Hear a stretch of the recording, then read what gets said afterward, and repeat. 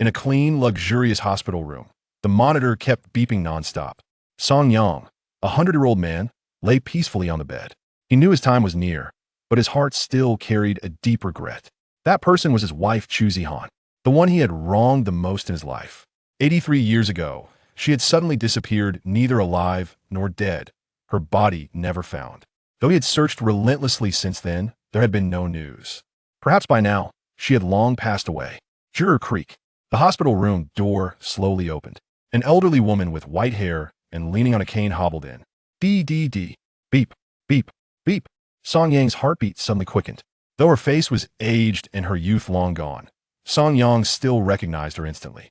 No matter how much she had changed, her face was forever etched into his memory. Zihan. He was stunned. He never expected to see the woman he had longed for his entire life again, just before his death. This was the woman he had searched for endlessly, the woman he had never stopped loving. His wife, Chu Zihan. She was still alive. As Song Yang stared in shock, Chu Zihan slowly walked in, leaning on her cane. She coldly shut the hospital room door. Click. Song Yang watched helplessly as Chu Zihan turned off the oxygen machine. You bastard. I've waited for this day for 83 years. All these years you've lived in fame and fortune. While powerful men revolved around you, I couldn't kill you. So I waited. I couldn't die. I've lived only to see you burn in hell before I die. 83 years. Even though my body is broken, I've kept breathing because I couldn't forget my hatred for you or the child I lost. Song Yang, you go to hell. Watching you die will be the last thing that brings me peace. Her voice trembled with fury, revealing the depth of her hatred. Even more shocking to Song Yang was that she had endured all this time just for revenge. He didn't resent her. He owed her everything. If it brings you peace, then I die without regret. If there's a next life, it'll make up for every mistake. His voice trailed off as the heart monitor let out a long, continuous beep. Song Yang was gone. Chu Zihan's frail body trembled. A bitter, cruel laugh escaped her lips. Song Yang in the next life, they'll still never forgive you. As she spoke, she staggered and collapsed beside Song Yang, her breath slowly fading away with his. Please divorce me, stop torturing me. In a dimly lit rented apartment, the air was thick with smoke and alcohol. Discarded lottery tickets and scattered playing cards littered the floor. Song Yang opened his eyes, staring at the mess around him. He was stunned. A beautiful woman stood before him, holding a sharp knife to her own neck. Song Yang froze. Zihan. Yes. The woman in front of him was his wife, Chu Zihan. But she wasn't the old woman from before this was her younger self. What are you doing? He shouted, snatching the knife from her. Hiss. A sharp pain shot through his hand. Blood. He stared at the wound, at the blood dripping down, his mind going blank. This wasn't a dream, this was real.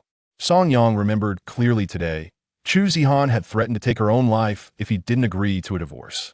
He had ignored her, which led to her getting hurt while pregnant. Then, the loan sharks came for the high-interest debt, delaying her medical treatment, and the child was lost. 3 days later, Chu Zihan vanished in a thin air. No body, no trace. It had devastated Song Yang, and it was the beginning of his downfall. A year after her disappearance, he left Baitian City. Heading south, he met the wrong crowd and fell into a life of crime. From then on, he lived like a walking corpse. Whether by fate or cruel irony, he rose from a nobody to a feared leader. Though he never became a gangster, people cursed him as a bloodsucker. Eventually, he was arrested. His sworn brother took the fall, and he was sentenced to only 5 years. But others weren't so lucky. Most were hunted down and killed. When he was released, he was alone. To atone, he became a Taoist monk in the mountains. 10 years of ascetic training made him a master of divination. He became a sought-after advisor for top billionaires, enjoying immense fame and wealth. He had no desire to return to the secular world, but when developers wanted to demolish the temple, he had no choice but to intervene. That decision turned him into a legendary figure worth billions. He died at the age of 108.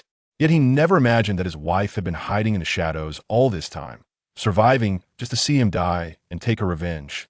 If he had known, he wouldn't have lived so long to let her suffer. As Song Yang took the knife from her trembling hands, Chu Zihan broke down in tears. Let me go. I beg you.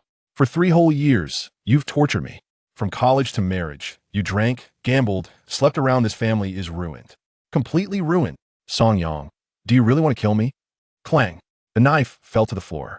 Though in his past life, he had become a Taoist master and studied the I Ching deeply, he didn't believe in ghosts or reincarnation. But how else could he explain this?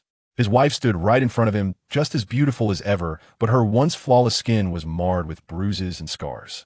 She had once been the campus beauty, with lines of admirers stretching from the university to the city outskirts. Only because Song Yang had once saved her did they end up together. After a sweet beginning, they married soon after graduation. Against her family's wishes, Chu Zihan chose to marry Song Yang. But after graduation, Song Yang failed job after job, fell in with the wrong crowd, and started conning, loafing, and gambling. In 3 short years, their poor little family had accumulated a mountain of debt. His parents were divorced. His father had kicked him out. His mother remarried to support him, but her new husband refused to let her bring him along. So he had been alone until Chu Zihan stood by him through 3 hellish years. Now, guilt flooded his heart. He couldn't go down this path again. Since fate had given him a second chance, he had to make things right. But what good was that now? Chu Zihan had completely lost faith in him. Outside, there was still $1,000,000 debt. And in the next few days, the loan sharks would come knocking. They had already called non-stop, and everyone they knew had found out. No one would throw money into this bottomless pit. They'll sign it. They'll sign it right now. Just don't do anything reckless. You're pregnant, don't harm the baby. Chu Zihan's heart jolted at Song Yang's words. This monster actually agreed? Did he even care about her pregnancy? No, that was impossible. Then sign now. And don't worry after the divorce. You'll never see this child again. Her voice was sharp, final. Song Yang felt pain in his chest, but he still tried to salvage things. Zihan, I agree to the divorce. But can you wait just 1 more month? Chu Zihan laughed bitterly. 1 month? What do you plan to do in a month? Wait longer for me to be drained dry? For me to be beaten to death by the loan sharks? Or are you planning to sell me off? Her voice was shrill, almost mad. Song Yang tried to explain desperately. No. I have an insurance policy. I bought it with a friend. You are the beneficiary. It becomes valid in a month. And even if we divorce, those people won't stop hunting you. So we'll try to repay the debt in this month. If I fail and they kill me, you'll get a huge payout. That's the only way I can make up for what I've done. Song Yang was practically begging. In his past life, he had always been decisive, never pleading with anyone. But this time, he couldn't give up. He wanted to change her perception of him through his actions, to show her he had truly changed, that he was no longer that worthless, despicable, rotten man. Chu Zihan remained silent. Her eyes were filled with despair, distrust, mockery, and contempt. Change? Yeah, right. Pigs might fly. He'd said those words not just once, not even 100 times. Each time, he begged and promised he would change. Hadn't she given him chances? She had hoped, time and again, that the man she loved would become better. But every time, his despicable actions crushed her hope again. I don't want your filthy money.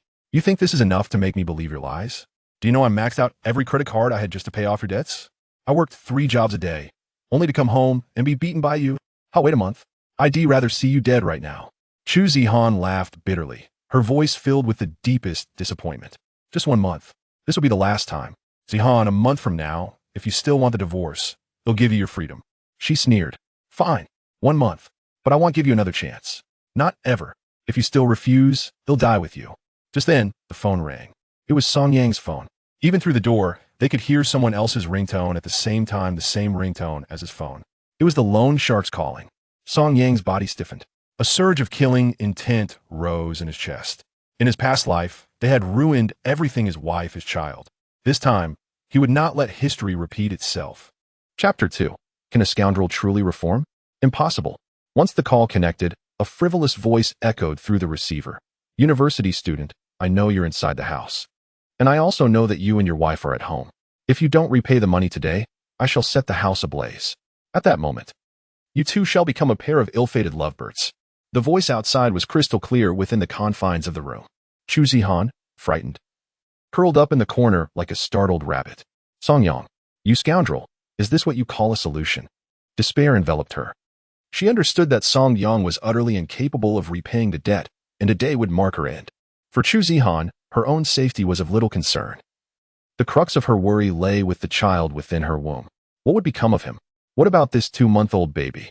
As she trembled in fear, Song Yang's fist whitened with tension. Had it not been for these ruffians obstructing his efforts to get Chu Zihan medical help back then, their child would not have been lost, and she would not be in such dire straits. Reflecting on this, he glanced around and picked up the knife from the floor. In her utter despair, Chu Zihan made no move to stop him, for she knew Song Yang too well.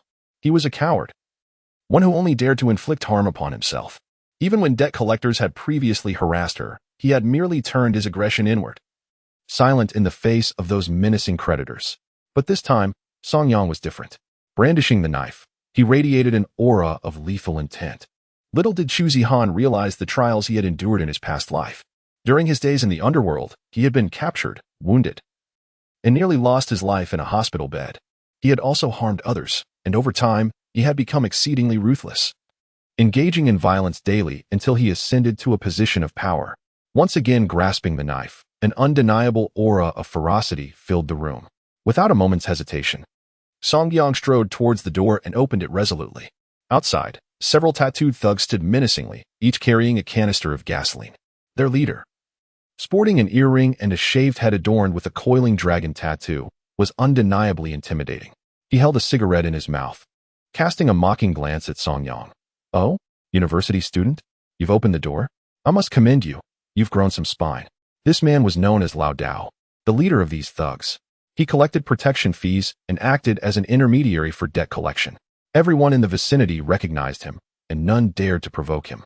For he was associated with Hutong Financial, a notorious company notorious for its ruthless dealings in Baitian City. Unexpectedly, Song Yang struck Lao Dao squarely in the face.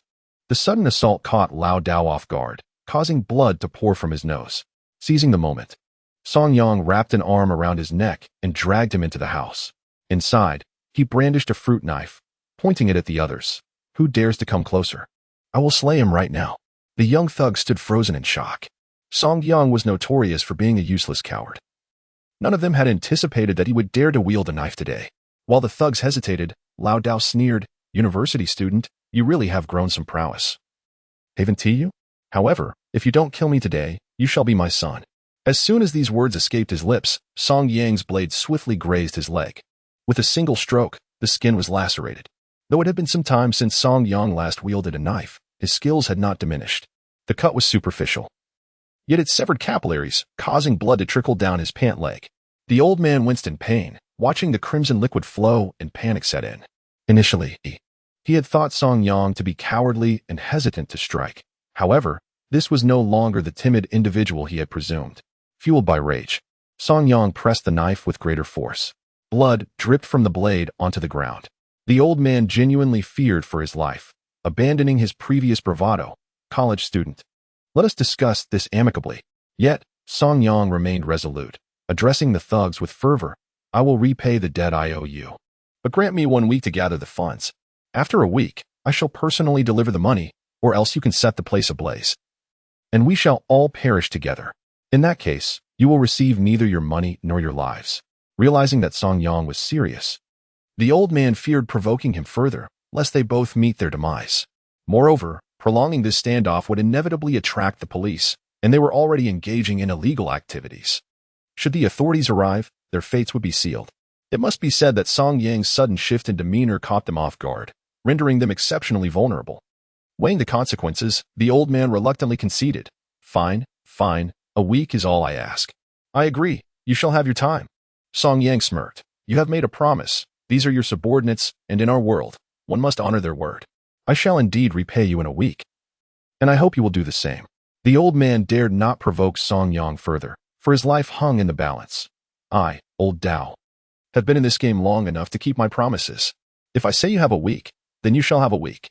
However, interest will be calculated separately. So think wisely." Song Yang exhaled in relief, pushing aside the old man and confronting the others.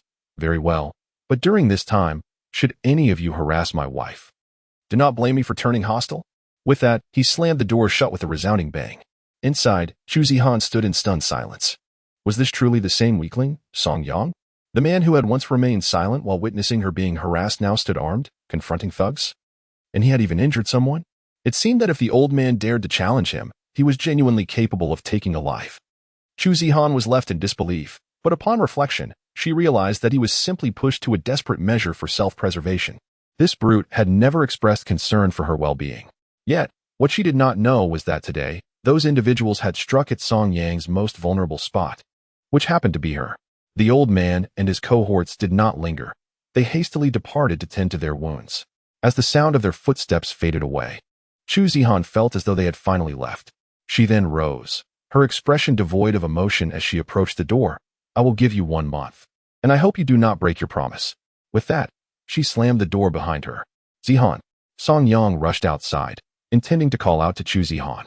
Yet, as the words lingered on the tip of his tongue, he found himself unable to utter them, watching her resolute figure fade into the distance. He felt a profound sense of shame at the thought of begging her to stay. A heart that has lost its vitality is truly difficult to reclaim. With a heavy heart, Song Yang returned to his disheveled room, feeling increasingly restless in such chaotic surroundings. After much contemplation, he decided to find a clinic to tend to his wounds. The treatment for his injuries cost him only a few dozen yuan. After scanning the payment, he glanced at his phone's balance, which stood at a mere 500 yuan, money he had originally earmarked for recouping his losses today. Without further deliberation, Song Yang withdrew all the cash he had, contemplating his next move. As he examined the 500 yuan in his hands, the thought crossed his mind. Could he turn this into 1,000,000? 7 days to transform 500 into 1,000,000? It seemed absurd. Yet, while others might falter, he felt a surge of confidence. After all, he possessed insights into the world's transformations over the next several decades. Even without complete knowledge, he could deduce outcomes through divination, combined with his understanding of the broader circumstances of the future. Moreover, he held a wealth of secrets about affluent magnates and events that would unfold in the years to come. In essence, he could foresee the destinies of these individuals with remarkable accuracy. Chapter 3. Mastering the Future for Song Yang. The pursuit of wealth and prosperity, armed with such foresight, posed no challenge whatsoever. Furthermore, he had never faltered in matters of divination in his previous life. Thus, with this dual assurance, it was not an exaggeration for him to assert that he could act freely.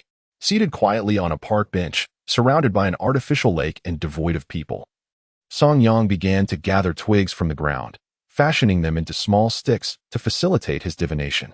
After calming his mind, he earnestly commenced the process. The divination revealed the hexagram of mountain and marsh, signifying loss below and gain above. Analyzing the results, he calculated the constants, a hexagram number of 7 and a line number of 9. The changing hexagram was auspicious, hinting at great fortune. The Kuan hexagram symbolized profound virtue, while the wind and thunder hexagram suggested favorable conditions for progress, particularly in crossing waters. Good news. It appeared that a turning point was imminent. Engrossed in thought, Song Yang made an effort to recall all recent events from the future he was familiar with. This act of divination was not merely fortune-telling. It was an understanding of the celestial mandate.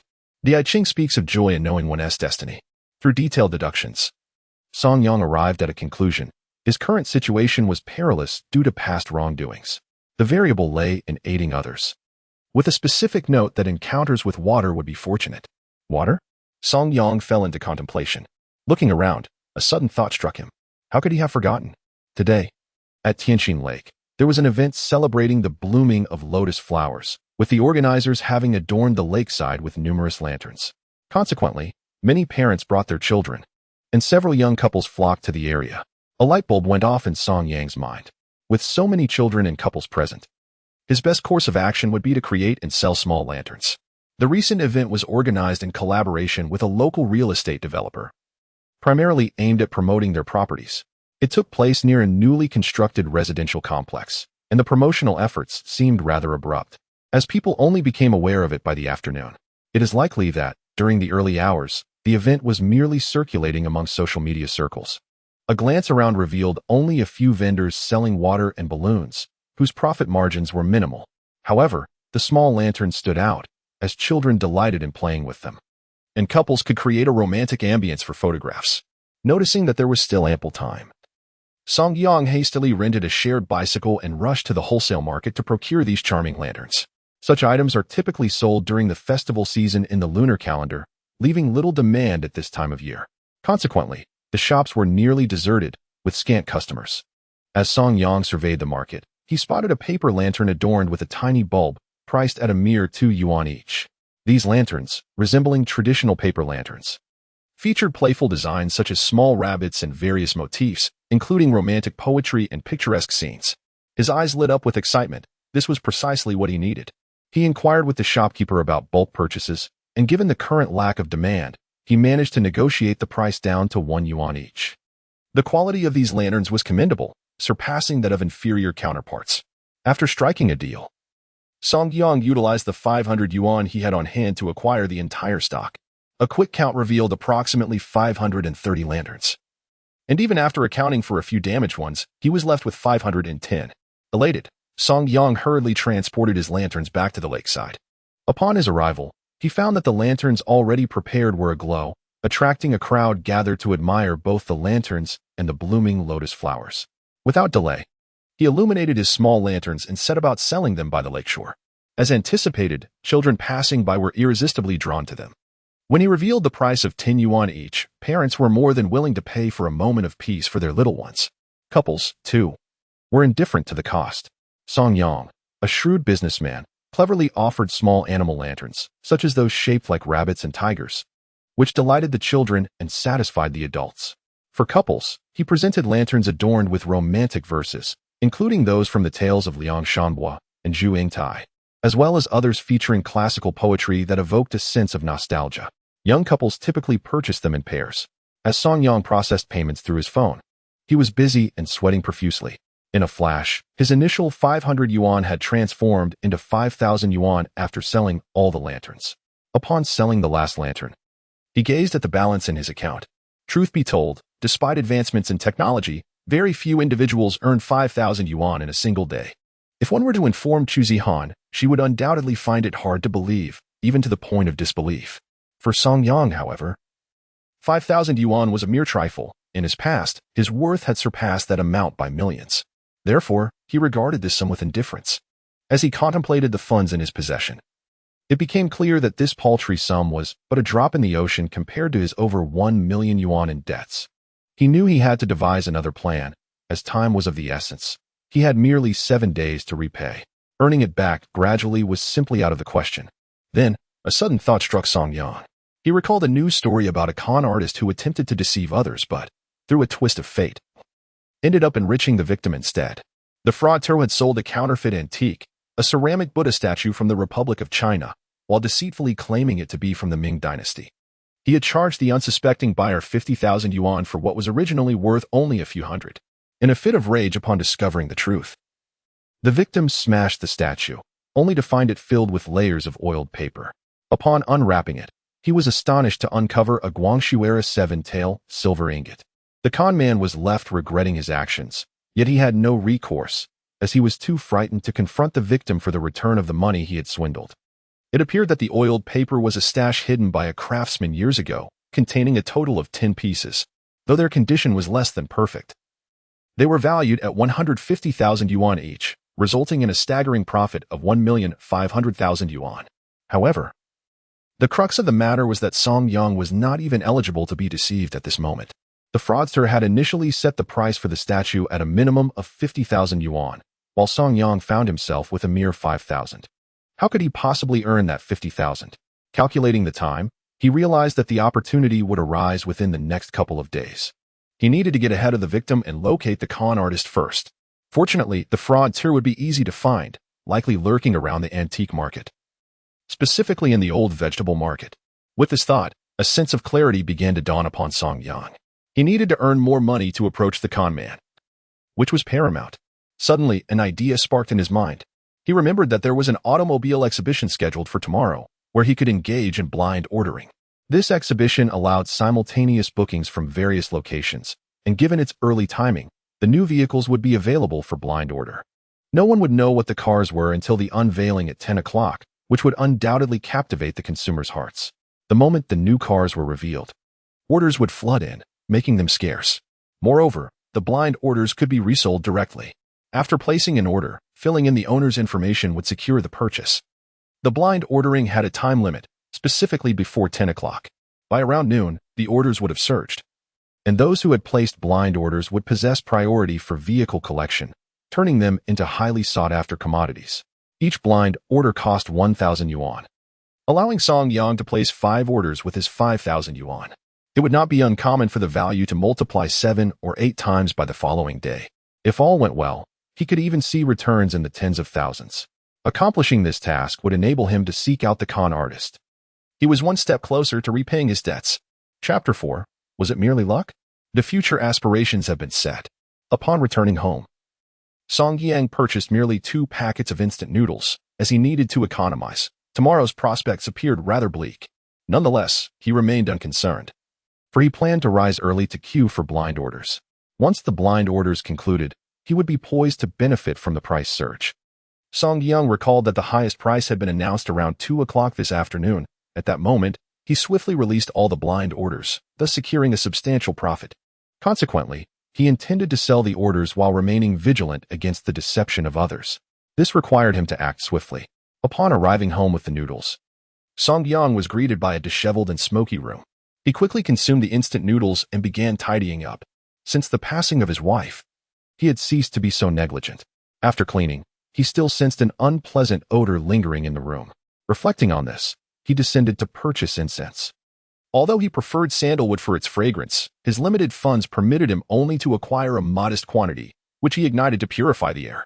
In no time, the once untidy room transformed into a pristine space. Song Yang settled in the living room, engaging in quiet contemplation. A habit he had maintained for decades, one he found impossible to relinquish. The movement of heaven is strong. A gentleman should constantly strive for self-improvement. The earth is vast. A gentleman should carry the weight of virtue. These lines from the I Ching resonated deeply with him. After delving into the principles of this ancient text, he discovered its profound wisdom. It is often said that a person experiences 3 realms of existence. The first realm is characterized by the sentiment, "Last night, the western wind withered the verdant trees. Alone, I ascend the western tower, gazing towards the horizon." This realm symbolizes the stage of independence, marked by missteps and misguided paths. The second realm is reflected in the phrase, "As my garments grow increasingly loose, I have no regrets for the toll taken for her sake." This represents the stage of perseverance, where Song Yang found himself lost in a hedonistic society, ultimately leading to his imprisonment and the demise of his closest friend due to his actions. Now, after decades of reflection, Song Yang had reached the third realm. In the crowd, I searched for him 1,000 times. Suddenly, I turned around, and there he was, amidst the dim lights. This phase signifies attainment. At this juncture, Song Yang had finally come to terms with his past mistakes and recognized what he truly desired. Therefore, in this lifetime, he vowed to spare his wife from the sufferings of their previous existence, ensuring her happiness as a means of atonement. Lost in thought, Song Yang dozed off. Suddenly, the shrill ring of his phone jolted him awake. Checking the time, he hastily splashed water on his face and grabbed his phone, hurrying to the exhibition venue. The city of Baitian held little esteem for this automotive exhibition. Its small scale and inadequate promotion rendered it unremarkable. Upon arriving at the venue, Song Yang noticed the desolate atmosphere. After waiting for a full hour, the doors finally opened, only to reveal that the staff outnumbered the attendees. In the desolate atmosphere of the car exhibition, Song Yang, clad in rather shabby attire, went unnoticed by the sales staff, who mistook him for a janitor or a worker. However, this suited him well, as he made his way directly to the booth for blind orders. This blind order could only be placed on site. Upon payment, one would receive an order number, which would grant priority in securing a vehicle. This was precisely what Song Yang sought. The blind order did not require any owner information. One simply bought an order number. Moreover, it was time-sensitive and limited in each region. Arriving early, Song Yang found the booth empty. He glanced around and spotted a yawning staff member.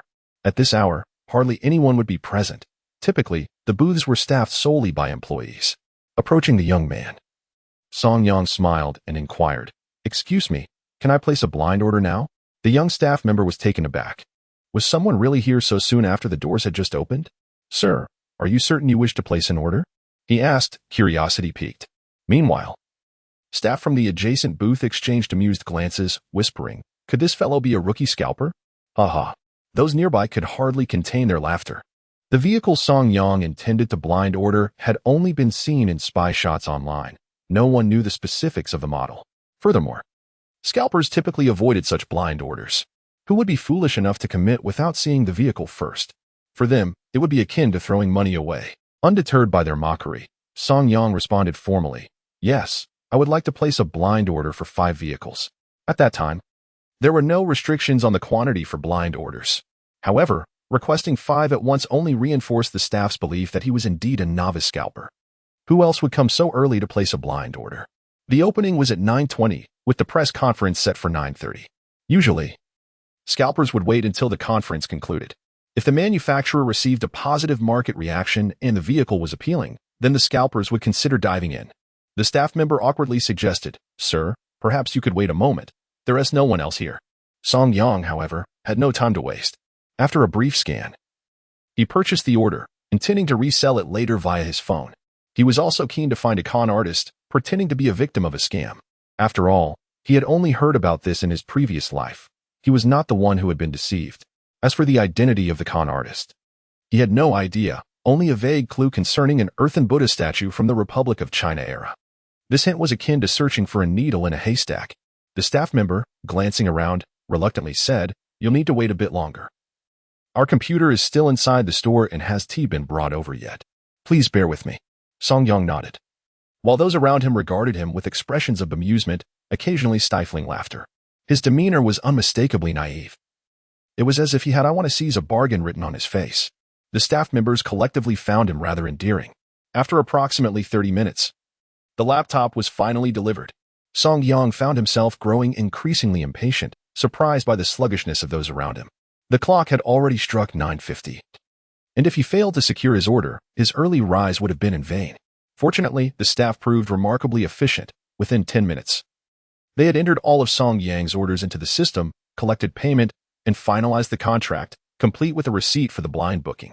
During the contract signing, a kind staff member reminded Song Yang, "Sir, please note that our blind bookings are non-refundable. After you make this payment, you must either lock in the order or make an additional substantial deposit. Of course, the blind booking is transferable. Have you made your decision?" Without hesitation, Song Yang nodded and affixed his signature to the contract. Payment was made, and he received the receipt in a seamless manner. His urgency in completing all the formalities elicited laughter from the nearby booth staff, who teased, "Hey there, did you secretly raid your family's funds to place this order? Aren't you worried about losing out?" Another chimed in, "Indeed, you don't even know what the car looks like, and yet you're placing an order?" Ha ha. The laughter erupted, but just as they mocked Song Yang, someone rushed out in a flurry. "Xiao Wang, hurry up and call the store to send 2 more computers for blind booking. The main venue has gone into a frenzy. Those scalpers are flooding into the smaller cities. Prepare quickly." The laughter abruptly ceased, leaving everyone momentarily speechless.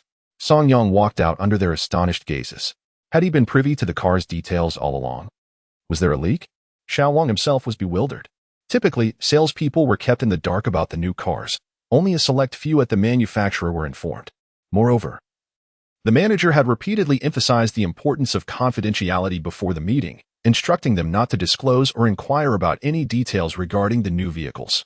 Now, with the car's official release resulting in a surge of orders, one had to wonder, could there truly be someone with foresight in this world?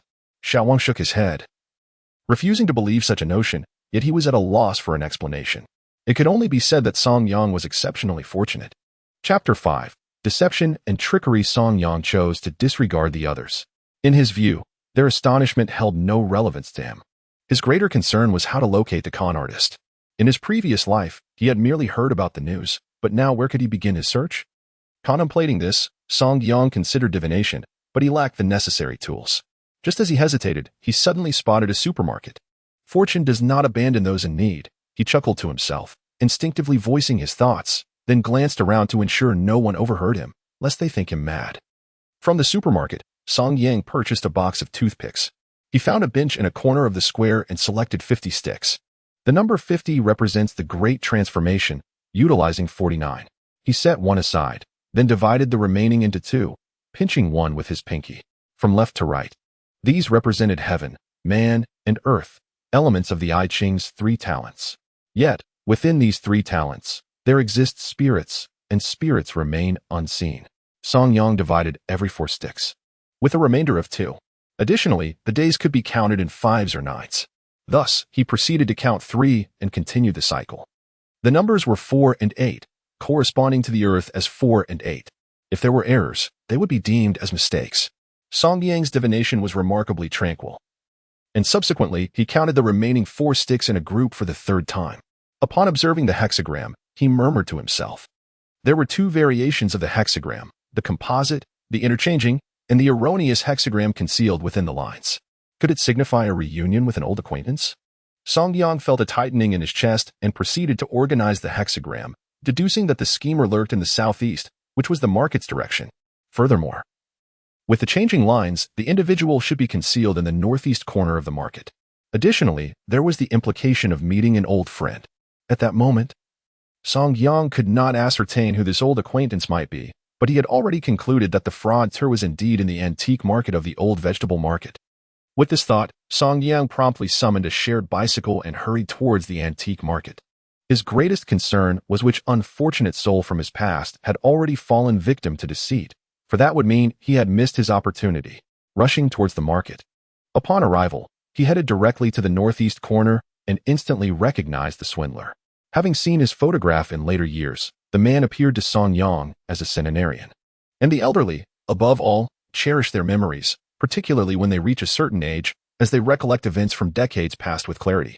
Upon spotting this fraudster, he immediately identified him, though the swindler did not recognize him and was still waiting for a prime catch. Song Yang contemplated that approaching him directly might arouse suspicion. He needed a cunning strategy. This centenarian trickster understood a fundamental truth. An adept hunter often masquerades as prey. Thus, Song Yang began to meander around the vicinity, feigning the role of a bargain seeker. In an antique market, where could one find genuine items? If one were to claim authenticity, perhaps a phoenix beak pot from the Liling kiln of the 1960s and 70s could be considered genuine. However, such a piece would only fetch 700 to 800 if in good condition. Yet, its value is largely attributed to inflation. Reluctantly, Song Yang wandered amidst the stalls, his expression nearly conveying his intent to find a bargain. Observing him, the vendors could not help but mock. Where did this fool come from? Is he afraid that others won't notice his desire for a steal? Ha. In the old vegetable market, or as it was mockingly referred to, the Chai's market. Who would come to harvest today? If one could make a profit, it would be considered a start. As the merchants exchanged hushed jests and jeers, the fraudster Chu Zihan also took notice of him. Song Yang, isn't that the useless one? Chu Zihan recognized Song Yang, although the latter did not know him. He was a frequent gambler who invariably lost. The others jokingly referred to him. Oh, isn't that Song Yang? Chu Zihan greeted him with a smile, rubbing his hands together. Song Yang feigned surprise, glancing at Chu Zihan and inquiring, "Who are you?" "Haha, I am Chu Zihan. We've played cards at the same table." Song Yang strained to recall, but he could not remember this fraudster. However, he had gambled excessively, making it impossible to remember everyone he had played with. Moreover, during that time, he had been quite well known, so it was only natural for others to recognize him. "Oh, are you conducting business here?" Song Yang feigned being lured in, his demeanor almost emblazoned with the words, "I am an easy target, come deceive me." The term easy target is a colloquialism in the marketplace, synonymous with Navi buyers. Merchants invariably desire to encounter such unsuspecting individuals, yet, in the case of someone like Song Yang, a destitute target, they tend to harbor disdain. After all, Song Yang merely wandered about, observing without inquiring about prices, clearly indicating a lack of funds. He looked around, seemingly like a country bumpkin. "Brother, are you here looking for a bargain?" Chu Zihan glanced around, adopting an air of mystery. Song Yang remained silent, continuing to survey the various stalls. It wasn't that he was merely looking. He was indeed in a tight spot financially and thought he might as well try his luck. Chu Zihan's heart raced with excitement. How splendid! An easy target had encountered his net. There was no way he would let him slip away. With this thought, Chu Zihan chuckled. "Brother, if you're hoping for a stroke of luck, I might have an idea. I've been trying my luck as well."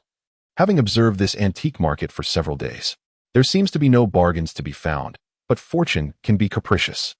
"I believe I've stumbled upon a rare opportunity. Why don't we discuss it and seize this chance together? We can split the profits later." Song Yang, skeptical yet aware of the typical tricks employed by swindlers, inquired, "What opportunity?" Chu Zihan, with an air of secrecy, led Song Yang aside and discreetly pointed to a portly vendor in the distance, whispering, "Do you see that hefty fellow? He possesses a Ming Dynasty ceramic Buddha statue. If we collaborate, we could resell it for at least 100,000. Song Yang's eyes widened in astonishment. "Why is it so expensive?" Chu Zihan smiled, explaining, "The vendor is not knowledgeable. There weren't ceramic pieces produced in the Ming era. I examined it yesterday and even had someone verify it. It's actually from the Tang Dynasty." Song Yang trembled with excitement and eagerly asked, "Is that true? How much will it cost?" "We need to negotiate the price first. Then we can decide how to proceed together," Chu Zihan replied. After contemplating, Song Yang nodded in agreement. The swindler, seeing that Song Yang had taken the bait, instructed him to wait.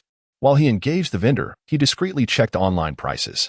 Based on his calculations, he believed the current market price was about to surface. Without hesitation, he listed all his orders online at a price of 20,000, although he could certainly sell them for a higher price.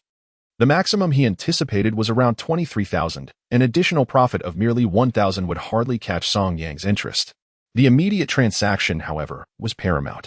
Once listed, he received notifications indicating that all his orders had been sold almost instantaneously.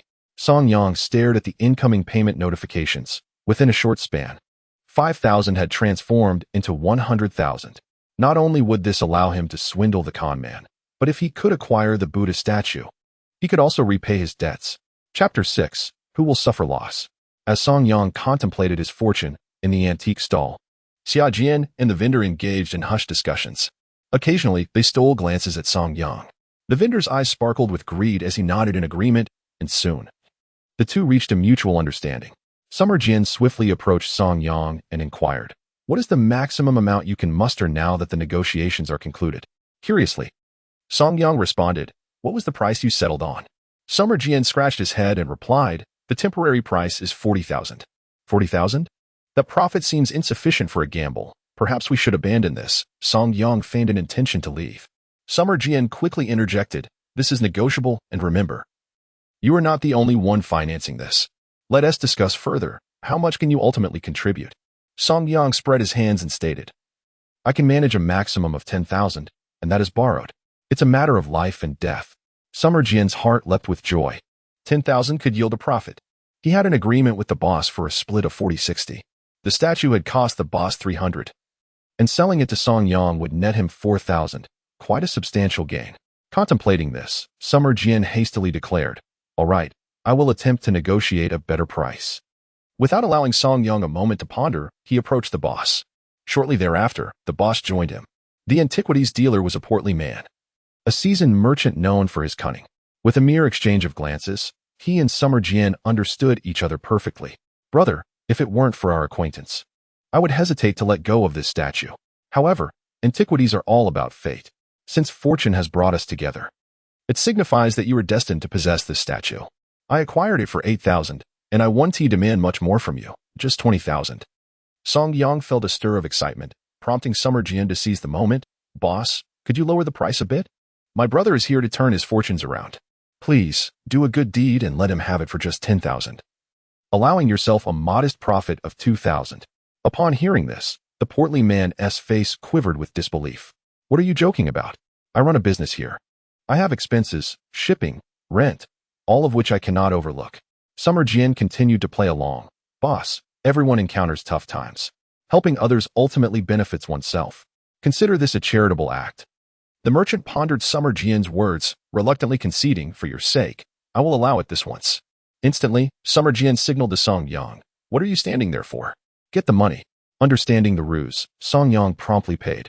After the transaction was completed, the boss handed over the statue, saying, "Inspect it well. The goods are yours now. I bear no responsibility for any discrepancies. If there are issues, it is solely your oversight." Upon inspection, Song Yang immediately recognized the statue as a counterfeit. The base exhibited a clear seal that was faintly marked, easily mistaken for a repair. Additionally, it felt significantly heavier than typical statues, likely filled with clay rather than the anticipated Guangxu silver dollar.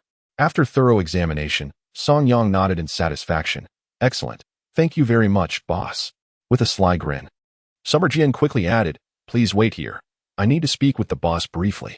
I'll fetch the funds for you shortly. This transaction cannot be solely on your shoulders." Song Yang remained silent, waiting patiently. Meanwhile, Summer Jin entered the boss's office, where he waited for 20 minutes without any sign of the merchant emerging. Outside the door, the other merchants could not help but mock Song Yang. "Look at this country bumpkin still waiting here. Who knows where this fool came from? Cradling a mere relic as if it were a treasure. Hey, I say you've been duped, you idiot." Ha ha. The crowd erupted in laughter, yet Song Yang remained unperturbed. His mind was occupied with one thought. Had Chu Zihan left? If he had, it would allow him to proceed to the next step.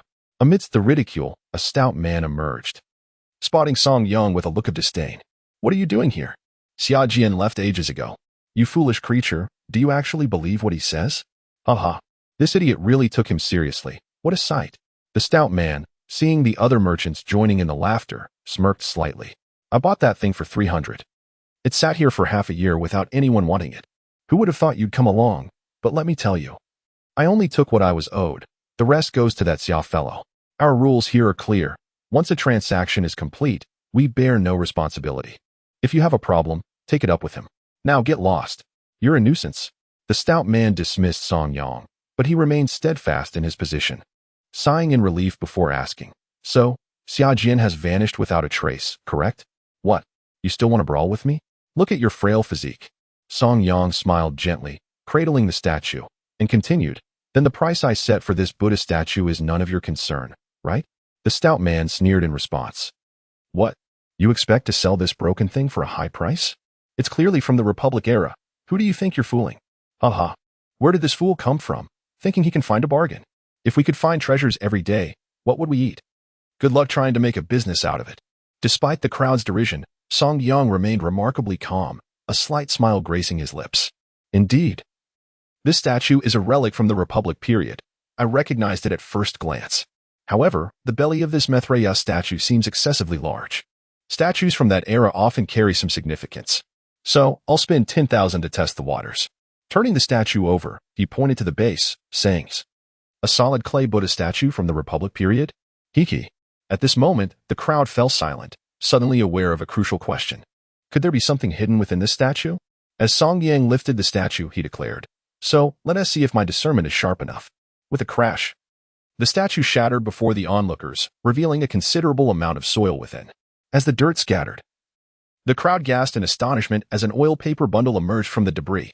Now, everyone was stunned. There truly was something inside. Song Yang unwrapped the oil paper, and to their astonishment, it contained 10 silver dollars. Someone stepped forward to examine it closely, unable to contain their excitement. Holy cow, you really struck gold. Is this a 7-chin-tufan silver ingot from the Guangxu era? My goodness. Stout man, you've suffered a tremendous loss. This is from Confronting. Although its condition isn't pristine, having been sealed within the statue for years has caused some corrosion, each piece is worth at least 150,000. Upon hearing this, the stout owner was utterly bewildered. Little did he expect that within the deceitful scheme he had concocted with others, there existed something entirely unexpected. How did this fellow discern it? Upon hearing this, the rotund man's face flushed crimson as he bellowed, this item belongs to me. What I sold you is the Buddha statue, not the contents within. Chapter 7. The old friend Li Hanfeng, the proprietor's change of heart, was something Song Yang had anticipated long before. Yours? Everyone here just heard it. The goods have been sold, and they no longer concern you. If you claim it's yours, should we then return everything bought in the antique market? The other merchants quickly chimed in. That's impossible. It's against the rules. You cannot disrupt the established order, my plump friend. Indeed, should you disrupt the rules, you might as well cease your business here. Everyone held the mindset of better the devil you know than the devil you don't. While the fat man's face quivered with indignation. Internally, he cursed the ancestors of Xia Jian, feeling utterly vexed. Was it not his prodding that led to such a significant loss? Amidst the uproar, a curious onlooker beyond the crowd cast his gaze this way. What is happening? Is the antique market this lively? The speaker was a young man, accompanied by a lovely female secretary. Mr. Li, it's not usually like this here. The well-dressed young man, clad in a silver-gray suit and possessing striking good looks, was the epitome of a wealthy bachelor. He had come today merely to peruse. Having visited an auction and various prestigious antique shops, his grandfather, recently discharged from a nursing home, had a penchant for collecting but had yet to find a genuine Guangxu Tongbao from Fengtian. It wasn't a matter of funds. Rather, most he encountered were forgeries, and those with real pieces were unwilling to part with them. After a day of searching without success, he decided to try his luck at the antique market. Mr. Li, why don't we head back for now? I can have someone inquire elsewhere for you. After all, there are markets that might carry what you seek. The young man waved his hand dismissively. If I start searching everywhere, my grandfather will surely accuse me of shirking my responsibilities. Just as his curiosity piqued, a sudden shout rang out. My goodness, a Fengtian made 7 Qian-tu-fun? Each one is worth around 15,000. And here is 10 of them? This lad has struck it rich. What? The young man was jolted, immediately pushing through the crowd, spotting a youth clutching an oiled paper bag. Without hesitation, he approached Song Yang and tapped him on the shoulder. Brother, is this for sale? Name your price, and I shall take it. Hearing the voice, Song Yang felt a sense of familiarity. It triggered memories of his earlier divination results. He turned abruptly, astonished to find Li Hanfeng standing before him. It was indeed him. A tremor coursed through Song Yang's heart. He had truly encountered an old friend. This was his foremost disciple, Li Hanfeng. As Song Yang stood momentarily stunned, Li Hanfeng was equally taken aback. The intensity of Song Yang's gaze suggested recognition, yet Li Hanfeng had no recollection of this face. Brother? What's wrong? Do you know me? Song Yang hesitated for a moment before nodding and saying, Yes, your name is Li Hanfeng. I am familiar with you. Although you likely do not recognize me. Li Hanfeng did not ponder this much, as he was well aware that many people knew him, while he could count on one hand those he remembered. However, upon hearing that Song Yang was acquainted with him, a surge of joy welled up within him. After all, knowing someone made dealings much easier. That's wonderful. What should I call you? Song Yang. Song Yang? Li Hanfeng found the name rather unfamiliar, yet he greeted him with warmth. Brother Song, are you selling what you have in your hand? I am sincerely interested. Name your price. Hearing Li Hanfeng refer to him as brother, Song Yang raised an eyebrow, feeling an inexplicable sense of dissonance. Over the years, Li Hanfeng had always addressed him as master, a title he maintained until his passing at the age of 97. Suddenly, to be called brother stirred a desire to reprimand him. However, reflecting on it, they had not known each other in their previous lives, and they belonged to entirely different worlds, one in heaven and the other in the underworld, until he encountered the destitute Li Hanfeng once more. Indeed, when Li Hanfeng first met Song Yang in his past life, he was but a broken man, if memory served him right. It was around this time of year that the calamity struck. His stepmother colluded with her lover to ensnare Li Hanfeng with a malevolent scheme, leading to the downfall of the Fenghe group and nearly resulting in the dissolution of its largest bank. In the aftermath of his disgrace, overwhelmed by despair, he attempted to take his own life by jumping from a building. Fortunately, fate smiled upon Li Hanfeng. His clothing snagged on a lamp fixture, preventing a fatal fall. Though he survived, he was left with crippling injuries, confined to a wheelchair for life. All of this had been shared with him by Li Hanfeng in years gone by. Although he eventually attained vindication, that was a matter for years later. Those years had utterly shattered Li Hanfeng's spirit, filling him with disdain for the hypocrisy of the world, rendering him a figure of humility. Contemplating this, Song Yang realized he must find a way to remind him. After all, this was not just anyone, but his own disciple. Having been granted a second chance at life, how could he stand by and watch his dearest disciple repeat such a tragedy? Nevertheless, he felt that discussing such matters here was inappropriate. After some contemplation, he suggested, if we are to converse earnestly, let us find a more suitable location. Li Hanfeng deemed this unnecessary and waved his hand dismissively. Just name your price. I will not haggle.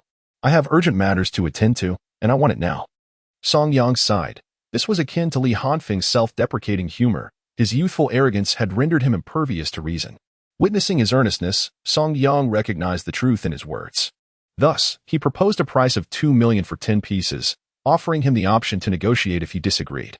He hoped to set a high price to coax Li Hanfeng into seeking a quiet place for further discussion. To his astonishment, he had overestimated Li Hanfeng's emotional intelligence. Deal. Just 2 million, Li Hanfeng declared, waving his hand to instruct his secretary to prepare a transfer for Song Yang. Taken aback, Song Yang felt an impulse to reprimand him.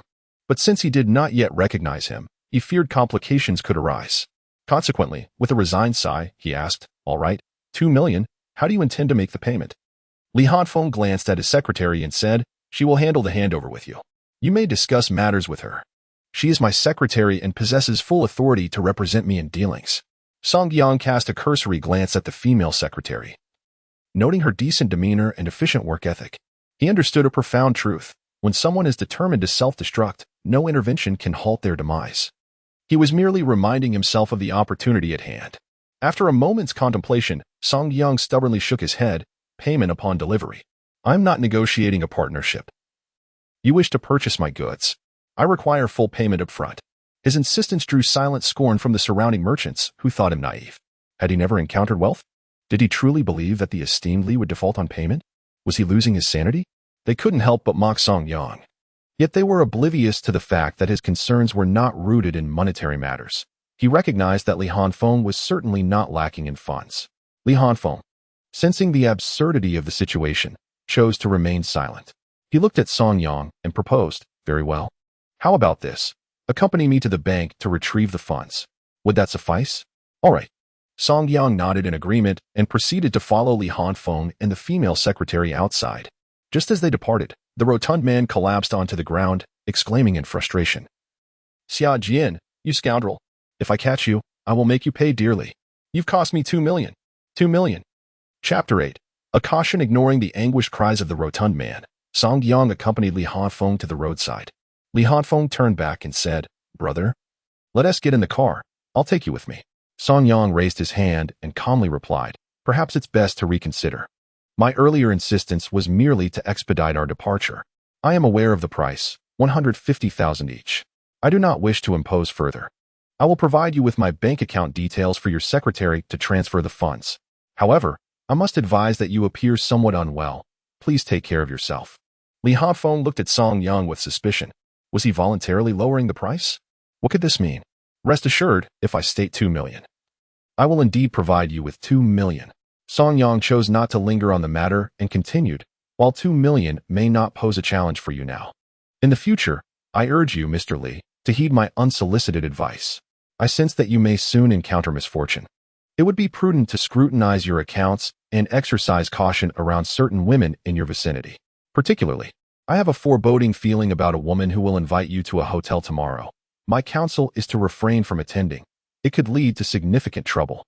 The secretary's expression changed, prompting Song Yang to hastily clarify, Miss, I am not referring to you. Your aura does not suggest any ill intentions. However, Mr. Li, I strongly advise you to inspect your finances as soon as possible. The sooner, the better. That is all I wish to convey. I will leave my account details with you. I trust in your integrity, Mr. Li. Li Hanfeng inquired, perplexed. Brother, are you implying that you possess the ability to foresee the future? Song Yang shook his head. I cannot predict fate. I merely possess a rudimentary understanding of the principles of change. In essence, I can perceive potential variances. Your circumstances are precarious and could easily lead you down a path of decline. Whether you choose to believe me is entirely your prerogative. If you choose to believe, I advise you to examine your accounts. It won't cost you anything. If you choose not to believe, simply dismiss my words as the ramblings of a madman again. It will bear no cost to you. Li Hanfeng found himself increasingly curious, yet he regarded fortune-telling and divination as sheer nonsense. He chuckled and inquired, What exactly can your predictions reveal? Song Yang, maintaining his composure, replied, Well, I can discern that you lost your mother at a young age and that there is discord between you and your father. Li Hanfeng was not taken aback. Anyone familiar with him would already know this fact. He laughed lightly, saying, Brother, many are aware of this matter. Song Yang continued, directing his gaze at Li Hanfeng. Your mother's death was accidental, and your father's stepmother has been duplicitous, sowing discord within the household. Additionally, it is evident that you suffered a significant injury in your youth. If I am not mistaken, it appears you were involved in a car accident, and this was no accident. Rather, it was a deliberate act. However, for certain reasons, or perhaps because it concerns a scandal within your family, it seems this matter has been concealed. Li Hanfeng's eyes widened. He had indeed been harmed by the collusion of the butler and outsiders, supposedly linked to his stepmother. But he had no way to prove her involvement, as she persistently denied it. Thus, to preserve their reputation, the family had chosen to suppress the issue. Only a few within the Li family were privy to this information. Outsiders could not possibly know. How then was Song Yang aware of such details? Who are you? How do you know all this? Li Hanfeng asked, astonished, hoping to glean something from Song Yang's expression. After all, his identity was no ordinary one. He was the vice president of the Fenghe Group and oversaw 3 banks.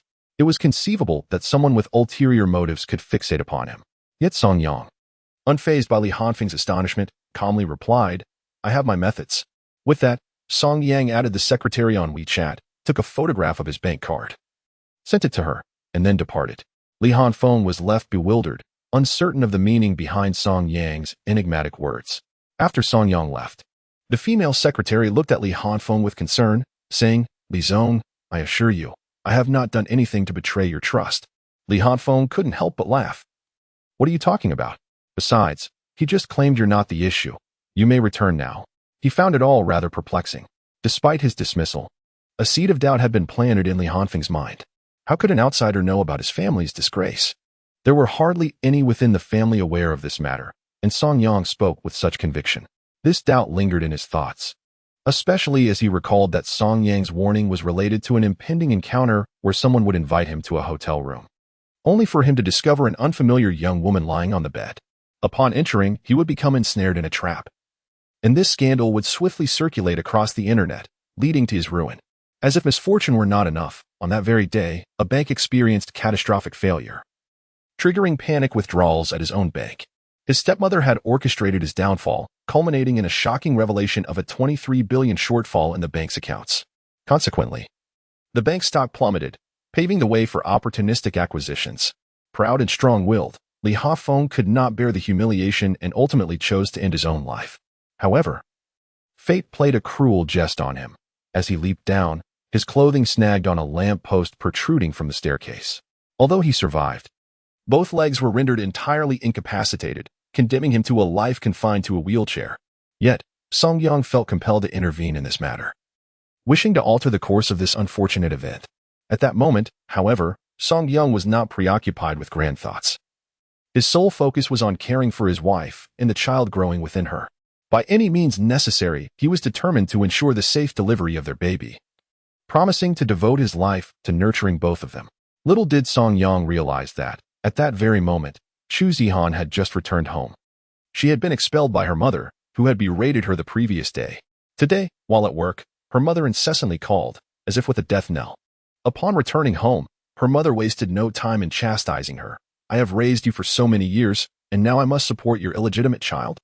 You have a perfectly good life, yet you choose to bear that abomination?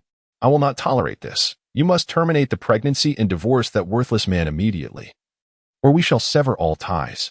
Hearing her mother's words, tears streamed down Chu Zihan's face. The child was innocent. Regardless of the circumstances, it was still hers. Why did everyone wish for this child to perish? What wrong had the child committed? In her despair, Chu Zihan could no longer contain her emotions, crying out in anguish. Yet her mother responded with a slap. "How dare you speak to me like that? What are you? After all these years of raising you, is it wrong for me to desire a good life? I tell you, if you do not divorce that useless man and terminate this pregnancy today, do not expect to step foot in this house again. Consider me as if I never bore you." Those words from her mother shattered Chu Zihan's heart. With tears in her eyes, she dragged her suitcase, preparing to leave this home, even if it meant renting a place. She was determined to bring the child into the world on her own terms. However, the reality was that she had nowhere to go, and there were still belongings to retrieve. So she took her electric bike, intending to return home. As she approached her doorstep, the thought of the disheveled state of her home, akin to a doghouse, made her feel nauseous. Moreover, she feared that Song Yang would cling to her in desperation. With a sense of hopelessness, she opened the door, only to be taken aback. Chu Zihan instinctively stepped back to verify the door number.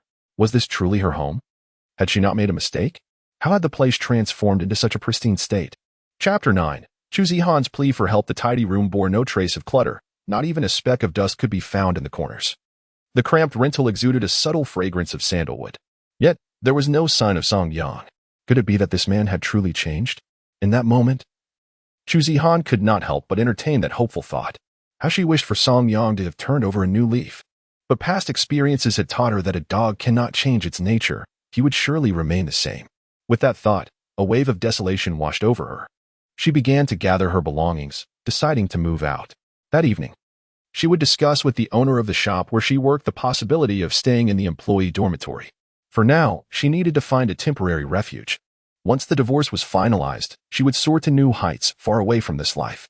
With her luggage in tow and 2 months pregnant, she rode desolately on a second-hand electric scooter towards the shop where she worked.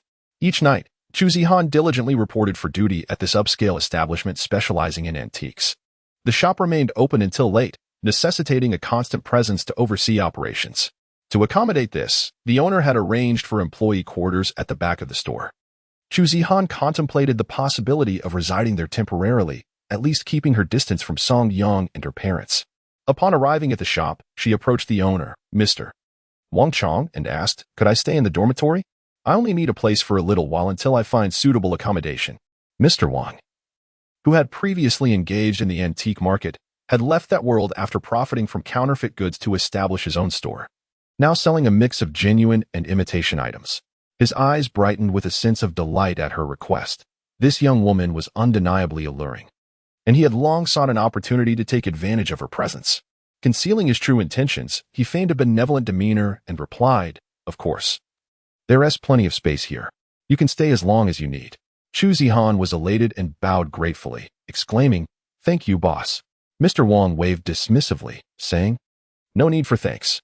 However, she remained oblivious to the way his gaze lingered over her, as if he could scarcely contain his desire to strip her of her clothing. Among the staff, Chu Zihan was the most striking, both in beauty and figure, and Wang had been harboring thoughts about her for quite some time. Today, it seemed, fate had delivered him an opportunity. Meanwhile, Song Young was entirely unaware of Chu Zihan's situation, believing she was at her own home. Having earned some money, he contemplated ways to enhance his family's living conditions. Over the years, his indulgent lifestyle had left their home in disarray, with valuable possessions sold off. He resolved to make some simple improvements to the house, starting with essential items. Since his rebirth, the most uncomfortable aspect for Song Young had been his clothing. Accustomed to the robes of a recluse, he decided to take a taxi to the market to procure some necessities.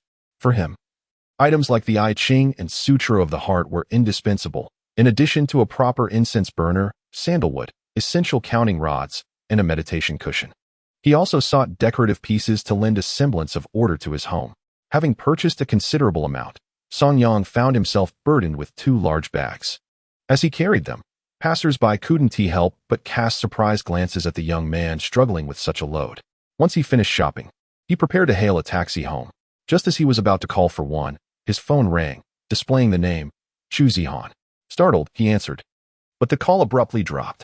When he attempted to call her back, there was no response. After several attempts to call, there was still no answer.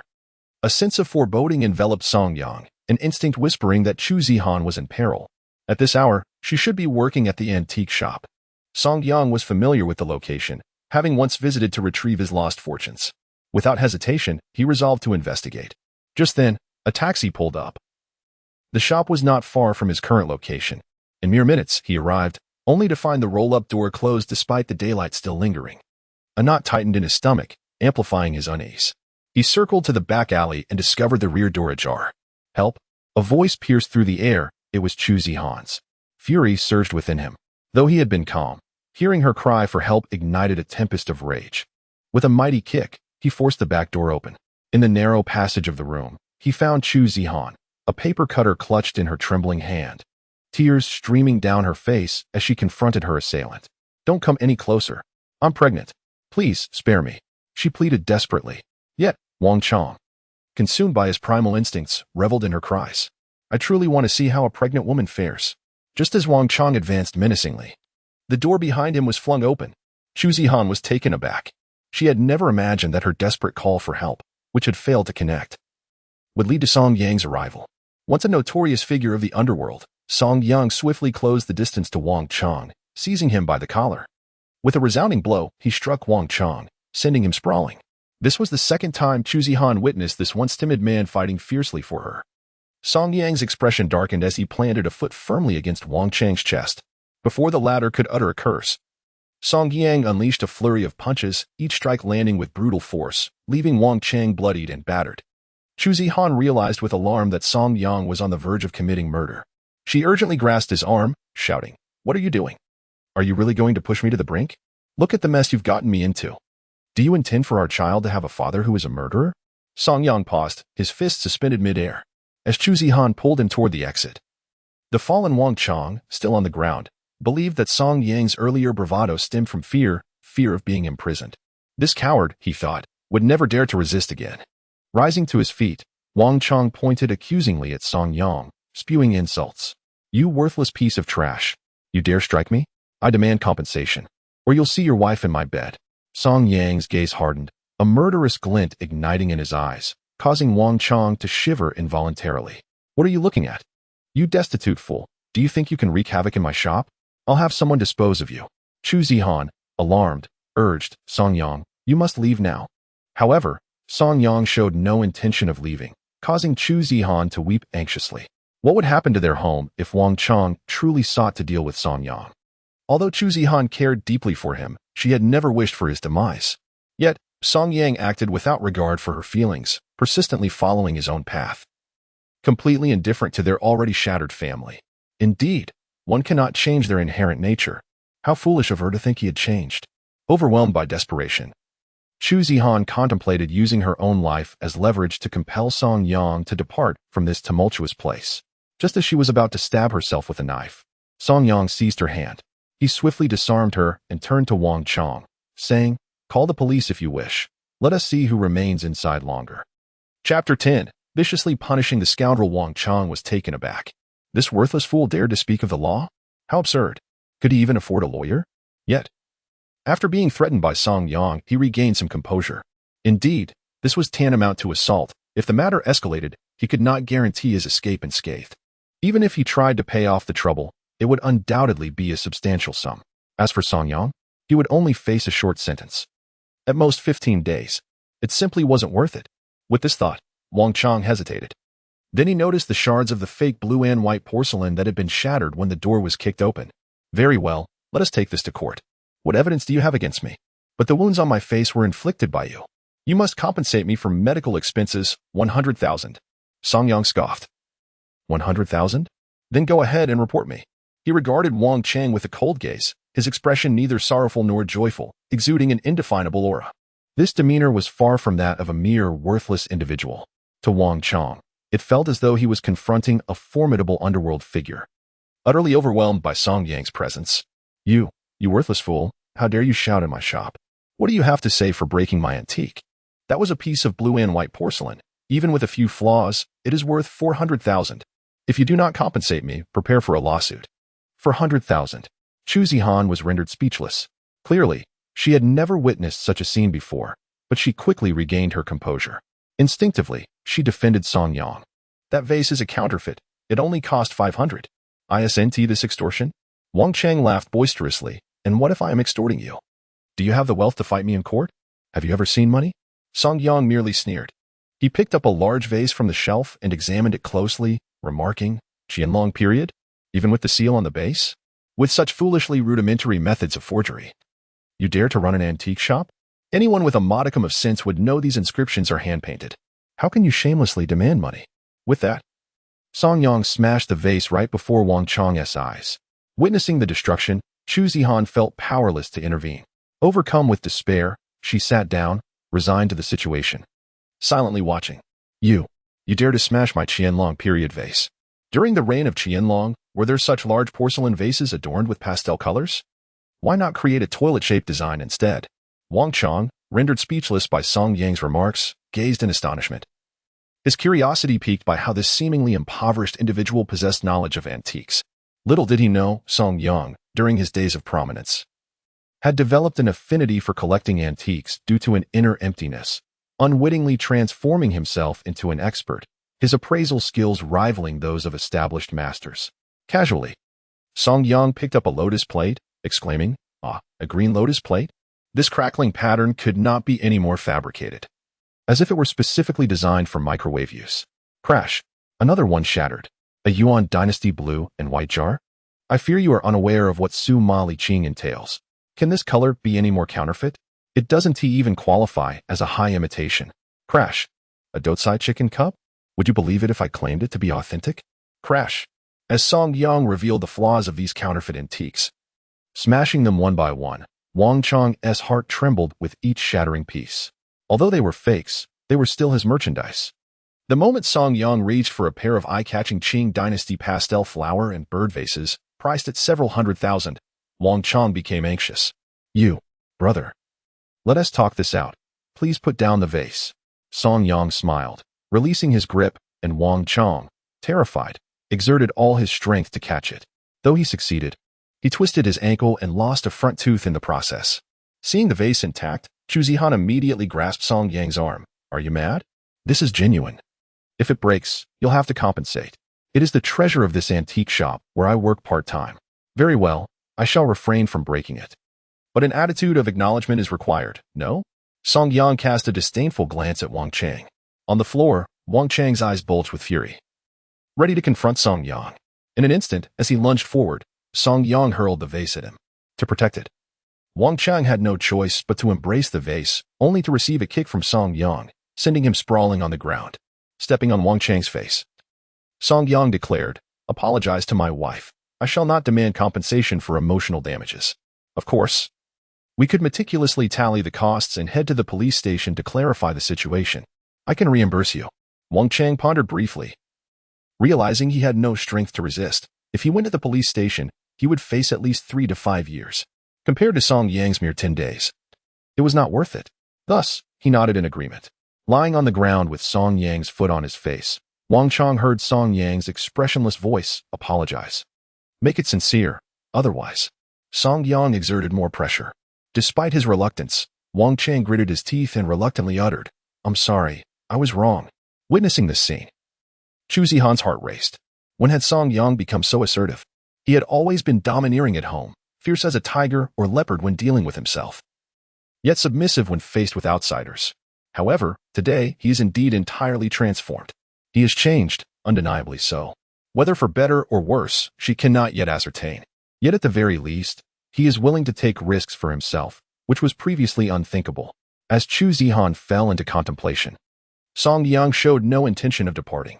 Boss Wang, allow me to gently remind you, there are deities watching from above. One must ponder. Who has ever escaped the wrath of heaven? Engaging in wicked deeds may lead to dire consequences. By the way, have you offered me an apology yet? Understood. I shall not dare again. I recognize my mistakes, Master Song. Please, forgive me. Wang Chang had lost all courage to confront Song Yang. With a snort, Song Yang released his foot and smiled gently at Chu Zihan. Zihan, shall we depart? Chu Zihan, ungrateful, rose and exited through the back door, without waiting for Song Yang. Upon seeing his wife leave, he lost interest in lingering with Wang Chang and promptly followed her outside. As soon as he stepped out, Chu Zihan coldly interrogated him. What on earth do you intend to do? Song Yang, is gambling not enough for you that you now engage in illegal activities? Do you not realize that should you be apprehended, it would lead to imprisonment? And are you not afraid that Wang Chang will cause you trouble? Chu Zihan's furious outburst rendered Song Yang momentarily speechless. Trouble? From the moment he laid eyes on Wang Chang, he sensed the youth was up to no good, though the specifics eluded him. Regardless, he was certain that Wang Chang would not survive long enough to pose a threat. However, these matters were not to be shared with Chu Zihan. Do not worry, here. Song Yang produced a card containing 500,000. Take this and repay the debts. The funds were transferred from his phone to his bank card, initially intended as a reserve. However, it was clear now that it must go to Chu Zihan. Especially since her credit card had reached its limit due to him, he could not bear the burden of debt alone while neglecting his wife. You truly possess 500,000? Chu Zihan became agitated once more. Where did your money come from? At this, Song Yang found himself at a loss for words. He grasped the 2 bags he had placed by the door, contemplating how to explain. Meanwhile, upon noticing the robes and the I Ching within the bags, Chu Zihan's disappointment deepened. Have you gone out to pose as a mystic to swindle money? Her heart ached, unable to fathom how low Song Yang had fallen. Chapter 11. Who escapes the wrath of heaven? Song Yang, observing the items in his possession, quickly clarified. How could I possibly read fortunes? I merely wish to quit gambling. Hence, I sought to explore our nation's invaluable cultural heritage. The I Ching is an essential part of our legacy. I simply desired a moment of tranquility, and I have yet to delve into it. As for the money, I admit I have been a scoundrel in the past, but I promise you, I shall change. I have been diligently working these past few days. You must be aware of the Lantern Festival at Tianxin Lake. I sold lanterns there and earned a fair sum. Today at the auto show, I even managed to secure a blind reservation for a new car, which has also yielded some profit, and then I encountered an acquaintance. I never expected him to deceive me. At this moment, Song Yang remained cautious, aware that if he revealed everything, Chu Zihan would undoubtedly be skeptical. Thus, he simply mentioned the reserved funds to alleviate her concerns. I acknowledge that I possess numerous flaws. He enticed me into spending exorbitantly on a folk pottery Buddha statue. Perhaps it was fate's intervention, for in a fit of rage after being deceived, I shattered that item. I had spent 10,000 yuan, while the statue was worth merely 4 or 500. However, to my astonishment, within it lay several Guangxu silver dollars from the Fengtian Mint, which I subsequently sold for 500,000. I have been striving to earn money, hoping to clear my debts so that you could give birth to our child without worry. Zihan, please believe me, I am genuinely trying to change. As Song Yang explained, Chu Zihan scrutinized him closely. She was all too familiar with this man. Whenever he lied, his eyes would dart uncontrollably. Yet, only she could perceive this. This time, however, it was different. She could tell he was speaking the truth. Furthermore, she had worked part-time at an antique shop and recognized the value of the Guangxu silver dollars. Indeed, they were worth something, and it was pure luck that Song Yang had managed to earn 500,000. But the thought of Song Yang's reckless behavior and the possibility of Wang Chong refusing to back down troubled her. What if he ended up in prison? This realization ignited her indignation once more. Zihan, please don't be angry. Do not jeopardize the pregnancy. Song Yang was far more concerned about Chu Zihan and their child than money. Noticing his concern for her, Chu Zihan scoffed. You should focus on yourself. Don't expect Lao Dao to grant you a second chance. Take this card. I do not want your money. What about your credit card? You need to pay it off first. I can still earn more. I have a business deal tomorrow, and I've already covered the expenses. If all goes well, I can repay the debts before the due date. Chu Zihan felt a flicker of hope. The weight of her credit card debt was indeed suffocating. And if it could be settled, she would not need to work so tirelessly. She couldn't afford to overexert herself, as it could harm the baby. With this thought, she finally softened. After I finish work tomorrow, call me, and we will go to the bank. With that, she walked away without looking back. Song Yang wanted to chase after her, but paused instead. This was the first time Chu Zihan had spoken to him so gently. The last instance had been during their honeymoon. As he fell from grace, their communication had deteriorated. After Chu Zihan departed, Song Yang glanced at the shop once more. His gaze fell upon the sign, and he was taken aback. Daochang Antiques? He murmured, realizing he had indeed not resorted to threats. He said this because he believed that Wang Chong might not see the dawn of the next day. In the days that followed, a significant event transpired, leading many to claim that Baitian City was cursed. During that time, a series of major incidents occurred, overwhelming the onlookers. Daochang Antiques would soon explode in popularity across social circles and chat groups throughout the city. Due to the grievous actions of the antique shop owner, who assaulted a female employee, his entire family met a tragic fate at the hands of her enraged boyfriend. Song Yang vividly recalled the incident. The owner, in a fit of brutality, violated the woman, prompting her to enlist the help of her roughneck boyfriend. In his fury, the boyfriend inflicted wounds upon the owner, who narrowly escaped, while his wife, children, and parents, descending the stairs in anticipation of a family dinner, encountered the infuriated boyfriend and were brutally slain on the spot. In a previous life, at this very moment, Chu Zihan lay in a hospital bed, rendering her involvement impossible. Thus, fate had delivered him yet another chance to avert disaster. Upon scrutinizing the plaque that read to Chong, a sardonic thought crossed his mind. A knife strikes down a man, leading him to his grave. It seemed that this time, the wretch could not evade his reckoning. A fleeting concern struck Song Yang. Would this old fool perish due to my arrival? Does that mean I would be indebted for the 500,000? Would I become a debtor? The sum was insignificant to him. He had no qualms about it. However, the likes of Wang Chong, a scoundrel, deserved no mercy. How many had he wronged? Perhaps this was a lesson bestowed by the heavens. Song Yang was resolute. He would not concern himself with such malevolence. Justice, in the end, would be served, though timing may vary. His decision to refrain from taking direct action was already a display of mercy. How could he possibly save him now? Should Wang Chong somehow survive, the 500,000 would be inconsequential. With that thought, Song Yang turned to depart, unaware that he had struck the owner. Meanwhile, the owner, tending to his wounds in the shop, though wealthy, was notoriously miserly. He washed his face and planned to seek treatment at a nearby clinic before heading to the hospital for a thorough examination later. Before stepping out, he instructed the female employee residing in the back to tidy up the aftermath of the incident. The employee had witnessed the assault, but having frequently endured harassment from the owner, she felt a sense of elation at the turn of events. Assuming Wang Chang would go to the hospital, she promptly called her boyfriend over for a rendezvous. As she swept up the shattered remnants, she eagerly prepared to shower and await her boyfriend for an intimate encounter. However, not long after, Wang Chang, having attended to his injuries, returned. Upon entering, he stumbled upon the female employee, clad in a revealing nightgown, emerging from the backyard. Mistaking the footsteps for her boyfriendess, she hurried out, only to find it was the owner. The sight of her in such attire, with damp hair cascading down, ignited a surge of lust within him, fueled by his previous failed attempt at assaulting Chu Zihan. He lunged at the employee once more, intent on overpowering her. Yet, he could not have anticipated that Song Yang's intervention would alter the course of events.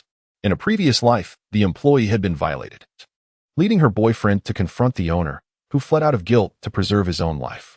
This time, As the owner attempted his lecherous advances, he was confronted by the employee's enraged boyfriend. Seeing his girlfriend pinned down by Wang Chong, the boyfriend's eyes blazed with fury, and he shouted, "You bastard! I will kill you." In a frantic glance, he noticed the shards of the shattered faux yuan blue and white vase at the entrance. Grabbing a sizable piece, he plunged it into Wang Chang's neck, delivering a fatal blow. The deed was done, and the boyfriend stood in shock, paralyzed by the gravity of his actions. The female employee was understandably frightened.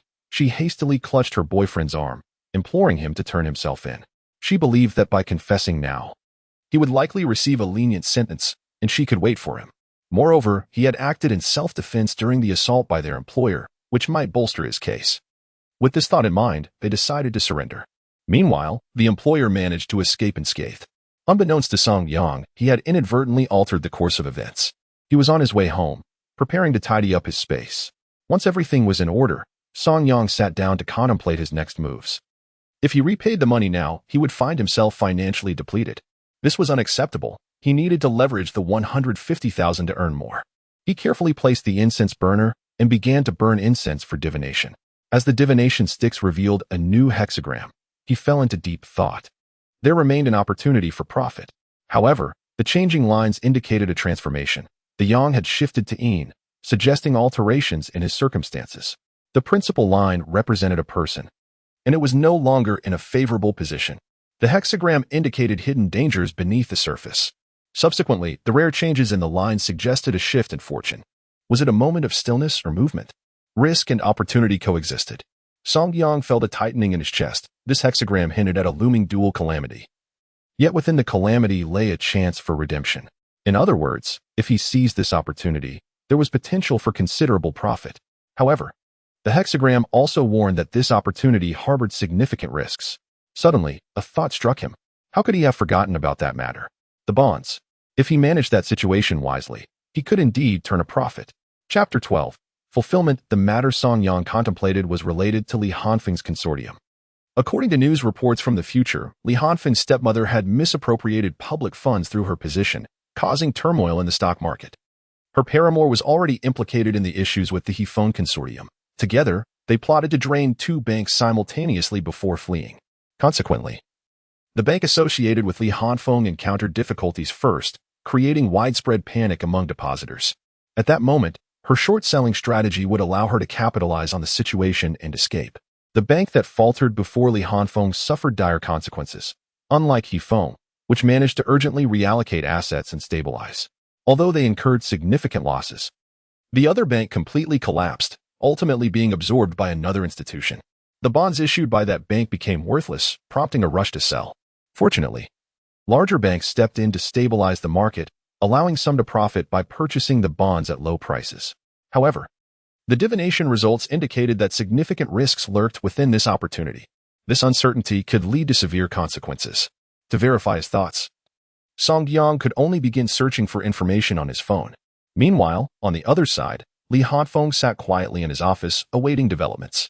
Initially, he had not taken Song Yang's words seriously. Yet, as he sat in the car, an unsettling feeling grew within him. Suddenly, a message arrived on his phone. The financial report of Yuanhui Bank has plunged into chaos, leading to a run on the bank and a drastic fall in bond prices. Upon receiving the news, Li Hanfeng seemed entranced. He urgently instructed his secretary, "Notify my office immediately. They must come to reconcile the accounts." The secretary hesitated. "Reconcile the accounts? Are you certain, Mr. Li?"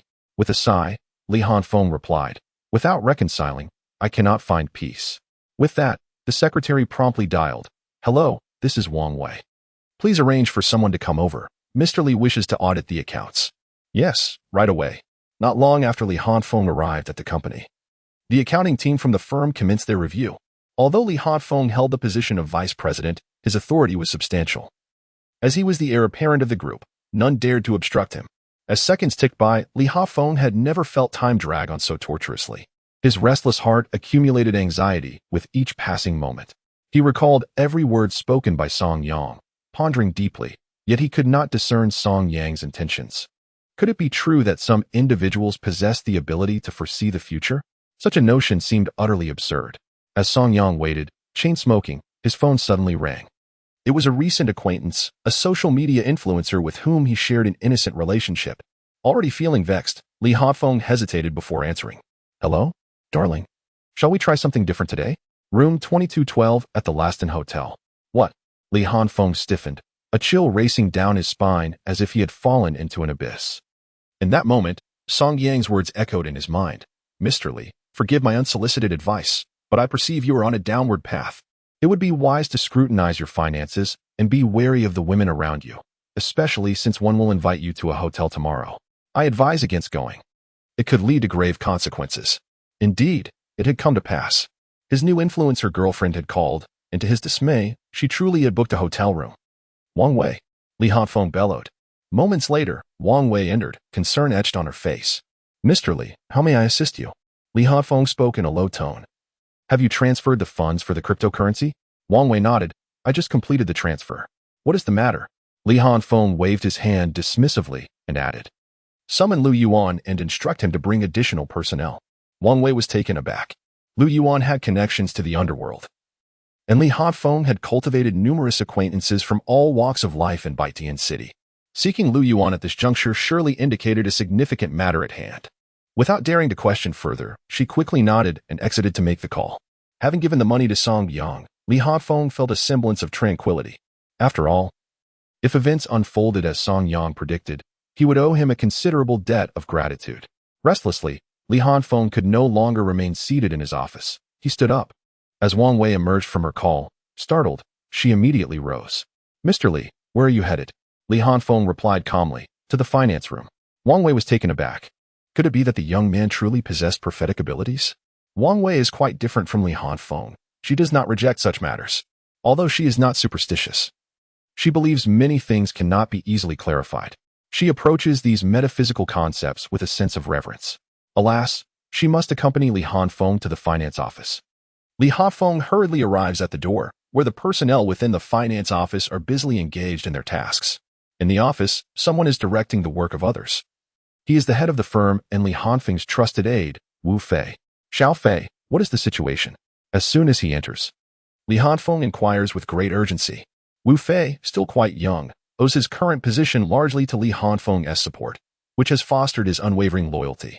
Upon being questioned by Li Hanfeng, he does not conceal any information. Boss, this matter is quite troublesome.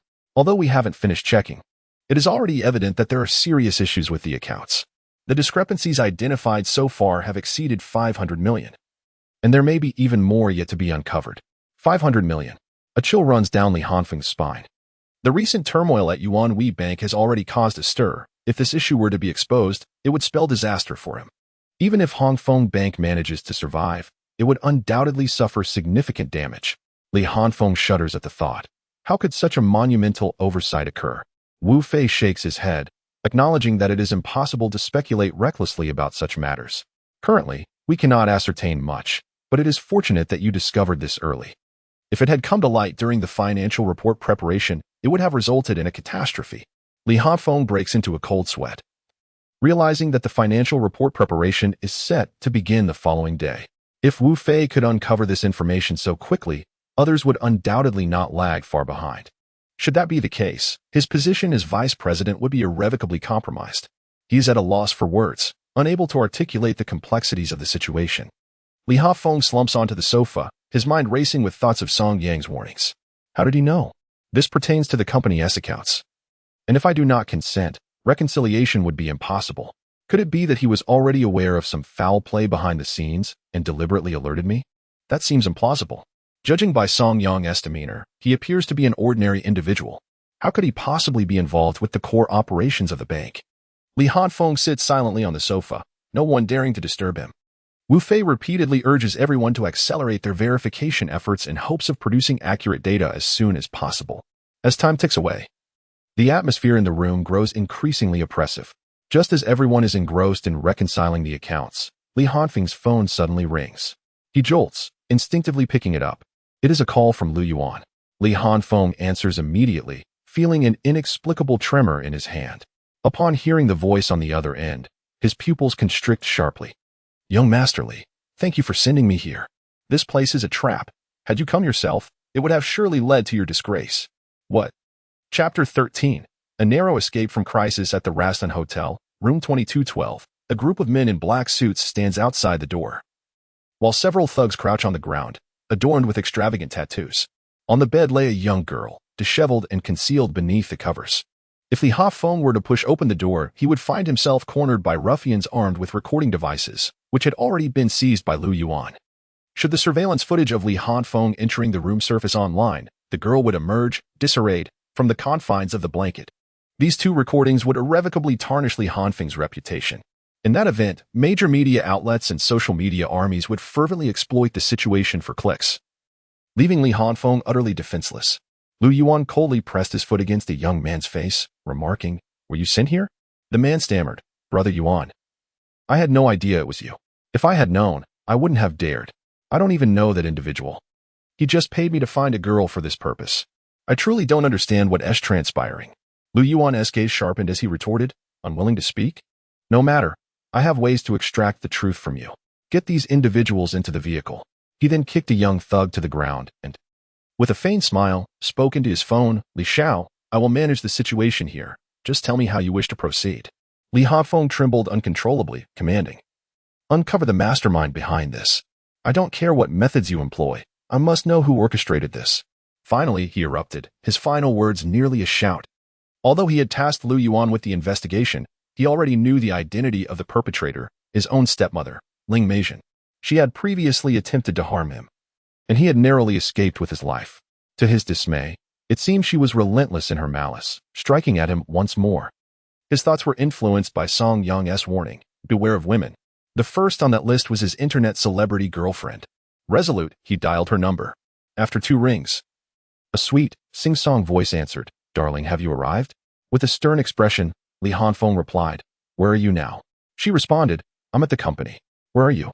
"Just as I left, a brand approached me for a collaboration, but there is no one here, and I'm unsure why." Li Hafeng was skeptical. He couldn't believe that Yining was uninvolved in this affair. Yet, lacking evidence, he chose not to raise suspicion. "My car broke down. Could you come to the company shortly?" After a moment's hesitation, his girlfriend agreed. "All right, I'll head over once I finish my tasks."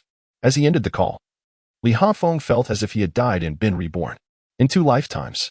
Gazing at the ceiling, doubts began to creep into his mind. Perhaps there truly exist individuals with prophetic abilities. It seemed he was still too inexperienced. The world is vast and filled with the extraordinary. Does divination genuinely hold merit? Li Hafeng found himself grappling with disbelief, yet how could he explain the current predicament? If not for Song Yang's warning, how could he have possibly evaded this calamity? Such a complex trap. Without anyone to alert him, it would be utterly impossible for him to avoid being ensnared. Yet, what could be the motive behind Song Yang's actions? Li Hafeng leaned back against the sofa, letting out a deep sigh. The burden of obligation has grown too heavy. At that moment, Wu Fei, armed with the preliminary calculations, stated, "The audit has been completed, and the initial findings indicate that, conservatively speaking, the financial shortfall amounts to approximately 800 million. If this situation escalates, the losses will far exceed this figure. I propose we find a way to delay the financial report's release and immediately initiate an investigation to trace the misappropriated funds." Li Hafeng nodded. "Very well, I appreciate your efforts. Let's pause the financial report verification, citing issues with the statements, and postpone the release by a week. I will discuss this matter with my father.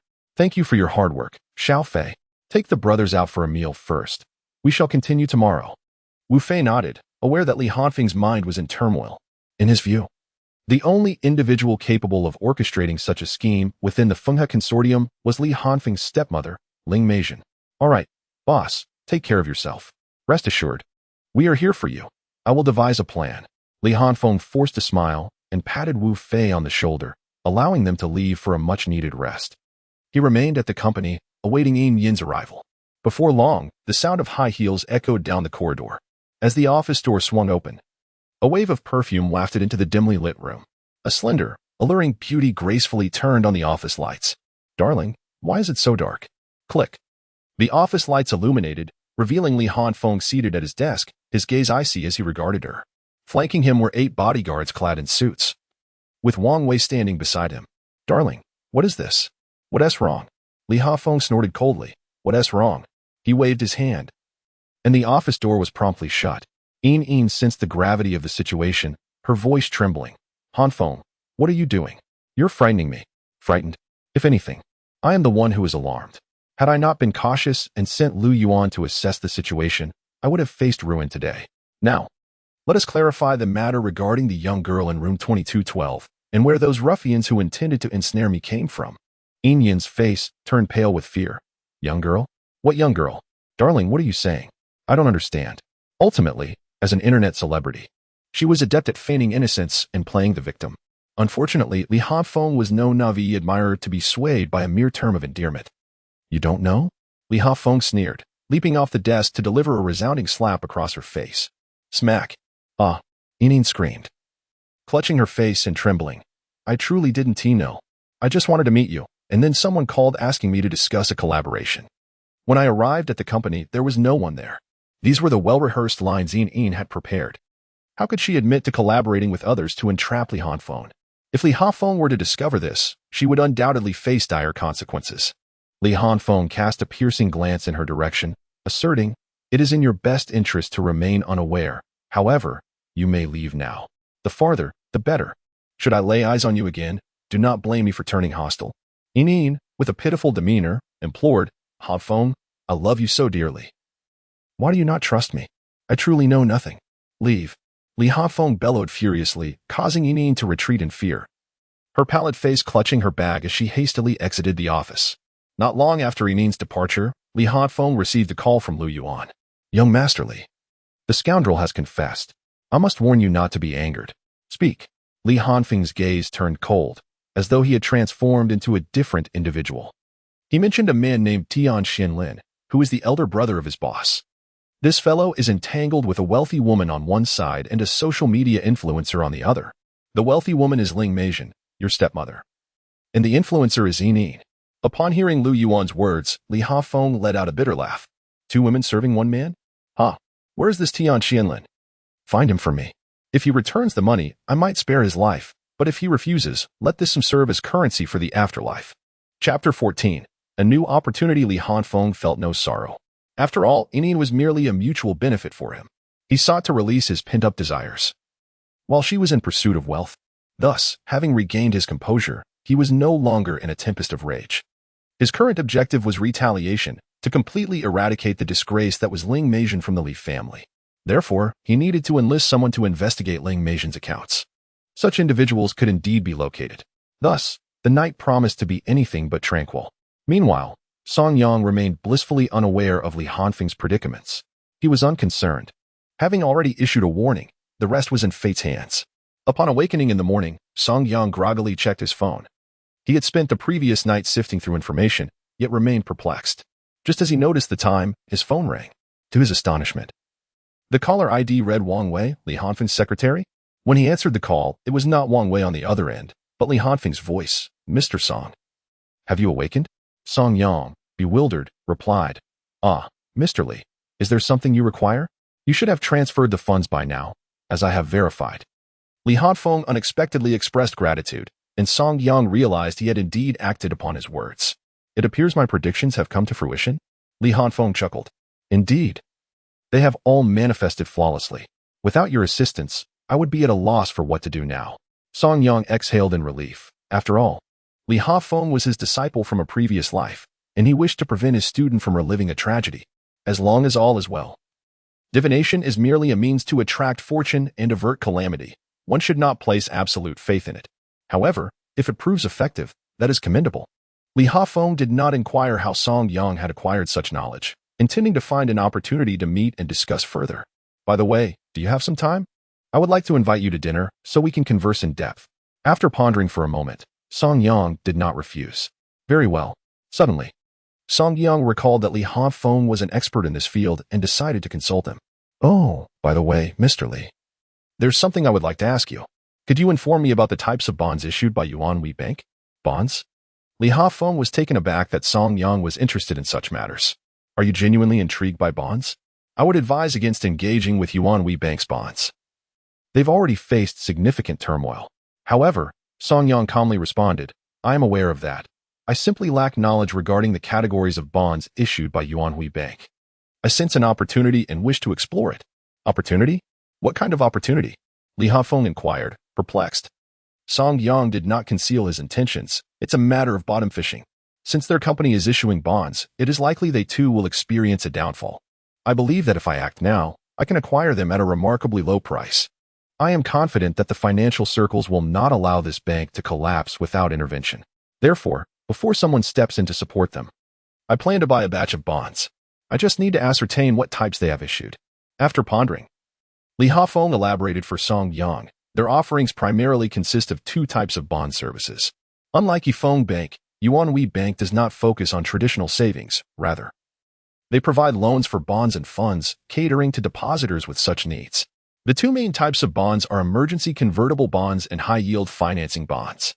If you intend to bottom fish, then the high-yield financing bonds are the way to go. Song Yang, having deliberated, was well aware of the distinctions between these two types of bonds.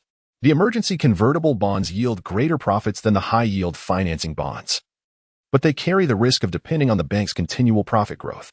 If complications arise, such bonds could become worthless. Thus, they could be deemed as highly speculative. Conversely, the latter is a standard high-yield bond issued by the company for financing. Should the bank encounter a crisis, there is a possibility of default. However, it remains a bond and is prioritized for repayment during liquidation. Therefore, if one intends to bottom fish for their bonds, this would be the most suitable option. Song Yang smiled and said, "Thank you very much." Li Hafeng promptly offered, "Shall I accompany you to take a look? I could assist you in locating a broker." After contemplating for a moment, Song Yang did not decline. After all, having Li Hafeng by his side would certainly mitigate the risks involved. "All right, I will head over now. Where shall we meet?" "Let's gather at the bank's entrance. I will set off right away." Once the time and location were agreed upon, Song Yang left early, eager to secure this opportunity. This time, he opted for a taxi, as he valued punctuality and disliked being late. While in the car, he overheard the driver conversing with a colleague via radio. "Have you heard? Something major has happened at Dachang Antique Shop. The owner was killed. It seems he had made advances towards a female employee, which led to her boyfriend retaliating fatally." "Indeed, I heard about it. The fool brought this upon himself. He deserved his fate." Song Yang was not surprised by this exchange, as he had sensed the impending trouble the previous day. The unfortunate soul had courted disaster, and it was only a matter of time before tragedy struck. In the realm of philosophy, the more reckless a person becomes, the closer they are to death. In simpler terms, wild behavior often precedes untimely demise. It is evident that one has orchestrated their own downfall. As for the debt of 500,000, it seems that repayment is no longer a concern. Shortly thereafter, the taxi arrived at the entrance of the Yuanhui Bank, where Song Yang observed a crowd gathered. In a previous life, the news reported an encounter between someone and a broker here. Fearing the imminent collapse of Yuanhui Bank, the broker sought to liquidate their holdings swiftly, selling bonds at half their value. Despite incurring significant losses, this action allowed them to cover other financial gaps. The broker, burdened with several high-risk bonds, failed to divest them quickly. Thus, after liquidating, they gambled on purchasing shares of Hafeng Bank, hoping it would endure. Ultimately, their gamble paid off, making the news noteworthy as both individuals profited handsomely. As Song Yang surveyed the scene, he realized that he could only purchase financing bonds today, resolutely avoiding emergency convertible bonds. With Li Hafeng yet to arrive, he began to inquire around. His inquiries revealed that most individuals were indeed focused on emergency convertible bonds, drawn by their high-interest returns. Little did they anticipate that the foreign listing of Yuanhui Bank would trigger a catastrophic event. Now, with the situation unraveling, no one dared to take on the risk. They could merely observe. After circling around, Song Yang found that most brokers were still dealing with those emergency convertible bonds, which were essentially liabilities waiting to be offloaded. Unbeknownst to Song Yang, as he was questioning the brokers, another individual had taken notice of him. This individual, none other than the rotund businessman Zhu Fuguwei, had been taken advantage of by Song Yang the previous day. Zhu Fuguwei, merely passing by, became intrigued as he observed Song Yang's incessant circling. He contemplated a plan to intercept him. Chapter 15. A bloodied interception. Zhu Fuguwei perceived Song Yang as a professional opportunist, certain that his presence here was for the same purpose. Observing him inquire about prices, Zhu Fuguwei exited his vehicle with fervor, also beginning to gather information. The brokers sought to liquidate their positions, making this the optimal strategy. Waiting for the bank to provide clarity was tantamount to awaiting one's demise. Thus, as inquiries arose, many would converge On Song Yang's side, he primarily sought to identify the types of bonds held by the brokers. Upon learning they were emergency convertible bonds, he promptly turned away, declining to discuss prices. The brokers, feeling slighted by the apparent disregard for their bonds, resolved to remain silent if further inquiries arose. While Zhu Fugui was a con artist in antiques, he was a novice when it came to bonds. His focus lay solely on price and whether Song Yang was inquiring about the bonds. Zhu Fugui understood Song Yang's tactics, to gather information first, then select the right moment to strike. However, he was confident that he was wealthier than Song Yang. The modest fortune that Song Yang possessed would likely permit him to select only the most lucrative option. He, on the other hand, could have it all. The brokers, upon seeing Zhu Fugui arrive at their doorstep, were exceedingly enthusiastic. Yet, whenever Zhu Fugui inquired about bonds, they merely stated that these were bonds issued by the bank. Presently, there were risks involved, and as finance professionals, they needed to liquidate their positions immediately. The prices were negotiable. The phrase "the prices are negotiable" ignited a spark in Zhu Fugui's eyes. He relentlessly haggled, although he was pressing for a lower price.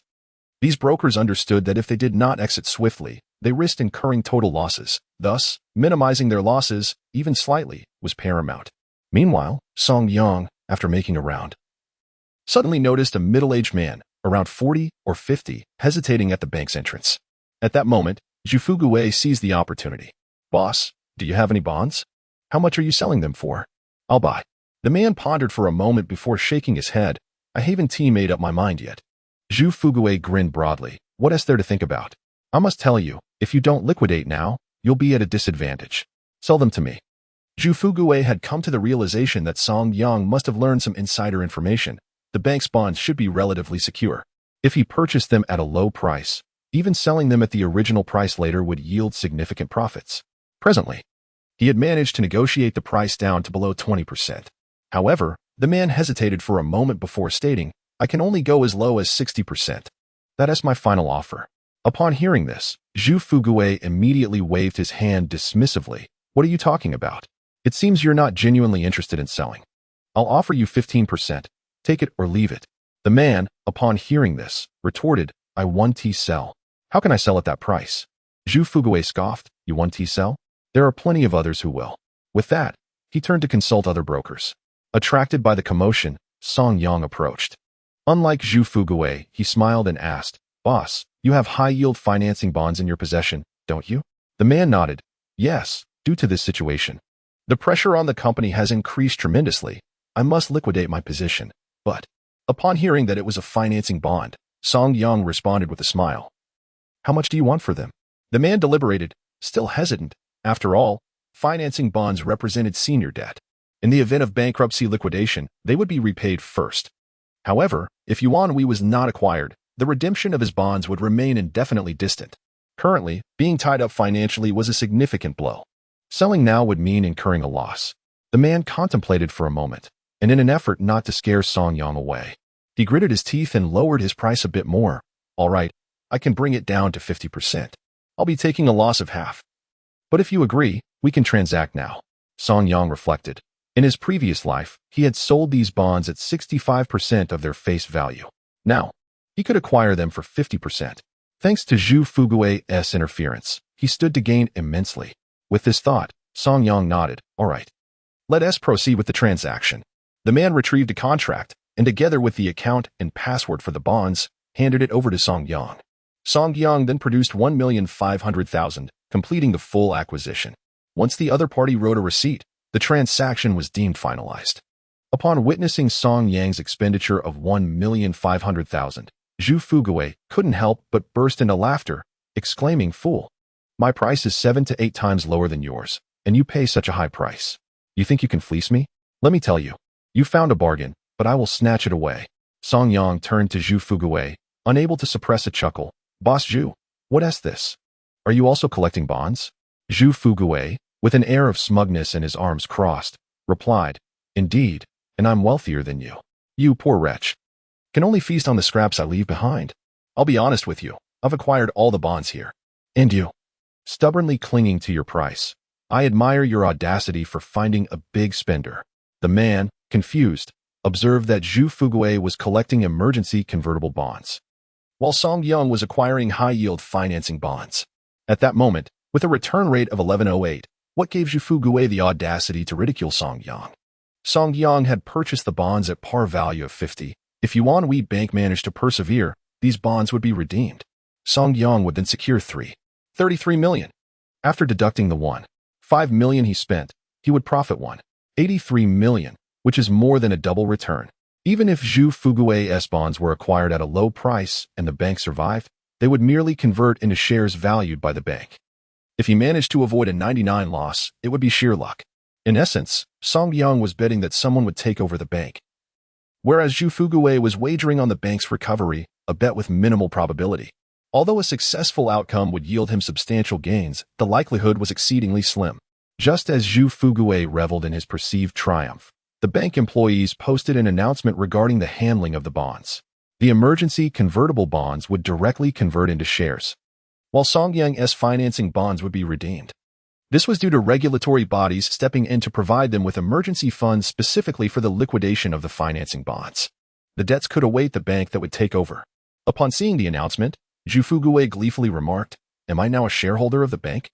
The others looked at him as if he were a fool. With a look of pity, Song Yang responded, "Boss, when the bank is bundled for acquisition, it will undoubtedly be at a discounted price. Currently valued at 10 billion, if it's acquired for 2 billion, your emergency bonds will depreciate by 80%. Furthermore, due to financing dilution, it is exceedingly common for their value to diminish to less than 10%. In other words, the bonds you hold are akin to worthless paper." After Song Yang finished speaking, Zhu Fugui's eyes widened in disbelief. "What did you say? What emergency bonds?" The man beside him, taken aback, angrily questioned. "You just undervalued me and didn't even know what financing bonds or emergency convertible bonds are. You." Now, the man contemplated taking action against him. Had he only endured a bit longer, he might have avoided incurring losses. However, it was too late. The contract was signed, and the money was received. Remaining is the anticipation of funds arriving, which left Song Yang feeling resigned. Zhu Fugui finally comprehended that he had just squandered money on a heap of worthless paper. The next moment, darkness enveloped him, and he sank helplessly to the ground. This time, he had truly suffered a substantial loss. Chapter 16. Master Song Zhu Fugui sat on the ground, weeping inconsolably, never expecting that he, a seasoned veteran, would fall prey to a young man. Meanwhile, Song Yang paid him no mind, though he felt a flicker of displeasure at the sight of the middle-aged man. Yet, he dismissed it, after all. He had not acquired his gains through unscrupulous means. In the realm of business, one must accept both profit and loss. At that moment, Li Hanfeng arrived. A sleek black Lamborghini came to a halt by the roadside, instantly capturing the attention of all onlookers. After stepping out of the car, he hurried to Song Yang, saying, "I apologize, Master Song. I was caught in traffic." "Master?" Song Yang was slightly taken aback. Did Li Hanfeng truly regard him as a master of fortune-telling? A gentle smile graced Song Yang's face as he replied cheerfully, "No worries. I've nearly concluded my affairs here. Since you're here, allow me to direct you toward a potential reversal of fortunes." Li Hanfeng was momentarily stunned, pointing towards Yuanhui Bank. "You can't possibly mean for me to take over, can you?" With a grin, Song Yang nodded affirmatively. "Indeed, that is my intention." Song Yang had no intention of deceiving Li Hanfeng. In his previous life, although Yuanhui Securities encountered difficulties, it was crucial to note that only the bank's operations had faltered. The remaining assets were intact. Thus, when a major bank took over, significant changes ensued. If a Fing bank were to take over, their credentials and financial strength were on par with that of the aforementioned bank, if not slightly superior. As long as the price was right, it would be feasible to acquire all of Yuanhui Securities. After all, time was of the essence. Additionally, with Yuanhui Securities lacking the time to divest, a bundled sale was inevitable. By negotiating a lower price, one could reap substantial profits while simultaneously dismantling the long-standing constraints imposed by Hefeng Bank. This would pave the way for significant breakthroughs in the future. Were these words to come from anyone else, Li Hanfeng would have undoubtedly labeled them as delusional. Yet, the one proposing this was Song Yang, who had just rescued him. After some contemplation, Li Hanfeng realized that while the risk appeared daunting upon initial reflection, the potential profits behind the operation seemed remarkably enticing. "Well, since you suggest it, I shall give it a try. However, you wouldn't be calculating this, would you?" Although slightly skeptical, Li Hanfeng felt an inexplicable compulsion to proceed. To alleviate Li Hanfeng's apprehension, Song Yang decided to provide a limited explanation. After all, this was once his disciple, and he couldn't bear to watch him miss such a splendid opportunity. Ha ha, of course not. This is merely a deduction based on analysis. Consider this. Your huffing bank has evidently hit a developmental bottleneck, making it exceedingly difficult to achieve breakthroughs. However, should you acquire Yuan Hui, your operational capabilities would be significantly bolstered. At that point, the market's confidence will gravitate toward the bank that commands it, leading to greater profitability. Wouldn't you agree? Li Hanfeng's eyes gleamed with understanding as he grasped Song Yang's intent. Although it was merely an analysis, Li Hanfeng found it hard to believe that someone as young as Song Yang could comprehend so much. Perhaps he was merely calculating, not wishing to appear mysterious. It seemed that fortune-telling possessed a kernel of truth, yet it did not unfold in the dramatic fashion portrayed on television. It was instead the product of deduction and analysis. Very well, I shall heed your counsel, Master Song. Where are you headed? Allow me to accompany you. Following the events of the previous day, Li Hanfeng displayed utmost respect towards Song Yang. Song Yang, somewhat amused by the title of Master, replied, "Please refrain from calling me that. I merely possess a modest proficiency in the art of divination, and I hardly qualify as a master. Nevertheless, since you express a desire to follow my guidance, I too wish to earn a little money. How about I deposit my funds in your bank, and you assist me with some stock transactions?" What? Li Hanfeng's eyes widened in astonishment as he stared at Song Yang. Perceiving the intensity of Li Hanfeng's reaction, Song Yang inquired, "What is the matter?" After a moment of contemplation, Li Hanfeng responded, "Brother Song, from now on, I shall call you Yang Gu. Please do not take offense at my frankness, but I advise against engaging with stocks. Currently, aside from occasional surges, it is predominantly a game of losses." Song Yang understood the implication of Li Hanfeng's words. If the U.S. stock market was akin to consuming a potent enhancer, then the stock market was like taking a laxative, never having been robust. When the U.S. market surged, he declined. When the U.S. market fell, he followed suit. Thus, it affectionately earned the nickname of the falling stock.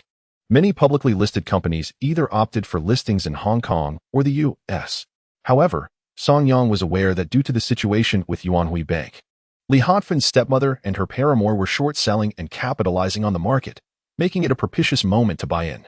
Analyzing from his own memory, Song Yang recalled that Ling Meizhen had simultaneously shorted several stocks to conceal her identity, seeking a safe exit. Thus, she had orchestrated a performance with one stock as a means of asset transfer. This stock was associated with a shell company, its value perpetually plummeting. The company outwardly claimed to be engaged in financing, so when Yuan Hui encountered difficulties, Ling Meizhen deliberately manipulated the stock to create an illusion of capital influx, enticing others to enter the fray. At this juncture, she and her paramour would sell off the stock, causing a downturn and volatility in its price. Subsequently, exploiting the ensuing panic, she would elevate this trap-like stock and exit at a high point. Song Yang aimed to seize this opportunity. Naturally, he could not divulge these intricacies. So he simply smiled and remarked, "I have divined this. It is the hexagram of encounter, with the female strong and caution advised against engaging with women. The hexagram consists of 5 yang lines and 1 yin line. Encounter signifies meeting. The unfaithful speaks to your original hexagram. You are currently being manipulated, and you must be wary of such women." Li Hanfeng, perplexed, glanced at the hexagram, utterly bewildered. What kind of woman?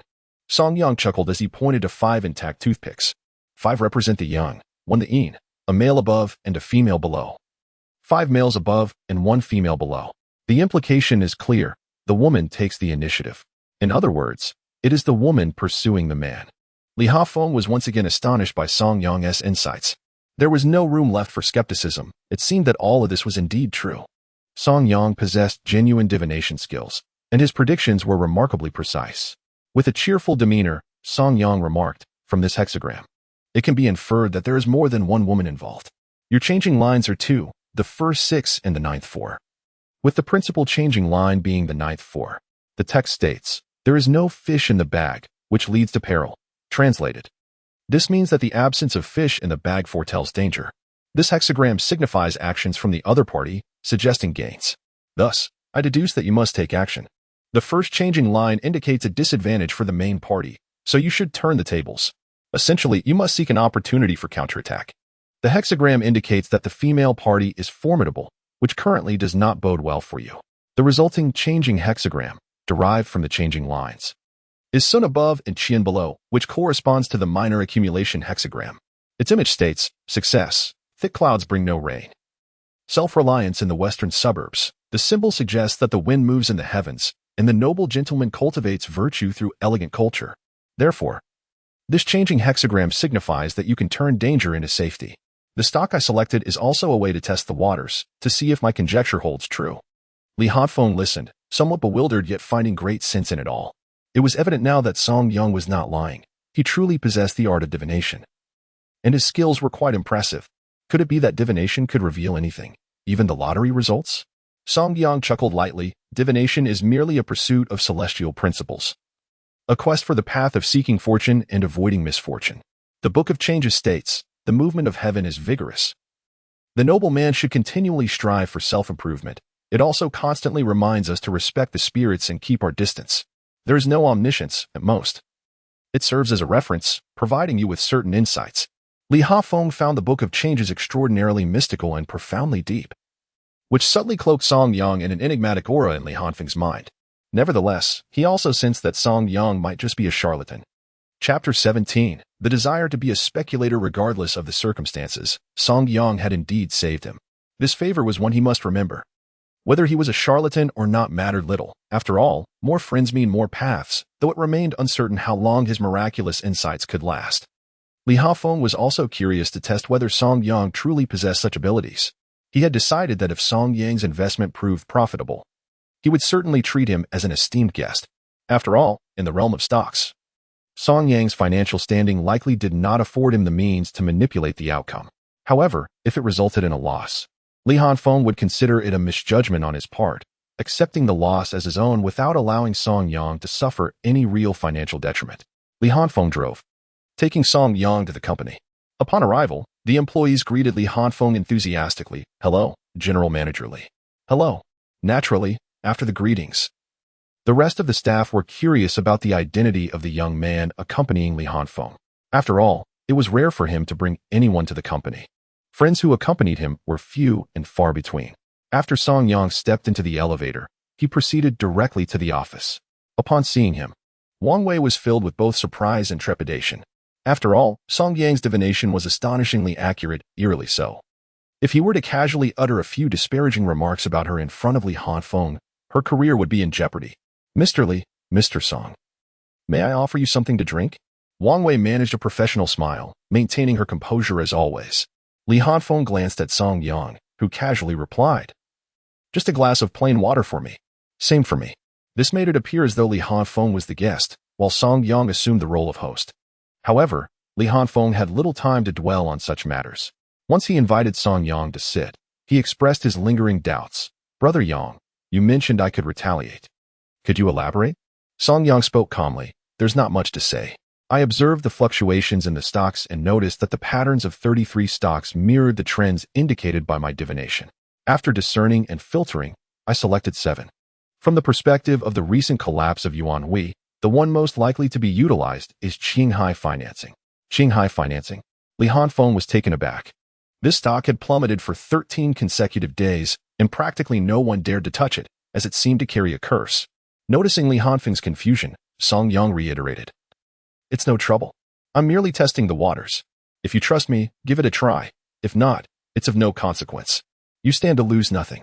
Once again, it was clear that Song Yang was unwilling to elaborate further. He was presenting a choice, to believe or not to believe. Last time, Li Hanfeng had chosen to believe, successfully avoiding the traps set by Yin and uncovering the financial discrepancies. Suddenly, an idea struck Li Hanfeng. He pulled out his phone and glanced at today's news. Yuan Hui Bank has received emergency financial support.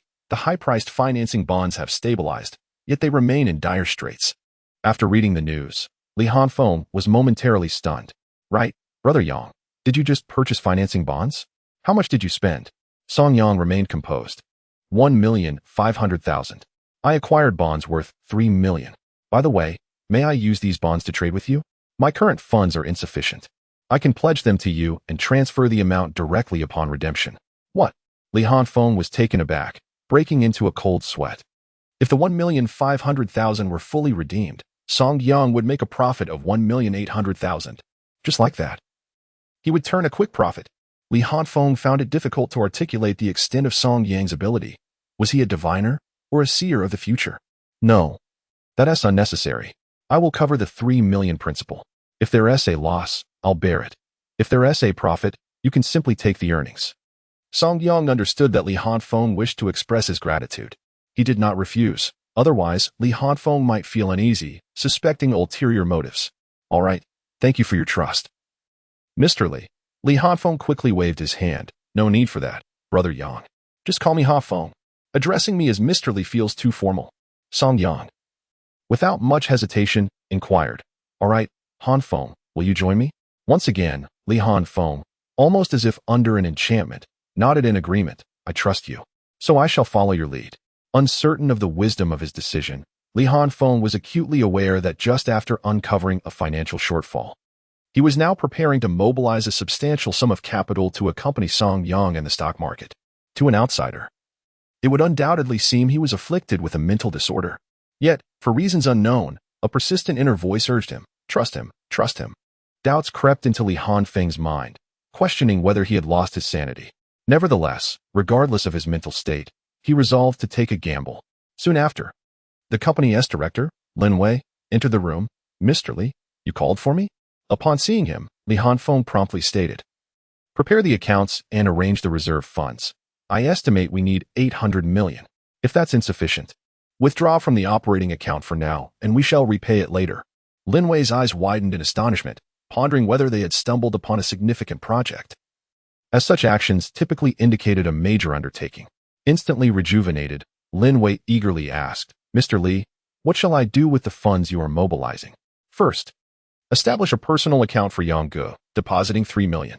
The remainder should be pooled from multiple accounts, ensuring we are ready to enter the market at any moment. Lin Wei, taken aback, nearly dropped his jaw to the floor. What did you say? Stocks? It was evident that Li Hanfeng's words had struck a nerve with Lin Wei. The company had just discovered financial discrepancies, and here was the young master, diving headfirst into the stock market. Even if it were to engage with the U.S. stock market, he would have no objections. But stocks? Was the young master out of his mind? Yet, Lin Wei could not voice such thoughts. Steadying himself, he asked, Mr. Li, are you certain about the stocks? Absolutely. Go make the arrangements immediately. Cold sweat broke out on Lin Wei's brow. Which stock do you wish to acquire? Qinghai Financing. The mere mention of those 4 words sent Lin Wei's heart plummeting. Was this a reckless endeavor? Mr. Li, are you sure about Qinghai Financing? Li Hanfeng, growing impatient, shot him a glare. Less chatter. Just get it done. With that reprimand, Lin Wei dared not question further. Stepping out in a daze, he encountered Wang Wei. He discreetly pulled her aside and whispered, Secretary Wang, what on earth is going on with Mr. Li today? Has he lost his mind?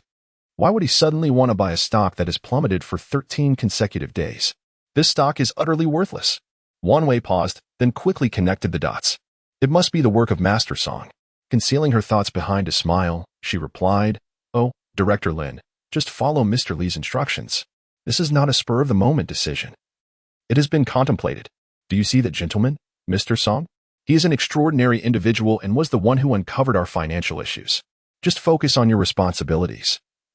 Mr. Song is a friend of Mr. Li, and they must have conferred about this. Lin Wei scratched his head, recalling that he had indeed noticed Song Yang upon entering. It seemed that his earlier skepticism of Song Yang's plan had irked Li Hanfeng. Yet, upon reflection, it appeared that Mr. Li's intent to use a personal account as a trial run was not entirely reckless. With a resigned sigh, he set about preparing as per Li Hanfeng's directives.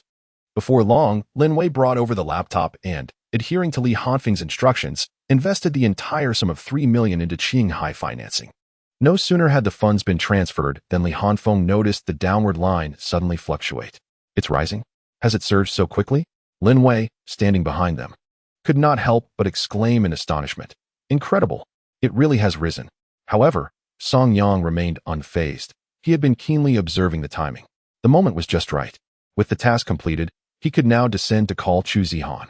As Song Yang contemplated, the line fluctuated again, and upon the second refresh, it surged significantly once more. Song Yang understood that Ling Meijian had entered the market.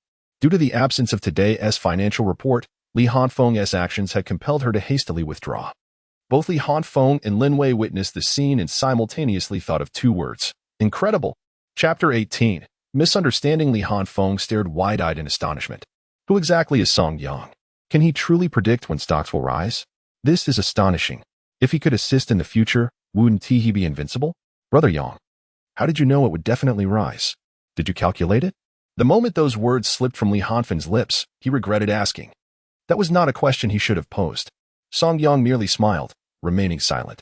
Lin Wei, however, was perplexed. Calculated?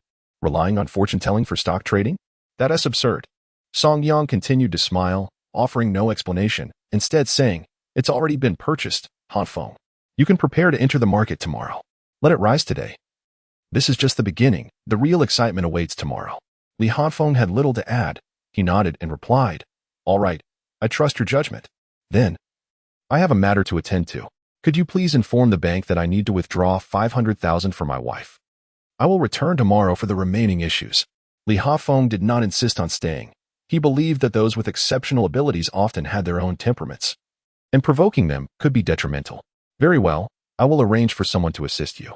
I'll accompany you to the elevator. Thus, Li Hanfeng escorted Song Yang to the elevator door before returning. Song Yang leisurely stepped out of the building. Next to the Hanfeng Group's entrance stood a bank. He paused at the door, opened his phone, and checked the application.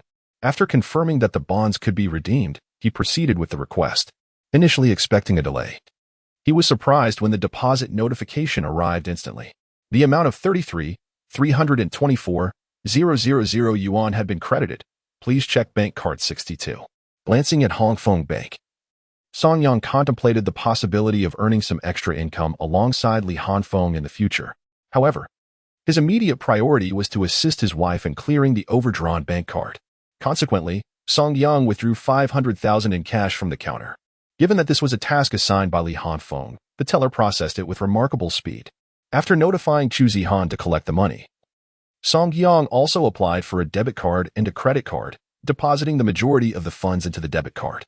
The remaining 90,000 was stored in the credit card for future daily expenses for Chu Zihan. Holding the cash, Song Yang waited at the entrance. Before long, Chu Zihan arrived, riding her worn second-hand electric scooter. Song Yang handed her a paper bag filled with money. Here are 500,000. Will you accompany me? Chu Zihan gazed in astonishment at the brown paper bag. Song Yang truly produced 500,000. He had indeed made a fortune. If you give me this money, how will you repay your debts? Chu Zihan inquired, her concern masked by a facade of indifference. Song Yang chuckled softly. Rest assured, I have it all under control. I am nearly able to resolve my financial issues. Accepting the bag, Chu Zihan continued, you didn't win this from gambling again, did you? Song Yang shook his head. Since you left, I haven't touched a card, nor indulged in cigarettes or alcohol. Chu Zihan paused, then replied, I hope you speak the truth. I have matters to attend to, so I must leave.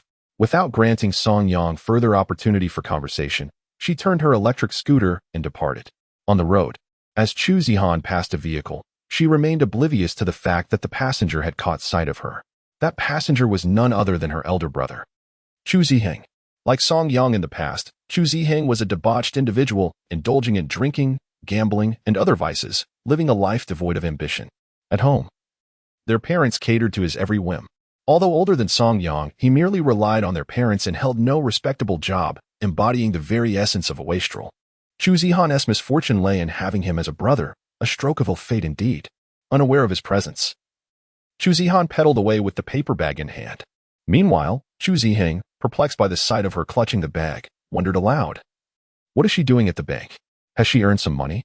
It's not payday yet. Could it be that this little brat has been making money behind my back? The thought ignited a spark of anger within him. She has money to squander on this worthless existence, but neglects her brother. He seethed internally, plotting how to seize that money for himself. Zihan, what are you thinking? Hurry inside. They'll be leaving soon. Just then, a man in a suit, smiling warmly, called out to him. This man was Wei Feng, the supervisor of Chu Zihan's department. Having taken a liking to her, he had established a connection with Chu Zihan. The entire Chu family endorsed his desire to marry Chu Zihan, however. Wei Feng had no intention of raising another's child. His demands were straightforward. Chu Zihan must terminate her pregnancy, divorce Song Yang, and marry him instead. To be honest, he had long been enamored by Chu Zihan's beauty but lacked the opportunity to act. Today, having brought Chu Zihan along, he sought to orchestrate a complete plan, especially since Chu Zihan was due to receive her salary shortly and would undoubtedly come to repay her debts. Representing the company, he believed that if the lobby manager could be persuaded to cooperate, everything would fall into place seamlessly. Thus, Chu Zihan was there to conspire against his own sister. Chu Zihan. After a moment of hesitation, Chu Zihan quickly nodded. I suddenly feel unwell. You go ahead, and once the deal is sealed, I will cooperate. Wei Feng did not ponder deeply. He nodded and said, all right, then await my call. Chu Zihan rode her bicycle home, carefully concealing the money within her suitcase. Once it was securely hidden, she intended to check the outstanding balance on her credit card, preparing for repayment the following day. As it was already too late today, the banks would have closed. Suddenly, her phone rang. It was a message from the work group. Did you hear? The owner of Dachang Antique Shop has been murdered. The perpetrator was the boyfriend of a female employee at the shop. It seems he killed him out of rage after finding out he attempted to assault her. Upon reading this news, Chu Zihan felt her entire body freeze. Song Yang killed someone. No, that couldn't be right. He had been with her just moments ago. Moreover, there was no reason for Song Yang to commit murder. He would have fled instead. Yet, with such news circulating, how could it possibly be explained? Terrified, Chu Zihan's hands trembled and her mind went blank. Soon after, someone in the group directed a message to her. Zihan, weren't you working at Dachang Antique Shop? Can you explain what happened? I don't know. Chu Zihan instinctively replied. Immediately after sending the message, she dashed out the door, hailing a taxi to rush home. Song Yang, who had just returned home, tidied up the place and was about to prepare instant noodles when Chu Zihan burst through the door, tears streaming down her face. She threw herself at Song Yang, gripping his arm tightly, demanding, Song Yang, tell me, what did you do yesterday? Caught off guard by Chu Zihan's sudden appearance, Song Yang was bewildered. What was happening? Yet, upon hearing her frantic question and trembling voice, it was evident she was in distress. What had he done to provoke her? He merely intended to make some noodles. It hardly warranted such a reaction. Confused, Song Yang replied, nothing, really. I just followed you when you left. Then why is Wang Chang dead? Did you kill him? Are you insane? Murder carries a severe consequence. Don't you know that? You need to leave now. As she spoke, Chu Zihan pushed him. Song Yang was taken aback and quickly clarified. No, it's about Wang Chang's situation. Zihan, haven't you seen the news? It's not our issue. It involves your colleague, the one who lives nearby. Go check the news. Chu Zihan trembled slightly. Are you serious? Why would I lie to you? The news has reported it. That man has already turned himself in, he assured her. Looking into Song Yang's eyes, she realized he was not deceiving her. Chu Zihan felt a wave of certainty wash over her.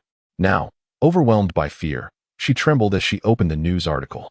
As expected, the assailant had confessed and been apprehended, with public opinion largely siding with the argument of self-defense. Numerous experts were discussing the matter, sharing videos to express their perspectives. It seemed Song Yang had indeed spoken the truth. With that thought, Chu Zihan sighed in relief, leaning weakly against the wall. Are you all right? You're sweating profusely. Are you concerned about me? Song Yang murmured softly. At his words, Chu Zihan immediately scowled. I'm worried about being implicated because of you. I advise you to divorce as soon as possible. That way, you can do whatever you please, and I won't interfere.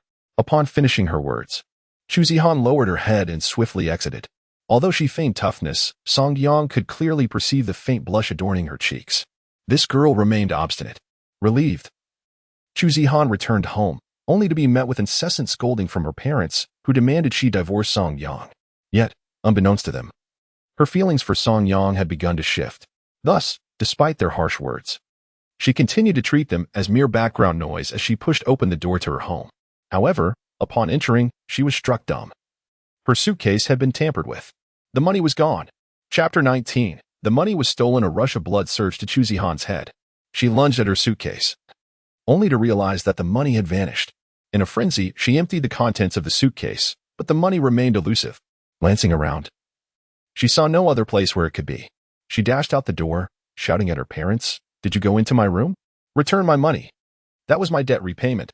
Her mother, Lu Sufan, was taken aback by her daughter's fierce demeanor. Chu Fumin, bewildered, asked, What money was stolen? Your mother and I just got back. Lu Sufan dismissively retorted, What money could you possibly have? All the money wouldn't have filled that waste pit. Tears streamed down Chu Zihan's face as she exclaimed, "That was the money Song Yang gave me to repay my debts. 500,000. If you don't tell me where it is, I will call the police." Seeing their usually docile daughter in such a state of distress startled both parents. "How much money? That waste gave you how much?" Chu Fumin's concern was not for his daughter, but rather for the amount of money involved. Chu Zihan, her voice hoarse, replied, 500,000, exactly 500,000. Both parents were taken aback. 500,000? This was no small sum. How could it have disappeared? Suddenly, Chu Fumin recalled something. "Yes, I think I saw Zihan leaving with a paper bag at the community entrance." "What?" Chu Zihan sank to the ground in despair. She then cried out, You always favor him. Now I will make you feel the consequences. If Zihan doesn't return my money today, I will perish alongside him." Lu Sufan remained steadfast in her bias towards her son. "He is your brother. Your money is essentially his. What can you do with your money? He might have important matters to attend to. He needs to start a business and live his life. You all say Song Yang is a waste. But he is better than Zihan. At least when I was in danger, Song Yang was there to save me. When faced with the old knife, he would fight for me. That scoundrel Wang Chong bullied me, and he rushed to my aid. What do you think of your precious son? All he does is indulge in vice.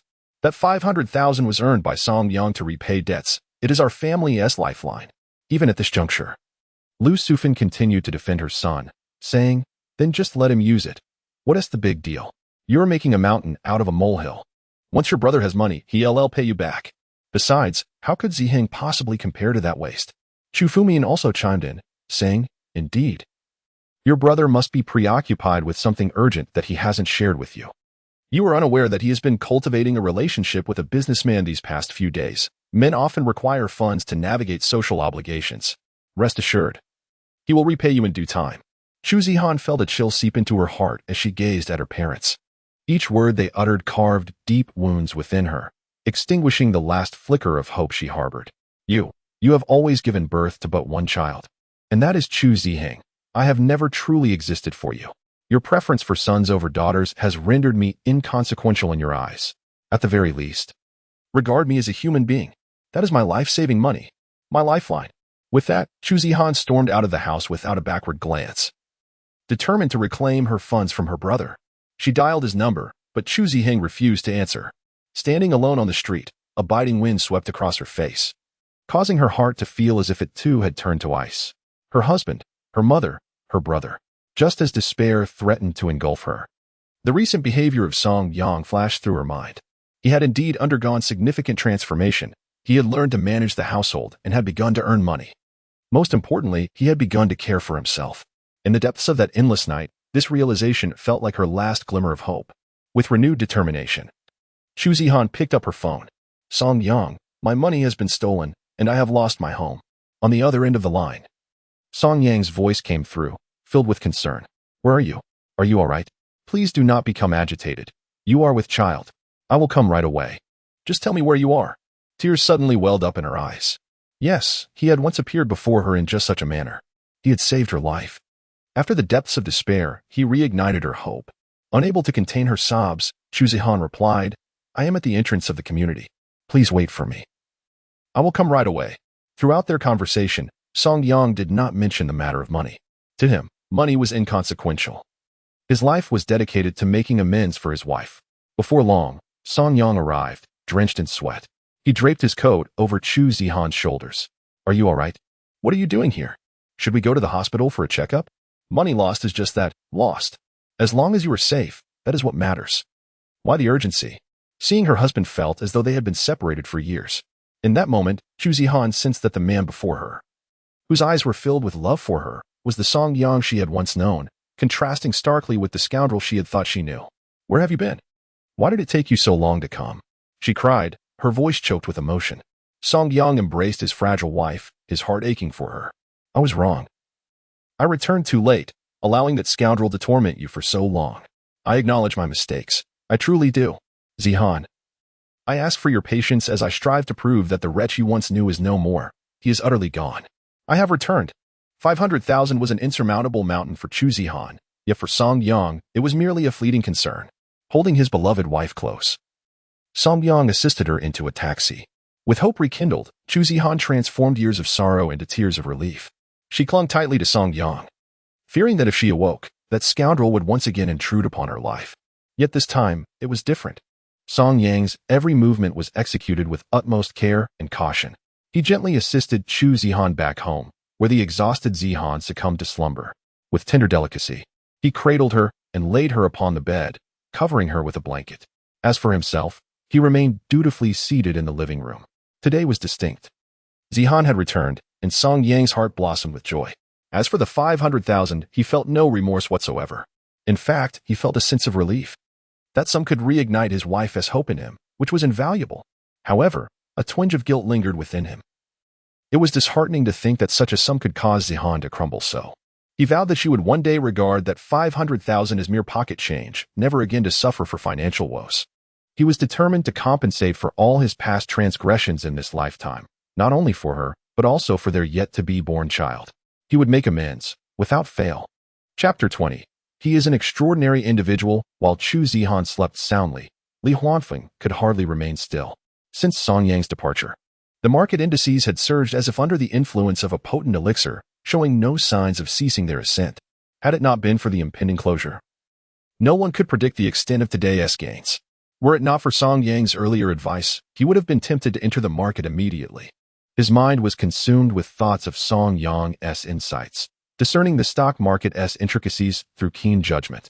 Should his predictions hold true, he could recoup his losses and restore balance to his finances. If only he could mobilize sufficient capital, he might cover the deficit. In due time, he would gather evidence against his stepmother. Li Huanfeng remained perplexed by how Song Yang managed to command such information. Just as he pondered this, a phone call interrupted his thoughts. To his surprise, the caller ID revealed it was his grandfather, Li Yuanhe. He answered promptly, "Grandfather." "Xiefeng, I heard there has been trouble on your end. Your father is still hesitating. I've already spoken to him. What is the situation there? Can you hold on?" Li Yuanhe inquired. With a wry smile, Li Huanfeng replied, "Were it not for the guidance of an extraordinary individual, I fear I would have been finished." Li Yuanhe expressed surprise. "Oh, an extraordinary person is advising you? Who might that be?" Li Huanfeng struggled to explain, ultimately sharing the truth of the circumstances. After absorbing this information, Li Yuanhe fell silent. He had encountered remarkable talents in his time, but it had been years since he had seen someone of such caliber. He never imagined his grandson would cross paths with such a person. "Xiefeng, has this extraordinary individual personally instructed you on how to resolve the issue with Ling Meijian?" "Yes, indeed." "Grandfather, are you suggesting?"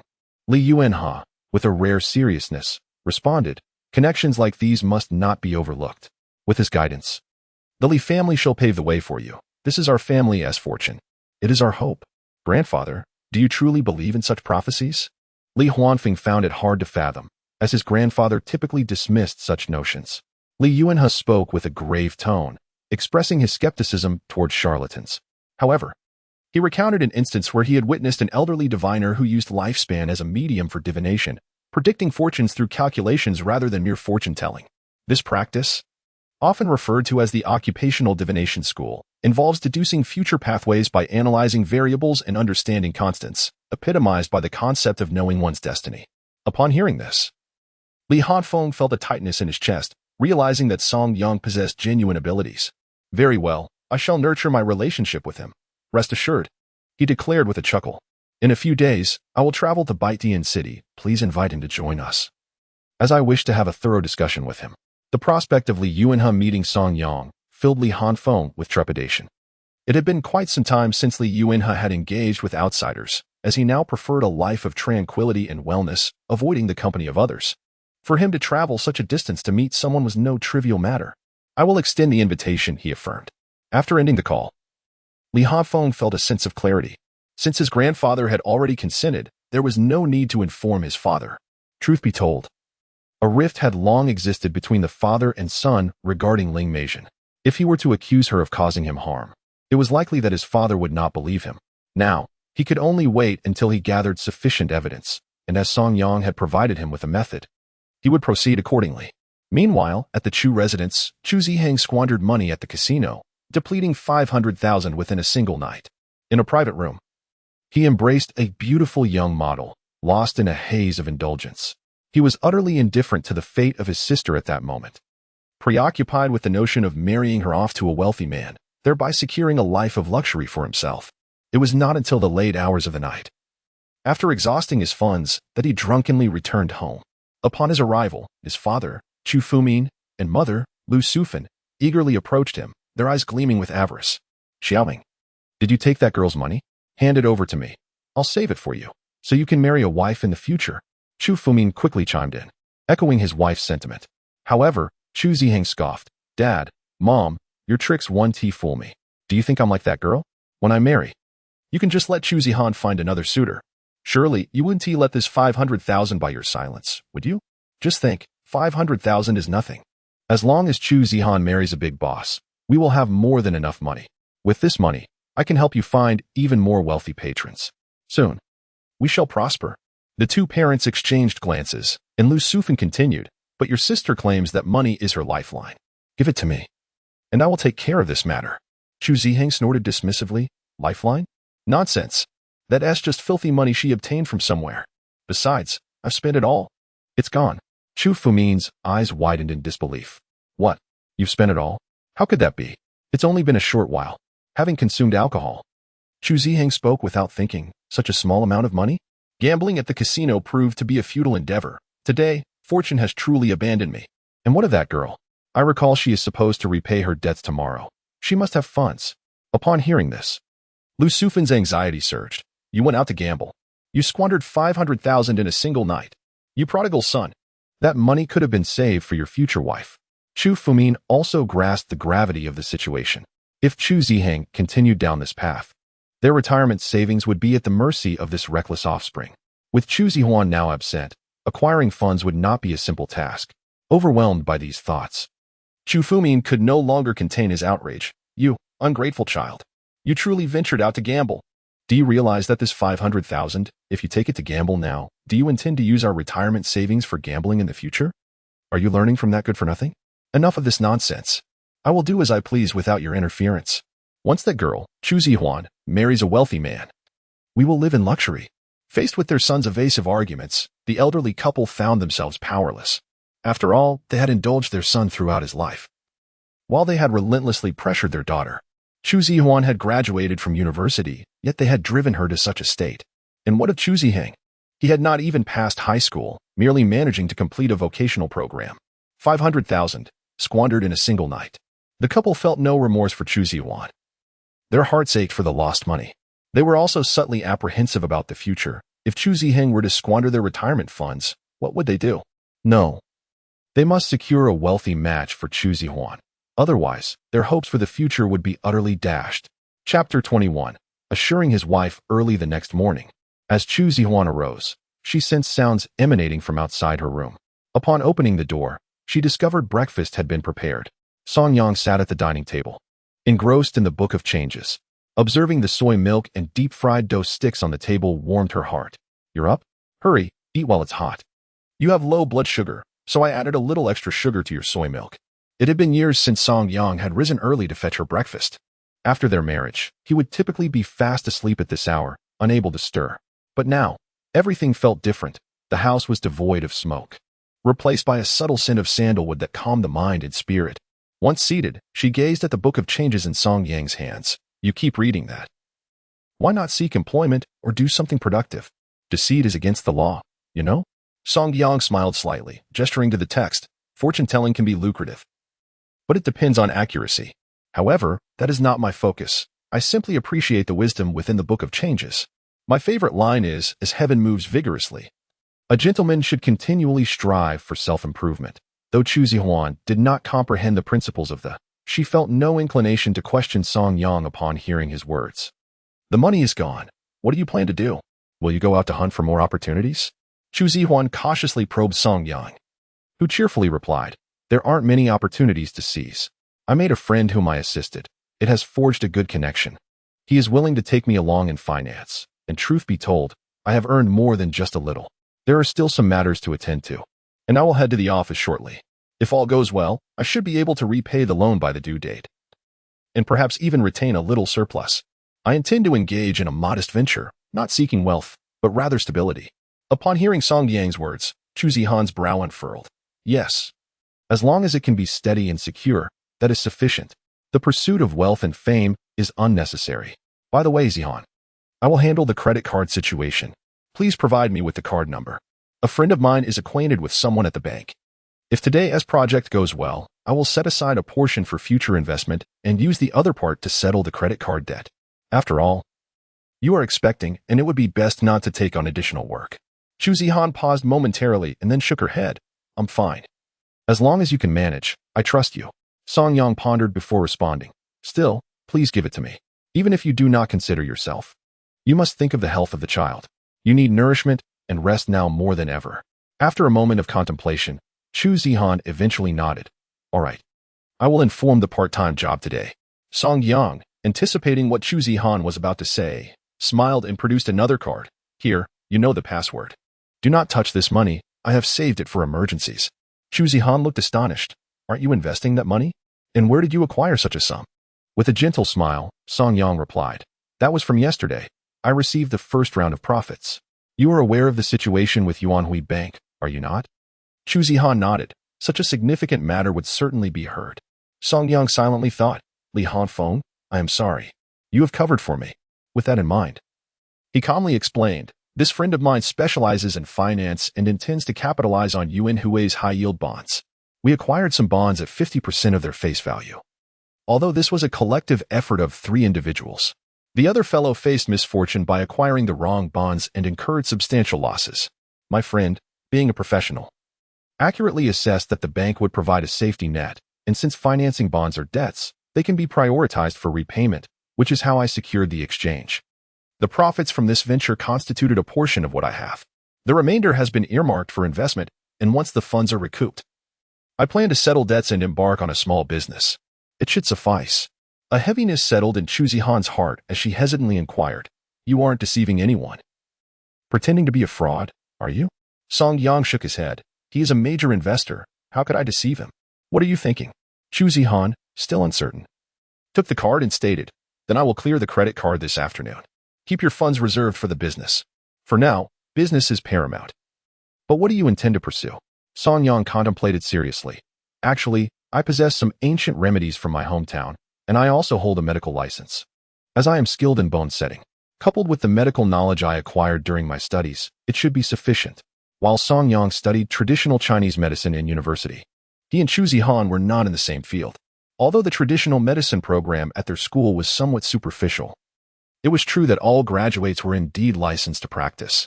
Indeed, Chu Zihan found Song Yang to be quite reliable. He had some knowledge of traditional Chinese medicine, operated a small clinic, purchased herbal remedies for health maintenance, and provided orthopedic services, which were sufficient to support his household. However, renting a shop and hiring staff would undoubtedly require a substantial amount of money. Song Yang chuckled knowingly. I have considered this. I lack confidence in my medical skills. It would be wiser to seek a storefront and explore the possibility of partnership. At the very least, I should find a seasoned master to guide me. Invest in the endeavor and learn diligently under their tutelage. Seeing Song Yang's grounded and steady demeanor, Chu Zihan felt as though she were in a dream. Song Yang was indeed evolving. He simply required someone to oversee and guide him. All right, pursue your ambitions. As for the finances, I will set aside what remains. Your endeavors are of greater significance. If I were to give birth, I would lack an income and would rely on you. Song Yang chuckled. Of course, as the father, I must shoulder this responsibility. I have another matter to discuss with you. I believe a friend of mine is quite principled and genuinely industrious. I wish to continue investing with him. I seek nothing more than to share in his success. He enjoys the feast, and I merely wish to savor the broth. Although Chu Zihan felt some apprehension, she recognized Song Yang's ambition. Given the current challenges in the physical industry, maintaining a household through the financial sector seemed a commendable choice. However, this realm bore significant risks, albeit it was preferable to gambling. At least this provided a livelihood. If he collaborated earnestly, there was potential for great advancement. What does your friend do? She inquired. He operates a bank. His name is Li Hanfeng. Remember those 10 gold ingots I had? I sold them to him as gifts for his elders. I heard they were exceedingly pleased, and additionally, I confided my troubles to him, successfully dissuading him from a potential calamity. This strengthened our bond. Chu Zihan was momentarily taken aback. Li Hanfeng, the vice president of Hefeng Bank? Song Yang nodded with a smile. Indeed, that is him. He is my benefactor, and he taught me that self-reliance is the key to progress. Gambling is but a fleeting illusion, a beautiful mirage that ultimately unveils itself as a deceit. He also made me realize how absurd I had been. Chu Zihan displayed a faint smile. I see. It seems you have indeed encountered a benefactor. It is wise to maintain a good relationship with him. Do not entertain any improper thoughts. We cannot afford to offend someone of his caliber. Song Yang nodded, softly assuring her, rest assured, I am fully aware. Chapter 22. The Art of Divination at Chu. In the office, Li Hafeng had arrived early. He feared that if Song Yang came and he was absent, it would reflect poorly on him. Little did he know, Song Yang was using him as a shield. In fact, the night before, he had conducted some research into Song Yang's background. The findings genuinely surprised him. How could such a remarkable individual be revealed as a gambler and a drunkard? It seemed rather implausible. Was it possible he was deliberately concealing something? Clearly, his past history had lost all significance. There is no reference value to be found. What he ought to focus on is the present and future of this individual. The grandfather's insight is undoubtedly infallible, and he has expressed the desire to personally test it. In contemplation, Song Yang, after bidding farewell to his wife in the morning, resumed his usual practice of divination at home before heading out. Upon arriving at Li Hanfeng's office, Li Hanfeng promptly rose to greet him. Brother Yang, you have arrived. In the presence of Song Yang, Li Hanfeng exhibited utmost respect, fearful of inadvertently displeasing him. Observing Li Hanfeng's demeanor, Song Yang smiled and remarked, Hanfeng, why such formality? Aren't we friends now? Li Hanfeng was momentarily taken aback, then quickly nodded in agreement. Yes, yes. We are indeed friends. As Li Hanfeng settled back down, he began discussing the stock market from the previous day, eagerly inquiring, so what is our plan for today? With a serious tone, Song Yang replied, I have indeed consulted the divination for you. Li Hanfeng was taken aback, instantly adopting a serious demeanor. What was the result? Song Yang calmly stated, risk and crisis coexist. If we succumb to insatiable greed, we shall face ruin. However, if we have a clear objective and act solely to achieve it, fortune shall favor us. Upon hearing Song Yang's words, Li Hanfeng felt an immediate sense of relief. Thank you, Brother Yang, for your guidance. Without you, I would have truly been at a loss. When shall we enter the market? Song Yang confidently asserted. We shall enter at the opening, disguising ourselves as Navi investors, surging in alongside them. Once the moment is right, we will seize the opportunity before our opponents can reel in their nets. Understood. Li Hanfeng responded, filled with renewed vigor. He no longer cared how Song Yang had discerned that this stock was manipulated by Ling Meizhen, nor did he concern himself with whether it was indeed her scheme. As long as he could fill the void, his objectives would be fulfilled. As the market commenced, Li Hanfeng immediately entered. Meanwhile, at her villa on the outskirts of the city, Ling Meizhen sat on the sofa, sipping red wine while observing the stock market with a smile. The funds she had invested yesterday were already yielding results. With a significant influx of Navi investors, the stock surged as if invigorated. All that remained was for her to wait for the opportune moment to reap her profits. In doing so, the funds she had appropriated could be laundered through the stock. And by this time tomorrow, she would be reveling in leisure abroad with her lover. As the stock price soared, Li Hanfeng's heart raced with anticipation. Since his entry, the stock had exhibited frenzied growth, even reaching its upper limit. The scene was utterly chaotic. In stark contrast, Song Yang appeared distracted. His thoughts far removed from the stock market, he was preoccupied with future endeavors. The stock was merely a short-term investment. His true aspirations lay in a long-term venture. The medical clinic was merely a means to reassure Chu Zihan, instilling a sense of security. In reality, his aim was to delve into pharmaceuticals, a sector known for its substantial profits. Most importantly, he possessed some ancient medicinal formulas from his past life, and he was confident that, if utilized, they could yield considerable gains. Moreover, one must not rest on their laurels. There are further ventures and short-term investments to consider. What could they be? With this thought, Song Yang produced a toothpick and commenced divination on the tea table. Before long, the signs revealed themselves. Li Hanfeng observed that the hexagram was the bihexagram. Oh, does it require collaboration? Song Yang inhaled deeply. If assistance were to be sought, he believed that only Li Hanfeng could provide it. Yet, what endeavor would necessitate his involvement? Suddenly, a realization struck Song Yang. Indeed there was something. Without Li Hanfeng, he would lack the entry privileges. However, this young scion of a financial consortium was a different matter altogether. If he could act in his name, perhaps a significant profit could be made. Thus, this wealth could catalyze his long-term investments. As he pondered, Li Hanfeng, Intrigued by what lay before, Song Yang inquired, "Is this divination?" Song Yang smiled and replied, "Indeed. This is divination. I perceive fortune-telling as drawing lots or using copper coins. How is this different from your method?" Pointing at the toothpicks on the table, he explained, "These are counting sticks, and while it is referred to as divination, it differs from fortune-telling.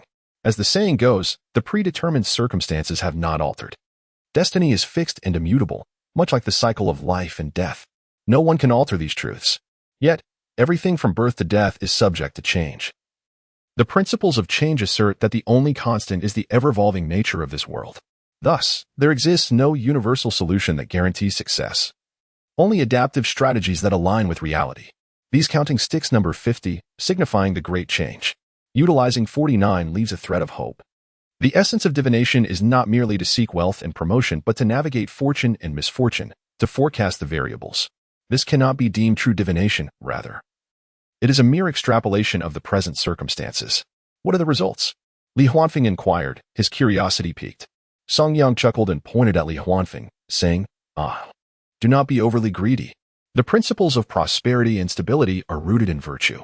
Engage in good deeds to reap benevolent outcomes, commit malevolent acts, and one shall face retribution. However, I have discovered a lucrative opportunity, though it is too early to disclose. The time is not yet ripe. This endeavor truly requires both of us to execute. When the moment arrives, I shall inform you, and together we shall amass wealth." Li Huanfeng nodded enthusiastically. "Very well. Contact me when the time comes. Whatever you propose, I shall follow without hesitation." This sentiment echoed true for him.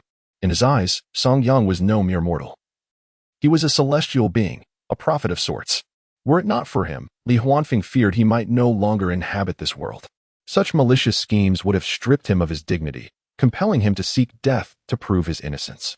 As time passed, 2 hours before the market closed, Song Yang abruptly rose and declared to Li Huanfeng, "Gather your resources. We must commence the netting process immediately. Not a moment can be wasted." Li Huanfeng, tense with anticipation, swiftly began executing the trades. In no time, all accounts were liquidated. Finally, Li Huanfeng slumped into the boss's chair, gasping for breath. How much had been earned? He felt utterly drained. Wanwei scrutinized the situation and exclaimed, "How is this possible? Mr. Song amassed nearly 10 million, while you have reaped a staggering 1 billion. Li Hanfeng immediately rose from his seat, hastening towards the computer. Indeed, Li Hanfeng had invested over 8 billion, yielding 10 billion in return. 18 billion lay dormant in his account. Meanwhile, Song Yang's tactics were even more audacious. He earned 1 million, and with 300,000 units. That equated to 1 million. Li Hanfeng was taken aback. Even a stock market deity would not engage in such maneuvers. Chapter 23. Hey, if you harm my wife.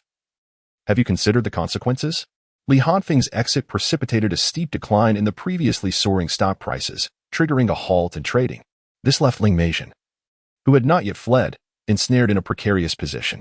At that moment, she was in her villa, indulging in intimate moments with a man, relishing their blissful union. When she finally felt it was time to return to her computer, she was utterly stunned to witness the market's abrupt nosedive. A substantial amount of capital had fled, leaving her shares ensnared. After the trading halt, attempting to escape would pose significant challenges. Just as she was at a loss, the villa's door was suddenly kicked open. Entering was none other than Li Chunyang. With the bank embroiled in such turmoil, it was impossible for him not to appear. Prior to his arrival, the elder had apprised him of the unfolding events, though reluctant to believe it. The sight of a naked man in the villa alongside the scantily clad Ling Meizhen spoke volumes. "Chunyang, let me explain," she cried. "Wretched woman." Slap. Li Chunyang paid no heed to her explanations, delivering a resounding slap. Ling Meizhen fell to the floor, clutching her face. Blood trickled from the corner of her mouth. Yet she dared not utter a word. Given her actions, there was no way Li Chunyang would allow her to remain unharmed. Zheng Chuang is dead, and you need not dwell on him. Do you comprehend what I'm saying? Ling Meizhen trembled in fear, unprepared for Li Chunyang's swift retaliation. Soon after, another figure entered, the ever-diligent Lu Yuan. Lu Yuan had uncovered numerous details during the pursuit of Zhang Chuyang. The latter, in fear, attempted to flee but met with an accident on a treacherous mountain road, a consequence of his own actions. As for Ling Meizhen, Li Chunyang's gaze bore a chilling intensity. But to kill her? What purpose would that serve? Lu Yuan, take her to a place where she will learn the true meaning of suffering worse than death. I never wish to see her again. Lu Yuan bowed respectfully. Understood, sir. I shall attend to it immediately. Ignoring Ling Meijian entirely, Li Chunyang approached the computer. Observing the market prices, a faint smile graced his lips. This lad can finally stand on his own. I need not wipe his mess any longer. At this juncture, an attendant inquired, Sir, shall we return to the company? Li Chunyang shook his head. There are matters abroad that require my attention. As for domestic affairs, inform everyone that Li Hanfeng is officially appointed as the executive director for the Pan-Asia-Pacific region, responsible for all matters therein. It is high time he contributes to the family instead of indulging in frivolity. When will he mature? Certainly, sir. I shall notify them at once. Li Hanfeng intended to hand over his capital to Song Yang, but Song Yang refused, choosing instead to keep only his profits, over 9 million. With this influx, Song Yang's assets had now reached a 7-figure sum. To be frank, he was already contemplating a change of residence. However, he still aimed for something of better quality. As his current funds were insufficient, he planned to save up for another venture with Li Hanfeng that would yield even greater rewards. At that moment, a call from Lu Yuan interrupted him, and the expression on Li Hanfeng's face was unmistakably one of excitement. Upon hanging up, he enveloped Song Yang in a hearty embrace, leaving Song Yang somewhat bewildered. What are you doing? I have a wife, he protested, pushing Li Hanfeng away with mild irritation. Li Hanfeng couldn't help but chuckle heartily. If I were a woman, I would undoubtedly marry you. Brother Yang, you are incredible. Ling Meijian has been captured. Song Yang was taken aback, then asked with suspicion, Captured? You guys are quick. Li Hanfeng's face darkened slightly. However, the old man does not intend to kill her. He has granted her a glimmer of hope. But she will certainly suffer. Since she is so shameless and fond of men, let her indulge this time. Given Song Yang's past, he understood the implication behind such words. Yet, he felt no urge to dissuade Li Hanfeng. Acts of kindness should not be confused with indulgence. Assisting someone in their wrongdoing does not constitute benevolence. Encountering a beggar, knowing full well they are deceitful, does not equate to an act of charity. Purchasing a truckload of fish only to release them is hardly virtuous. True benevolence stems from good deeds and righteous intentions, encapsulated in the principle of public good. As the saying goes, though the rain may fall generously, it does not nourish the rootless grass. The Buddhist path is vast but difficult for the unvirtuous to traverse. Doing good is not as simple as it seems, conversely. Relinquishing the bloody knife of wrongdoing is a formidable challenge. Song Yang felt no pity for Ling Meijian's tragic fate, nor did he applaud it. He could only acknowledge the principle of cause and effect. Retribution is inescapable. Glancing at the time, Song Yang remarked with a smile, My wife will be off work soon. I must head back. When the opportunity arises, I will call you. Li Hanfeng replied, All right, take care, Brother Yang. Let us keep in touch. He understood Song Yang's temperament well. The latter disliked flattery and sycophancy, and his demeanor was anything but ordinary. Yet, what kind of person was he, really? That remained to be seen. As Song Yang descended the stairs, he considered calling Chu Zihan, but was soon drawn to the sound of an argument. Following the commotion, he saw a crowd gathered around a Mercedes that seemed to have collided with an electric bike. The driver was confronting the other party with a sense of entitlement. Song Yang recognized the figure in the crowd and felt a pang of anxiety. It was Chu Zihan. Without hesitation, he plunged into the throng, wrapping his arms protectively around her. Are you all right, my love? His arrival instilled a newfound confidence in the previously helpless Chu Zihan. Her cheeks flushed with indignation as she pointed at the driver, Song Yang. Let us go. Upon seeing Song Yang, the other party displayed an air of arrogance, sneering, Who do you think you are? Get lost.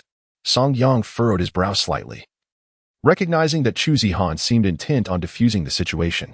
In an instant, he identified the person before him as Wei Feng, the department manager and Chu Zihan's immediate superior. Wei Feng arrogantly pointed at Chu Zihan, demanding, Chu Zihan, you need to compensate for the damages. We work for the same company. I do not wish to make this difficult for you. The repairs will cost 80,000 yuan. Hand over the money. Of course, if you lack the funds, I won't press you too hard. You can simply divorce your useless husband and give me the child. Not only will I waive this debt, but I will also provide some money for your parents and brother. As Wei Feng spoke, another figure emerged from the crowd, rushing over to assess the situation. Chu Zihan. What on earth happened? How did you crash the car? Upon seeing this person, Chu Zihan erupted in fury. Chu Zihang? Give me the money. You owe me money. You thief. Chu Zihang was taken aback by his sister's frantic outburst. Her accusations and anger left him feeling somewhat unsettled. This was not the script they had planned. Why was she behaving this way? Historically, Chu Zihan had always been submissive. What had changed today? Little did he know, her past compliance was born out of helplessness. No one had ever stood by her side, but now things were different. She was aware that someone would support her. And although uncertain of how dependable that support might be, it infused her with boundless courage. How dare you speak such nonsense? Chu Zihan, enraged and humiliated, lunged at his sister, raising his hand to strike her. Chu Zihan, terrified, closed her eyes, bracing for the blow. Just then, Song Yang sprang into action. With a resounding thud, he kicked Chu Zihan, causing him to collapse onto the ground, gasping for breath as he nearly vomited from the force of the impact. Subsequently, Song Yang placed his foot firmly on the back of Chu Zihan's head, declaring, "Hey, did you consider the consequences of striking my wife?" Chapter 24, Brother Yang. Are you all right? The atmosphere was as formidable as a mountain, and Chu Zihan could hardly fathom the transformation of the once ineffectual Song Yang. What had happened to him? Chu Zihan attempted to lift his head, but found himself utterly unable to do so. Despite being Chu Zihan's brother, as long as she did not intervene, Song Yang felt no hesitation. In his previous life, he had let Chu Zihan off the hook. This time, he would not allow anyone to bully his wife. He had no intention of tolerating it any longer. Meanwhile, Wei Feng, witnessing Song Yang's aggression, pointed at him with a cold reprimand. "So you are the so-called waste? Huh. You show some spirit, but what does that matter? Before me, you are nothing but a pile of garbage." Without even glancing at him, Song Yang casually replied, "Wasn't it you who suggested my wife terminate her pregnancy, divorce me, and compensate for the car damages?" Chu Zihan instinctively wanted to intervene and stop Song Yang. But as she opened her mouth, she hesitated and ultimately withdrew her objection. Let it be. Whatever happens, happens. Suddenly, she resolved within herself. Song Yang was fighting for her.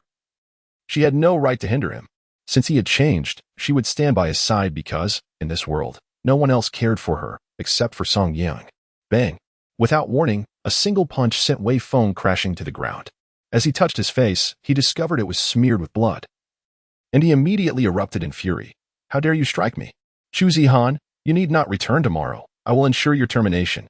However, Song Yang remained unfazed. He stepped forward and retaliated with a series of slaps. Slap, slap, slap, slap. The blows rained down relentlessly, as if they were without cost, showing no signs of cessation. In mere moments, Wei Feng resembled a battered pig. At that instant, the bank's lobby manager, accompanied by a group of security personnel, rushed out. "Stop," the manager bellowed. Wei Feng was representing the company and was one of his key clients.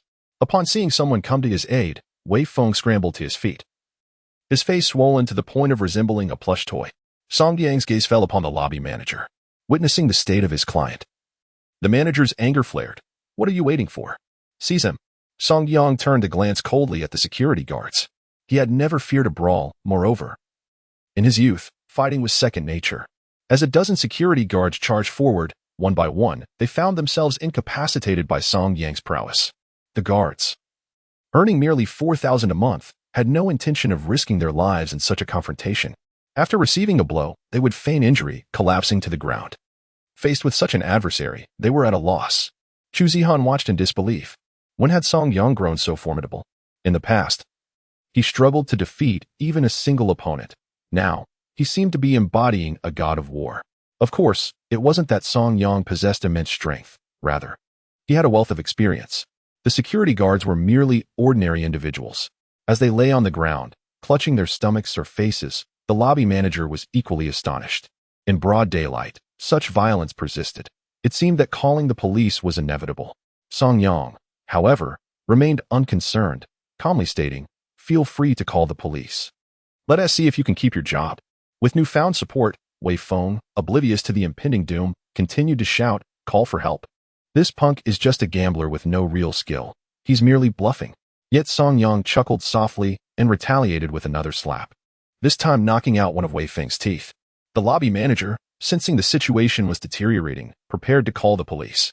However, just as he retrieved his phone, it was struck from his hand and shattered underfoot. "How dare you strike me, you insolent fool?" The manager fumed. Today had begun so well, once the loan was finalized. His performance metrics would soar. Little did he expect such misfortune, encountering individuals so reckless. As he turned to see who had struck him, he was taken aback. It was none other than Li Hafeng. Realizing who had appeared, The lobby manager immediately began to complain. "Mr. Li, look at this ruffian. He is utterly arrogant." I was merely attempting to call the police. Upon hearing the lobby manager address Mr. Li, Wei Feng immediately cried out, "Mr. Li, you must advocate for me. These two rascals have gone too far.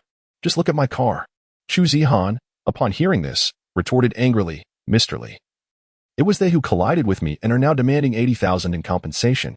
I have not damaged anything, yet they insist on this sum. They even pressured me to divorce and to terminate my pregnancy." The lobby manager did not inquire further but proceeded to apprehend my husband. Li Huanfeng furrowed his brow and directed his gaze at the lobby manager. "Is this the case?" The lobby manager quickly waved his hands. "No. Manager Wei is a client of our bank, and they have a loan. I am here to assist the client."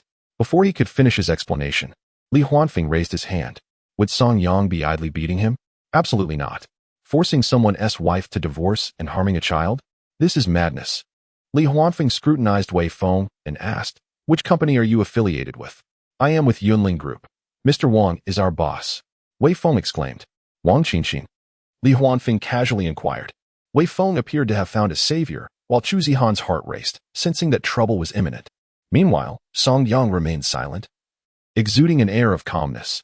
Upon hearing Wei Feng's words, Li Huanfeng ceased his inquiries and approached Song Yang, asking, "Brother Yang, are you unharmed? Brother Yang?" This statement left everyone stunned. Chu Zihan was taken aback, looking at Li Huanfeng and then at Song Yang, suddenly recalling something. Li Huanfeng? Is this the same Li Huanfeng? Isn't he an esteemed benefactor of Song Yang? Why is he treating Song Yang with such courtesy?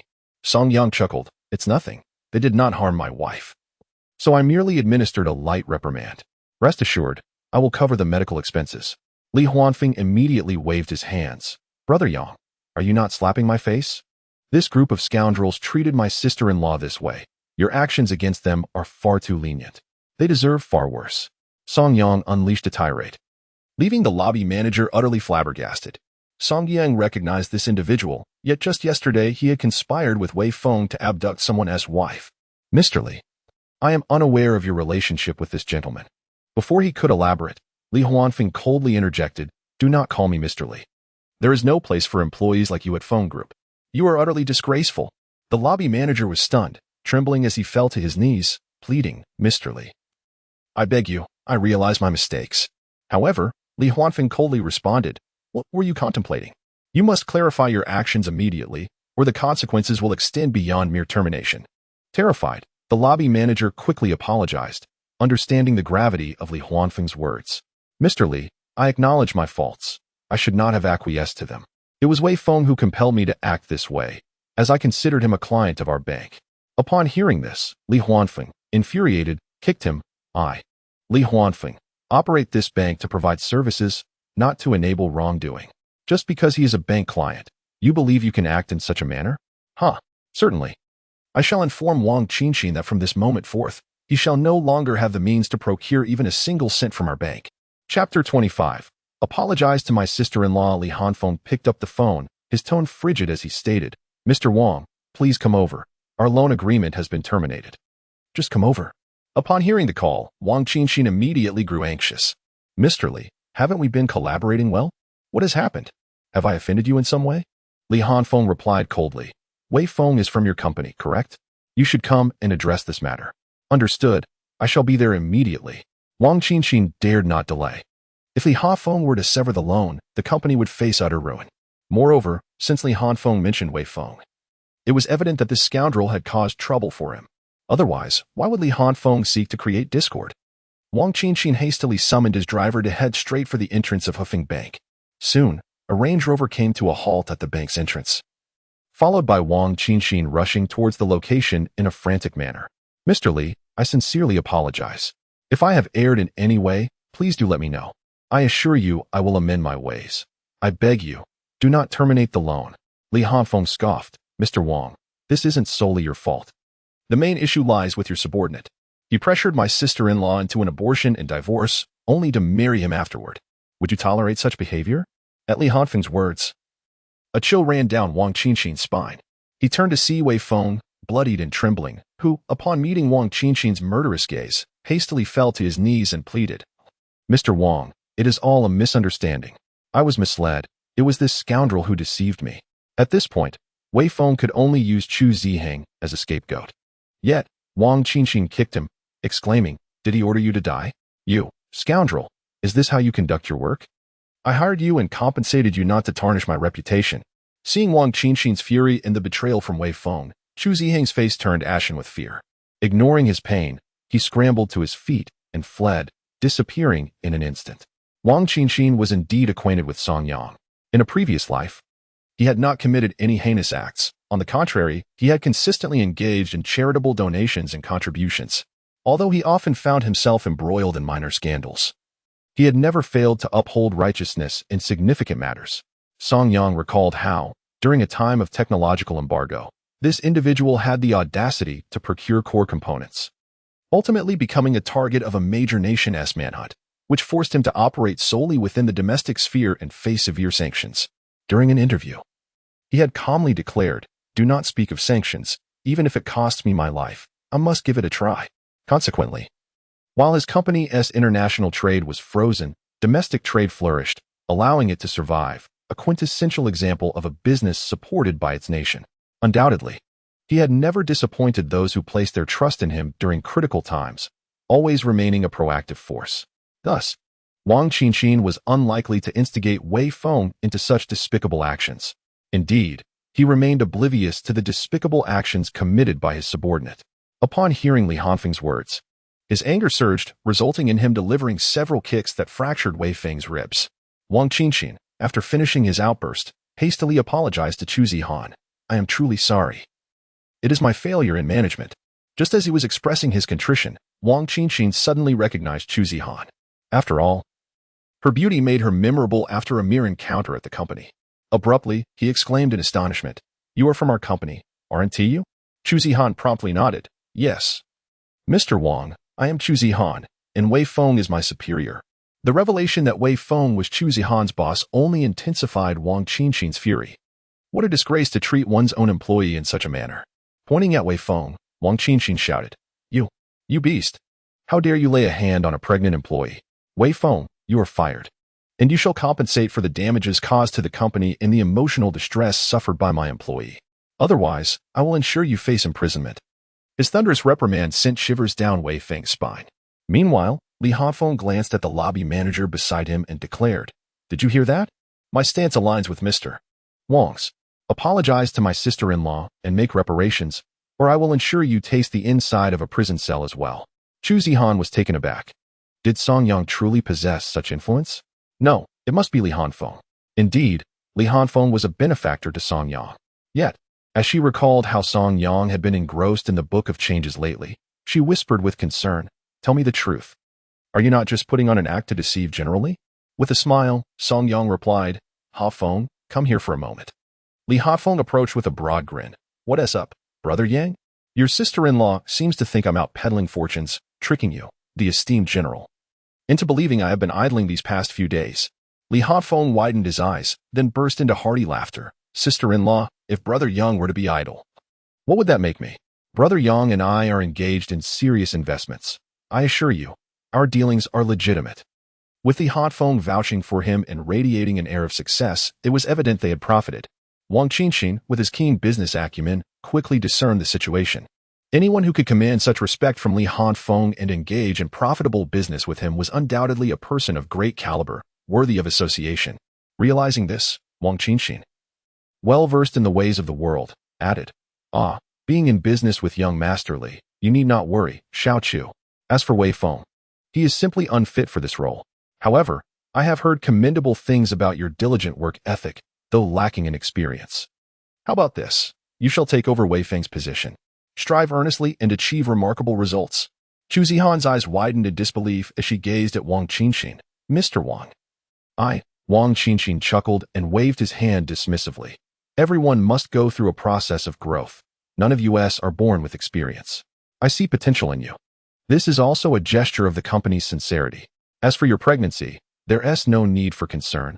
We will follow the usual procedures and grant you maternity leave. Alas, as long as you do not blame us for not identifying and stopping this beast's malice sooner." Chu Zihan felt a sudden warmth in her eyes. It had been a long time since anyone had shown such genuine concern for her. I will certainly work hard and not disappoint you, Mr. Wang, she vowed. However, she was acutely aware that Wang Qinxin's kindness stemmed from his regard for Li Hanfeng. Yet, what could possibly motivate Li Hanfeng to assist Song Yang? Doubts swirled in her mind, yet she hesitated to voice them. Nonetheless, she firmly believed that Song Yang lacked the capability to warrant such support from Li Hanfeng. Was it conceivable that Song Yang had aided Li Hanfeng in some unsavory endeavor? A pang of anxiety gripped her heart, and she resolved to persuade Song Yang in the future to refrain from actions that could jeopardize his prospects. Chapter 26. Brother Yang. I have a second-hand car. With the tumult subsiding, Wei Feng could only resign himself to misfortune, compensating Chu Zihan, though she declined to accept any money, fearing retribution. He chose to confess, hoping it would placate Li Hanfeng. As for Chu Zihan's credit card, Li Hanfeng intended to forego it, but with both parties firmly insisting, he had no choice but to personally request the teller's assistance. Ultimately, all penalties and late fees were waived, and only the principal amount along with standard interest was collected, totaling 130,000. Upon settling her credit card, Chu Zihan felt as though she were in a dream. However, her worry soon resurfaced. While her credit card was cleared, what would become of Song Yang's debts? The deadline for repayment loomed just days away. He had entrusted her with the funds.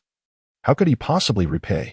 Guilt washed over her as she observed Song Yang assisting Li Hanfeng with the electric scooter, which had already broken down, rendering it unrideable. Brother Yang, this electric scooter is beyond repair. Why not let my sister-in-law use my car? After all, she is a department manager. Having a vehicle would certainly be convenient for her. Song Yang contemplated this before responding with a smile. She definitely cannot have it. I should buy her a small car instead. Driving a luxury vehicle would surely keep her awake at night. A modest family sedan would suffice. Upon hearing this, Li Hanfeng immediately grasped the implication. Both Song Yang and Chu Zihan were remarkably understated individuals. Suddenly, a memory struck him. He owned a second-hand car that he had purchased for leisure. It was an automatic luxury Toyota 86, acquired from the port. Wang Wei, lacking automotive knowledge and pressed for time, mistakenly believed an automatic transmission would be preferable and thus selected an automatic Toyota 86 for Li Hanfeng. This choice had become a source of amusement among his friends for quite some time, who, after all, would opt for an automatic Toyota 86. It was commonly known that such a vehicle was meant for manual driving, and the automatic version, especially the 2.0 naturally aspirated model, seemed a rather extravagant misstep. Nonetheless, Li Hanfeng refrained from criticizing Wang Wei, as she had been a diligent and loyal employee for many years. Moreover, since the car was not particularly expensive, it had remained untouched in the garage. Brother Yang, I possess a second-hand car that I purchased for just over 200,000. Perhaps it could be suitable for my sister-in-law. Now, it holds little value. I face ridicule for driving an automatic 86 myself. Song Yang gazed at Li Hanfeng in surprise, not realizing he had experienced such an embarrassing predicament. Indeed, for Li Hanfeng, the car was hardly a financial concern, particularly since it was second-hand. What price do you seek? I shall cover it. Li Hanfeng waved his hand dismissively. Isn't this a slap in my face? This thing has been sitting in my garage untouched. You can let your sister-in-law drive it away. Just consider it helping me deal with this embarrassing situation. Every time a friend sees this car in my garage, I get mocked. I even contemplated smashing it. I can't sell it. Who would buy this broken automatic if they want to play with an 86? Song Yang pondered for a moment and, given his relationship with Li Hanfeng, did not refuse. After all, the car could be purchased for around 200,000 now. He could manage it, and considering the favors owed, there would likely be ample collaboration between him and Li Hanfeng. There was no need for concern about that. Thus, Li Hanfeng nodded. All right, I will speak to your sister-in-law. With a cheerful tone, he continued, Great, I'll let Wang Wei know to bring the car over. No need. I'll come to pick up the car in a few days. It's getting late, and she just had a scare, so I'll take her home first. Li Hanfeng did not object, but nodded in agreement. After leaving the bank, in the taxi, Chu Zihan began to worry about Song Yang. It wasn't until they returned home that she seriously asked, Song Yang, tell me the truth. What exactly are you doing with Mr. Li? Song Yang was taken aback. Was Chu Zihan concerned for him? I'm just doing some stock trading with him. Nothing much. Why? Chu Zihan contemplated for a moment before continuing. So why is Li Hanfeng so supportive of you? It can't just be because you hit it off? Song Yang chuckled and nodded. Indeed, it can't just be that, nor can a few ancient coins make me a valued guest. The key is, I've been incredibly lucky, you know? I inadvertently stumbled upon a matter. His stepmother is plotting against him. so I casually mentioned sensing misfortune coming his way. But at that moment, I was just trying to help him protect himself. I couldn't exactly say I stumbled upon it, could I? That wouldn't bode well for me either. Chu Zihan nodded, realizing that such an explanation would raise suspicions. They might question whether he was in cahoots with Li Hanfeng's stepmother. Song Yang continued to explain. So, based on my analysis of the situation, I deduced the other party's movements, and it turned out I was completely right. I can say I inadvertently pulled Li Hanfeng from the fire. His kindness towards me is only natural. Song Yang still refrained from disclosing the full truth. Of course, he didn't intend to deliberately hide it from Chu Zihan. That would be utterly unconvincing. He believed that perhaps in the future, he could prove himself through action, and when the time came, he would certainly tell her everything. He needed to be forthright about everything to compensate his wife properly. However, that moment was still far off, so he opted for more convincing words to reassure Chu Zihan. I see. So what will you do moving forward? Keep deceiving him? Song Yang shook his head. I'm not deceiving him. I genuinely wish to befriend him. And I am indeed studying the I Ching, having come to understand many principles I previously did not. If it weren't for the real assistance of the I Ching, I wouldn't have succeeded. Thus, I'm not a fortune teller scamming money. Rather, I am applying the principles learned from the I Ching to support my entrepreneurial endeavors. I haven't asked him for a single penny. All the money I've earned is through my own efforts. Let me put it this way. The money I earn is not gained through unscrupulous means, so you need not worry. Throughout my life, I shall no longer entertain the notion of opportunities falling from the sky, nor shall I ever indulge in gambling. Chu Zihan was filled with emotion. She realized that Song Yang had indeed undergone significant transformation. I do not doubt you. I simply wish for you to understand how rare your ability to change truly is. I do not want you to revert to your old ways. Song Yang smiled gently and took Chu Zihan's small hand. I understand, rest assured. I assure you that the person I once was is no more. Instinctively, Chu Zihan withdrew her hand, her heart racing. She then glanced at the pained expression in Song Yang's eyes. I will tidy up the house. Yet, upon standing, she discovered that there was nothing in need of her attention, and her face flushed as she retreated to her room. This left Song Yang unable to suppress a wry smile and a shake of his head. Clearly, winning Chu Zihan's acceptance would be a long and arduous journey. However, after waiting for so many years, a few more days were of little consequence to him. With this thought, Song Yang turned his attention to preparing dinner. Little did he know that while he was wholly devoted to caring for his wife, trouble was brewing with Chu Zihan. Chapter 27. Fractures. Chu Zihan had been frightened away, and an unsettling feeling lingered within him. The mere thought of Li Hanfeng's unexpected appearance was enough to make him feel unfortunate, having allowed the worthless Song Yang to seize an advantage. With this, the opportunity to catch a big fish like Wei Feng slipped through his fingers. He would now need to find another wealthy benefactor for his sister. To Chu Zihan, the idea that Song Yang could change and rise again was as ludicrous as a sow climbing a tree. A good-for-nothing remains a good-for-nothing, incapable of transformation throughout his lifetime. In truth, after Song Yang left all those years ago, he ceased to inquire about the Chu family, showing no interest in whether they lived or died. He had only heard later that the Chu family had fallen into dire straits, with both elderly parents passing away in a nursing home, reportedly due to maltreatment by caregivers. As for Chu Zihan, it seemed he had long ago fallen victim to his gambling debts and was dealt with by his creditors.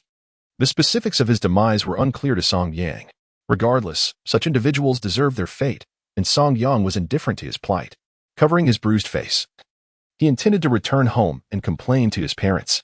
However, upon entering, he found that his parents did not appear surprised by his condition. After all, engaging in debauchery and gambling often leads to such consequences. Chu Fumin continued to sit in the living room, engrossed in the television, while Lu Sufan rested in the bedroom. Oh, Dad, won't you do something about that wretched girl? She actually allowed that good-for-nothing to beat me. Look at my injuries. Chu Fumin cast a glance at Chu Zihan and scoffed. You stole that girl's money. It's a miracle Song Yang didn't retaliate. Did you not hear your sister say that was her lifeline? Chu Zihan, feeling aggrieved, covered his face and exclaimed, Dad, look at what I've endured. Are you not going to say anything? What should I say? Did you receive a single penny of the 500,000? Faced with his son's grievances, Chu Fumin had no intention of intervening. After all, he had not received a single cent from that sum. It was not that he cared for Chu Zihan. Rather, he was infuriated that Chu Zihan had stolen money and offered nothing to him, which provoked his ire. 500,000. He squandered it all. Chu Fumin realized that if he wanted to secure his old age, he must be wary of his son. Otherwise, his savings for burial would be entirely wasted. Noticing that Chu Fumian was ignoring him, Chu Zihan proceeded to complain to his mother, Lu Sufan. "Mom, look at what that wretch did to me." Unexpectedly, Lu Sufan paid him no heed and merely remarked with indifference, "Aren't you still able to move? Mom, why don't you care about me? I was beaten to a pulp by that good-for-nothing." "Humph, that good-for-nothing still knows to give money to that girl, but what about you? You received 500,000 and wasted it all. Did you ever think about us while spending? Just think, if you had saved that money for your future wife, it would have been wonderful. Instead, you squandered it all in one night. You prodigal son, if you waste money like this now, will you also squander our burial funds in the future?" Faced with his mother's accusations, Chu Zihan was left speechless. No wonder Chu Zihan doesn't want to stay at home. You care for nothing but money. You only think of hoarding wealth for yourselves. Infuriated, Chu Zihan lashed out at his parents, only to receive a disdainful look from his mother.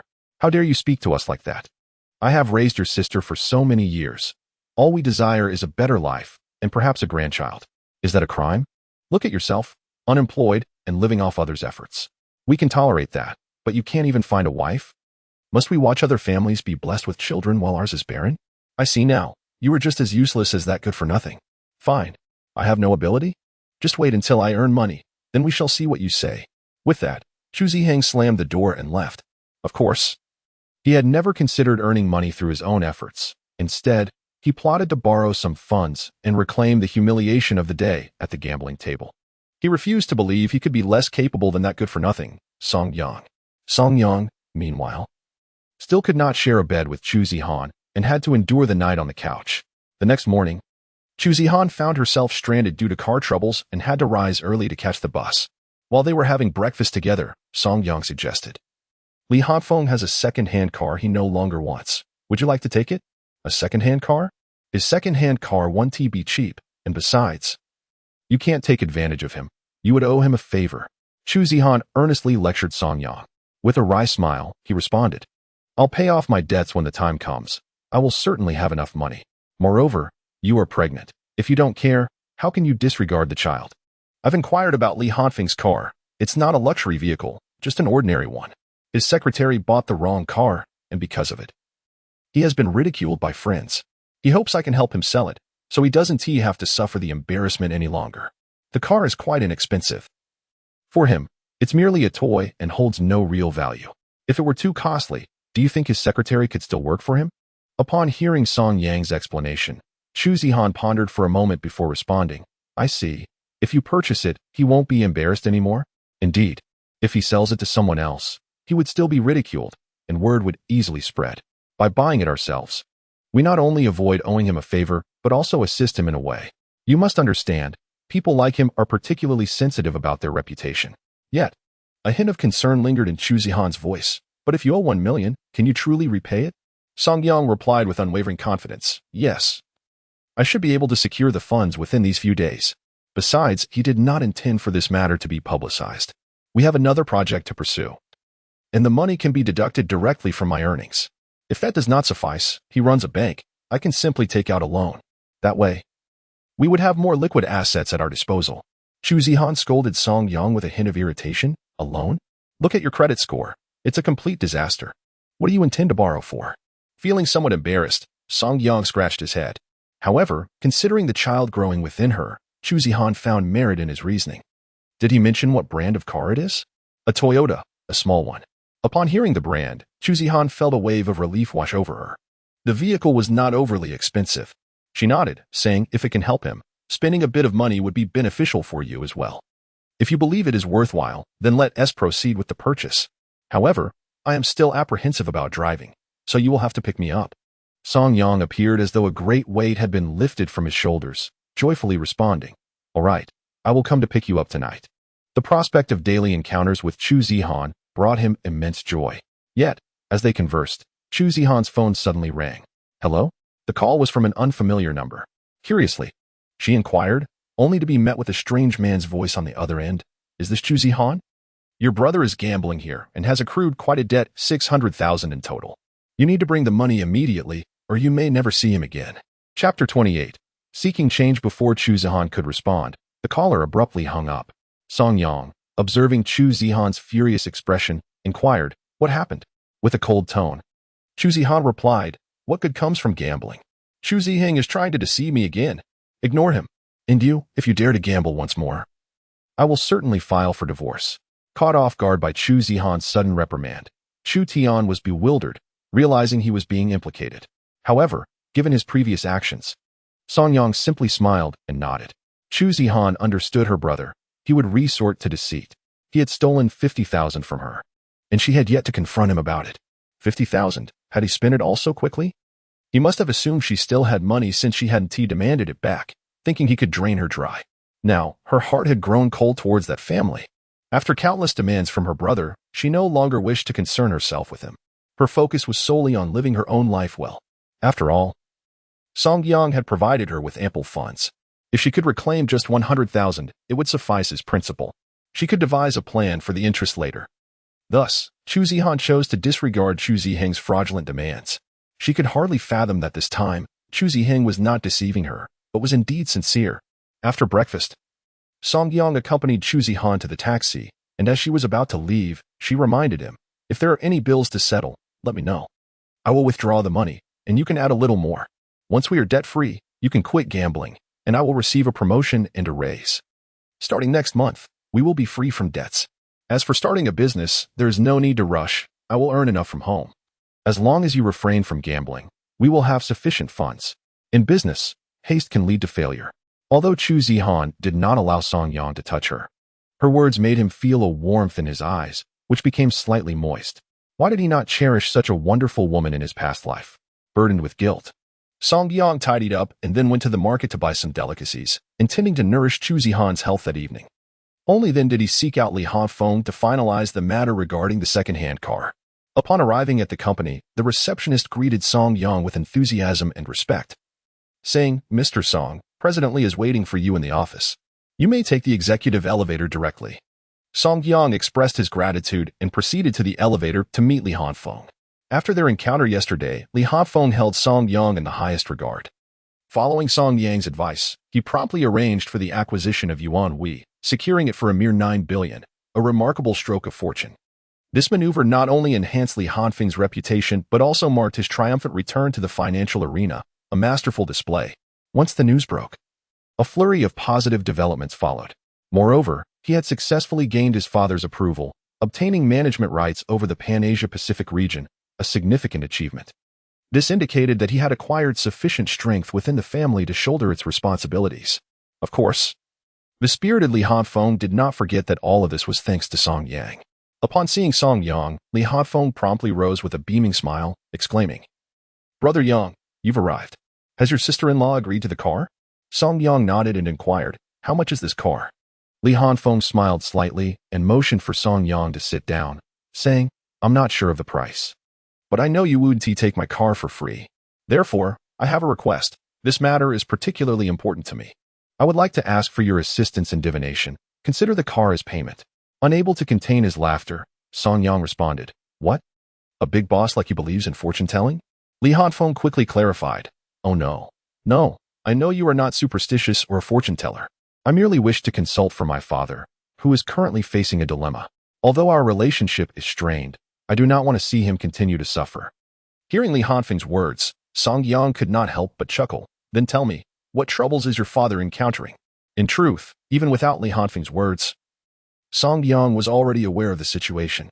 This was something Li Hanfeng had once confided in him. His father, Li Chunyang, in his hubris, sought to expand business in Europe, only to be outmaneuvered by investors. As of now, he had yet to fall into the trap. However, in a month or so, he would likely find himself entangled in their schemes. At present, he merely encounters obstacles. As time passes and hope remains elusive, those individuals will inevitably emerge, offering him the illusion of hope and leading him into their trap. These are seasoned deceivers who would never transform into saviors at the first sign of trouble. For Li Chunyang, he is no fool. Having navigated the tumultuous waters of the financial industry for quite some time, he knows that without a modicum of intelligence, he would have long since been reduced to begging. Once Li Hanfeng finished recounting the situation, Song Yang refrained from speaking directly, instead opting to consult the divination. The resulting hexagram, upon analysis, was the SH hexagram. There were two changing lines, specifically the fourth and sixth lines, leading to the transformation into the Weiji hexagram. Song Yang calmly pointed to the table and began his analysis. Your father currently embodies the SH hexagram. SH signifies military forces, while KN represents water and danger. In conjunction with your description of the current circumstances, this suggests a predicament fraught with hidden perils. It does not concern geography, but rather involves human conflict. KN symbolizes the earth and represents compliance, implying that military action should be a last resort for the wise. However, it can effectively resolve conflicts when aligned with the prevailing circumstances, as a justified military action can transform misfortune into fortune. Therefore, to break free from this deadlock, the primary force must act with authority, compelling the opposing side to acquiesce. A balanced approach is essential to convert danger into safety. Otherwise, it remains a precarious situation. Li Hanfeng felt a jolt of alarm at the mention of a precarious situation. Song Yang nodded, using his finger to trace the water and drawing the 6 lines. Observe. KN is above and KN below. The changing lines are in the 4th and 6th positions, indicating they are in their rightful place. The celestial count is 25. The terrestrial count is 30, summing to 55, with even numbers representing yin and odd numbers representing yang. The fixed count is determined by 7 and 8, while 6 and 9 are variable. This hexagram, ascending from the bottom, yields the numbers 8, 7, 8, 6, 8, 6, resulting in a total of 43. Subtracting 43 from 55 gives us 12. Let us count from the bottom upwards. Song Yang raised his hand to begin counting, pausing at the 6th line before counting back, marking each step again. Ultimately, his finger landed on the initial line. Here lies the principal line. The interpretation states, the army departs with regulations, the adverse outcome is ominous. Thus, this is the line your father has received. If he conducts himself with principles and adheres to regulations, all will be well. However, if he veers off course, it will spell disaster. Li Hanfeng listened intently, captivated by the discourse. He then inquired, how can my father resolve this predicament? Without haste. Song Yang pointed to the 4th line. The line representing people undergoes change, and thus the heavenly line must also shift. This indicates that your father must prioritize his moral integrity and ideology for the divine mandate to alter. Destiny is not fixed but subject to change. The current situation reflects an unyielding stance, engaging with dubious individuals, which may lead to his downfall. To break the deadlock, he must initiate self-reflection, enforcing discipline within his team and relying on collective strength, akin to an army vanquishing its adversaries. This is the key to his escape from the crisis. As for the transformed hexagram, it signifies the future, represented by the Weiji hexagram. Its interpretation states, success is possible. A little fox may achieve its goal, but must whet its tail without profit. Li Hanfeng was perplexed, asking, what does that mean? Song Yang smiled slightly. It implies that even if success is attained, little benefit will be derived. It may be wiser to abandon the current objective and explore alternate directions. The point of resolution may no longer lie in Europe. Perhaps the Middle East could present a viable opportunity. Li Hanfeng was taken aback. He had not anticipated that the proposal put forth by Song Yang was precisely what he had in mind. This indicated that his judgment was indeed correct. However, it did not take long for Li Hanfeng to feel troubled once more. Did he not know his father's temperament? If his father were amenable to listening, this situation would not have arisen in the first place. Yet Song Yang smiled faintly and remarked, I happen to have an opportunity for you to prove yourself. This would empower you to persuade your father and have him entrust this matter to you. Li Hanfeng's excitement surged. Really? What opportunity? This is of monumental importance to me. No, to our Li family. Song Yang smiled mysteriously. Do you recall the opportunity one mentioned? We can discuss it now. Chapter 29. Seizing futures. Although Song Yang spoke in enigmatic terms, Li Hanfeng held steadfast belief in him, setting aside the fact that he articulated the divination with remarkable clarity. It was evident that he was no mere charlatan. He had no faith in the sort of fortune-telling that claimed to predict the future with a mere snap of the fingers.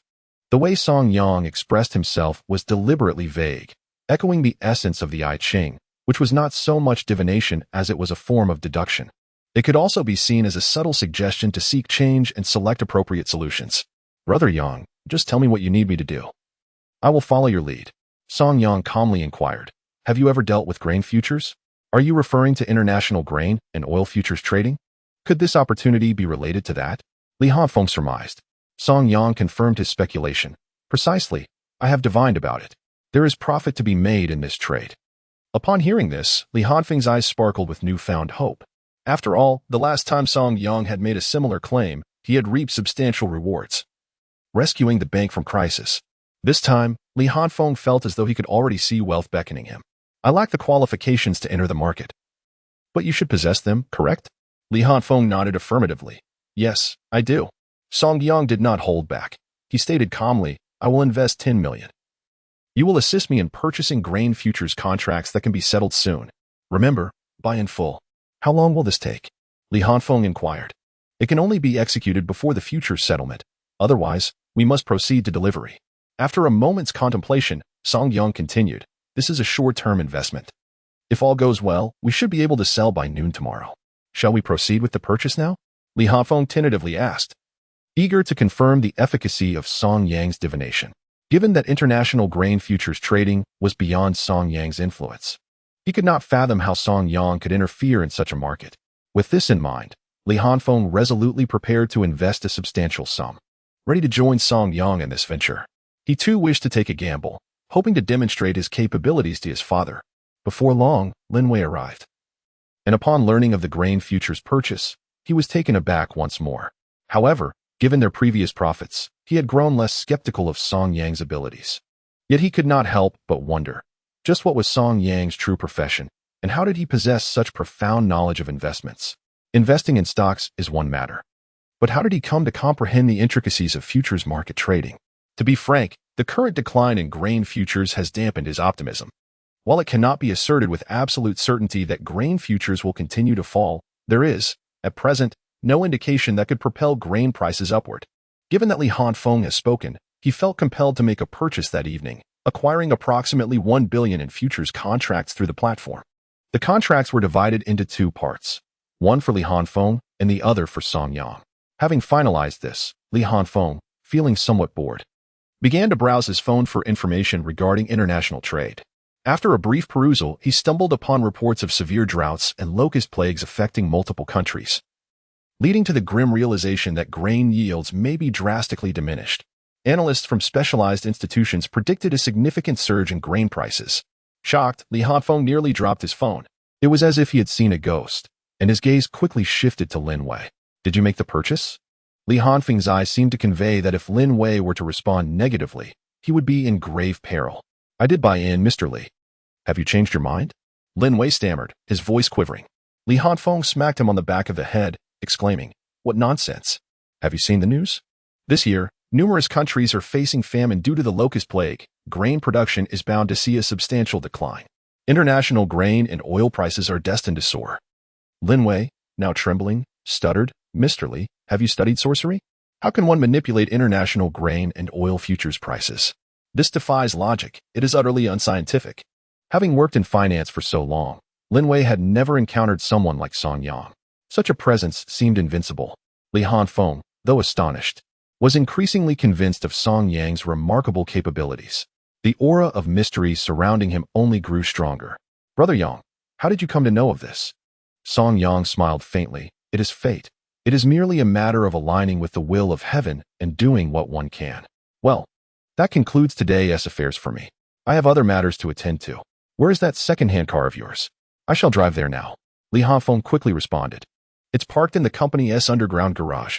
I will take you there right away so we can complete the transfer. Gifting Song Yang a second-hand car worth over 200,000 was, to be honest, somewhat embarrassing for him. However, apart from this vehicle, it seemed that Song Yang had little else he could accept. Moreover, the current Song Yang was certainly not in need of a luxury car. With this thought, he accompanied Song Yang to the underground parking garage, bringing along all necessary documentation and introducing him to the awaiting 86. This car, aside from being an automatic, was quite commendable. Although it lacked the thrill of spirited driving, it was still suitable for casual use.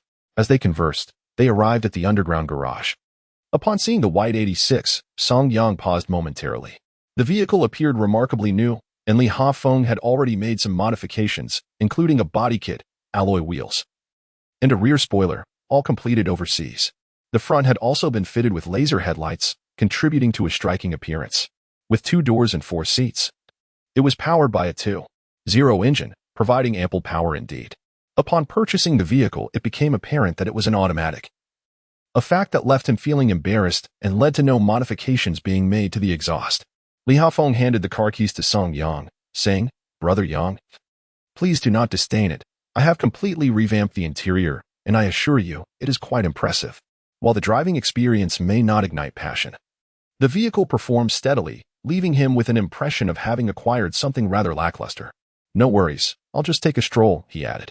Song Yang remained silent as he entered the car, discovering that Li Hanfeng had upgraded everything possible: the central console, steering wheel, and seats. The modifications were indeed commendable, indicating that a substantial amount of money had been invested in the car. Take, for instance, the 4 forged wheels, which alone were a sight to behold. As Song Yang started the engine, the petite white car emerged from the underground parking lot. True to Li Hanfeng's words, the vehicle's power was impressive. It felt securely anchored to the ground as it drove. The car, originally valued at over 200,000, had been transformed into something nearing 500,000. A remarkable feat in itself. Song Yang drove directly to the vehicle administration office, where Li Hafeng had enlisted the help of a professional intermediary to facilitate the transfer of ownership. Upon completing the necessary paperwork, the car was officially registered in Song Yang's name. This vehicle would serve the couple well, and there would be no issues with Chu Zihan driving it. After all, it was compact and offered commendable maneuverability, its appearance inconspicuous enough to evade ridicule. For everyday use, it was more than adequate, and Chu Zihan would surely not concern herself with its handling. After driving the 86 back, Song Yang dropped Li Hanfeng off at the company and glanced at the time, almost 2 o'clock. He still needed to return home to prepare soup for Chu Zihan before picking her up from work. At that moment, nothing seemed more pressing than this task. However, unbeknownst to Song Yang, Chu Zihan was having a rather challenging day. Chapter 30. Whispers behind her back throughout the day. The employees in the company regarded Chu Zihan with a certain peculiarity. Whispers circulated behind her back, fueled by the recent scandal involving Wei Feng. His disgraceful behavior had cost him his job, a situation that piqued everyone's curiosity.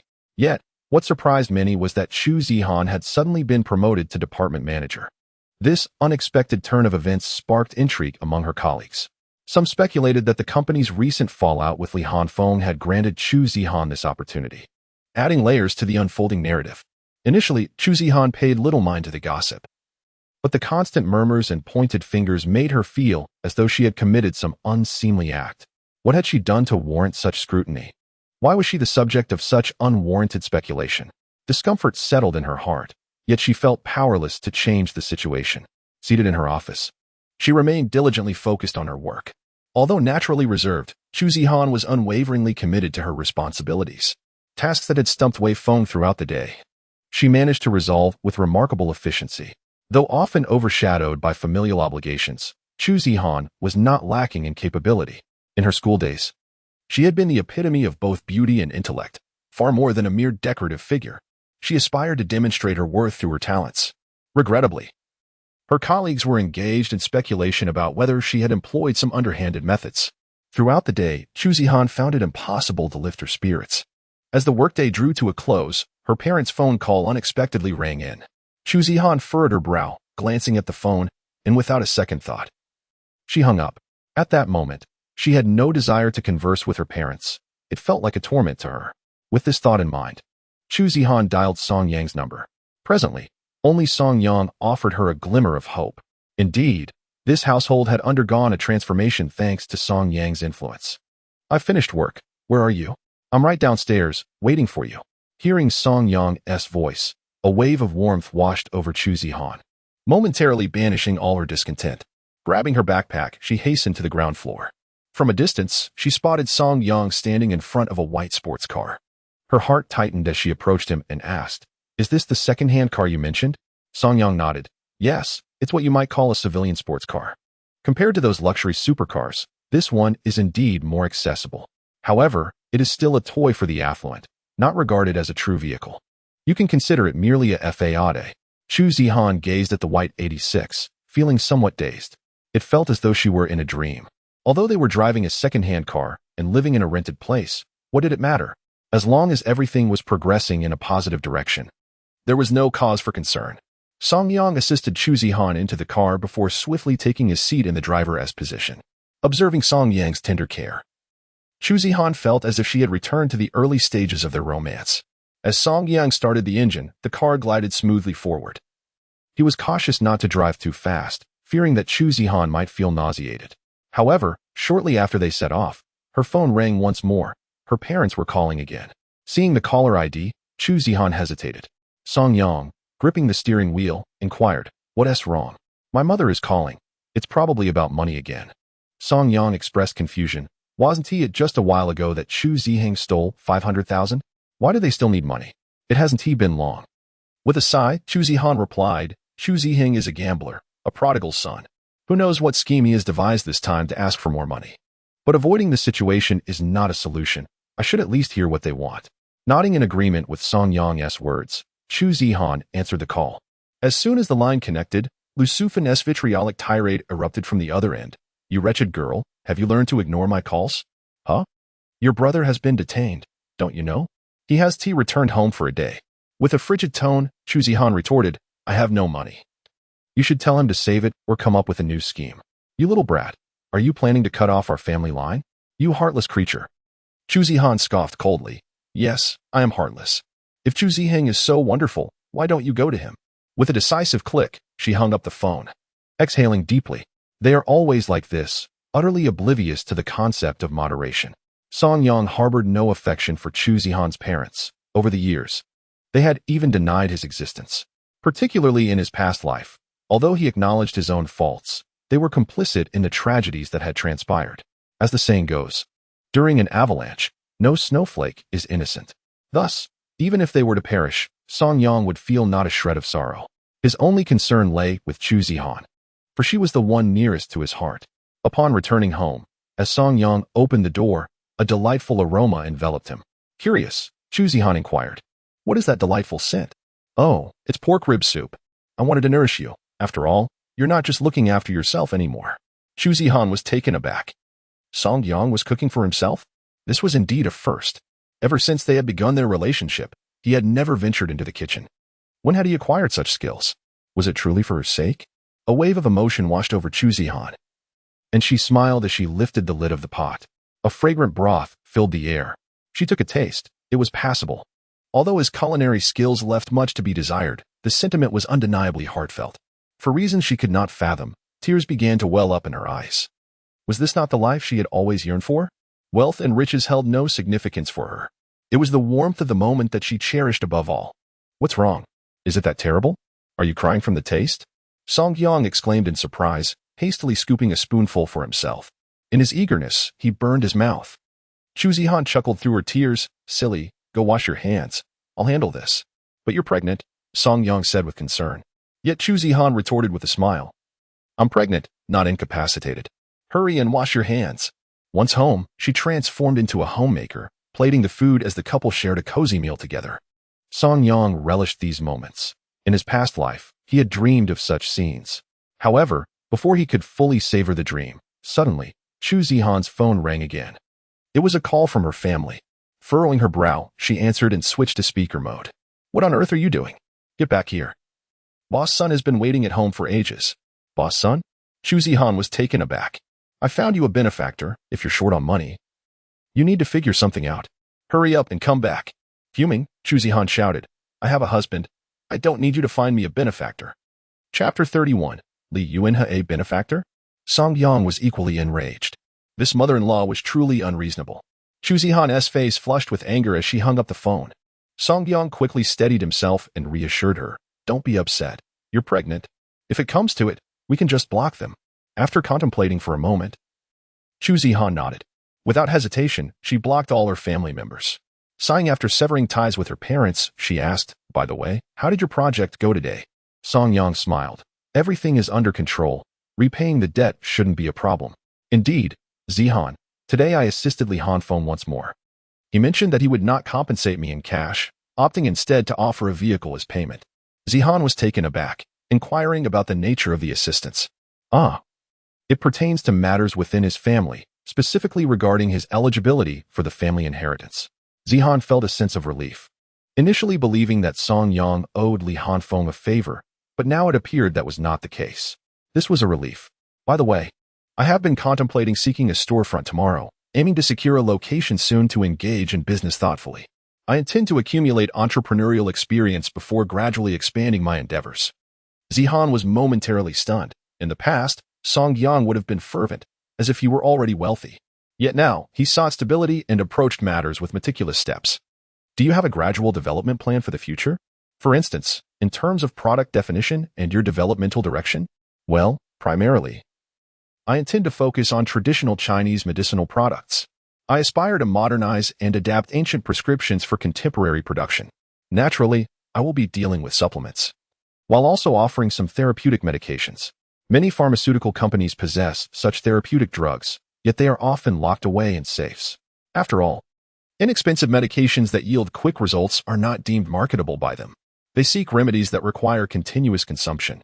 Zihan nodded, acknowledging the grim reality of the situation. This is the inevitable outcome of excessive commercialization. Given your insights, I find little to worry about. At present, it is paramount to settle our debts. I have now assumed the role of department manager. As long as you refrain from extravagant spending, our daily expenses will be more than sufficient. Song Yang smiled faintly. Choosing not to argue, he preferred to demonstrate his worth through actions, letting results speak for themselves. After dinner, the couple shared a tender moment washing dishes and tidying up. Once everything was in order, Zihan returned to her room to sleep, while Song Yang remained seated on the mat, contemplating the principles of the I Ching. It may sound somewhat dreary, yet Song Yang felt a profound sweetness in his heart. Unbeknownst to him, since his departure, Li Hafeng had not left his computer for a moment. The International Grain Trading Futures Index surged uncontrollably, causing Li Hafeng to feel a thrill of apprehension. Throughout his life, he had never witnessed such a meteoric rise. After a while, feeling fatigued, he rubbed his eyes, only to be interrupted by a sudden phone call. Upon answering, he discovered it was his grandfather calling. "Grandfather," he said. Noticing his grandson's weary tone, the elder inquired, "Hafeng, what is happening over there? You sound quite exhausted." "It's nothing. I was merely monitoring the international grain futures." "Did you need something?" "International grain futures? You were interested in this?" Li Hafeng replied softly, "Yes. It's Song Yang. He mentioned that he wants to collaborate with me on this." Li Yuanhe was taken aback, having only just learned of this news himself. Logically, he should have been the first to know. Yet, his grandson, Li Hafeng, was already engaged in futures trading? Had he lost his mind? "Hafeng, are you referring to that young man named Song Yang who informed you?" Li Hafeng spoke in a deep voice. He also mentioned that regarding my father's affairs, if one wishes to achieve success, strict discipline must be enforced, and one cannot afford to deviate from the path as my father often does. Such a course of action could lead to dire consequences. Moreover, even if success were to be attained, it would ultimately yield no genuine returns. He expressed skepticism towards Europe. Li Yuanhe was taken aback, anxiety creeping in. Where does he see potential then? Li Hafeng did not withhold information, nodding as he replied, "The Middle East." "What?" Li Yuanhe's eyes widened in disbelief. Europe has long been one of the financial epicenters. For Fenghe to progress, it is an indispensable region. Yet, Song Yang pointed towards the Middle East. Does he truly comprehend the chaos that reigns there? Why would Song Yang set his sights on that region? Oil? Energy? But they operate in finance, running banking operations. The astonishment at Song Yang's choice of the Middle East was one matter. Even more surprising was that, based on Li Yuanhe's vast experience, the developmental potential there was indeed colossal. Upon noticing his grandfather's silence, Li Hafeng's heart tightened. Could it be that there was something amiss in what he said? Li Yuanhe shook his head with a bitter smile. No. His choice is frighteningly astute. "Hafeng, you come to Shuhai Villa. I have already arrived at Baidian. I await your presence at home." "You've arrived at Baidian? Wonderful. I shall head there at once." Li Hafeng was startled, quickly tidying up before speeding off in his flashy sports car towards the villa. Shuhai Villa is the pinnacle of luxury in Baidian, a sanctuary for Li Yuanhe to enjoy tranquility. Upon entering the estate, the electronic gate opened automatically. After driving in, Li Yuanhe immediately alighted from the car, finding his grandfather in high spirits, seated in the courtyard savoring tea. Li Hafeng hurried over, smiling as he presented a Guangxu yuan bao he had purchased from Song Yang, saying, "Grandfather, this is a gift for you, bought from Brother Yang." Li Yuanhe's eyes sparkled as he took the oiled paper package into his hands, examining it closely. A look of delight spread across his face. "Truly remarkable. You've put thought into this. It really is from Fengdian, weighing 7 qian and 2 for." Setting down the silver dollar, Li Yuanhe continued, "Now tell me more about Song Yang. Leave out not a single detail." Li Hafeng sat down and earnestly recounted everything about Song Yang. After he finished his account, Li Yuanhe remained silent for a long while.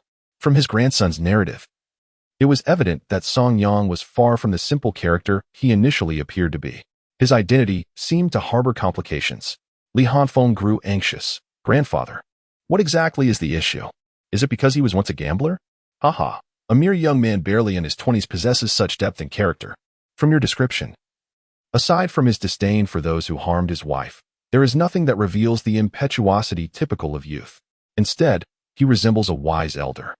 Were it not for your insistence on his youthfulness, in my own investigations, I might have thought you were speaking of an old fox. Li Hafeng was taken aback. Indeed. He always felt that something about Song Yang seemed out of place, yet he could never articulate it. However, the grandfather was able to discern the truth with a single remark, awakening him to reality. Indeed, Song Yang was remarkably mature for his age. He resembled an old fox, having lived life to its fullest. Grandfather, could it be that he is not Song Yang? Li Yuanhe shook his head, regardless of whether he is Song Yang or not. This individual should be befriended. The secrets he harbors are of no concern to us. You are simply fortunate to have encountered this concealed master among the common folk. Li Huanfeng nodded earnestly. Yes, grandfather, I understand. I will certainly cultivate a good relationship with him. Li Yuanhe chuckled, then lifted his teacup and said, why not do this? Tomorrow, you can inquire whether he is available for a visit, so that I may properly express my gratitude for his life-saving assistance to you. Chapter 32. The unclaimed. Little did Li Yuanhe know that, in terms of psychological age, he, as an elderly gentleman in his twilight years, was merely a youth compared to Song Yang, who was a centenarian. However, neither the grandfather nor the grandson could fathom this, and thus they did not contemplate it further. They merely perceived Song Yang as exceedingly astute, certainly not an ordinary person. Meanwhile, within an abandoned factory on the outskirts of the city, Chu Zihan was left battered and bruised, kneeling and pleading for mercy. Brothers, I truly understand my mistake. I will repay the debt. I will find a wealthy suitor for my sister, and she will undoubtedly help me settle it. Help you repay your debt? How about this? Summon your sister here and let us see. We might grant you a few extra days. A group of men leered lewdly. To his disgrace, Chu Zihan hastily bowed his head. All right. As long as you spare me, I will call her here to serve you well. One man picked up the phone and handed it to him. Call her now. If she does not come, we will break your legs. Chu Zihan quickly dialed Chu Zihan's number. Seeing it was an unfamiliar number, the already sleeping Chu Zihan answered groggily. Hello? Zihan, it's me, your brother. You must come to save me. I am at the warehouse on the outskirts. Please hurry. Just you alone is fine. Make haste. Beep, beep, beep. The call was abruptly ended, and the man kicked him to the ground. Chu Zihan, still half asleep, thought to herself that Chu Zihan truly would not give up until he achieved his goal. How could he call at such a late hour? With that thought, she simply blocked his number and returned to her slumber. At that moment, the man continued to kick him while angrily berating him. Are you trying to play tricks on me? Beat him up. Several burly men surrounded Chu Zihan and began to pummel him. He had always been deceitful, yet Chu Zihan still believed he was merely acting. Now, it seemed that Chu Zihan did not take him seriously at all, allowing the situation to unfold as it may. After an hour had passed without Chu Zihan's arrival, the thugs indeed took action, breaking Chu Zihan's right leg. Then one man sneered, if your sister does not come today, we shall cut off one of your fingers and send it back to your home. No. I know where she lives. I will tell you where to find her. Isn't finding her a simple task? Spare your words. You have already reported our address. Do you wish to lead us into a trap? With that, the man unceremoniously used a dagger to sever one of his fingers. Chu Zihan let out a heart-wrenching scream, clutching his blood-soaked hand. The man behind him exchanged a knowing glance with another, signaling to prepare for delivering him to the Chu family. However, unexpectedly, Chu Fumin and Lu Sufin had gone to discuss matters with relatives in search of a new benefactor for their daughter. They intended to meet with a wealthy individual, gauging whether he was indeed affluent. Thus, they chose to stay overnight at their relative's home. The enforcer, carrying a severed finger, discovered the house deserted, resulting in a futile endeavor. The following day, Song Yang drove Chu Zihan out for a delightful breakfast before escorting her to work. Just as Chu Zihan entered the corporate building, Song Yang received a call from Li Hanfeng. Hello? Song Yang responded with a bright smile. Li Hanfeng cheerily replied, Brother Yang, it's me. My grandfather has arrived in Baitian and is quite fond of the items you sold me. He wishes to meet you in person to express his gratitude. He wants to know if you have some time available. Li Hanfeng smiled. As for time, I can manage. However, I need to keep an eye on the futures market today. I must sell before 11 o'clock noon. Can you handle that? Upon hearing this, Li Hanfeng confidently proclaimed, Of course, I'll have Lin Wei monitor it. We will sell on time. Song Yang chuckled. All right then, send me the address, and I shall drive over. Li Hanfeng sent him the address of the villa while he himself headed towards the Shuhai Villa. Song Yang was well acquainted with Shuhai Villa, the most expensive villa district in Baitian City. The villas were nestled within a scenic area, boasting breathtaking views. Upon arriving at the villa, the electronic gate opened automatically, revealing Li Hanfeng waiting inside. Brother Yang, you've arrived. Upon seeing Song Yang step out of the car, Li Hanfeng greeted him respectfully. Song Yang smiled, glancing at the villa. Your home is indeed grand. It truly reflects your wealth. Li Hanfeng scratched his head, hastily inviting Song Yang inside. Please come in. My grandfather is waiting for you in the courtyard. Following Li Hanfeng, Song Yang ventured deeper into the villa, soon spotting Li Yuanhe seated in the courtyard, engaged in a chess match with the butler. Grandfather, Brother Yang is here. Upon hearing the voice, the elder did not respond but focused intently on the chessboard. The butler, looking perplexed, remarked with a wry smile, Master, I am not skilled at chess and have lost again. Li Yuanhe smiled faintly, while Song Yang's gaze fell upon the exquisite jade-carved chess set. In his past life, he cherished playing chess in the temple, relishing both xiangqi and weiqi. The sight of this finely crafted chess set rekindled his fondness and sparked a desire to play. Noticing Song Yang's expression, Li Yuanhe chuckled. Do you fancy this chess set? Song Yang shook his head. Elder, it simply reminds me of the joy of playing chess. Li Yuanhe laughed heartily and gestured to the opposite seat. Come. Let us have a game. Song Yang, not one to decline, stepped forward and took his seat opposite Li Yuanhe. After arranging the pieces, Li Hanfeng swiftly nudged a piece. Pawn to 3. Advance 1? A guiding hand? Li Yuanhe looked at Song Yang in astonishment, then smiled slightly. Interesting. With that, he made his move, cannon to 8. Move to 6. Li Hanfeng could not comprehend much. He was merely an onlooker. He understood that his grandfather seldom encountered worthy adversaries in chess, having triumphed over many. Yet, he was utterly astonished to see Li Hanfeng seemingly devoid of contemplation, making his moves with remarkable decisiveness, consistently suppressing Li Yuanhe. Song Yang played with an expression as calm as a placid lake, while Li Yuanhe's visage betrayed his anxiety. It was evident that his grandfather faced an opponent he found challenging to contend with. Checkmate, Song Yang softly declared. Li Yuanhe glanced at the chessboard and then at Song Yang, bewildered. How could I have lost so soon? He thought, feeling a tinge of indignation. He promptly gestured. Let us play again. Song Yang did not refuse, silently setting up the pieces once more. Pawn to c3, he announced. Are you employing that strategy again?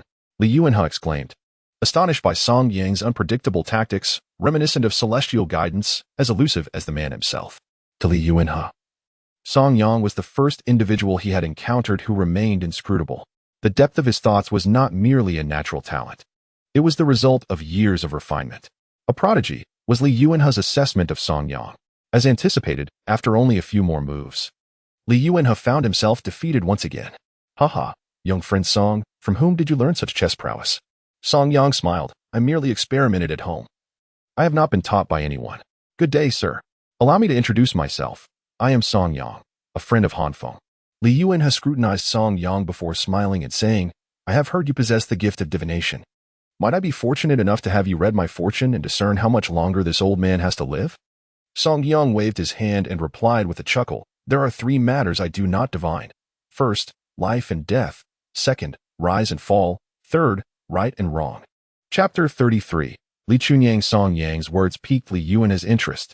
Oh, what do you mean by that, young friend? Did you not assist Hanfeng in averting calamity? Huh. That was merely a method to seek fortune and avoid misfortune. My principle of 3 prohibitions is well-founded and not mere nonsense. I do not divine life and death, for these are predetermined. From the moment one is born, they are on the path toward death. It is ordained by heaven, and thus cannot be divined. As for rise and fall, it is not merely fortune. The rise and fall of nations, species, and the very fabric of time are also predetermined, akin to life and death, and cannot be fathomed. Regarding right and wrong, these are matters of morality, intertwined with human emotions, and are likewise predetermined. Natural laws provide their own judgments. What need is there for divination? Li Yuanhe smiled gently, nodding in agreement. Indeed, you speak truthfully. It seems you are not one of those charlatans, but rather a genuine disciple of the divination school. Song Yang was momentarily taken aback, surprised that Li Yuanhe was familiar with the divination school. However, his astonishment was fleeting, unnoticed by Li Yuanhe. It appears the old gentleman is quite knowledgeable about our sect. Song Yang remarked with a smile. Li Yuanhe spoke thoughtfully. In my youth, I had the privilege of witnessing a celestial master from the divination school. They truly possessed the ability to foresee the future. No wonder you possess such remarkable abilities. It seems your descent from the mountain was aimed at enhancing your experience.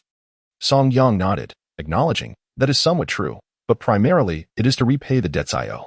After all, I was quite reckless in the past, and now I must make amends for my previous actions. Li Yuanhe chuckled, as if all his concerns had dissipated. For 3,000 years, the pursuit of grandeur ebbs and flows. Let us raise our glasses and jest about the vicissitudes of life. In the indifferent celestial palace, let us cherish the people before us, for that is indeed a treasure. With a long sigh, Li Yuanhe patted Song Yang on the shoulder and remarked, Young friend Song, I heard from Han Feng that you are engaging in grain futures with him. I am quite curious. Despite the rising market, why did you advise Han Feng to sell before noon? With a calm smile, Song Yang replied, Actually, this is quite straightforward. The world has more grain-producing regions than just these few countries. It is undeniable that grain prices will rise, but the futures market often deliberately inflates prices. Who benefits most from this? Clearly, it is not these individuals. To profit, one must allow prices to fall, and then those who have not entered the market but hold grain, countries that require actual financial settlement, will hope to reap substantial rewards. Those who inflate prices ultimately hinder their gains, so a significant harvest must occur to suppress these futures orders, followed by a strategic bottom-fishing approach, waiting for prices to stabilize and rise before executing orders. Li Yuanhe was momentarily taken aback, gazing at Song Yang with disbelief. The reasoning was indeed simple, yet it precisely captured the essence of the matter. Such insight is not commonplace. It is the rarity of the few. To possess such astute psychological foresight is an exceptional trait. A prodigy, without a doubt. Whomever receives his assistance will undoubtedly ascend as if propelled by a rocket. The Li family has truly encountered a sage. At this moment, it is imperative for them to elevate this sage into a benefactor. A prodigy. In my lifetime, I have encountered numerous talented individuals, yet young friend Song is the first to possess both such skill and character. Ha Feng is fortunate to befriend someone like you. However, I still find myself puzzled about one matter. I wonder if young friend Song could elucidate it for me? Please feel free to inquire, the elderly gentleman urged. Li Yuanhe smiled slightly. Then, how do you ascertain the timing of the announcements by these countries? The time difference, of course, Song Yang replied. I believe they have been aware of yesterday's dramatic surge for some time. Thus, it is entirely reasonable for them to respond today. I am confident they will react promptly. Li Yuanhe was initially taken aback, then burst into hearty laughter. I understand now. Haha. As they continued their conversation, Song Yang engaged Li Yuanhe in discussions about international developments and future prospects. It was merely casual dialogue, lacking any substantial content. Nonetheless, throughout the exchange, Li Yuanhe found himself awed by Song Yang. The young man's eloquence and demeanor made Li Yuanhe feel as though he were conversing with someone far older and wiser, rather than a mere youth. This was indeed peculiar. Before long, a car pulled up outside. Upon seeing the black license plates, Li Hanfeng recognized that his father had returned. Shortly thereafter, two secretaries hurriedly exited the vehicle, followed by a middle-aged man who descended the steps with measured grace. After alighting from the car in haste, Li Hanfeng expressed his dissatisfaction, saying, Grandfather, why did you summon him? Li Yuanhe huffed in response. Did I summon him? Have you forgotten how much money you've misappropriated? Do you really think I would seek him out? Sure enough, upon spotting Li Hanfeng from a distance, Li Chunyang's face soured. You prodigal son. Why did you suddenly divert 800 million from the accounts? Li Hanfeng, with disdain and annoyance, retorted, Do I not possess the right to manage my own affairs? Must I report to you?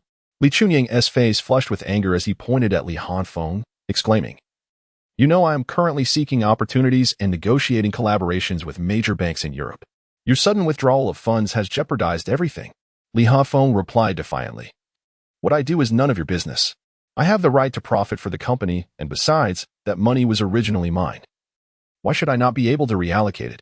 Seeing his son audaciously defy him, Li Chunyang, in a fit of rage, struck him across the face. Li Hanfeng, though struck, remained unyielding. Go ahead, strike me if you dare. It's not like the money can be taken out now. Witnessing his disciple being struck, Song Yang immediately rose and said, Mr. Li, I believe there is no need for such agitation.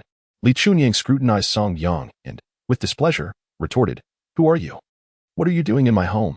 Li Yuanhe, upon hearing this, expressed his dissatisfaction, stating, Song is my invited guest. Li Chunying, your behavior is increasingly intolerable. Do you think that becoming chairman grants you the right to act recklessly? Under the old man's reprimand, Li Chunying softened immediately, saying, Father, I am merely concerned about you being deceived. Do you know what this person does? Li Yuanhe replied angrily, What he does is of no concern to you. I may be old, but I am not foolish. And you, how dare you criticize others? Look at yourself. What have you contributed to this family? How can you still scold others?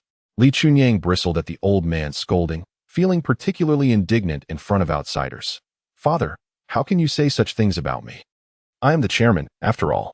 Furthermore, I am striving to find breakthroughs for our family. Our business has reached a bottleneck. Should we simply endure? Europe is a field we must enter. Without this step, the Li family is bound to decline. Li Hanfeng scoffed, as if we are all useless without you. If you could succeed, even a sow could climb a tree. Upon hearing this, Li Chunying retorted angrily, How dare you speak to me like that? You ungrateful wretch. Enough. Li Yuanhe interjected. Chunying, you are lost in your obsession with Europe.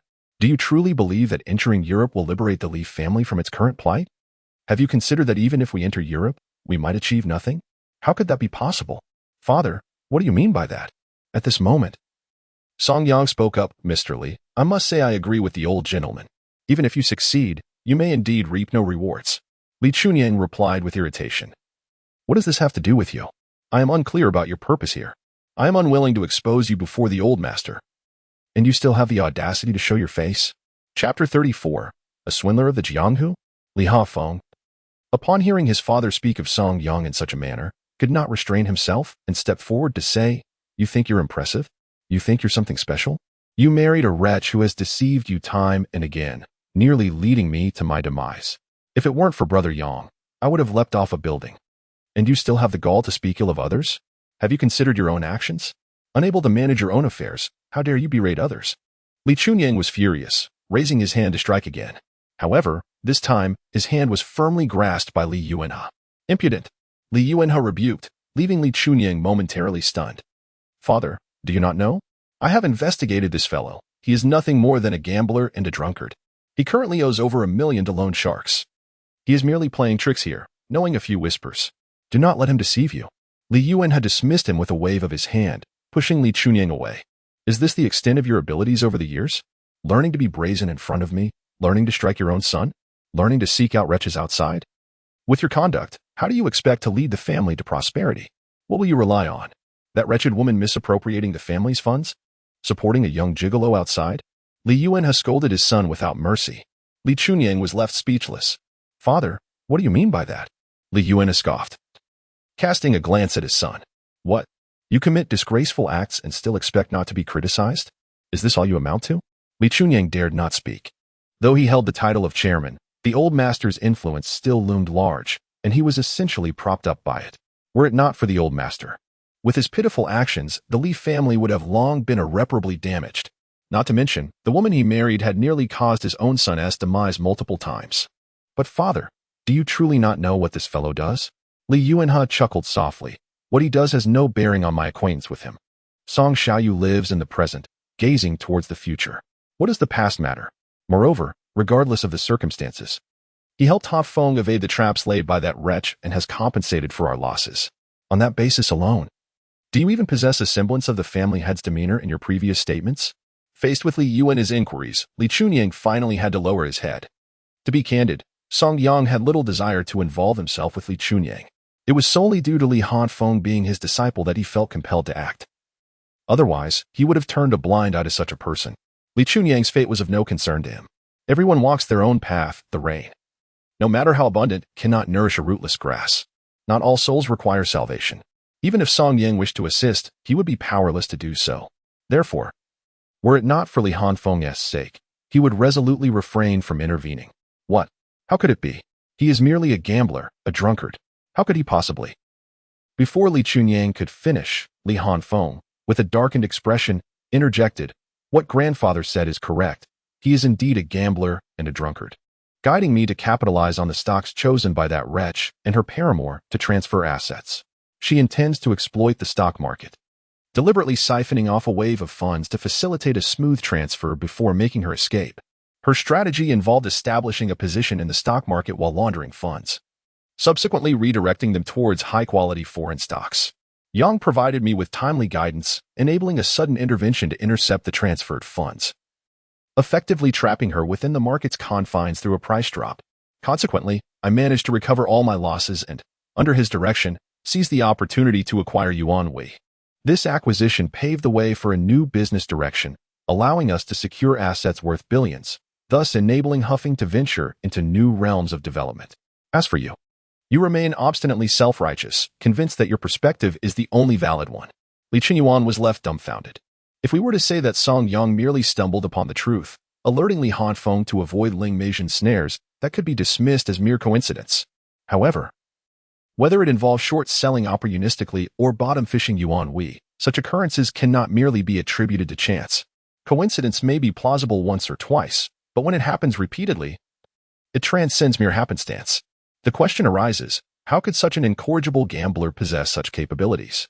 Observing Li Chuanyuan's silence, Li Hanfeng coldly retorted, "What right do you have to mock Yang, Li Chuanyuan?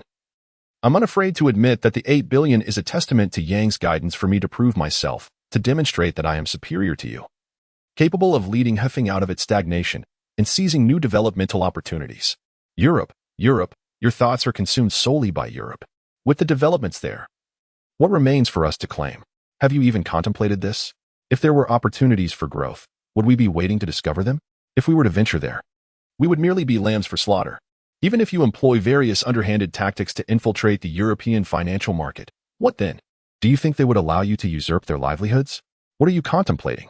Li Chuanyuan, chastised by his son, flushed with indignation, replied, "Europe is the world's financial hub. Without penetrating the European market, how can we possibly advance?" Song Yang sighed in resignation, chairmanly, on this matter. "I must concur with Han Feng. I acknowledge the unassailable position of Europe in the financial realm, yet entrenched interests have already solidified there. Be it the payment systems or financial governance, they have developed comprehensive management structures. Even if you successfully enter the European market, would depositors and clients carelessly choose your newly established bank over established local institutions? Furthermore, they operate as a cohesive unit. At best, you might engage in a limited amount of cross-border trade settlements related to the mainland, but ultimately you would still rely on their settlement systems, incurring management fees. Have you considered that Europe is akin to an aging titan in finance? Although it once basked in glory, its potential has waned. The pie has been nearly divided, and the spirit of contract is largely upheld. Should issues arise, would they still honor their contractual obligations? The world is vast, and in financial development, particularly for emerging enterprises, the focus lies on future potential. Attempting to compete with the past and present is akin to striking a rock with an egg. The Middle East, in contrast, is characterized by numerous nations undergoing reconstruction. They seek development and are eager for substantial capital influx into their markets. The potential for growth there is significant. For your Huffing Consortium, the investment potential and returns far surpass those available in Europe. The situation over there is unstable and fraught with risk. However, the key point is that the world has long been divided and must eventually unite. Similarly, what has been unified must eventually fall apart. After so many years of turmoil, can this continue indefinitely? Don't they desire to live peacefully? Upon hearing Song Yang's words, Li Chuanyang was taken aback. The Middle East? Li Hanfeng scoffed dismissively from the side. Don't think you're the only one who understands. The Middle East is the best option, low difficulty, high returns, albeit with relatively high risks. But for us, this is hardly a concern. Unlike you, Brother Yang, I am currently accumulating capital, enabling me to enter the market. Just so you know, the funds you wanted have been allocated to purchase grain futures. Once the money is in place, I will promptly arrange for our entry into the Middle East." Li Hanfeng's words left Li Chuanyang utterly incredulous. He was on the verge of flying to Europe when he discovered that Li Hanfeng had diverted funds, compelling him to rush back for a reprimand. To his astonishment, this money was now being used for futures trading. This was nothing short of reckless. Yet now, Li Hanfeng intended to use these funds to enter the Middle East. It was simply unbelievable. How can you be so confident in making a profit? And with a mere 800 million, over $100 million, you think you can penetrate the financial market in the Middle East? Do you not realize it is a realm of the wealthy? Before Li Chunying could finish, Li Hanfeng's phone rang. Hello? Lin Wei? What is going on? President Li, we just received news that several northern countries have declared their grain supply is ample and are willing to participate in the international grain market, indicating sufficient stock. Li Hanfeng exclaimed excitedly. So, have you sold? Yes, I just completed the sale shortly before this news broke, and now the index is plummeting. Lin Wei exclaimed. President Li, this Mr. Song is truly formidable. How does he know all this? Does he have someone on the inside? Did he know in advance? Li Hanfeng retorted. What nonsense are you spouting? How much did we profit? About 5 times our investment. When I sold, it was over 5.5 times the initial amount. Master Song's 1 million has now ballooned to 65 million. Chapter 35, A True Master. 65 million? Song Yang earned that much? Was he not raking in a fortune? Realizing this, Li Hanfeng immediately activated the speakerphone, addressing Li Chunying. And what about us? Lin Wei, unaware of the situation on this end, shouted excitedly, President Li. We are even more remarkable. We pooled around 800 million in funds, and our account balance has reached 5.3 billion. What? Li Chunying nearly shouted in disbelief. Li Hanfeng, under Song Yang's guidance, had managed to generate such substantial profits for the consortium. Lin Wei continued with growing enthusiasm. Moreover, Master Song's predictions have been astonishingly accurate. After we sold our futures, the market fluctuated and then began a steep decline. If we had delayed, we would have truly faced disaster. Hearing this, Li Chunying turned to look at Song Yang in astonishment. Earning $600 million in one go was no trivial matter. 45 billion was an astronomical sum for a medium-sized consortium like Yifeng. Over $600 million. When considering the funds at hand, that totals to a staggering 700 million. If we were to consolidate our available capital now, we would possess an impressive $50 billion. Entering the Middle East undoubtedly holds great promise. Li Chunying was momentarily taken aback, rendered speechless. Well done. You deserve a half-day off to rest. Thank you, Mr. Li. Lin Wei felt a surge of joy upon hearing that Li Hanfeng had granted him a break. However, what Lin Wei did not anticipate was that this conversation was overheard by Li Yuanhe and Li Chunying. After hanging up the phone, Li Hanfeng confidently declared, Grandfather, I wish to convene a board meeting to seek a resolution. Should we continue to strive for entry into the European market? Or should we consider laying the groundwork in the Middle East? Li Yuanhe cast a glance at Li Chunying and inquired, what is the current situation in the European market? Li Chunying shook his head. At present, there are no effective solutions. I have exhausted every possible means, yet all parties remain indifferent to us. Even if we manage to enter, we would merely be investors without decision-making power. Moreover, the investment requirements and barriers are exceedingly high. Li Yuanhe scoffed and turned to Song Yang, asking, Young Song, could you possibly persuade this unfilial descendant to reconsider? Which path shall we choose? Song Yang clasped his hands and smiled. This is your area of expertise, and I believe you already possess the answer in your heart. However, I must caution you, Chairman Li, that pursuing a misguided path can lead to significant losses, especially considering you have stated that all avenues have been explored. Are you not concerned that once you enter, they might render all your efforts futile? Had Song Yang expressed such sentiments earlier, Li Chunying would have been enraged, vehemently dismissing Song Yang's worth. Yet now, having witnessed Song Yang's prowess, he had tempered his demeanor. Mr. Song, I apologize for my earlier rudeness. You are correct. The European market has long been divided, and I find myself at a loss. I agree that the Middle East presents a viable option. However, your warning about pursuing a misguided path, could you elucidate further? Song Yang contemplated for a moment. In his previous life, Li Hanfeng had also mentioned matters concerning Li Chunying.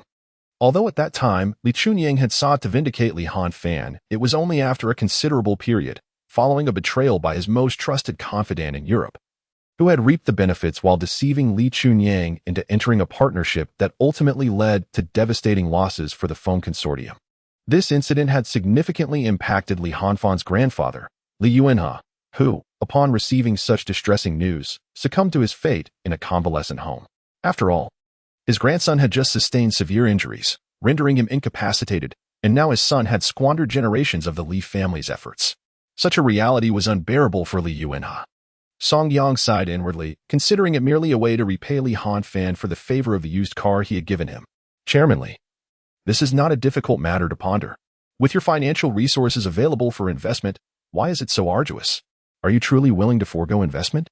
Have you not contemplated the possibility that your every piece of intelligence is thoroughly understood by the other party, who may be exploiting this knowledge to gain leverage over you? Li Chunyang was jolted by this revelation. Song Yang's words served as a wake-up call to those in a stupor. Indeed, he had harbored a curiosity about his situation. As an investor, he was there to dispense funds, and there was no reason for others to reject his presence. Other Chinese merchants were investing in Europe, yet they encountered far less difficulty than he did. Unless, of course, someone was betraying him, divulging his information to the opposing side and placing him in a precarious position during negotiations. Li Chunyang's gaze turned icy as it fell upon his two secretaries trailing behind him. The two, intimidated by his glare, quickly raised their hands in protest. "Chairman, it's not us. We have been with you the entire time. Even if we harbored such thoughts, we would lack the time to act on them. If anyone is to blame, it would be your designated overseas contact, Liao Haixing." The mention of Liao Haixing sent a shiver through Song Yang. Was he the one who later engaged in deceitful practices, causing a stir in the United States and ultimately losing $300 billion before being imprisoned? He was indeed a remarkable figure, having created significant upheaval in the financial sphere. Song Yang knew of him from his previous life, as he had once made headlines. Li Hafeng, with a grim expression, murmured, "I presume he is the one who devised a strategy for you, suggesting there is a way out?" Li Chunying chose to ignore Li Hanfeng, instead falling into deep contemplation. At that moment, Li Yuanhe, with his hands clasped behind his back, remarked, "This should be straightforward. You need only to investigate the accounts to uncover the truth. Have you looked into the overseas accounts?" Li Chunying shook his head. As a member of the banking system, scrutinizing one of his own subordinates was well within his capabilities. "I understand now. I will arrange for an investigation immediately." Remarkably, Li Chunying refrained from saying more and proceeded earnestly with his task. "Mr. Song, I am profoundly grateful for your assistance to the Li family. Such kindness shall not go unacknowledged. Should you ever require our help, do not hesitate to ask." Song Yang waved his hand dismissively. It was but a trifling effort. There is no need for such formality. Li Chunying nodded with a smile, then hurriedly left to prepare for the investigation. After all, if there was indeed a mole in his midst, it posed a significant threat. Once Li Chunying departed, Li Hanfeng let out a long breath. He patted Song Yang on the shoulder and said, "Brother Yang, though he may not be a good person, he speaks the truth, regardless of the circumstances. Our family will never turn you away." "Well, if that is the case, then we are indeed being formal," Song Yang replied with a chuckle. At that moment, his phone rang from his pocket. Upon checking, he saw a message from Chu Zihan. "Come to the company. There is something urgent." Chapter 36. The transformation of Chu Zihan. Noticing Song Yang's furrowed brow, Li Hanfeng inquired with concern, "Brother Yang, has something happened with your wife?" Song Yang nodded. Typically, unless there was trouble brewing, Chu Zihan would not message him at this hour. It was clear that something was amiss. "Apologies, Elder Hafeng. I must return home urgently due to family matters." Li Yuanhe nodded and turned to Li Hanfeng, saying, "Hanfeng, accompany young Song. You are more familiar with this area and can assist in resolving any minor issues that may arise." "All right, Yang, shall we depart?" Song Yang did not refuse. After all, Li Hafeng held a significant position in Baitian, and any issues that arose would indeed be more easily resolved by him. Thus, the two did not linger, but rather drove straight away. To facilitate their journey, Li Hanfeng opted to take his seldom-used Rolls-Royce, heading directly towards the company. Meanwhile, at the company entrance, a crowd had gathered, many spectators drawn in by the commotion, yet none dared to approach. They merely took photographs or whispered among themselves. A fashionably dressed woman, adorned in designer labels, continuously shouted at Chu Zihan, "You shameless harlot. You've seduced my boyfriend." Laughter rippled through the crowd. Chu Zihan, her face flushed with anger, retorted, "When did I ever seduce your boyfriend? I have a husband and children." The woman shot back, "Who knows whose child you bear? You're utterly shameless." With that, she slapped Chu Zihan, leaving her face stinging red. "Everyone knows your husband is a coward. I'll tell you this, my boyfriend is Li Hanfeng. You should stop dreaming of soaring above your station." The crowd murmured in derision, "Look at that worthless husband of hers. Too afraid to speak up while his wife carries another man's child." Chu Zihan trembled with fury upon hearing the woman's words. Her colleagues could not contain their whispers. "Did you see? I told you she could never rise to prominence. Indeed, she only ascends through shamelessness. By the way, I saw her husband driving her to work yesterday. Turns out it was Li Hanfeng's car. As the taunts grew increasingly harsh, Chu Zihan sensed that forbearance held no value. She stepped forward and delivered a resounding slap. Smearing me is one thing, but insulting my husband? You, of all people, have the audacity? Furthermore, you claim your boyfriend is Li Hafeng? Do you truly believe someone like him would ever notice a disgrace like you? My husband is friends with Mr. Li. What are you? At best, a mere inflatable doll. No one expected the previously submissive Chu Zihan to utter such words. Stunned, the woman, having been struck, pointed at Chu Zihan and shrieked, "You dare hit me, you wretched creature." But before she could finish, Chu Zihan retaliated with 2 more slaps. And what if I do? You come here uninvited, insulting my husband. Who else would I strike? The woman, in a frenzy, lunged at Chu Zihan, attempting to grab her. However, Chu Zihan seized her hair and unleashed a flurry of punches upon her. The blows were delivered with such ferocity that the woman's nose was left askew. That as for your slander. That as for insulting my husband. Finally, Chu Zihan pushed the woman to the ground, pointing at her in fury. Let me make this clear. I, Chu Zihan, can handle my man. You dare utter another word against him? The onlookers were left in stunned silence, unable to comprehend the transformation of Chu Zihan from a meek figure to someone so fiercely defiant. Just then, a Rolls-Royce came to a stop behind the crowd. The car door swung open, and Song Yang hastily emerged. He had initially believed that Chu Zihan was being bullied, but upon pushing through the crowd, he was taken aback. At that moment, Chu Zihan was behaving like a wild tempest, relentlessly attacking a woman. The woman's nose had been twisted from the blows. Yet Chu Zihan seemed far from satisfied. How dare you speak nonsense? How dare you insult my husband? Song Yang rushed forward, enveloping Chu Zihan in his arms. Zihan, my dear, please calm down. Don't let your anger affect the baby. You're pregnant. How can you engage in a brawl? What if you get hurt? Just tell me if anything happens. Upon seeing Song Yang, Chu Zihan appeared emboldened. This despicable person came to our company, claiming I was seducing President Li and even insulted you. Do they think I lack a temper? Song Yang quickly nodded in agreement. No. My wife is hardly someone without a temper. Please, calm down. You have a child to think about.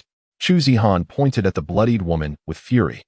If you dare to come to my company again to cause trouble, I will tear your mouth apart. Please, don't get angry. Song Yang pleaded. Oh dear. Why does your temper flare up so suddenly? All right, my love, just take a breath. I will handle this. As Song Yang comforted Chu Zihan, Li Hanfeng also exited the vehicle. Upon seeing the woman sitting on the ground, he instinctively recoiled. Sister-in-law is quite fierce. Yanggu has survived all these years without being beaten to death by her. He truly is fortunate. However, Li Hanfeng quickly disregarded the woman and approached Chu Zihan, bowing apologetically. Sister-in-law, please don't be angry. It was my fault. That wretched woman. I should have dealt with her to prevent your anger. Rest assured, sister-in-law, I will take care of this. Li Hafeng then exchanged a knowing glance with Song Yang before swiftly delivering a resounding slap. Slap.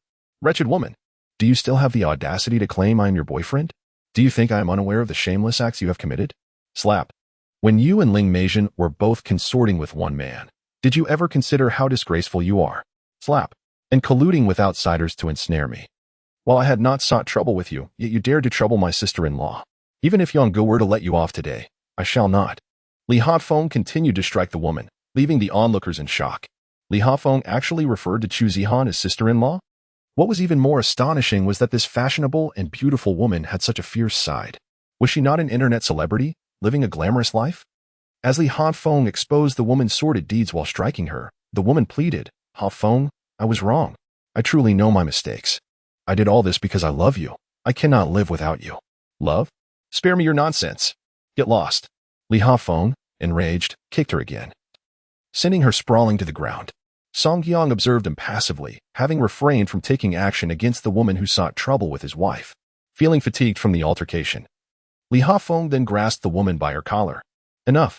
There is no need to speak to a person like you. You wouldn't understand anyway. If you're so eager to stir trouble, very well. Allow me to enlighten you on the consequences of provoking my elder brother, Li Hanfeng. With that, Li Hanfeng picked up the phone and dialed Lu Yuan. I have apprehended that wretched woman. I trust we have retained the prior evidence, correct? Come over and ensure she is taken into custody. Understood, young Master Li. I shall bring my team immediately. Upon hearing Li Hanfeng's words, Yining trembled in fear. Hafeng, you cannot treat me this way. Have you forgotten the love we once shared? Get lost. Do not remind me of those memories. Even thinking about them now makes me feel nauseated. After Li Hanfeng established control over the situation, Chu Zihan glared at the others. What are you all gawking at? Does the company pay you to loaf about and record videos? Return to your duties at once. With Chu Zihan's fierce reprimand, the remaining individuals hurriedly tucked away their phones and rushed back to work. At this moment, everyone understood one thing. The newly appointed manager of the business department was not to be trifled with. Chapter 37. I have a wonderful husband. As the crowd dispersed, Chu Zihan sighed with relief. It was only then that she realized she was cradled in Song Yang's embrace. Her cheeks flushed suddenly. Are you negotiating business with Mr. Li? If so, please continue. I shall refrain from seeking you out during work hours. Song Yang shook his head. You are my wife. Such matters require my involvement. I am concerned for both you and our child. Chu Zihan's cheeks reddened further, and in a coy manner, she chided, smooth talker. With that, she playfully nudged Song Yang. However, at that moment, Chu Zihan experienced a sense of reliance and assurance she had never felt before. Song Yang had truly transformed. Not just him, but she too had undergone a change. She discreetly resolved that this marriage was one she would not abandon. Moreover, she intended to cherish a life with Song Yang, even if he achieved little and relied on her earnings. As long as their home remained warm and she could feel such happiness, that was sufficient. As Song Yang watched Chu Zihan return to the company, Li Hanfeng sheepishly remarked, Brother Yang, I apologize. I did not anticipate my affairs would disrupt you. Song Yang shook his head and smiled. No worries. Many occurrences are destined and unavoidable. Li Hanfeng, with a smile, suggested, Brother Yang, how about we grab a bite? I haven't properly treated you since you came over. Song Yang did not decline. He agreed to Li Hanfeng's invitation, and they drove to a rather upscale restaurant by the North River. Li Hanfeng reserved a private room to facilitate a quiet conversation. Once seated, Li Hanfeng, brimming with excitement from his recent financial gains, eagerly inquired about Song Yang's future plans.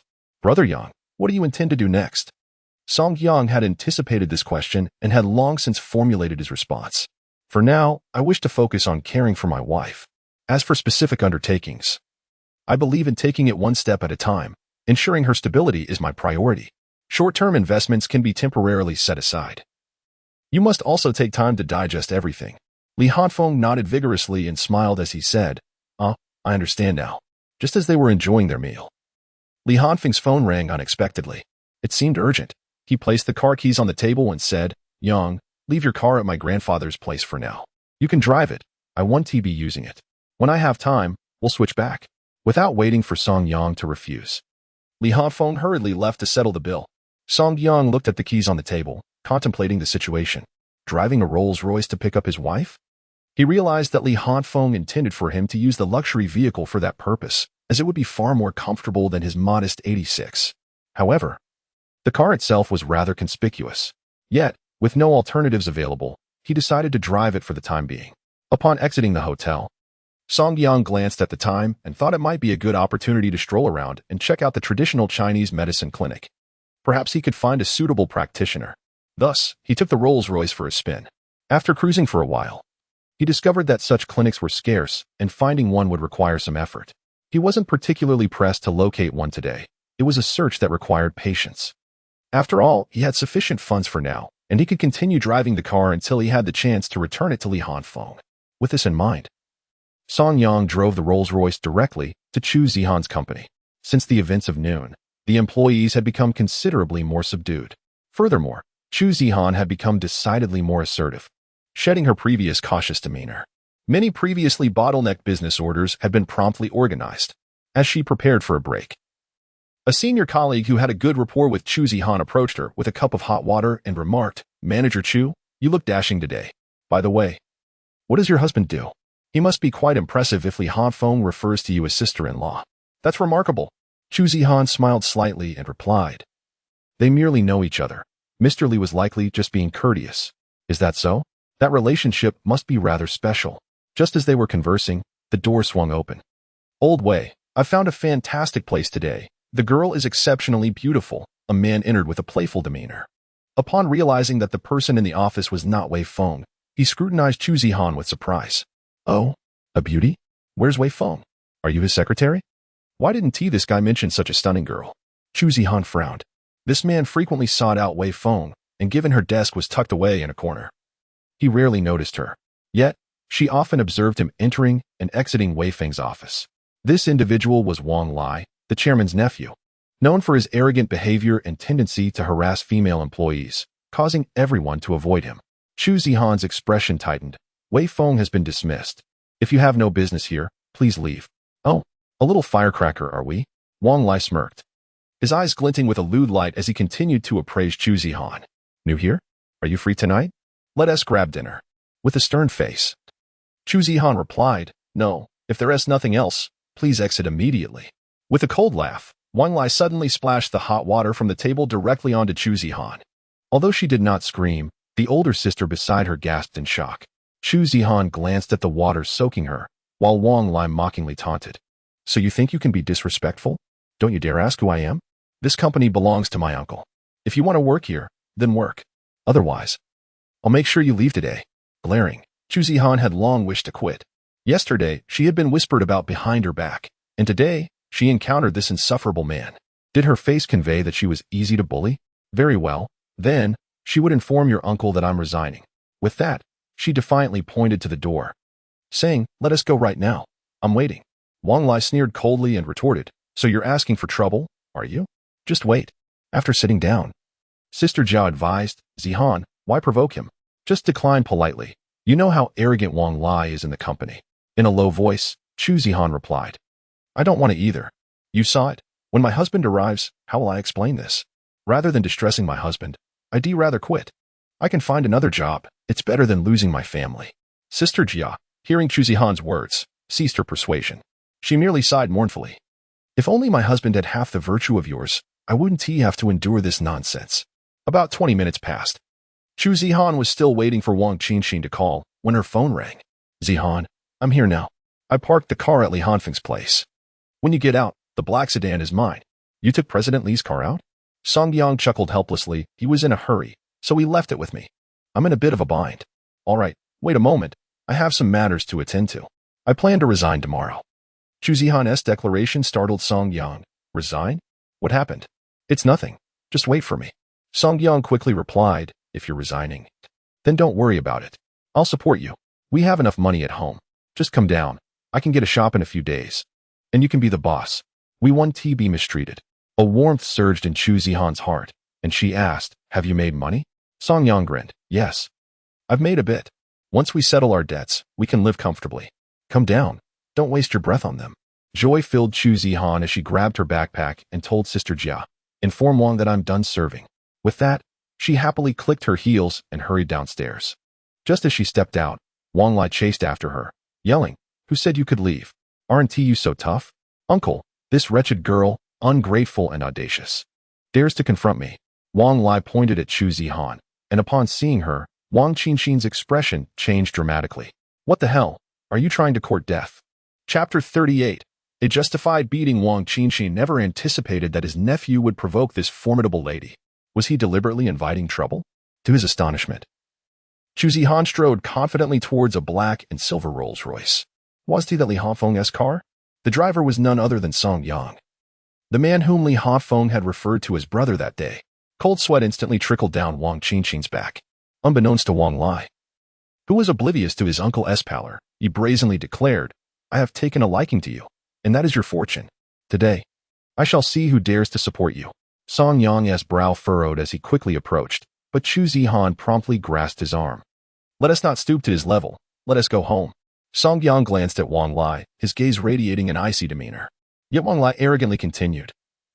You must be her husband, right? I'll be frank. I'm interested in her. If you know what's good for you, you'd persuade your wife to spend a few days with me. Otherwise, originally, Song Yang intended to halt his advance, but upon hearing those words, he executed a swift kick. Bang! Wang Lai staggered backward, struggling to regain his balance before collapsing. You! How dare you hit me? Uncle, did you see that? He dared to strike me. Wang Qinxin glared at his troublesome nephew and retaliated with a kick. Damn it! I've worked tirelessly to build my business. And your family has offered no assistance. Now you want to drag me into the abyss? Do you think I can provoke Li Hanfeng? Do you take me for some mere background character in a novel, easily sacrificed? The more Wang Qinxin pondered, the angrier he became, delivering blow after blow as Wang Lai cried out in agony. Uncle, you're hitting the wrong person. Why are you doing this to me? Wang Qinxin seethed. I'll beat you to death, you wretched child. If you dare to show up at my company again, I will make you regret it. Do you think you can mess with Manager Chu? This is not a place for your antics. You just keep causing trouble. Today, I'll deal with you. And it will spare your father from further headaches. Chu Zihan watched in astonishment as Wang Qinxin pummeled Wang Lai. The latter dared not resist. His current standing was entirely due to Wang Qinxin as support. Without him, he was nothing. After Wang Qinxin had vented his frustrations, he turned to Chu Zihan and said, Manager Chu, I sincerely apologize. My nephew is nothing but a beast. It is a misfortune for my family. One should not strike those who come with a smile. He added, his demeanor softening. Wang Qinxin's sudden cordiality left Chu Zihan at a loss for how to respond. Chairman Wang, let us not dwell on it. Manager Chu, it is entirely my fault. Since your husband is here, I must make amends for the company. Therefore, you should report for duty tomorrow. We have a general manager position that has been vacant, which I have been filling. You will take on this role. Chu Zihan's eyes widened in disbelief. General manager? Was she even qualified for such a position? In terms of both experience and credentials, she felt utterly unqualified.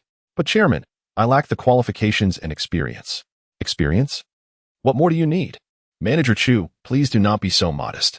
That scoundrel Wei Feng has turned my department into chaos. As soon as you took office, you managed to rectify the situation. Now, the company finds itself at the brink of despair. After all these years, do you not harbor even a shred of affection for this company?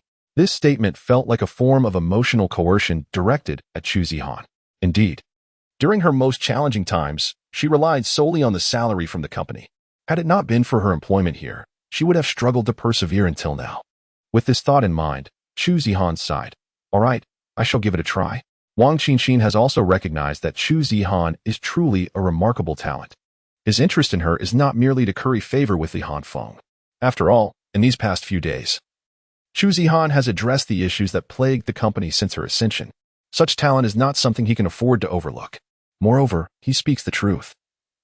Over the years, the various departments within the company have shown no regard for the organization, instead engaging in factional infighting. Now, the company teeters on the brink of bankruptcy. If there is no improvement soon, the enterprise he painstakingly built will dissolve into nothingness. Very well, I shall address you as General Manager Chu. Rest assured. Once our company goes public, you will assume the role of president, which will put my mind at ease. To be frank, allowing someone of your caliber to languish in obscurity over the years reflects my inadequate management. Tomorrow, I am returning to attend the shareholder meeting. My ability to assert myself at the head office depends entirely on you. If we succeed this time and establish our independence, it will be a soaring triumph. Wang Qinxin has indeed placed all his bets on Chu Zihan. This gamble is not a spur-of-the-moment decision. It is because Chu Zihan has the support of Song Yang, who shares a close relationship with Li Hanfeng. This connection significantly enhances her chances of securing a loan compared to anyone else in the company. Even if they do not go public immediately, as long as the performance improves, the prospect of an IPO becomes less critical. After all, Chu Zihan's company is fundamentally focused on finance and investment. As long as there is cash flow, pursuing an IPO in the future, even through reverse mergers, is entirely feasible. The crux lies in reversing the current operational state of the company. Moreover, the company must pivot its business direction. Currently, it has strayed off course. But with someone of Chu Zihan's integrity at the helm, the company is bound to find its way back onto the right path. Most importantly, Chu Zihan lacks a personal interest group within the company, and her ally, Song Yang, has a favorable relationship with Li Hanfeng. This dynamic allows Chu Zihan to instigate a significant overhaul within the company. Song Yang easily discerned Wang Qinxin's intentions but chose not to expose them. For Chu Zihan, this represents an invaluable opportunity for growth, allowing her to amass considerable experience. Furthermore, by cultivating her own core team now, she will be able to adapt swiftly, even if she ventures out on her own in the future. Therefore, Song Yang has no intention of intervening in Wang Qinxin's invitation. Henceforth, I shall rely on you. Chairman Wang. As Song Yang contemplated this, he smiled politely at Wang Qinxia. Wang Qinxia promptly replied, "What are you saying? General Chu is also a talent of our company. A rarity indeed. As the saying goes, it is easy to find soldiers, but hard to find a general. It is my honor." Chu Zihan felt a bit shy and softly said, "Chairman, I will take my leave now. See you tomorrow." Good, good. Work and life must not interfere with each other. I have also heard that you are expecting. It is no problem. After a while, you can work from home, and in the last few months, you can rest. It's all fine. I should be back in about a month. Wang Qinxie was exceedingly kind to Chu Zihan, which deeply moved her. Indeed, as the saying goes, a soldier would die for a true friend. Wang Qinxie had become her patron. With this thought, Chu Zihan smiled as she bid farewell to Wang Qinxie. Then, Song Yang opened the car door and carefully helped Chu Zihan into the vehicle. He then seemed to assume the role of a dedicated chauffeur, driving Chu Zihan towards their little home. Wang Lai looked on in astonishment as Chu Zihan entered the Rolls-Royce, a car with a dual-tone color scheme and 3 lines of handcrafted stitching. It was evident that it featured extensive custom craftsmanship. This left him utterly dumbfounded. Anyone who could drive such a car was certainly no ordinary person. Now, he understood why Wang Qinxie had struck him. It was not unwarranted. Chapter 39. The wolf has arrived. As Song Yang drove, Chu Zihan felt as if she were dreaming. Just before work ended, she was merely a small department manager. Now, she had ascended to the role of general manager of the company. Nothing could be faster than this. Song Yang, do you think Manager Wang is acting out of respect for General Li? That can't be possible, right? Even if he wanted to please General Li, he wouldn't make me the general manager. Song Yang, gripping the steering wheel, laughed. Wang Qinxie is quite shrewd. He wouldn't assign you such a vital position merely for Li Hanfeng's sake. As he mentioned, it's easy to find 1,000 gold pieces, but a general is hard to come by. Did you not hear him say that Wei Feng had managed for so many years, yet the company faced numerous problems? Without you, they would still be lost in despair. He recognizes your talent, hence he has placed his trust in you. It must be acknowledged that he is also considering his connection with Li Hanfeng, but that connection is based on your network, not merely personal ties. After all, if you were to pursue a loan normally, while Hanfeng wouldn't open doors for you, he would at least ensure the process is straightforward, without unnecessary complications. In an instant, Chu Zihan comprehended Wang Qinxie's intention. Ever since you changed, our family has been flourishing. It feels as if fortune has suddenly turned in our favor. Song Yang chuckled, teasing Chu Zihan. This is what they call from adversity comes prosperity, as stated in the Book of Changes. Unable to hold back her laughter, Chu Zihan covered her mouth and softly said, you are just rambling. You claim to be friends with someone like General Li, yet you end up sounding like a charlatan. Song Yang, somewhat displeased, retorted, who said that reading the Book of Changes makes one a fraud? You know, many top-tier leaders study it. It contains profound truths, and only ordinary people concern themselves with fortune-telling. There exists a saying, when a person dies, their photograph hangs, and misfortune follows. For me, my studies are not aimed at learning fortune-telling. Rather, I seek to uncover the profound truths embedded within. Enough of that. What shall we dine on today? After a moment of contemplation, Song Yang smiled and remarked, now that you're the general manager, we must celebrate. After all, my burdens have lightened. However, Zihan, if I were to open a small shop, I would merely be a small business owner. Would that be somewhat unworthy of your esteemed position? Chu Zihan replied with a smile, as long as you refrain from gambling and do not venture into the business realm, I shall support you. After all, marriage is about mutual support. I have achieved success now, but who can predict the future? Perhaps my company may suddenly face collapse, and I would rely on you for sustenance then. Wouldn't that be true? Let us support each other and continue to live our lives vibrantly. A warmth enveloped Song Yang's heart, and tears nearly brimmed his eyes. Was this not precisely what he desired? Of course, he could never rely on his wife for support. Yet, Chu Zihan always maintained her own sense of self. She never deemed her worth by her title. Even now, as a general manager, her thoughts remained refreshingly simple. Returning to the matter at hand, she remarked, now that you are a general manager, is it truly fitting for us to reside in this modest rented space? Should we not contemplate purchasing a home? At the very least, it should be near a hospital for convenience during checkups. Chu Zihan shook her head. Purchasing a house is unnecessary for now. While I yearn for a home of our own, our finances are limited, and we must save. It would be wiser to find a more suitable rental. Your suggestion holds merit. For checkups, let us seek a location close to the hospital. As we embark on this journey together, let us strive for a residence of around 100 square meters in a school district. We must not subject our children to the hardships we endured. Instead of merely hoping for our children to succeed, we should, as parents, take proactive steps to alleviate their struggles. Chu Zihan's thoughts were both simple and pragmatic, which deepened Song Yang's sense of guilt. How could he have failed to cherish such a wonderful wife in his past life? Gripping the steering wheel, he silently vowed to ensure his wife enjoys the life she desires. Yes, I will strive diligently. I will take charge of the house purchase while you focus on your health and work. When our baby arrives, they will have a mother who is a general manager and a father who works hard to provide. Isn't that splendid? A warmth filled Chu Zihan's heart, and she silently shed 2 tears of happiness. All right, it's settled then. We shall work together. Being quite frugal, Chu Zihan suggested that Song Yang select a relatively ordinary restaurant. They enjoyed several dishes together, packing the leftovers for the next morning. Although Song Yang expressed his determination to earn money for a house, she did not wish to burden him with pressure. She still desired to work together to purchase a home. As for the immediate situation, renting a place seemed most prudent. The matter of buying a house could be postponed. Little did she know, Song Yang had already prioritized the house purchase. After all, with 6 million in cash, acquiring a home was within his grasp. As the young couple savored their intimate world together, Chu Zihan's parents were engulfed in panic. Upon returning home, they discovered a delivery box at their doorstep. Greedy for a bargain, they hastily brought it inside, only to find a severed finger inside. My heavens, how could there be a finger? Lu Sufan was already in a state of shock. She had been angry with Chu Zihan for not answering her calls, which had delayed a potential benefactor, thus hindering their prospects for a better life. But now, the sight of a finger at their door was utterly bewildering. Just then, a knock echoed through the house. Knock, knock, knock. Lu Sufan, frightened, tugged at Chu Fumin. Old man, who could be knocking at this hour? Knock, knock, knock. The knocking grew increasingly frantic.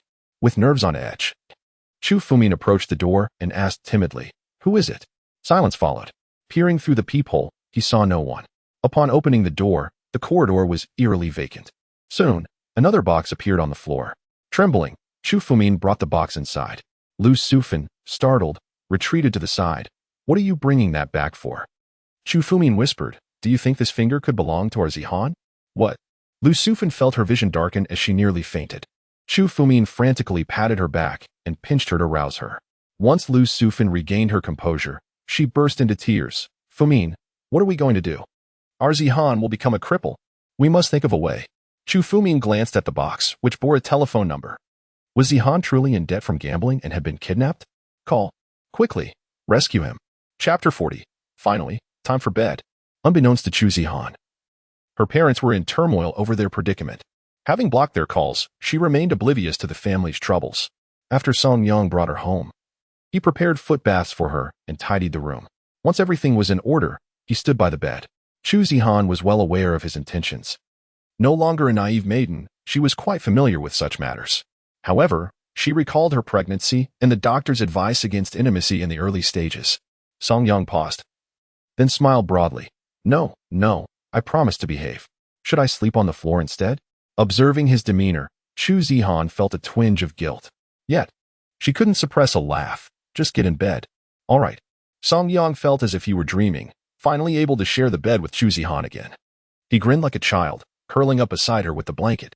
As he lay there, his heart raced with excitement.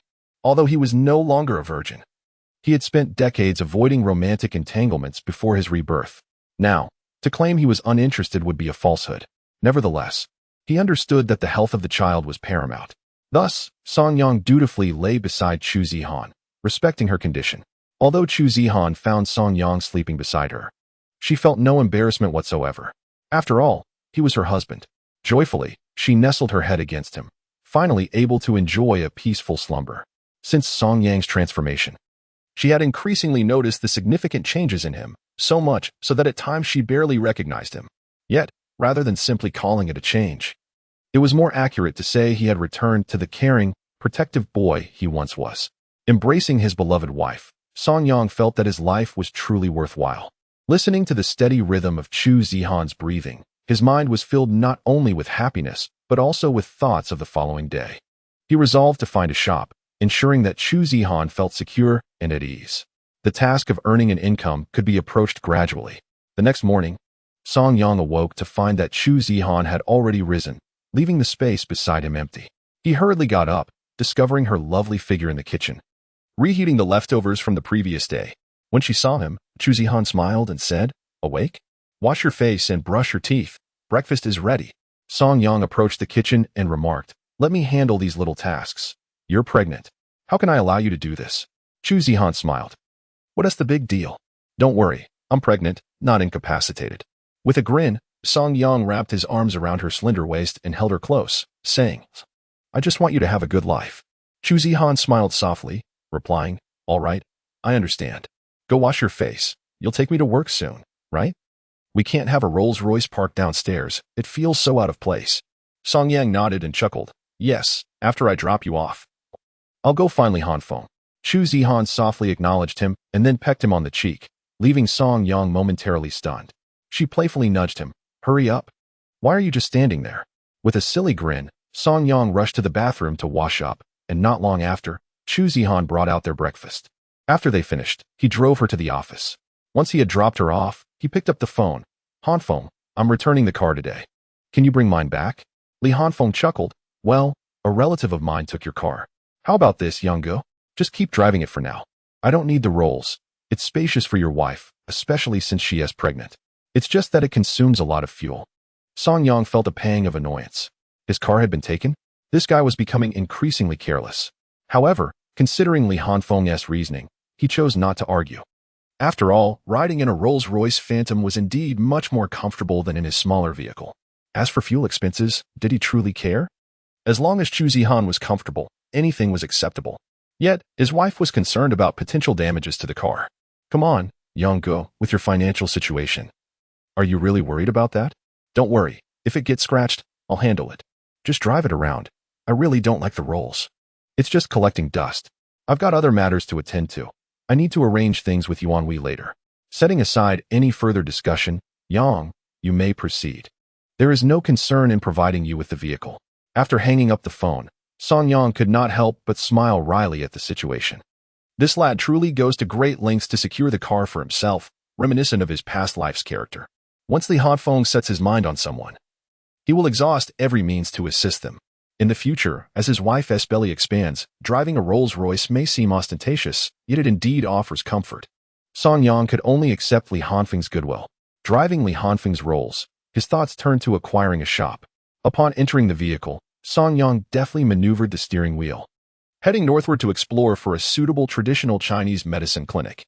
The northern part of the city, being an older district, clearly boasted a greater number of such establishments. As he drove, he observed his surroundings, and eventually, his vehicle came to a halt in front of a two-story clinic. It seemed this clinic had a bit of a reputation. Their bone-setting practice was quite renowned in Baitian City. Raising his gaze to the signboard, he noticed the name, Qing Dellen. Qing Dellen? Song Yang was taken aback momentarily, for he remembered this clinic well, having sought treatment here for injuries in the past. The elderly practitioner was exceptionally skilled, particularly in bone setting, attracting numerous patients from afar. However, the decor was rather modest, and he provided the most affordable yet effective remedies. Treating children without charge. It appeared he hardly profited, perhaps struggling to cover the rent. Moreover, Song Yang recalled that in his previous life, this elder had been duped by an unscrupulous couple. The husband had connections with local authorities, and as a result, the clinic was shut down. Tragically, the elder passed away from grief the following day. This incident stirred considerable uproar, leading to the parents being exposed online, forcing them to flee and live in obscurity. Seeing the clinic, Song Yang felt compelled to assist this elderly gentleman. Having dedicated his life to helping others, such a fate was undeserved. Resolute in his decision, he parked the car and strode confidently towards the clinic. As he approached in the Rolls-Royce, onlookers cast envious and astonished glances. Their envy stemmed from the luxury vehicle, signaling true wealth, while their astonishment arose from the sight of someone of such stature visiting this humble establishment, unfazed by the opinions of others. Song Yang calmly entered the clinic. However, upon crossing the threshold, he was met with a cacophony of voices, particularly a woman's shrill cries. You old fool. You've broken my son's arm. You will pay for this. Chapter 41. Are traditional Chinese medicine practitioners deceivers? Upon entering, Song Yang was taken aback. He witnessed a couple vehemently berating the elderly man, their expressions filled with fury, as if they were ready to devour him whole. You old fool. Do you know who we are? I'll tell you, if you do not compensate us today, I will have this wretched place shut down. The elder's face flushed with indignation as he stammered in response. You are utterly shameless. Your child merely dislocated his arm. After I said it. You claim it was broken. Produce your evidence. The old charlatan here is deceiving people, claiming to practice traditional Chinese medicine, which is nothing but a load of nonsense. How absurd. Indeed, I urge everyone to weigh in on this matter. This couple is causing a scene, leaving onlookers perplexed as they gather to witness the commotion. Song Yang, having some knowledge in this field, pushed through the crowd and approached the child's parents. He glanced at the child, and something felt amiss.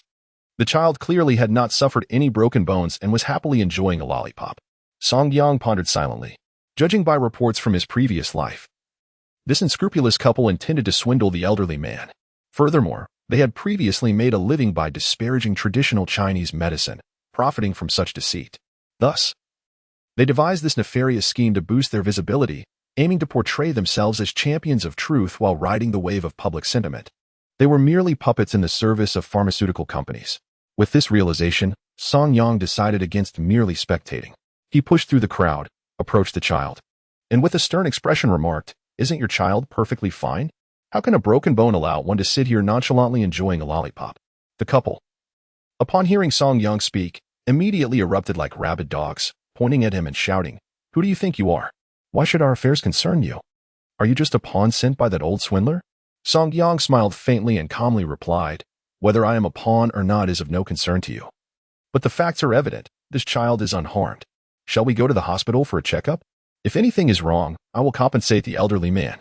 But if not..." Song Yang's gaze suddenly turned icy as he fixed his stare on the couple, stating, "I will ensure your disgrace and will file charges against you for extortion. With so many witnesses present, I trust this couple will meet their downfall." Upon hearing this, the couple turned their fury towards Song Yang. "And what are you? You should take a good look at yourself. Do you know how many followers we have? Besides, even foreign experts have condemned traditional Chinese medicine as fraudulent." They chorused in unison. Song Yang chuckled coldly. "Which foreign experts? Did they create their own credentials? How convenient. I have a medical background myself, and I would be curious to hear your claims." At this point, the couple was left dumbfounded. "A medical professional?" The man quickly retorted. "You claim that, but look at your demeanor. Even if you are a trained physician, you are surely an incompetent one. Moreover, we drive a BMW. Do you think we would stoop to such petty deceit? We are upholding justice." Just as these words left his mouth, a hearty laughter erupted from the entrance. "Ha ha. Driving a BMW? My friend, the person you are speaking to arrived in a Rolls-Royce." As soon as this was said, all eyes turned to the entrance. Indeed, moments ago there was nothing, but now a luxurious Rolls-Royce stood parked at the door. The couple was left utterly speechless. "So you think wealth makes you superior? Clearly, you profit from deceit." Song Yang chuckled, unwilling to engage in their banter. Instead, he took a seat, composed and unruffled, stating, "As I mentioned, let us go to the hospital for a verification. If the findings are legitimate, I shall cover the expenses. However, if they are not, both of you will face imprisonment. At that moment, your son, the offspring of a fraudster, will inevitably be affected in his pursuit of university and civil service. Furthermore, your current employment will also be directly jeopardized. I leave this statement here for your contemplation. The courage to confront it is now in your hands." Song Yang's resolute response instilled a sense of guilt in the couple. An investigation? That would certainly expose them. As Song Yang aptly articulated, should they face charges of extortion, their ruin would be inevitable. Not only that, but they would also have tarnished their child's future. "How can you be so cruel? Targeting the child? The child is innocent." Song Yang retorted coldly, "Innocent? But that innocence will eventually transform into your own reflection. Innocence is not an everlasting condition. With parents like you, he will inevitably become a scoundrel." Now you recall his innocence? When you were exploiting an elderly man for your selfish gains, you were already setting a precedent for him. Song Yang's words garnered applause from many in attendance. Indeed, the couple's aggressive demeanor was deeply unsettling and exuded an air of arrogance. Now, someone had stepped forward to hold them accountable. Moreover, judging by their reaction to Song Yang's mention of an injury examination, it was clear to all present what kind of individuals they were. Are you satisfied now? Fine, we are leaving." As they spoke, they attempted to take their child away. Yet Song Yang, with a smile, interjected, "Wait, you cannot simply leave.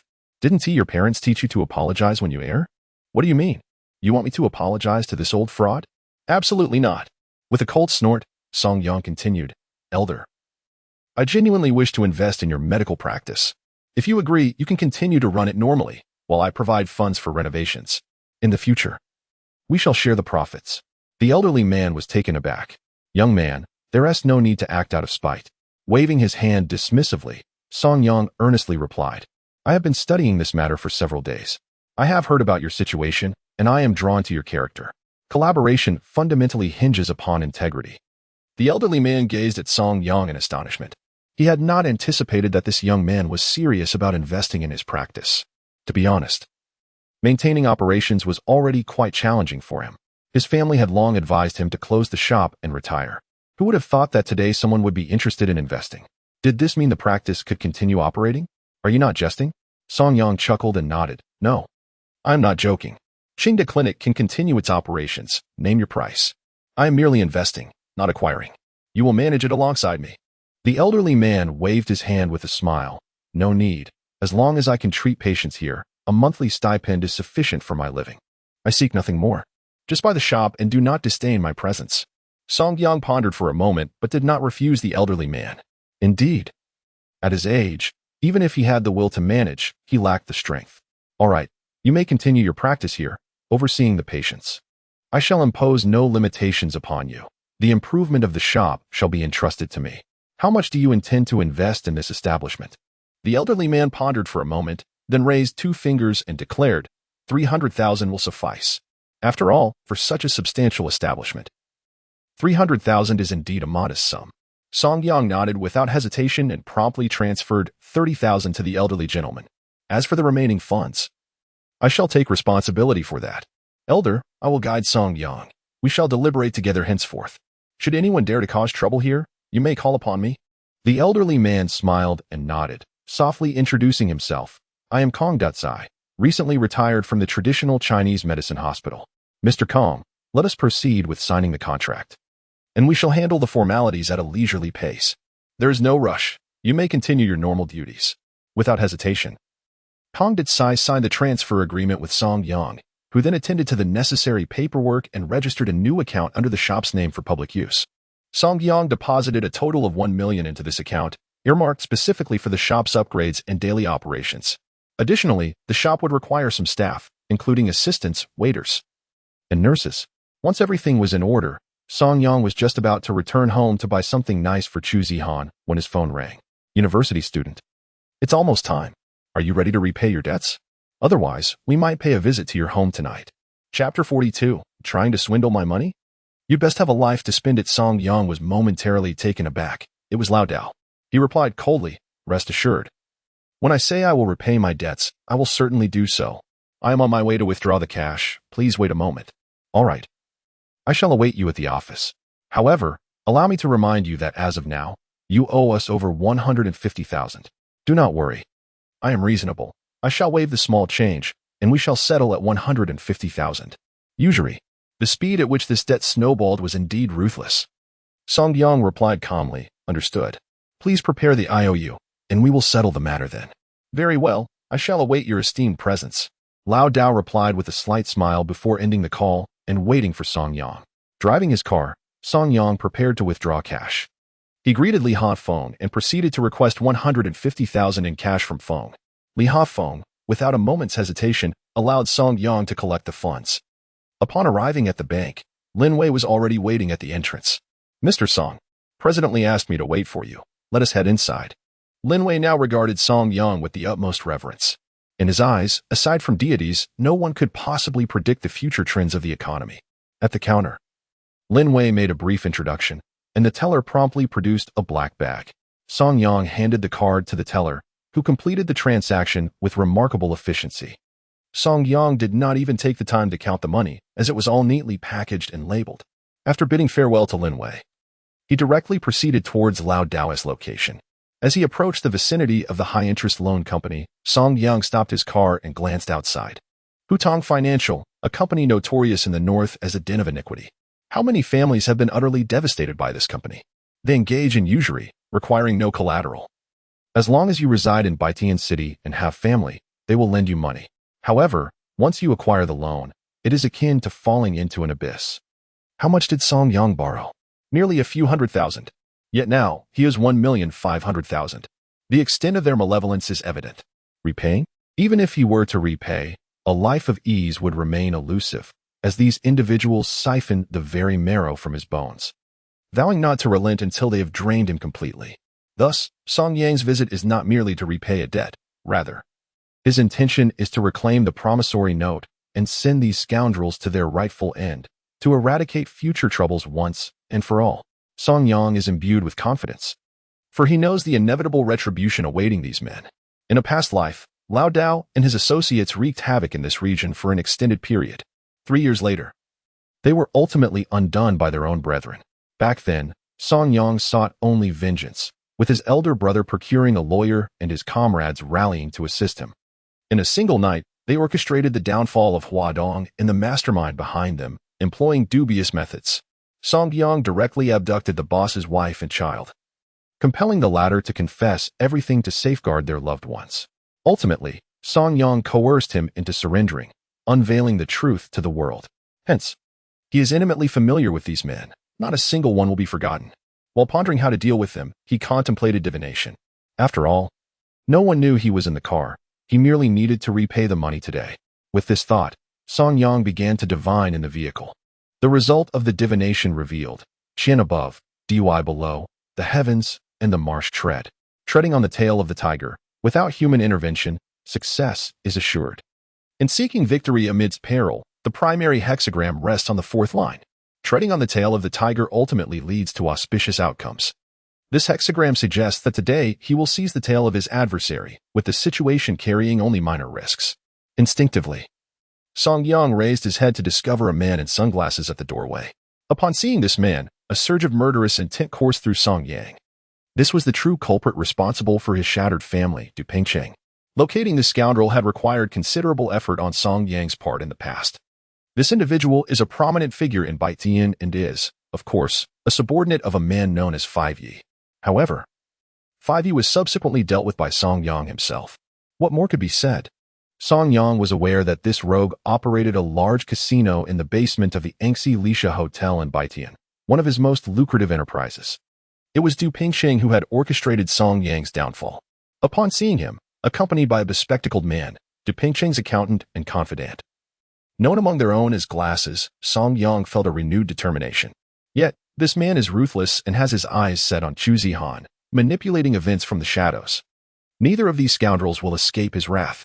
Since Du Pingcheng arrived wearing glasses, it is evident that they are once again engaged in money laundering.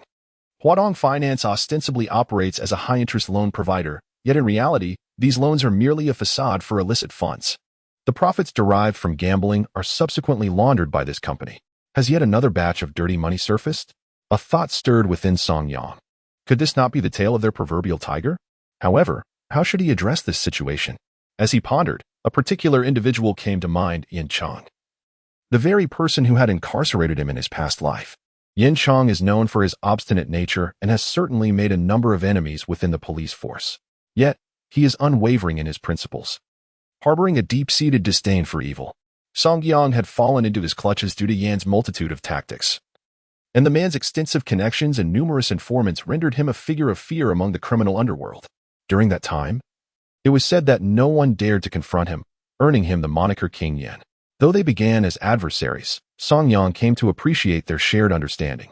Regrettably, at that time, one was an officer and the other a criminal, and their relationship could progress no further. Nonetheless, had it not been for Yin Chong's intervention, the fates of Song Yang's brothers would have been drastically different, as this man ultimately ensured their safety. Song Yang wished to express his gratitude, yet Yin insisted it was simply his duty. Tragically, this good man met his demise shortly after Song Yang's release, falling victim to a killer he was pursuing. Song Yang has always held this debt of gratitude close to his heart. In one life, they were foes. In this life, let them be friends. A slight smile graced Song Yang's lips as he recalled that Yan's phone number had remained unchanged. Dialing the number, he soon heard a man's voice, tinged with irritation, as if he had just awakened. Clearly, he had been engaged in another case. Who is this? You must have dialed the wrong number, Yin grumbled. Calmly, Song Yang replied. Is this Captain Yin Chong? Yes. What do you want? Ah, Captain Yin, you may not remember me, but I was almost led astray once. Had it not been for your intervention, I would have become a wretched individual today. Song Yang recounted a specific incident that Yin had previously shared with him during a visitation. At that time, in the visiting room, Yin had remarked that seeing him sparked a memory. Although they were not well acquainted, he had left a lasting impression. Yin paused, momentarily taken aback, and then inquired, Who are you? I don't recall. Captain Yin, You are a man of many encounters. It is understandable that you might forget. I am calling because while settling my debts, I stumbled upon a lead. If you could collaborate with me, it might assist in unraveling a significant money laundering and illegal gambling operation. Chapter 43. Captain Yin Chong was taken aback, instantly shaking off his drowsiness.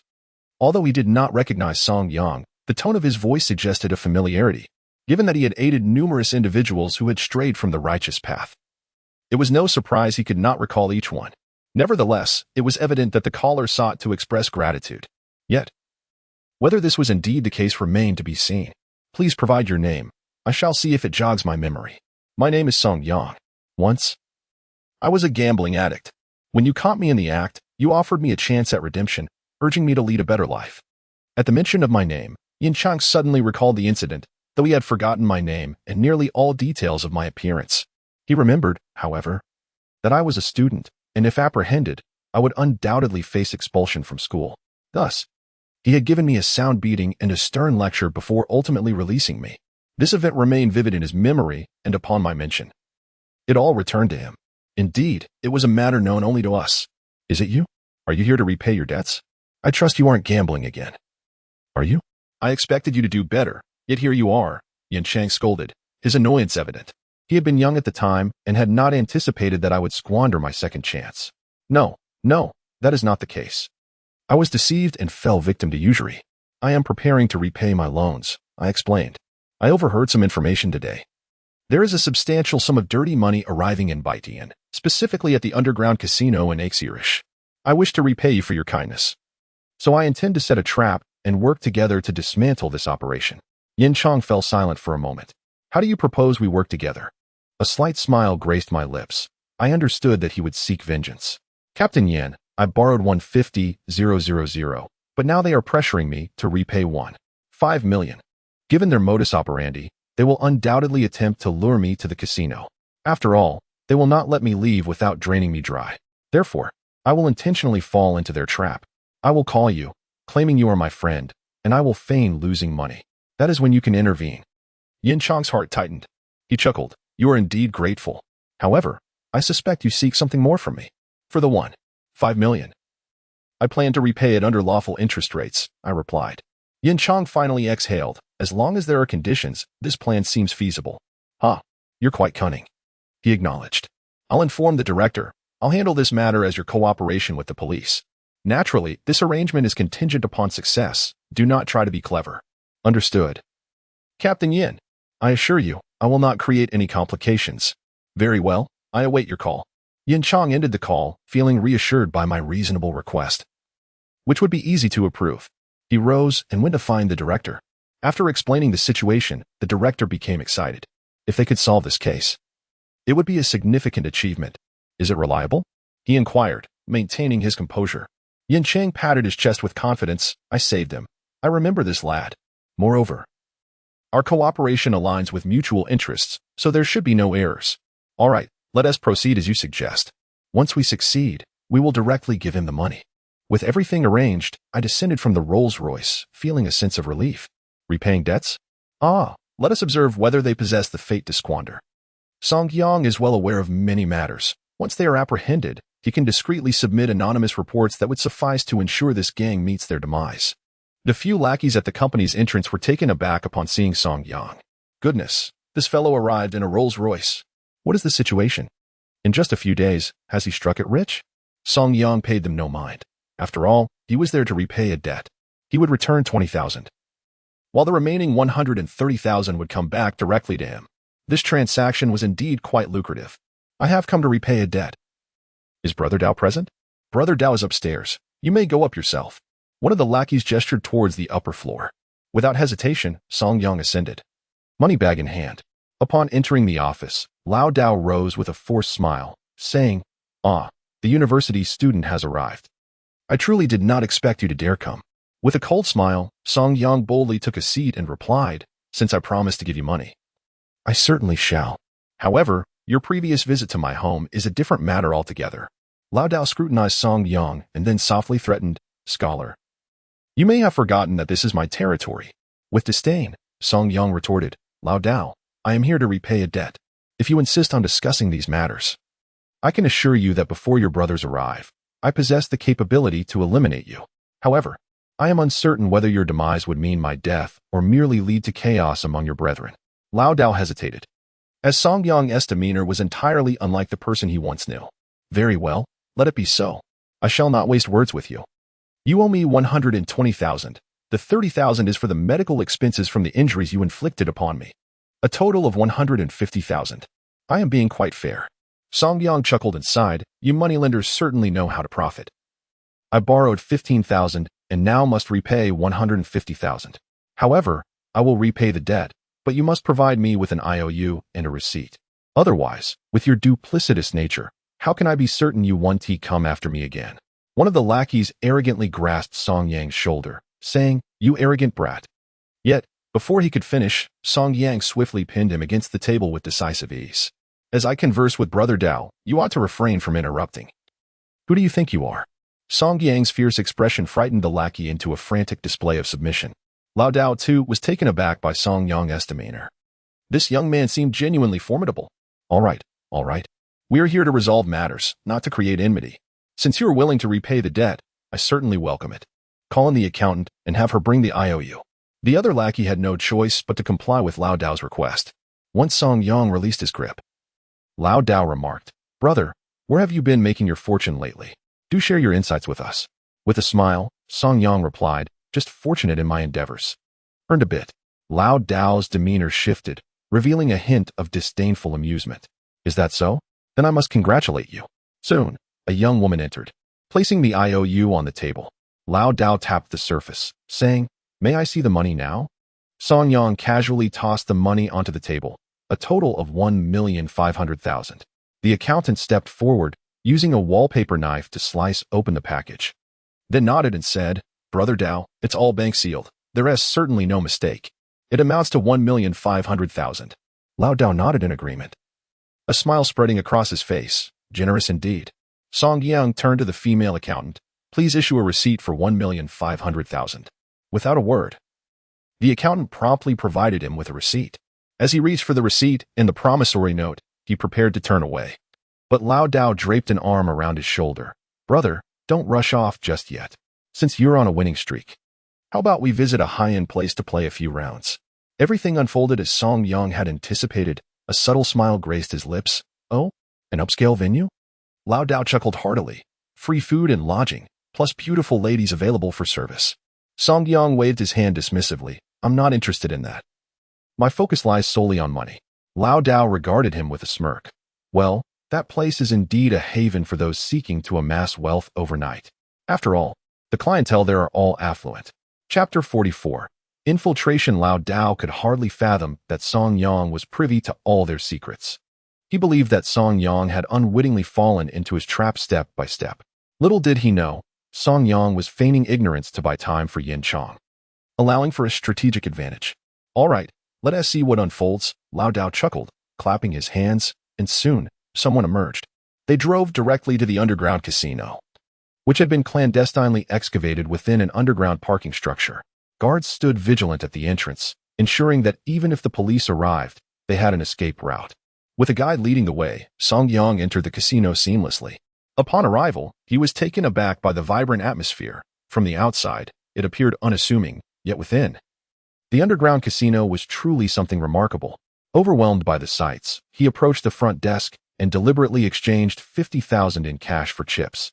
In the casino, he initially observed the surroundings. Every entrance and exit was guarded, making escape impossible. He had no choice but to gamble first, testing the waters. Song Yang started off with a modest win, only to soon face losses.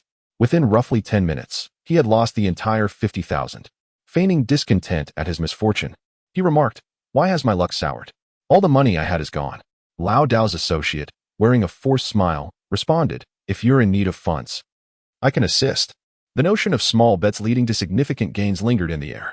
Song Yang chuckled softly, replying, Borrow? No thanks, your usury rates are too steep. I'll just borrow from a friend instead. With that, he suggested calling a friend to deliver the money. Suddenly, one of the younger men became wary. After all, inviting a stranger to deliver money was fraught with danger. Why not just transfer the funds directly? Song Yang chuckled, patting the man's shoulder. Brother, I'm indifferent. But aren't you concerned? Transferring money could easily expose your accounts. So why not just give you the cash and you can buy the chips? Why go through the trouble of sending money? Song Yang sat down with an air of calmness, expressing his concern that once he earned money, they might not let him leave. He was wary of them, just as they were of him. The others exchanged glances, based on their knowledge of Song Yang.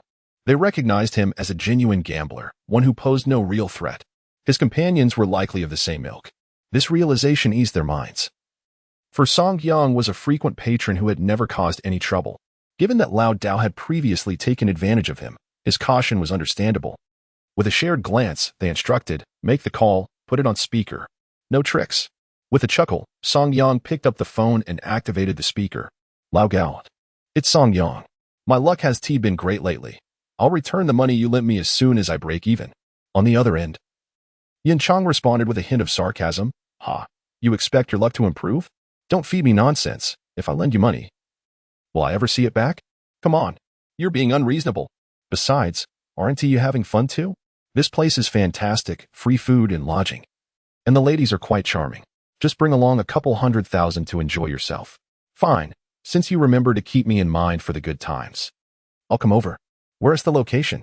At Anchi LS, someone will meet you at the entrance. Song Yang smiled faintly and ended the call. Turning to the gathered men. Any further questions, gentlemen? Upon hearing of yet another unsuspecting victim arriving, their spirits soared. They knew that bringing him in meant a cut for them. Their faces lit up with smiles. Brother Song, how could we doubt you? Rest assured. We'll take care of your stay and entertainment here. Internally, Song Yang scoffed, sighing, well, I won't hold back then. I'll just lie down for a bit and change my luck. It's been truly dismal. He turned towards the resting area, lying down alone. Clearly distressed from his losses. The others chose not to engage with him further. Meanwhile, after receiving the call, Yin Chang swiftly organized a perimeter around Anchi LS. Donning sunglasses, he carried a suitcase filled with cash directly to the venue. Within 20 minutes, he arrived, the suitcase cleverly designed with a hidden compartment for a firearm. While the exterior was filled with money. At the entrance, the men checked Yin Chang, and upon seeing the cash, they relaxed their scrutiny and allowed him entry. As he stepped inside with the suitcase, Song Yang immediately rose with a broad smile and open arms. Lao Gao. Finally, you're here. Yin Chang regarded the unfamiliar young man before him, realizing that this must be the Song Yang from the phone call. Old Song, have you lost everything? Song Yang scratched his head, feeling the discomfort. Let us not dwell on that. Ready to play a few hands? Yin Chang nodded, withdrawing 400,000 to exchange for chips while the rest remained close at hand. The onlookers noted this with delight, recognizing a significant catch had arrived, ensuring their profits. The gaming area offered a variety of options, including arcade games, fishing, and Texas Hold'em. In this place, there exists a myriad of distractions, from roulette to blackjack. Whatever one fancies, it is here. Song Yang seemed to regard this venue as his own domain, enthusiastically introducing it to Yin Chang. As he spoke, Yin Chang noticed the glint in Song Yang's eyes, a subtle hint directed at him. Yin Chang nodded in agreement, saying, sounds good, let's indulge for a while. The two promptly seated themselves and began to prepare for their game. At this moment, the others had lowered their guard. Song Yang leaned closer, whispering to Yin Chang. Keep an eye out. Du Pingcheng has just arrived from Hua. We must act simultaneously. Yin Chang remained silent, merely nodding in acknowledgement. He looked at Song Yang with a smirk. You've got quite the experience, haven't you? While they engaged in their game, Yin Chang's watch concealed a camera, capturing every moment despite his blindfold. The special police officers outside had already devised a plan for entry. Moreover, Yin Chang's frequent associations with individuals from the underworld rendered him nearly unrecognizable as a police officer. His demeanor was more rogue than any criminal. Thus, their presence went unnoticed by the casino staff. While one side deliberately drew attention, the other was poised for action. Just then, Song Yang awaited the unfolding events, anticipating the police's imminent crackdown. However, Old Knife had arrived with a foreigner. Upon seeing the foreigner, Song Yang was taken aback. This foreigner was none other than Marlington, the father of a disciple from his previous life, a young woman named Selena, who was the daughter of a mafia lord and possessed a fervent passion for traditional mysticism, particularly the I Ching. Faced with this revelation, Song Yang stammered, Goodness, Brother Chang, do you dare to arrest the mafia? Chapter 45. A comprehensive sweep. Yin Chang was momentarily stunned, glancing back. After recognizing the young man, he queried, Do you know him? Song Yang nodded.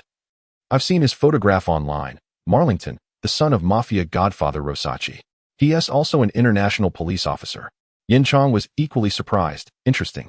What on earth is an international police officer doing here? Undercover? This lad is merely here to complicate matters for us. We need to devise a plan to send him away. Song Yang patted Yin Chang on the shoulder and suggested, "Shall I think of a way?" Yin Chang, with a hint of skepticism, asked, "Do you really have a plan?" "Indeed. If we can dissolve their collaboration, you'll face fewer troubles." "Wouldn't that count as my contribution?"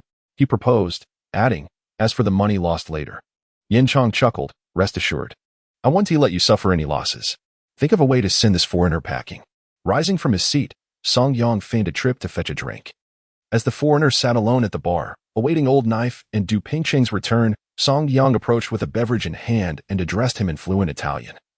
"If you wish to avoid any danger befalling Selina, you must leave at once. Someone intends to harm her." Marlington paused, his blue eyes flashing with a cautious glimmer. "You? Just like you. I'm an undercover agent.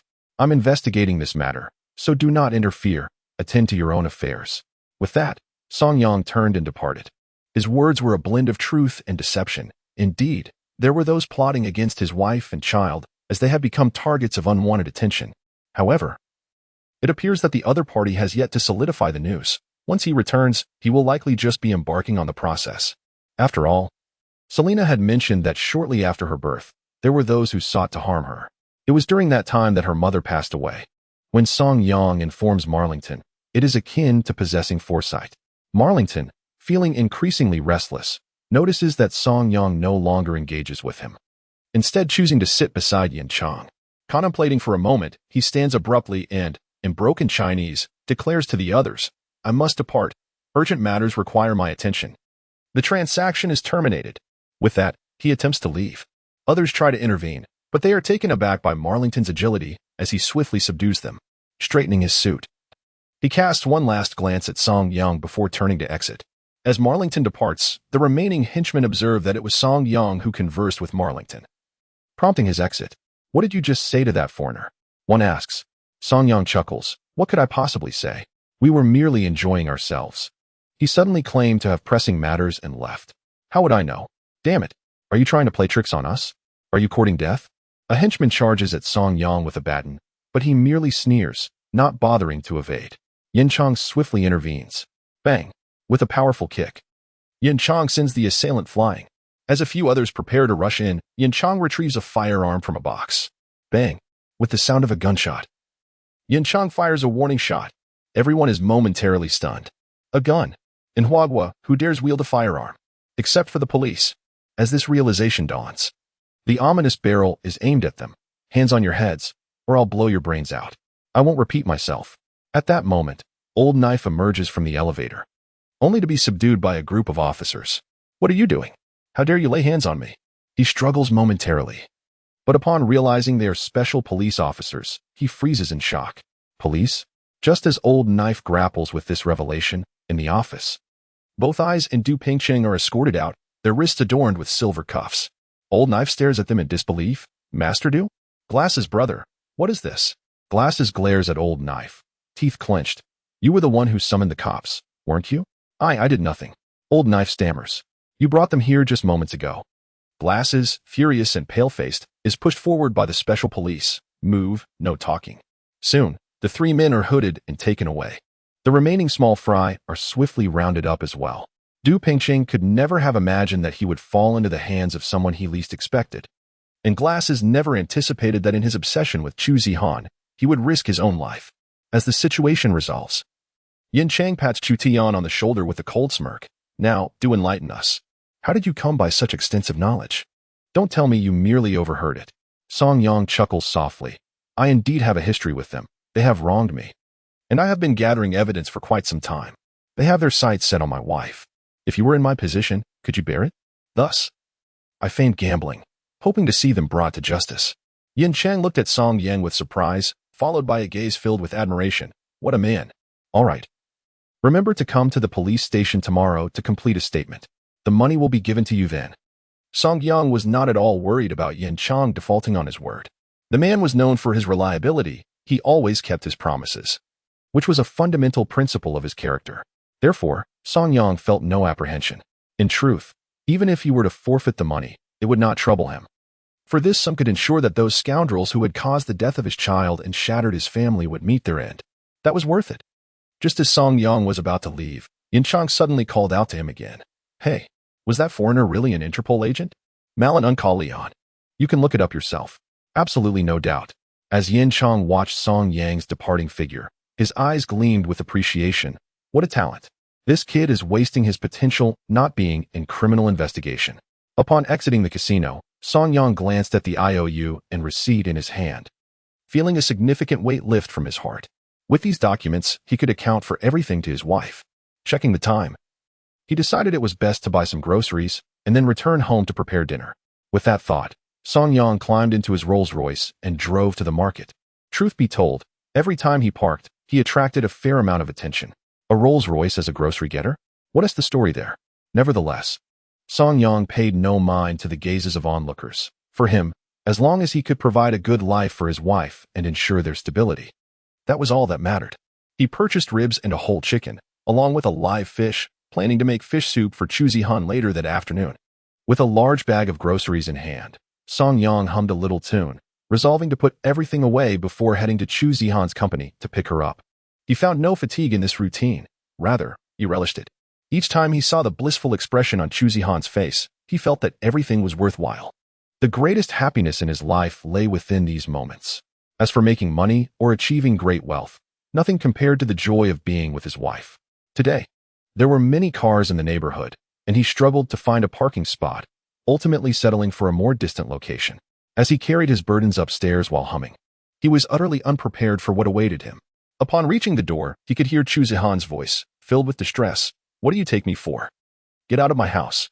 Leave now. Chapter 46, Exceptional Parents. His wife was back, but she shouldn't have finished work yet. How could she have returned? Something must have happened. As expected, he then heard Lu Sufin's voice from within the room. You ungrateful girl. Do you wish to see your brother perish? How did I end up raising such a heartless child? You must divorce him today. He has said that if you marry him, he will repay the gambling debts. Chu Zihan retorted angrily. What am I to you? What do you see me as? A commodity? Or simply a stepping stone for your ambitions? If Chu Zihan has been arrested, why don't you report it? Shouldn't he be responsible for his actions? Why must I be sacrificed? Upon hearing this, Lu Sufin became furious. Slap. A resounding slap landed on Chu Zihan's face, delivered by Lu Sufin. Upon hearing the commotion, Song Yang did not hesitate to kick the door open with a forceful bang. His expression darkened as he strode into the room, startling both Lu Sufin and Chu Fumin. Ignoring them entirely, he approached Chu Zihan directly. Zihan, are you all right? The moment she saw her husband, tears cascaded down her cheeks. Song Yang. She clung to him desperately, unable to suppress her sobs. With a scowl, Song Yang turned to Lu Sufin and Chu Fumin, commanding, get out of my house. Now, anger surged within him. Did they truly believe they could act without consequence? How dare they strike his wife? In his previous life, his greatest regret had been his mistreatment of Chu Zihan. Since his rebirth, he had not only refrained from raising his hand against her, but had even avoided raising his voice. Lu Sufin, undeterred by Song Yang's ultimatum, sneered, Oh, you, a worthless waste, dare to expel me? If it weren't for your incompetence, our family would not be in such disarray. Mark my words, you will divorce today, or I will ensure that neither of you finds peace. She turned to Chu Zihan, demanding, Are you coming with us or not? If you refuse, I will sever all ties with you. Chu Zihan, her tears long dried, replied with a weary resignation, If you wish to sever ties, then so be it. To you, I was never truly your daughter. Parents like you do not deserve a daughter. If you want me to leave, fine. Bring forth the money, and I will cut all connections with you. Otherwise, you must facilitate my divorce. Can this useless man even provide money? Lu Sufin mocked, with a grim expression. Song Yang stood by, while Chu Zihan clenched her teeth, stating, Without money, I will not leave. I am married now, and I have no ties to you. Leave my home, now, or I will call the police. What did you say? Call the police? Lu Sufin scoffed, her voice dripping with disdain. You ungrateful wretch. Your brother has had his fingers severed, and you still show such coldness? You took my money, 500,000. Do you understand that this was Song Yang's life-saving money? It was our family's lifeline. What have you to say about it? He is where he is because of his own choices. It has nothing to do with us. Get out of my house. Now. Chu Zihan trembled with rage as she recognized the true nature of her parents' cruelty and selfishness, especially in the wake of Song Yang's transformation. She could no longer endure such a family. Despair washed over her as she looked at Song Yang, her eyes glistening with unshed tears. Song Yang, if you are a man, do not let me leave you. His facial muscles twitched momentarily before he turned to face Chu Zihan's parents, his voice resolute. Leave my house at once, or do not expect me to be courteous. What? Do you still dare to strike me? Song Yang scoffed. Very well. If you refuse to leave, Zihan, we shall depart. We shall not remain in this wretched place. With that, he firmly grasped Chu Zihan's hand, leaving her momentarily taken aback as she clutched her handbag. He had never exhibited such decisiveness before. This dilapidated rental offered nothing for her to cling to.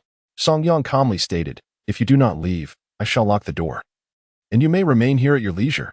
Zihan swiftly took her bag and declared, we are leaving. Song Yang's words provoked Lu Sufan and Chu Fumin, their gazes immediately fixating on the bag in Chu Zihan's possession. Surely, there must be money within. Upon this realization, Lu Sufan snatched the handbag from Chu Zihan's grasp. Chu Zihan was instantly alarmed. My card, she cried out in desperation, while Lu Sufan and Chu Fumin clutched the bag and fled. 900,000. This was Song Yang's last lifeline. The repayment was due tomorrow. Chu Zihan wept bitterly, clinging to Song Yang as she sobbed uncontrollably, observing her in-laws flee. Song Yang felt no anger whatsoever. Chu Zihan, in her grief, exclaimed, have you lost your mind? Why did you remind them? That was your lifeline. Don't stop me. I must retrieve the card. Song Yang embraced her, saying, calm down, Zihan. What is the matter? This card is linked to my phone. We can simply transfer the funds. But my phone is still in my backpack. Why did you have to mention it? Are you foolish? We have no money to buy another phone. Do you not comprehend how hard we have fought to get to this point? Song Yang wrapped his arms around Chu Zihan's waist and, as if conjuring a spell, produced a debt note and receipt from his pocket. Here. Chu Zihan's cries ceased abruptly as she gazed in astonishment at the debt note, which bore the official seal of Huadong Finance, alongside a receipt. 1,500,000? You repaid the entire sum? You settled the loan shark debt? Are we truly free from owing money? Song Yang gently stroked her back, soothing her with tender words. Of course, we are now unburdened by debt. Moreover, fortune smiled upon us. While I was repaying the debts, the police arrived. Someone reported Huadong Finance. I cooperated with their investigation, and they informed me that I only needed to pay 200,000 in debt, with the remaining 1,300,000 refunded to us. I will hand you the money tomorrow. Police? Chu Zihan stared at Song Yang in disbelief, hardly able to accept what she had just heard. Indeed, good and evil eventually receive their due. Those who act with arrogance will inevitably face consequences. Their days of tyranny are over. I witnessed old Dao and his associates being apprehended, and it seems they are entangled in numerous cases. According to the police, we shall never see them again in this lifetime. Tears filled Chu Zihan's eyes as she exclaimed, heaven has truly opened its eyes. Song Yang revealed his phone and glanced around, instructing, stop staring blankly. I'll transfer the money to my phone. Hurry and pack our belongings. We must prepare for when they return to demand money. Realizing the urgency, Chu Zihan hurriedly began to gather their things. Though the situation seemed absurd, an inexplicable feeling washed over her, reminiscent of the early days of their romance. Once their belongings were secured in the car, Song Yang swiftly led Chu Zihan to a rented homestay. This particular homestay was a quaint villa with a private courtyard, and due to the off-season, it was devoid of guests. For 7 days, the cost was merely 5,000 yuan.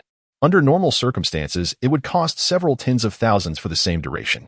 Although slightly pricier, it afforded them convenience and peace of mind, free from the worry of being discovered by her parents. Thus, Chu Zihan gritted her teeth and agreed to let Song Yang rent the place. The next step was to swiftly find a new rental within the span of 7 days. They could never have imagined that they were currently residing in a holiday village. As for her parents' remarks regarding Chu Zihan, she had no desire to intervene. Just based on their decision to terminate the pregnancy, she could not care less about their well-being. As long as her parents remained oblivious to her current situation, everything would be fine. Chapter 47. Rooting out evil well.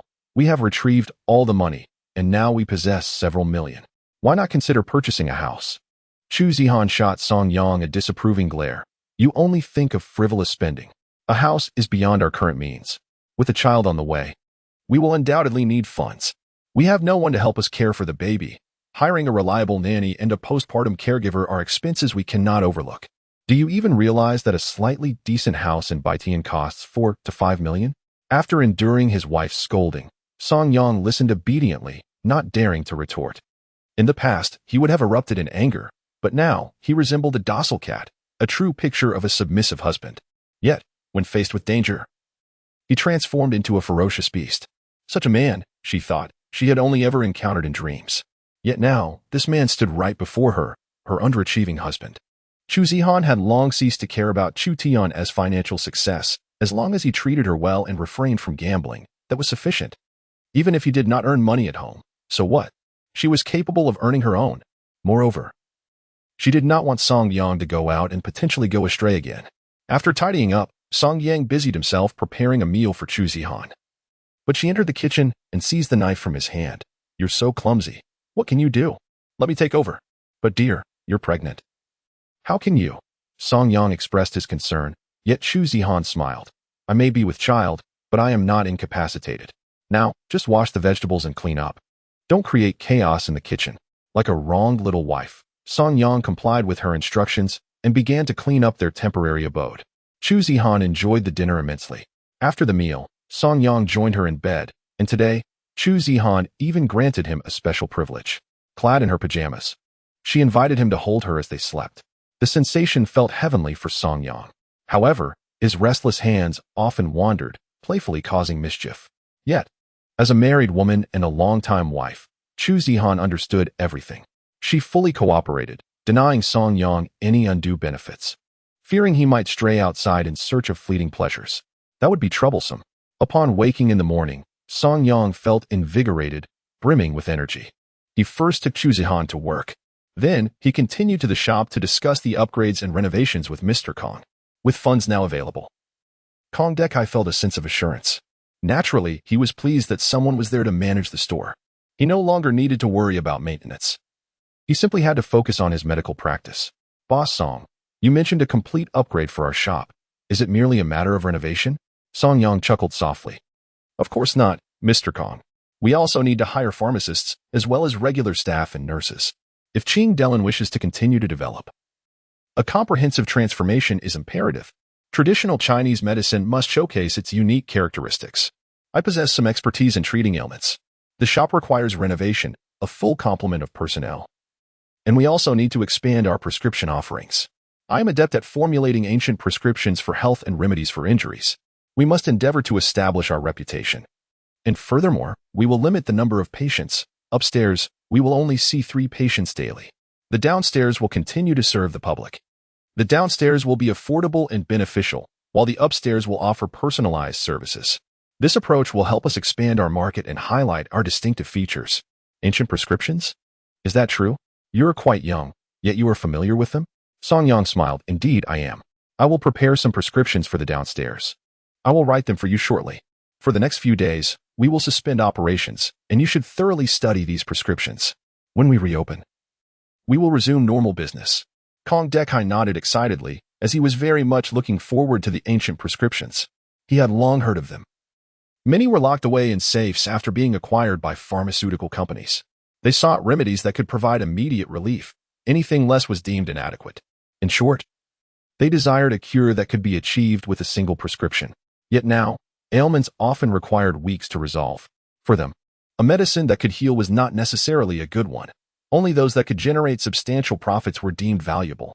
Song Yang wrote several prescriptions and handed them to Kong Dekai before heading home. He retrieved Chu Zihan's computer and began drafting evidence materials on her old laptop. Since he had involved Huadong's personnel, he knew he had to act decisively. There could be no opportunity for them to resurface.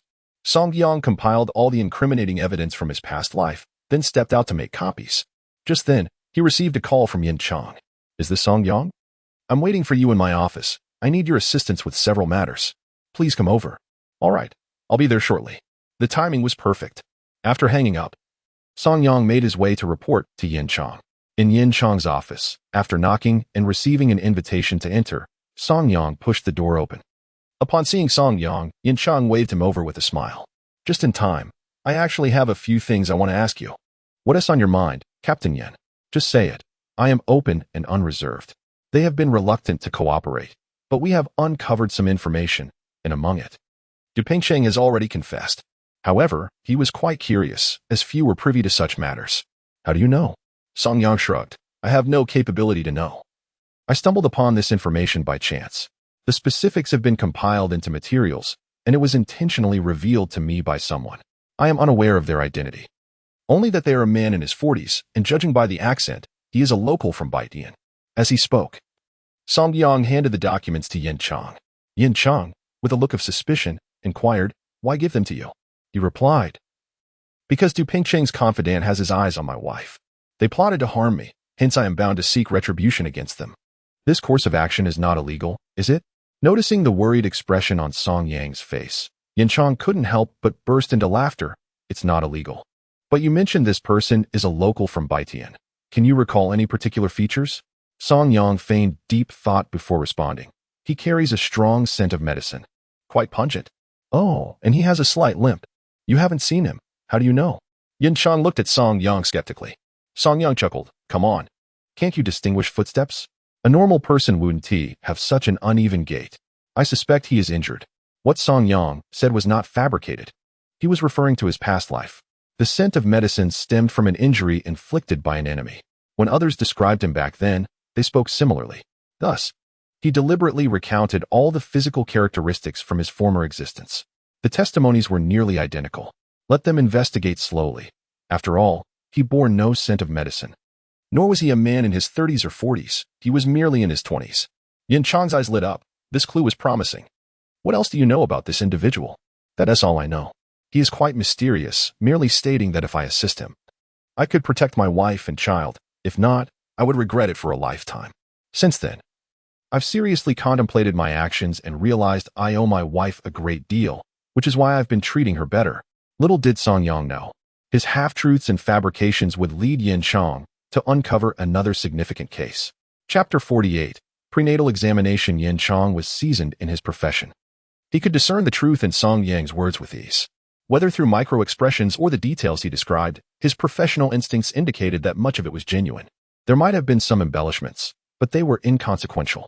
To speak the truth with perfect precision would indeed be a cause for suspicion.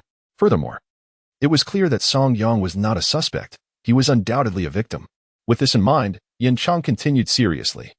"Since you have chosen to abandon your former ways, you must strive to live righteously and not constantly await strokes of fortune from the heavens. Your funds have been approved by the director under special circumstances. Now you simply need to fill out a form, and the department will transfer the money to you." "All right. Thank you, Captain Yen." As Song Yang departed, Yin Chang, glancing at the evidence in the documents, murmured, "There may be a larger case concealed within this. This young man is indeed my lucky star." Upon leaving the police station, Song Yang drove his Rolls-Royce, intending to purchase groceries for dinner. However, upon checking his phone, he was surprised to find a message from Chu Zihan. "Come pick me up from the office. Tomorrow is a holiday." Intrigued, Song Yang promptly headed to the company. For Chu Zihan, the mere fact that Song Yang had taken the electric bike to fetch her had already been touching. Now, arriving in a luxury car and consistently punctual, she felt a warmth in her heart as she watched her husband's silhouette. "Why are you off work so early today? Has something happened? Have your parents been looking for you?" Song Yang inquired with concern. Chu Zihan smiled reassuringly. "They haven't. They are probably still trying to figure out that card. I've already arranged for a personnel transfer. Tomorrow it will be frozen, and I will be transferred to the headquarters building. This is the office of the business department. And I will take a break before it is announced." Upon hearing this, a joyful smile spread across Song Yang's face. "That's wonderful. What do you plan to do tomorrow?" "I intend to go for a prenatal checkup. I've been quite anxious these past few days, and I worry about the baby," she replied. Opening the car door with a smile, Song Yang said, "Then it's settled. A prenatal checkup is essential." Chu Zihan placed her backpack in the car and cheerfully remarked, "It's agreed then. We'll go for the checkup tomorrow morning. If you have other commitments, I can manage on my own." "How can that be?" "For your prenatal checkup, you'll need to be moving around. I cannot let you go alone. I will accompany you." Seeing the change in Song Yang, Chu Zihan no longer doubted his transformation. The couple chatted and laughed all the way home, shopping for groceries together and preparing dinner. Although they lived in a rented place, their life felt particularly warm and intimate. The following morning, Song Yang rose early, taking Chu Zihan to the only maternal and child health hospital in Baitian City. This public hospital had consolidated all obstetrics and gynecology services from the city. Other hospitals lacked such departments, leaving them with only two choices for childbirth: a private hospital or the sole public facility. Moreover, both hospitals were staffed by the same doctors, as the private establishment had branched off from the maternal and child health hospital years ago. However, the private hospital's exorbitant fees caused Chu Zihan great distress over the expenditure. Hence, they opted for the comparatively affordable public option.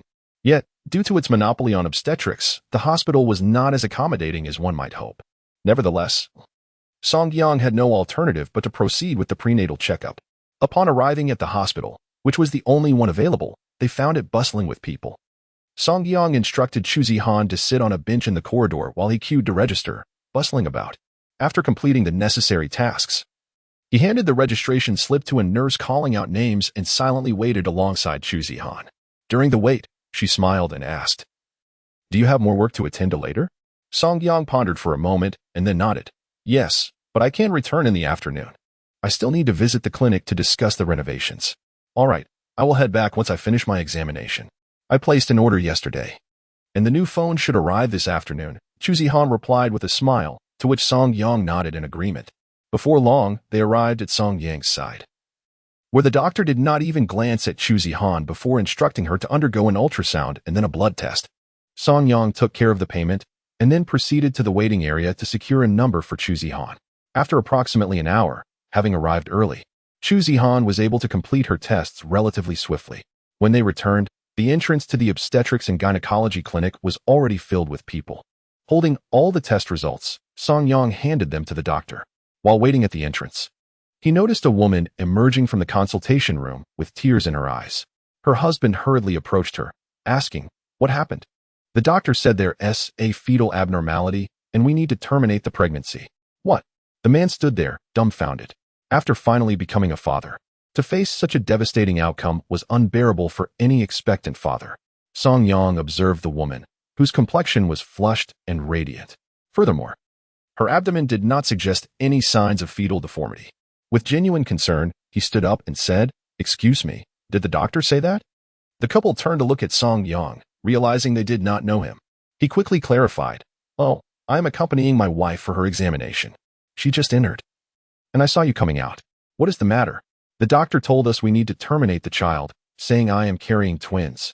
But one of them has 3 legs and 4 arms. "What?" Song Yang was taken aback and then said, "I am a traditional Chinese medicine practitioner. May I take your pulse? You do not appear to be someone who would bear a deformed child." The woman eagerly nodded. "Yes, I've been especially cautious since becoming pregnant." However, the man, in a state of desperation, hesitated, but then said, "Wife, perhaps we should let him check." The woman nodded and extended her wrist. As Song Yang took her pulse, he discovered 3 distinct pulse patterns and could not help but smile. "Sir, why don't you feel your wife's abdomen? How many lumps do you feel?" The man was taken aback. "Lumps? 1, 2, 3. 3? Song Yang confirmed. "Triplets." "Triplets? You must be joking. I recommend that you visit a larger public hospital for a separate ultrasound. They may not have obstetrics, but they can take images." The man, reluctant to terminate the pregnancy, replied, "All right, thank you." Song Yang waved his hand, smiling warmly. "No need to thank me. We are all about to become fathers, and no one wishes for misfortune. It is best to be cautious in such matters. I believe a major hospital will provide you with clarity." "Okay, I will head there now." The man hurriedly left with his wife, and at that moment, Chu Zihan emerged from the consultation room with teary eyes. As soon as she stepped out, she embraced Song Yang and said, "I'm sorry, I may not be able to keep our child." Chapter 49. Whom to trust? Trust my husband. Song Yang was stunned. Earlier, a couple expecting triplets was advised to undergo an abortion. However, they claimed that the wife was unable to give birth. What are they attempting to achieve? Are they prioritizing performance metrics over human lives? This is utterly unacceptable. Song Yang felt quite displeased and, after reviewing the diagnosis, he took Chu Zihan to the outpatient clinic. Upon entering the consultation room, the doctor looked up at Song Yang and Chu Zihan and inquired, "Have you discussed this thoroughly? Your situation is quite serious. It cannot be delayed and must be addressed immediately." Chu Zihan, filled with concern, grasped Song Yang's hand. She truly did not wish to lose her child, as a mother. Even if there was only a glimmer of hope, she was determined to fight for it. "Doctor, on what grounds do you suggest my wife undergo an abortion?" Song Yang pressed. Everything has already been examined. What more do you require as justification? Song Yang couldn't help but chuckle. Is this how you treat your patients? The child is not even 10 weeks along, and you are so certain? The doctor, growing impatient, rapped his fingers on the desk. What do you propose we do? Your wife's uterine wall is notably thin. This is your issue, not mine. Even if you wish to preserve the pregnancy, the likelihood of premature birth is high. Can you guarantee she will endure beyond 31 weeks? Do you comprehend what a 31-week preemie entails? I certainly understand the implications of your words, but I believe it is premature to draw such conclusions. Ultimately, this is our child. We cannot simply relinquish it. Furthermore, based solely on an ultrasound and a lab report, you deem this child's life forfeit. Do you not find that rather hasty? The doctor, taken aback, retorted, I attend to hundreds, if not thousands, of patients daily without a single misdiagnosis. Are you questioning my medical expertise? Song Yang couldn't suppress a smile. Not a single error? That is rather dubious, is it not? Just moments ago, you informed that couple they were expecting a malformed fetus. Did you consider the possibility that she is carrying triplets? What? The doctor paused in disbelief. Song Yang calmly asserted, have you contemplated that she is indeed expecting triplets? You propose to terminate all three? As a physician, your negligence could cost 3 lives. Have you considered that? The doctor, now agitated, responded, what do you mean by that? Are you suggesting I misdiagnosed? It is unnecessary for me to say whether it is a misdiagnosis. Simply review her imaging from earlier. One fetus obscured another. Examine it closely. The doctor, taken aback, pointed an accusing finger at Song Yang. Are you questioning my authority? What right do you have to doubt me? I am indifferent. They have already sought a second opinion at another hospital. Whether it is a misdiagnosis or not, you will discover the truth yourself. And I assure you, should it be confirmed that they are indeed expecting triplets, we shall see if they return to you. Upon hearing this, the doctor appeared flustered. He promptly opened his computer to review the images. Thanks to Song Yang's insight, he indeed uncovered an anomaly. It became clear that he had merely glanced at the images without thorough examination, hastily issuing a diagnosis. However, it now appeared that the couple was indeed expecting triplets. Chu Zihan looked at Song Yang in astonishment, realizing he was correct. But how could Song Yang possess such medical acumen? Wasn't he unable to enter the traditional Chinese medicine institution upon graduation due to his poor grades and practical skills? Currently, Song Yang bears no resemblance to a castaway. Rather, he appears to be a deliberate casualty. Has his decline over the years truly stemmed from clandestine manipulations? Indeed, this is the very crux of his plight. In his earlier years, Song Yang was an exemplary student, only to be surreptitiously eliminated from the hospital's ranks in favor of a more privileged peer. Ultimately, the latter ascended to the role of physician, while he was unjustly dismissed. This betrayal led Song Yang into a spiral of despair, causing him to lose faith in society and succumb to a downward trajectory. However, the man standing before Chu Zihan is not the disheartened youth of yesteryears, but rather a sage endowed with the wisdom of a century and unparalleled medical prowess, far surpassing what he once possessed. Thus, evaluating a triplet becomes a trivial task. Even if I were to misdiagnose, your wife's condition remains a matter of fact. The doctor, obstinately defensive, continued to argue with Song Yang. With unwavering composure, Song Yang responded, I have no need to gamble my wife's and child's fate on your credibility. Zihan, the decision rests with you. Will you place your trust in me or in him? Without hesitation, Chu Zihan turned to Song Yang, declaring, I unequivocally trust you. I cannot bear to lose this child. After all, this is our child. The doctor, exasperated, exclaimed, Insanity! You dare to trust him? I am the doctor here, not him. I graduated from medical school. Who is he? Upon hearing the disrespect towards her husband, Chu Zihan retorted, he is also a medical practitioner, specializing in traditional Chinese medicine. Traditional Chinese medicine? The doctor paused, then erupted in laughter. Ah, that charlatanry akin to street magicians? Why not light some incense and pray for your child's safety? Song Yang scoffed, Doctor, kindly watch your language. I have tolerated you long enough. If we are the charlatans, then how can you render a diagnosis without due diligence? Are you not the true fraud? Do not overstep your bounds. If that is your stance, then let us sign a disclaimer stating that you relinquish all responsibility for the treatment and its consequences. The doctor bellowed in frustration. Yet, Song Yang remained unflappable, confident in his ability to safeguard his child. Preserving a pregnancy is child's play for him. If he cannot protect his own wife and child, he need not continue living. With newfound assurance, Song Yang remarked, let us proceed with the signing. Chu Zihan, steadfast in her belief in her husband, readily acquiesced, for she was certain that Song Yang would never gamble with their child's life. Furthermore, they were not lacking in financial resources. Although Song Yang spent lavishly, it was primarily for their welfare. He abstained from smoking, drinking, and indulging in ostentatious brands. Moreover, he had overcome his gambling addiction, reinforcing Chu Zihan's trust in him. The doctor produced the disclaimer, and with a calm demeanor, both Song Yang and Chu Zihan affixed their signatures. The doctor, now filled with resentment, declared, "Very well, you need not return. Handle your matters independently." Relying on that so-called traditional medicine, Song Yang coldly replied, "I shall remember your words, doctor. Where else could one go if not here?" Without delving into other matters, Song Yang believes that establishing another venture in fetal preservation could prove to be quite advantageous. After all, if the entirety of Baitian City were to have such obstetric hospitals, he feels compelled to engage in a bit of competition.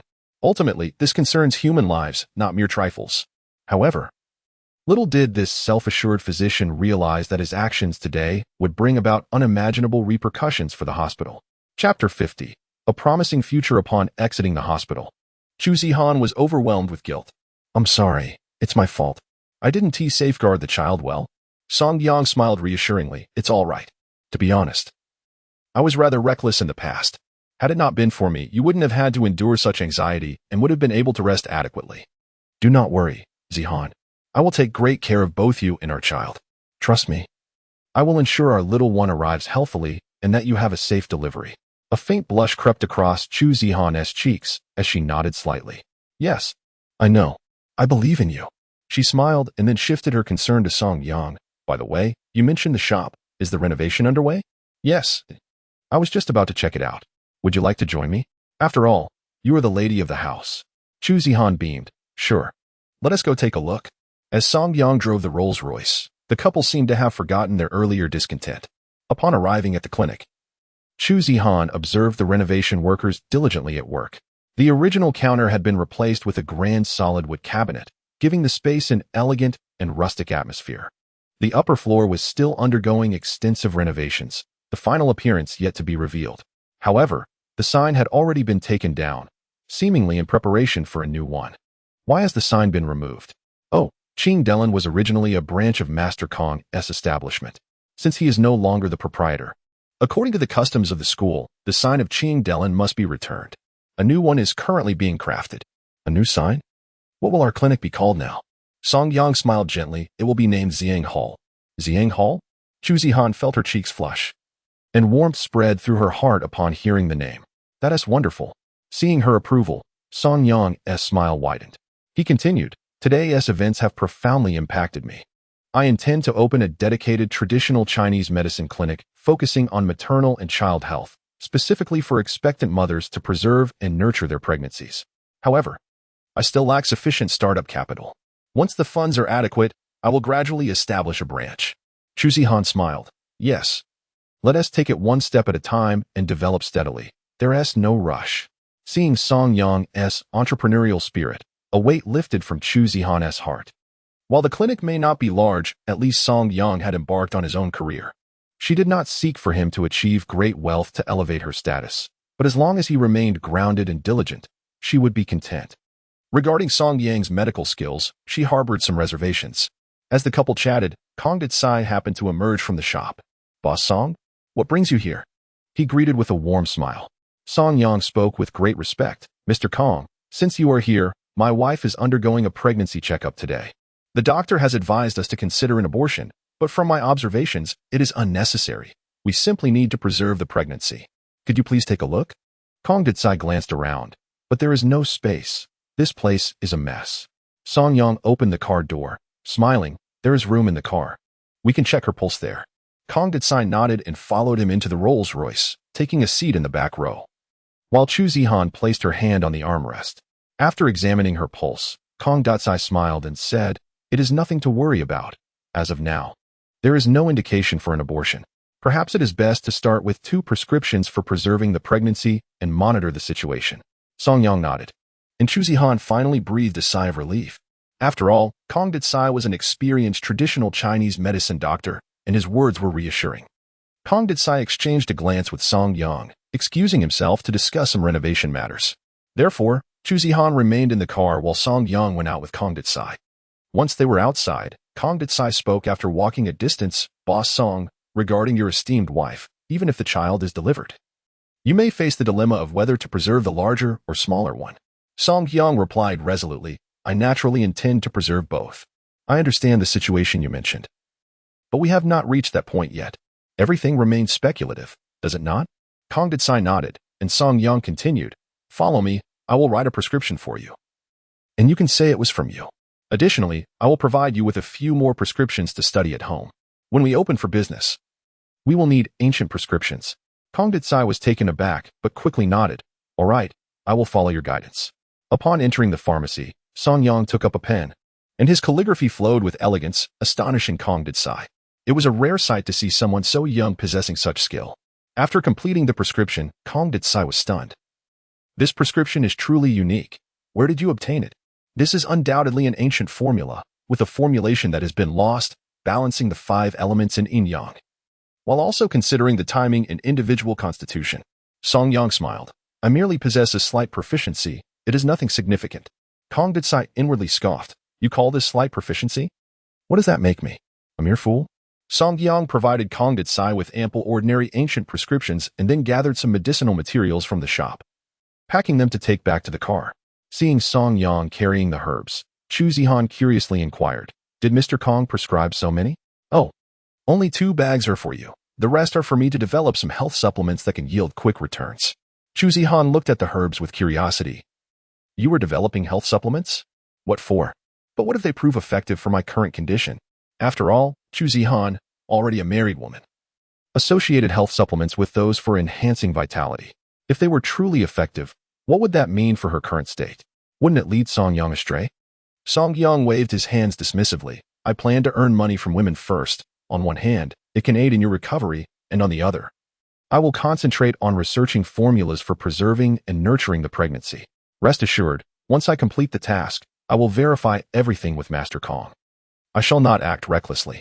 I would like to begin with some medicinal substances that promote skin whitening and beauty, starting with topical applications.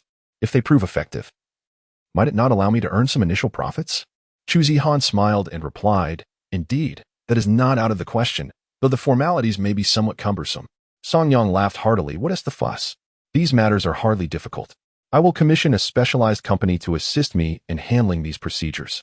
Chu Zihan was aware that there are firms dedicated to managing such bureaucratic tasks for others. They possess extensive connections and expertise, making it exceedingly convenient to enlist their services. "Very well. Do you have any further matters to attend to? Shall we return home?" Song Yang nodded. "Yes, of course. Once we return, you should rest well while I prepare the medicine for you. I will also experiment with a new formula. I found Master Kong's guidance to be quite beneficial." Though he spoke with such assurance, deep within, Song Yang was already devising plans to swiftly develop a lucrative medicinal product. The remedy he envisioned was the illustrious rejuvenating elixir from ancient prescriptions, Shuyan Dan. Chapter 51, Divination and Unwanted Affections. Not long after returning home, Yin Chang called, stating he could process a refund and requested his account details. Song Yang provided his account information. To his astonishment, a notification appeared on his phone revealing that Yin Chang had refunded him 1,500,000. This amount included his bonus, along with additional refunds and wagered funds. Song Yang promptly transferred the entire sum to Chu Zihan's account. This unexpected windfall left Chu Zihan feeling inexplicably exhilarated. Originally concerned about their finances, she now found herself with 2,400,000, which indeed instilled a profound sense of security within her. With this sum, their lives could surely improve gradually. As the funds arrived, a delivery also came bearing Chu Zihan's newly purchased mobile phone. Reluctant to spend excessively, she had been using a modest device costing merely 1,000 yuan. Naturally, Song Yang understood that even if he were to buy her something more extravagant, she would likely refuse. Chu Zihan was content with sufficiency. She detested wasteful expenditures. Despite its modest nature, she found joy in playing with her new phone. With her delighted distraction, Song Yang had little else to occupy himself, so he decided to prepare her medicine. Meanwhile, he discreetly retreated to the study upstairs to conduct a divination for their child. The results of the divination were quite favorable. The hexagram indicated harmony between the heavens and the people, yet it also contained the hexagram of encounter, which foretold possible unwanted affections. The upper trigrams represented the Qian hexagram, while the lower trigrams depicted the Sun hexagram. The image of heavenly wind converging suggested a chance meeting. Song Yang pondered deeply. Unwanted affections? Surely not. Nevertheless, since the divination had revealed such possibilities, it would be wise to remain vigilant. After all, regardless of auspicious or inauspicious outcomes, divination is seldom devoid of value. Song Yang tidied his belongings and resumed his research on the preparation of Shuyandan. While he was aware of the formula, the process of transforming it into a marketable product necessitated a series of meticulous steps. After all, bringing a medicinal product to market involves considerable procedures, and currently, mass production was beyond reach. On a leisurely day, Chu Zihan and Song Yang found comfort in their quaint villa. Ever since Chu Zihan confirmed that Song Yang had changed for the better, she had taken a step back from overseeing his every move. Whether he was studying the I Ching or experimenting with herbs, she regarded these pursuits as his personal interests. It seemed that they had entered a phase of indulgence for Song Yang. Chu Zihan preferred not to micromanage Song Yang. Rather, she wished for her partner to possess his own thoughts and engage in activities that brought him joy. However, this was contingent upon the legality and potential of such endeavors. The financial aspect, on the other hand, held little significance for her. During dinner that evening, the couple broached the topic of housing, as it had become paramount to their current situation. "Darling, we do have some funds at our disposal. Shall we consider purchasing a home?" Song Yang suggested. Chu Zihan shook her head, responding earnestly, "Now is not the right time to buy a house. Furthermore, once the child arrives, we must consider their education. Lacking a good school district will pose future challenges. I envision a comprehensive solution, but the child will require time for schooling, during which we should strive to accumulate a down payment. As for our living arrangements, I propose we rent a place, ideally one that facilitates my prenatal checkups. After all, if we are to raise a child, we will need to find a reliable nanny and postpartum caregiver. We both have our commitments, and the issues we face are quite serious." Chu Zihan's words resonated with practicality, addressing the realities they were soon to confront. A dependable individual was essential in their household. Song Yang recalled someone from his past, a former housekeeper who had proven to be very reliable. However, she was likely still facing adversity at home. As a child born out of wedlock, she had endured bullying from her family, ultimately finding refuge with Song Yang, where she had become a trusted confidant. It could be said that without Song Yang's support, she would not have had the opportunity to rise above her circumstances. Currently, she was working in a nearby city, and reaching out to her before the child's arrival would pose no issue. Despite being a woman, her intellect and loyalty were exceptional, particularly in management and organization. With this in mind, Song Yang resolved to accelerate his efforts. Only when he had the means to safeguard her from her family's influence could he truly uplift her from her dire situation. "Very well, we shall proceed with your suggestion. We will rent for now and purchase once we achieve stability." In truth, Song Yang had not envisioned buying property in Baitian. He yearned for the villa of his dreams in the future. Yet, his current capabilities were still lacking. "All right, I will inquire about suitable rental options," he replied. The couple had reached a consensus and retired for the night. The following morning, Song Yang drove Chu Zihan to her new workplace, which was considerably farther than her previous one. The new office building was undoubtedly more impressive, although the journey was plagued by heavier traffic than before. As Song Yang paused, his mind was preoccupied with the conversation he had with his wife the previous day about renting a house. While he did not mind the idea itself, he was aware of the complications that could arise. Seated in his car, he contemplated his next steps when the phone rang. "Brother Yang, it's Han Feng. Are you busy at the moment?" Song Yang, a tad puzzled, replied, I have some time. What's on your mind?" Li Han Feng cleared his throat and said, "Actually, I have a favor to ask. I heard you have knowledge of traditional Chinese medicine. Do you also understand herbal medicines?" Without reservation, Song Yang responded calmly. "Of course I am knowledgeable about herbal medicines. Why? Is there something wrong with your health? Just come to my clinic, and I'll prescribe you some medicine. We have all kinds of strengths available. I guarantee you will regain your vitality." Li Han Feng offered an embarrassed smile. "I don't need it for myself. It's for my grandfather. His health has been deteriorating, and I was hoping to buy some beneficial medicine to help him recover. However, I am not familiar with herbal remedies. Today, there is a herbal medicine trade fair in Baitian City, and many merchants will be attending, along with an auction featuring some exceptionally rare and precious herbs. I was wondering if you could accompany me." Upon hearing about the herbal medicine trade fair, Song Yang perked up. He needed such items himself. Nodding, he replied with a smile, "Sure. Just let me know the time, and we can go together. Li Hanfeng eagerly agreed. But Song Yang seemed to remember something and added, by the way, Hanfeng, do you have any friends who could help me find a house? I am looking to buy a property, preferably near a maternity hospital and a confinement center. Li Hanfeng chuckled. Haha, Brother Yang? What kind of house are you looking for? I have enough properties from debt settlements to start a community. However, I do have a very good location in mind for what you're looking for. You can't back out this time. All of these are properties from bad debts I've collected. If you pay me, it would be like slapping a brother in the face. Of course, if you feel indebted and have any profitable ventures, perhaps we could collaborate? What's wrong? Are you short on cash? Song Yang asked, astonished. Li Hanfeng, slightly embarrassed, replied. It's my useless father again. He is causing chaos in Europe, and as you predicted, it's a bottomless pit. He was deceived by someone he trusted, who ended up pocketing 40% of the profits, colluding with a group of foreigners to swindle him. Now, our company is facing a significant financial shortfall because of his actions, and my grandfather was so upset that he couldn't sleep all night yesterday. But I genuinely want to thank you. Without your help, our family might have faced ruin. Song Yang chuckled. We're brothers. There's no need for such formalities. All right, I'll accept your goodwill. Coincidentally, I could use some money as well, so let us engage in something adventurous. I know a way, but I'm not sure if you're brave enough to take the risk. Li Hanfeng's eyes lit up. Brother Yang, if you tell me that selling Northwest Winds can be profitable, I'll go collect it right away. I have no doubts whatsoever. Song Yang nodded, holding his phone. Then how about this? You take me to see the houses, and we can discuss everything in detail when we meet. Chapter 52. What a coincidence after their meeting. Li Hafeng entered the car and directed Song Yang towards a luxurious residential complex known as Foshui Garden. This place is indeed renowned in Baitian City. Upon arriving at the entrance of the complex, Song Yang was struck by the surrounding environment. At the south gate of the complex, there was a premier maternity center, the highest end of its kind in Beha. Across the street stood the opulent Sanyuo Maternity and Child Health Hospital. This establishment is exceptionally upscale, with the cost of childbirth here hovering around 80 to 90,000 yuan. Should one require a hospital room, expenses could easily exceed 100,000 yuan. With no upper limit.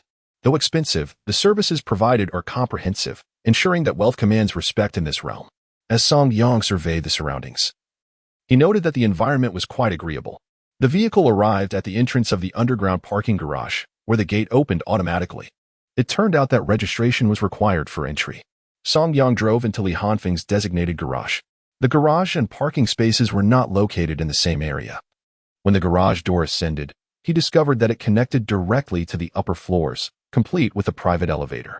Such a feature undoubtedly came at a considerable cost. Contemplating this, Song Yang observed that the garage was spacious enough to accommodate at least 4 vehicles. He turned to enter the elevator. Ding! As the elevator doors opened, Song Yang was momentarily taken aback. Stepping out, he found himself within the confines of the residence. He noted that the building comprised 6 stories. The first and second floors appeared to function as a duplex warehouse, not for parking, with a staircase leading upwards. Upon ascending, he found the third and fourth floors situated within, forming a large terrace, while the fifth and sixth floors were perched atop this terrace. Brother Yang. The first and second floors are a duplex that was originally separate. However, during a debt settlement, they sought to inflate the price by including both floors. I had no intention of renovating, so I utilized it as a storage space.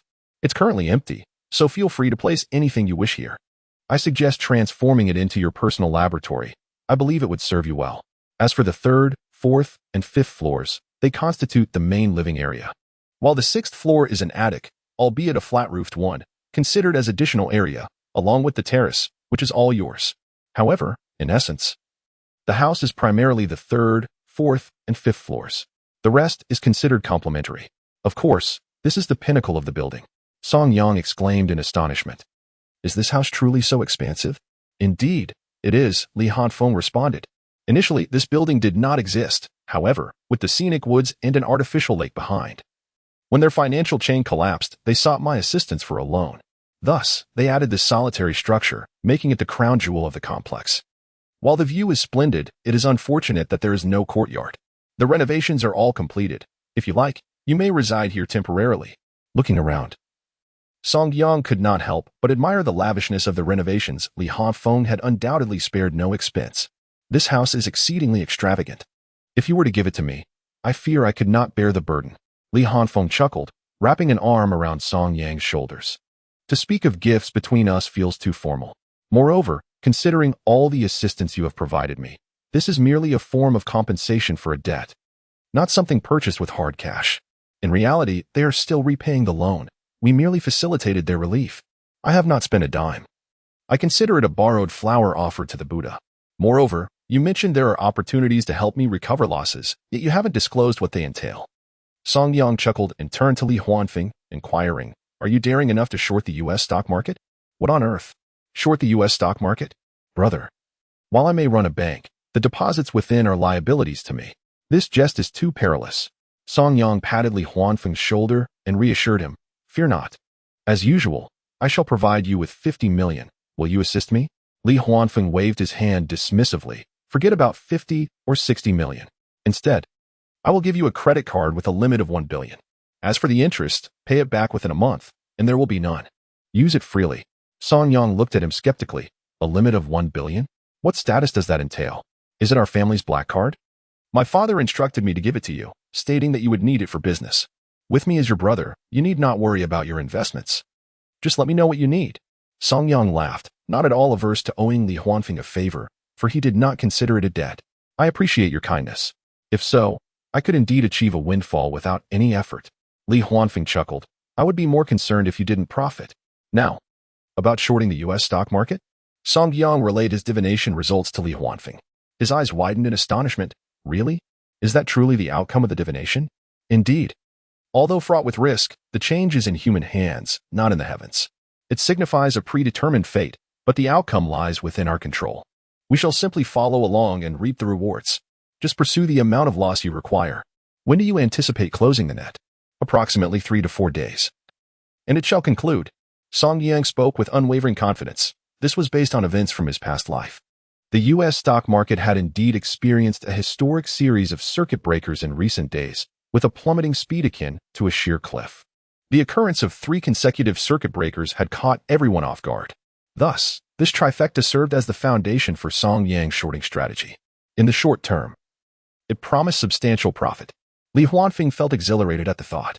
In light of the profit Song Yang could yield, the amount of money in question seemed trivial. After surveying the situation, Song Yang nodded. It's promising, yet your sister-in-law may vehemently oppose it. Li Huanfeng laughed heartily. What of it? In the future, just pretend that you rented it. Claim that I assisted you, and for my sake, you can live there for 2 years free of charge, provided you pay an annual rent of 300,000. Song Yang pondered this reasoning and found it quite agreeable. He nodded. Very well then. I shall not be polite regarding this property. Song Yang indeed had his eyes set on this house, though he feared it was beyond his current means. In his estimation, this property would cost around 2 to 300 million. Li Huanfeng patted Song Yang's shoulder. Brother Yang, if you continue to be overly courteous, it loses its charm. As for the paperwork, I will handle it. You need not worry. I will arrange for everything to be taken care of. Rest assured. Song Yang received the access card and proceeded to register his fingerprint for the fingerprint lock. Now, this residence had begun to belong to him. Though he had acquired a new apartment, he was in no rush to inform Chu Zihan. He feared that if he did, she would certainly not believe him, and might even suspect he had fallen into trouble once more. Just as Song Yang was reveling in his triumph, a call from Chu Zihan interrupted his thoughts. He paused momentarily and then asked, "What is it?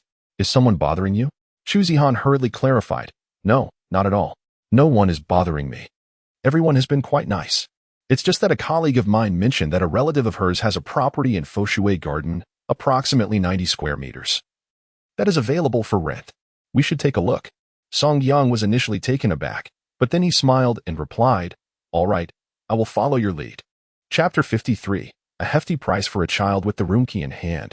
Song Yang surveyed the new environment of his home, feeling quite content.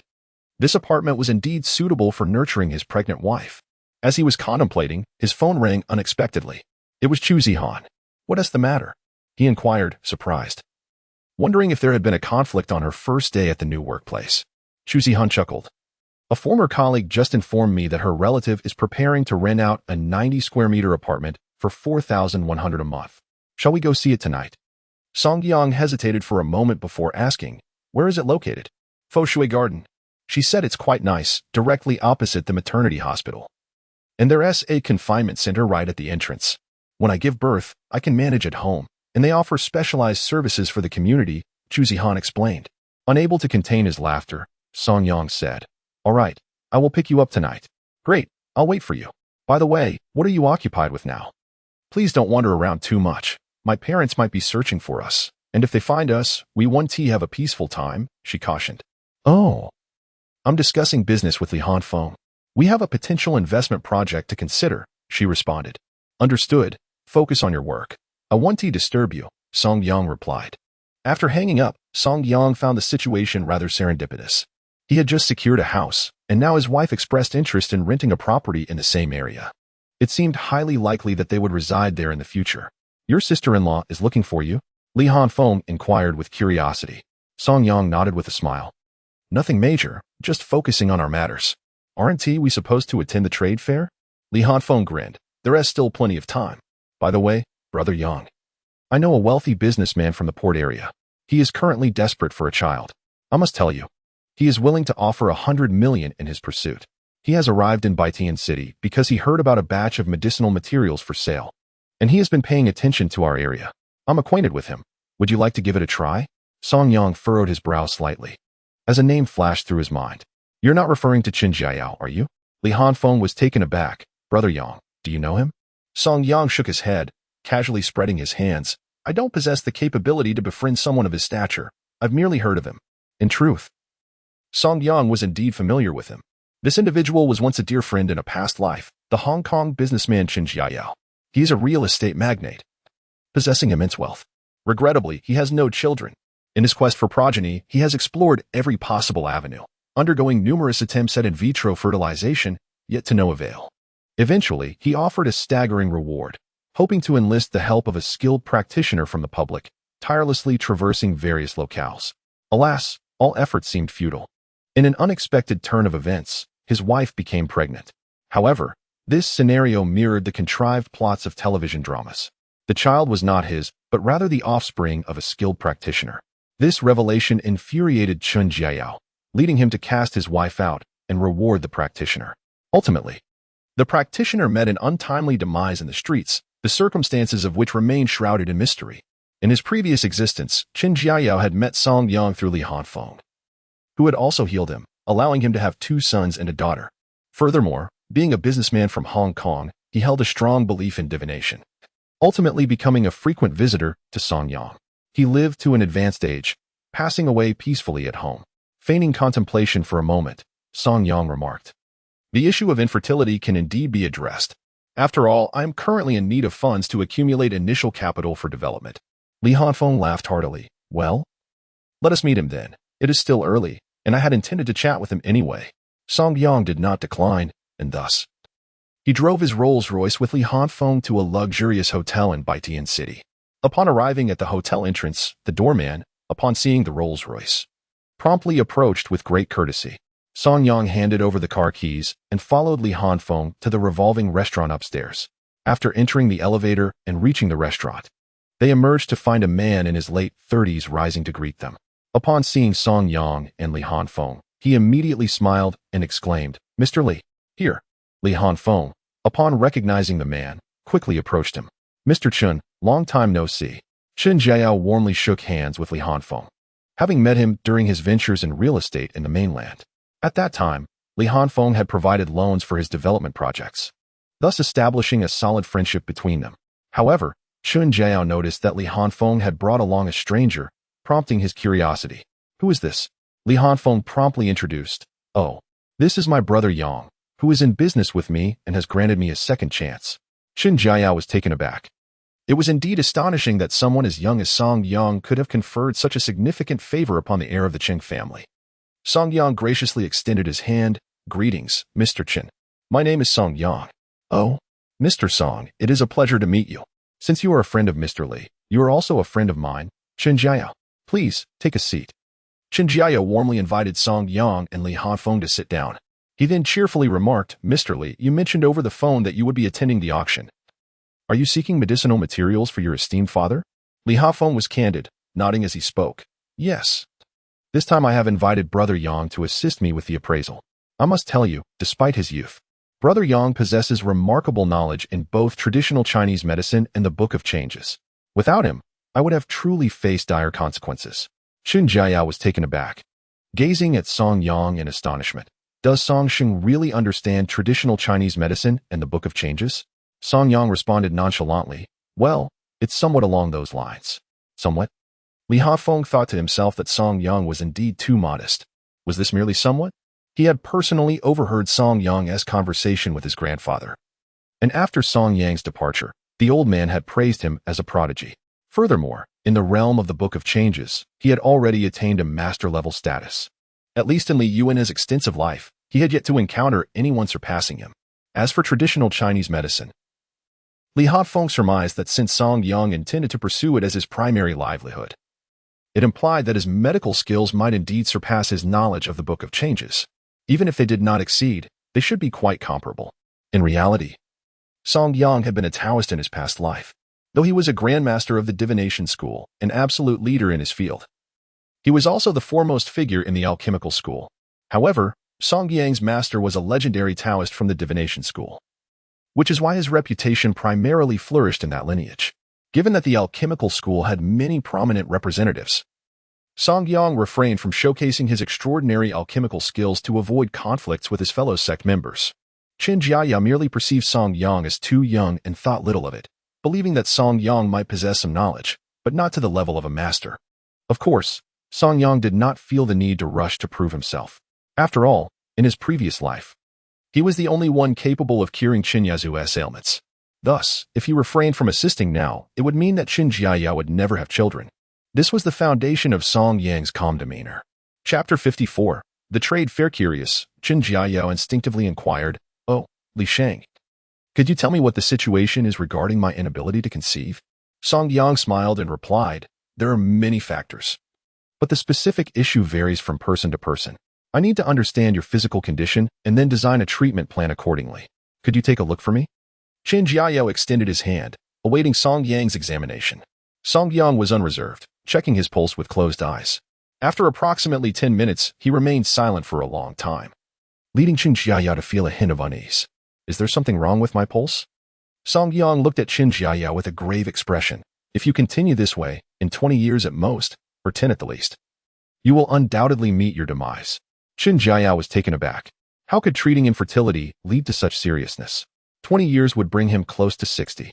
For a wealthy man, that would be an untimely passing. In 10 years, he would barely be 50. Chen Jiayao anxiously looked at Song Yang and asked, "Song Sheng, what do you mean by that? You have consumed an excessive amount of supplements, which are intended to enhance vitality, placing a considerable burden on your body.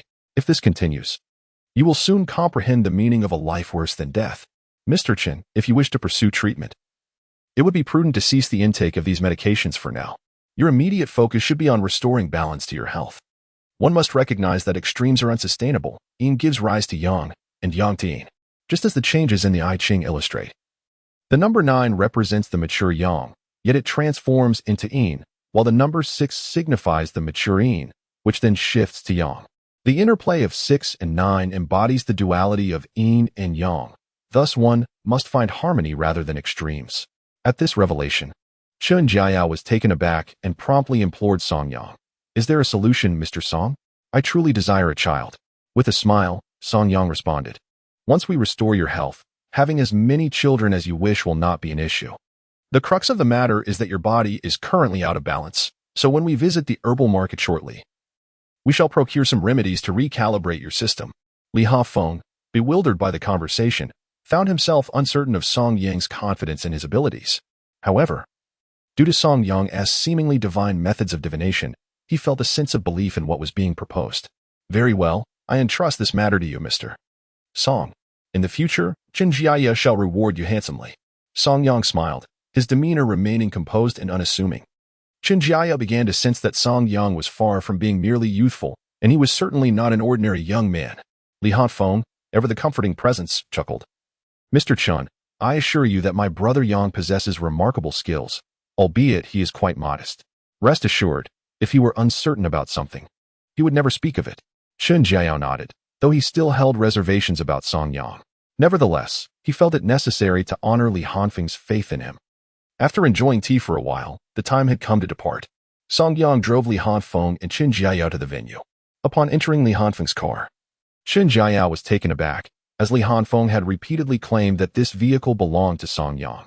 How could someone so young be driving a Rolls-Royce? What was the true background of Song Yang? With such resources and bearing the surname Song, Qin Jiayao could not help but think of a third-rate family in the capital. The Song family. This family, though not large, boasted assets of approximately 10 billion. While it would not be unusual for them to own a Rolls-Royce, it was quite remarkable for them to provide such a vehicle for their younger generation. In truth, the Song family in the capital did not possess the means to afford such luxuries for their descendants, and Qin Jiayao had interacted with them, finding them far less affluent than Song Yang. Despite his curiosity, he held back from inquiring further. The pharmaceutical trade fair was located in the outskirts of Baitian City, hosted in a resort area. The main trading area was situated outdoors. Given the temporary nature of the event and Baitian City's reputation for herbal products, they lowered the entry barriers, allowing numerous merchants to set up stalls as long as they were selling herbal remedies. The only stipulation was that they could only sell medicinal materials. The venue was divided into two main sections, one for transactions, where individuals could negotiate freely without intervention from the organizers, and the other where participants were responsible for discerning the authenticity and quality of the products offered. The value of purchasing items ultimately hinges on one's discernment and ability to identify medicinal materials. As for Song Yang, he possesses considerable confidence. After all, during his time on the mountain, aside from studying the principles of change, he devoted the remainder of his time to researching ancient herbal techniques. The practice was monotonous, leaving him with little else to occupy his time. Due to his master's influence, he was unable to access talismans and incantations, thus he held no requirements regarding such matters. With limited activities available to him, he could only indulge in this singular pursuit. In the courtyard, Song Yang could detect the aroma of medicinal herbs. Although numerous stalls were present, the waters ran deep here. After a thorough inspection, he noted that most of the herbs were cultivated artificially, with some being counterfeit. The labels often claimed they were wild and natural, yet genuine wild and pure natural specimens were exceedingly rare. However, in the eyes of Li Hanfeng and Qin Jiayao, these herbs appeared identical, rendering their distinctions imperceptible. They relied solely on price as a gauge, convinced that higher costs justified quality. Li Hanfeng was overwhelmed by the plethora of options, struggling to discern the differences among them. Brother Yang, how do these herbs fare? The prices seem steep. Song Yang chuckled softly, shaking his head slightly. The waters are too deep, it's hard to say. As they continued, they arrived at the exhibition area, where a row of glass display cabinets attracted a crowd. The items showcased within were slated for an upcoming auction, allowing prospective buyers to observe and ascertain their desired lots. A cursory glance revealed that the majority of the auction items were, in fact, more false than true. However, amidst them, Song Yang did identify several prized specimens, such as wild euphorbium and water cedar parasitic plants. These were indeed authentic, albeit at a steep price. The market price for wild euphorbium was not exorbitant, however. Many labeled as wild were merely artificially cultivated in natural settings. Conversely, the truly wild harvested, pure natural specimens commanded a staggering price due to their rarity, as many regions had long since closed their mountains to foraging, resulting in minimal annual yields. These rare wild herbs were pivotal for ancient medicinal formulations. Qin Jiayao was captivated by a piece of aged tiger bone and found himself unable to move. Tiger bone wine is generally regarded as an excellent tonic for vitality. He pointed at the tiger bone and inquired of Song Yang, "What do you think of this item?" Song Yang examined it and smiled. "Bastian, if you trust me, you should steer clear of this. It is not suitable for you. Have you forgotten what I mentioned? If you use this, you might find yourself at the hospital within 6 months. Qin Jiayao laughed awkwardly. "Is that so? Then I shall pass. What do you suggest I purchase instead?" Song Yang glanced around thoughtfully. "I am also searching for suitable options for you, but many of the herbs are artificially produced. It will take time to find what is appropriate for you. Rest assured, I run a clinic, and I have access to many herbs. Some significant introductions, which I shall personally select, need not concern you." As the trio engaged in conversation, an abrupt and jarring voice pierced the air. "Oh, isn't this young masterly? Why are you not out there making money, but instead dabbling in medicinal herbs? Is it because your father has recently been cuckolded, and you seek to salvage his reputation? How about I send you some later?" Chapter 55. The discerning eye. Li Hanfeng frowned, turning to see a man nearing his 30s standing behind him. This individual, whom Li Huanfeng recognized, was particularly loathsome and had a penchant for opposing him. Li Huanfeng's family was involved in banking, while this fellow's family operated in pharmaceuticals. Although they belonged to different circles, constant comparisons fostered a growing animosity between them. His name was Sidia. Li Huanfeng found him bothersome, yet felt powerless against him. Chongqing Pharmaceuticals had long been a leading enterprise in Baitian City, and financially, they bore no resemblance to Huffing Group. Thus, in Baitian City, they were somewhat of a local powerhouse, while Huffing Group, despite its might, found it challenging to contend with them. Situya was exceedingly arrogant, and only Li Huanfeng dared to confront him directly. Gritting his teeth, Li Huanfeng shot back at Situya, "If you have nothing worthwhile to say, then go entertain yourself elsewhere, and don't disgrace yourself in my presence." Situya smirked, reveling in the fact that this was his domain. With Li Huanfeng stepping into his territory, he had no intention of letting him off easy. Noticing Chun Jiayao, he continued with a mocking tone, "Boss Chun, still seeking a son? Come to our Chongqing group. We are developing a new male enhancement medication. Rest assured, it will cure your ailment."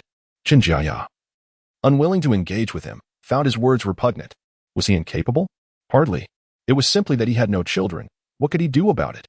However, not wanting to stoop to the level of a rabid dog, Chun Jiayao replied, devoid of any emotion, "Thank you for your concern, but your assistance is unnecessary."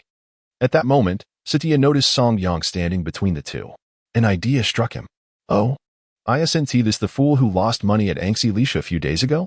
You weren't taken away by the police, huh? Released so soon? I say.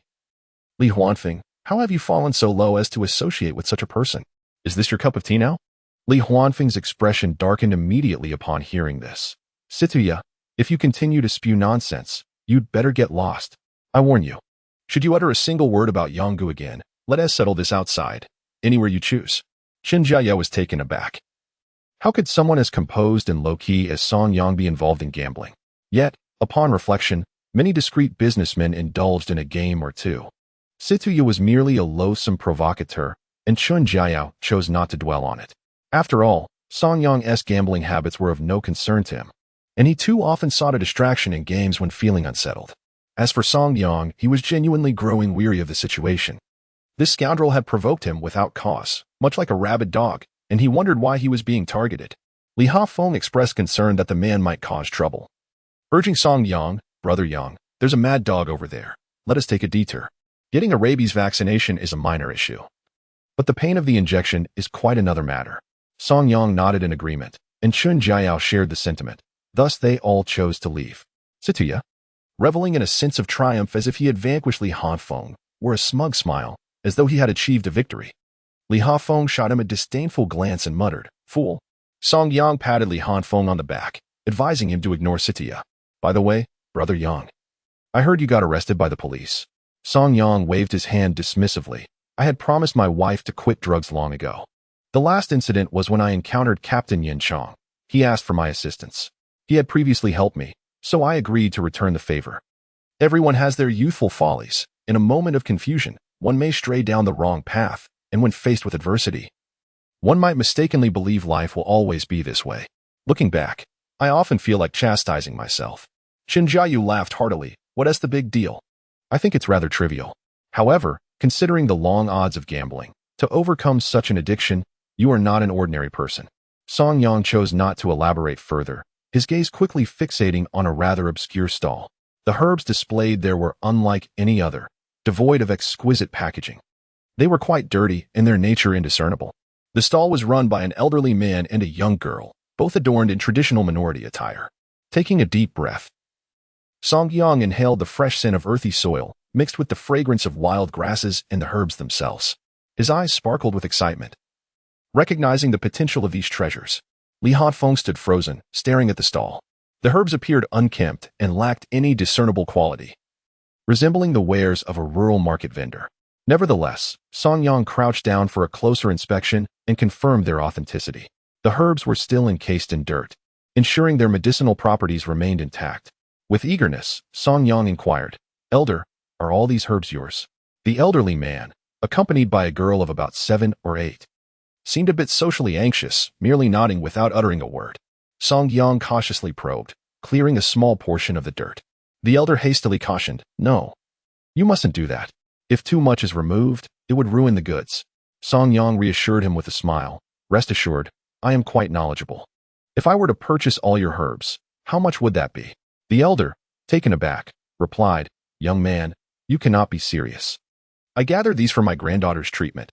These herbs are worth 800,000. Is that acceptable? At this moment, Li Hanfeng tugged at Song Yang's sleeve, expressing concern. Brother Yang, aren't these herbs a bit too expensive? Chun Jiao echoed this sentiment, but hesitated to voice his thoughts, merely smiling as he suggested. Perhaps we should look around some more? However, Song Yang resolutely stated, No, I shall take these. Elder, do you have any more herbs besides these? The elder nodded. And Song Yang meticulously assessed the selection, confirming their quality and the traditional preservation methods employed. All were in optimal condition. With a smile, Song Yang declared, Excellent. I will take them all. With that, he proceeded to make the payment. Yet, Li Hafeng, wary of potential deceit, cautioned, Brother Yang, are you sure you don't want to reconsider? Song Yang turned to Li Hanfeng and asked, Do you doubt my judgment? Li Hanfeng quickly waved his hand. No, absolutely not. Chun Jiao then remarked, Helping others is the essence of life. Regardless of the cost of the herbs, this young child requires medical expenses. Allow me to cover it. Song Yang gestured dismissively. I am acquiring medicine for the clinic, and many of these herbs are urgently needed. There is no need for persuasion. With that, he proceeded to negotiate with the elderly man. Cash transactions were out of the question, and the elder was not equipped to receive payments via mobile. With a single bank card, Song Yang executed a transfer directly. Soon, a notification of the successful transaction arrived, echoed by a message on the elder's antiquated phone. At that moment, Satya approached with an irritating demeanor, spotting the herbs on the ground. He could not contain his laughter. Li Hanfeng, where did you find this oddity? Do you even comprehend? Why purchase this heap of worthless weeds when there are so many herbs available? What are you thinking? Are you here for a joke? Chapter 56. If you can't afford to lose, don't play. Although Satya was the young heir of a pharmaceutical company, he was utterly ignorant when it came to traditional herbs. In essence, he was a frivolous scion with no scholarly merit. He lacked any understanding of how to select herbs. The truth is, the herbs that are truly valuable, particularly those that are completely natural, often possess an unappealing appearance. Their presentation is far inferior to those cultivated artificially. The items they had observed were merely processed, and such processing, to be candid, does not genuinely preserve the medicinal properties of the herbs. Upon hearing this, Li Hafeng became infuriated and retorted, Why are you everywhere? How can the 12 zodiac signs not accommodate you? Do you have to resemble a fly? What is it about you that is so irksome? Despite Li Hanfeng's fiery outburst, Satya remained unfazed, grinning as he replied, What's wrong? Li Hafeng, are you still unconvinced? You may count your money, but when it comes to herbs, you are a mere novice. How could you possibly understand better than I? Song Yang interjected calmly, Do you think you comprehend? If you truly did, you wouldn't have uttered such words. He then showed his phone to the elder, saying, Old man, take your granddaughter for treatment and leave this place of turmoil. The elder nodded gratefully and swiftly departed with the young girl. He understood that if he were to sell the herbs bit by bit on his own, he would not reach even 80,000 a day. In his experience, he had often been ridiculed by people like Situya, who referred to his goods as a pile of weeds and rubbish. The elder knew he possessed genuine items. But alas, these individuals were blind to their worth. Situya scrutinized Song Yang and then mocked. What? Are you suggesting that I am inferior to you, a wretched gambler? How about this? I'll give you 5 million if you kneel and bark like a dog. Li Hafeng was immediately incensed and prepared to act. But Song Yang restrained him. Situya, you need not offer 5 million. If my herbs are fake, mere weeds, I will bark like a dog. Excellent. Situya clapped his hands in delight, while Song Yang cleared his throat. Conversely, if my herbs are genuine, you too must bark like a dog. Do you dare to play? Song Yang fixed his gaze on Situya, posing the challenge. With a dismissive snort, Situya expressed his disdain. What is there to be afraid of? Song Yang turned to Li Hanfeng and Chun Jiao, saying, Gentlemen, have you both heard? Li Hanfeng nodded, and at that moment, an elderly man, drawn by the commotion, approached, thinking he had stumbled upon a treasure. Upon seeing the herbs on the ground, the old man exclaimed, Traditional medicinal materials? He quickly stepped forward to examine them closely and remarked, What a remarkable quality. Whose materials are these? Song Yang replied calmly, They belong to me. The old man was recognized by some as Tan Feiyun, the president of the Pharmaceutical Association. With a cheerful demeanor, he said, Young brother, The raw materials for traditional medicine are indeed rare. How about I offer you 5 million? What? Li Hanfeng was astonished by Tan Feiyun's offer. Song Yang, however, smiled and replied, Elder, do you truly think so little of my youth? These herbs, with just a bit more processing, could fetch me at least 20 million. Do you truly believe selling them for less would be wise? Tan Feiyun was taken aback, not expecting this young man to possess such profound knowledge. It seems you are quite the expert as well, knowing all this. Then I shall offer you 20 million. Do you agree? Song Yang glanced at the herbs and responded with a smile. I also understand the 9 methods of traditional processing. The old man's eyes widened. What did you say? Song Yang, maintaining his composure, explained, harvesting involves adhering to the right seasons and carefully preserving the medicinal properties post-collection. Then comes the processing, cutting, crushing, breaking, splitting, and twisting. Following that is the water processing, fire processing, combined water and fire processing, and then frost treatment, regeneration, fermentation, refinement, and finally, blending. Upon hearing this, the old man was rendered speechless. Could it be that Song Yang had mastered all 9 traditional methods? This was astonishing. If he could truly execute the 9 methods, then these herbs were indeed worth a fortune. Song Yang chuckled. So, if you desire any specific herb, please let me know your requirements, and I will prepare it for you. Moreover, if I do not meet the standards of traditional craftsmanship, you need not pay me. Tan Feiyun immediately replied with delight. Excellent. I shall select a few. Song Yang allowed Tan Feiyun to choose 3 types of herbs, which he did, and then he wrote down the specific requirements. He added, if you can fulfill these conditions with these 3 herbs, I shall give you 30 million. Song Yang smiled and concluded, my clinic is located at Ziang Hall in the northern part of the city. You may come to find me in 3 days. Tan Feiyun laughed heartily. Very well. I shall await your good news. Chen Jiao was left in a daze. He was all too familiar with who Tan Feiyun was. For someone like him to offer 30 million for herbs, there was absolutely no doubt about their value. Who exactly was Song Yang to possess such remarkable skills? Could it be that his own infertility had a chance of being remedied? At that moment, Situya's expression darkened considerably. Meanwhile, Song Yang seemed unwilling to let him off the hook, bowing slightly and saying, Elder, I have one more humble request. Some have claimed that my herbs are counterfeit. Would you kindly verify their authenticity for me? Tan Feiyun, uncertain of the unfolding events, smiled and nodded, declaring, of course it is true. I can vouch for it with my integrity. The medicines are crafted using ancient methods, preserving their efficacy remarkably well, and the ingredients are authentic, sourced from the rarest wild natural herbs.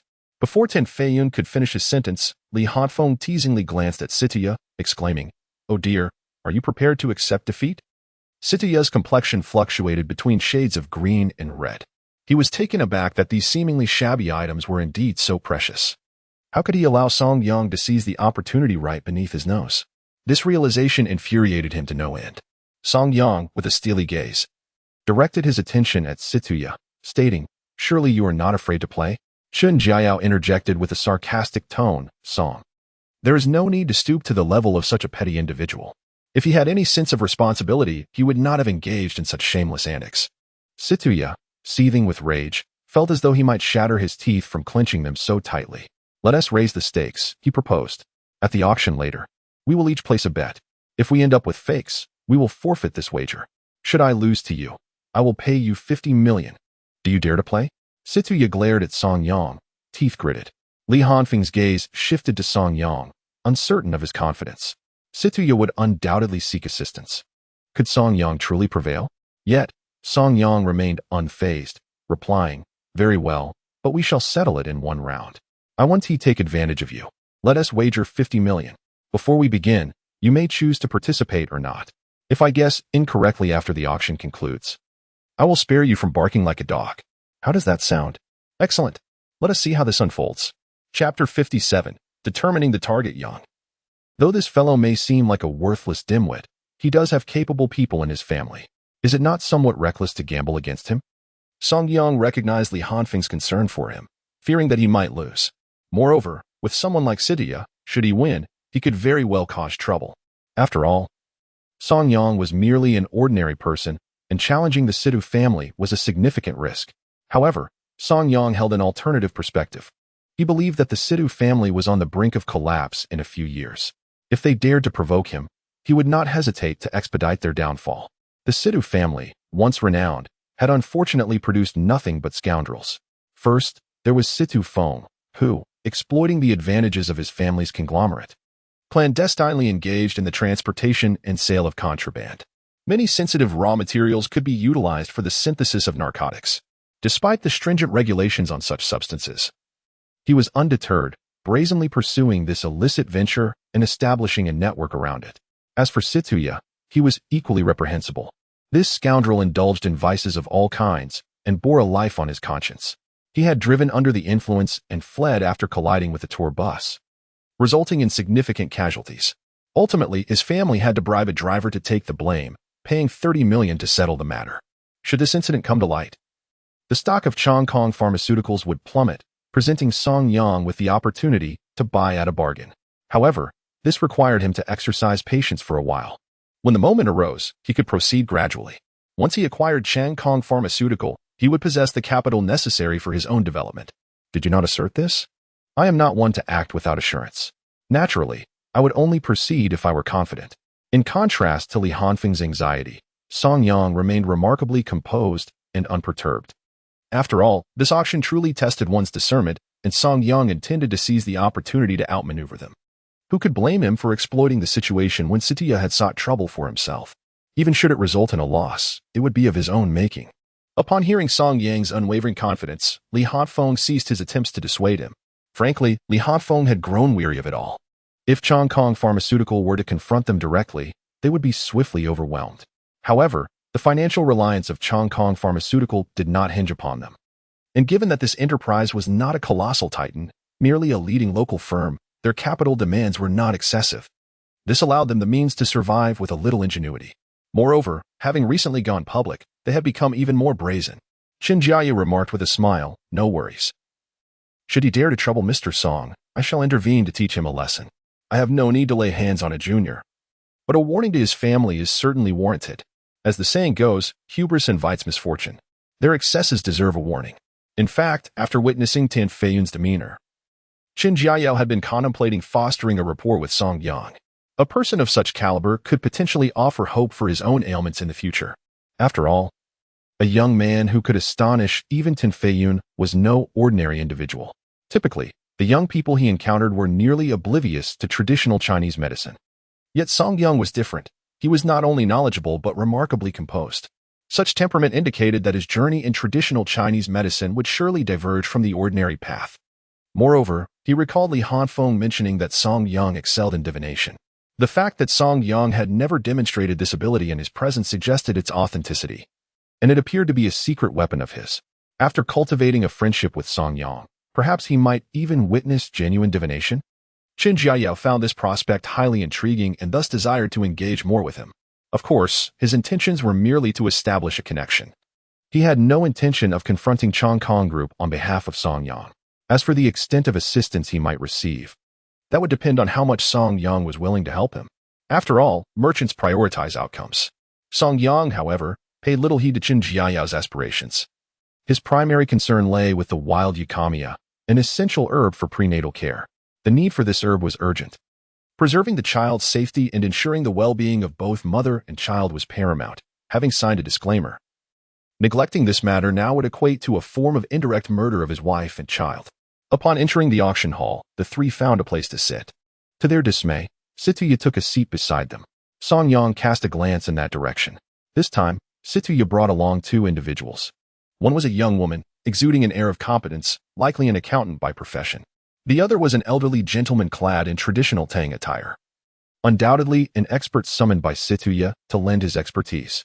After all, an auction is no trivial matter. The items within are genuine, not trifles. Once settled, Song Yang, still fixated on the piece of tiger bone, inquired, "How much is that worth?" After pondering for a moment, Song Yang chuckled, 250, it cannot be more.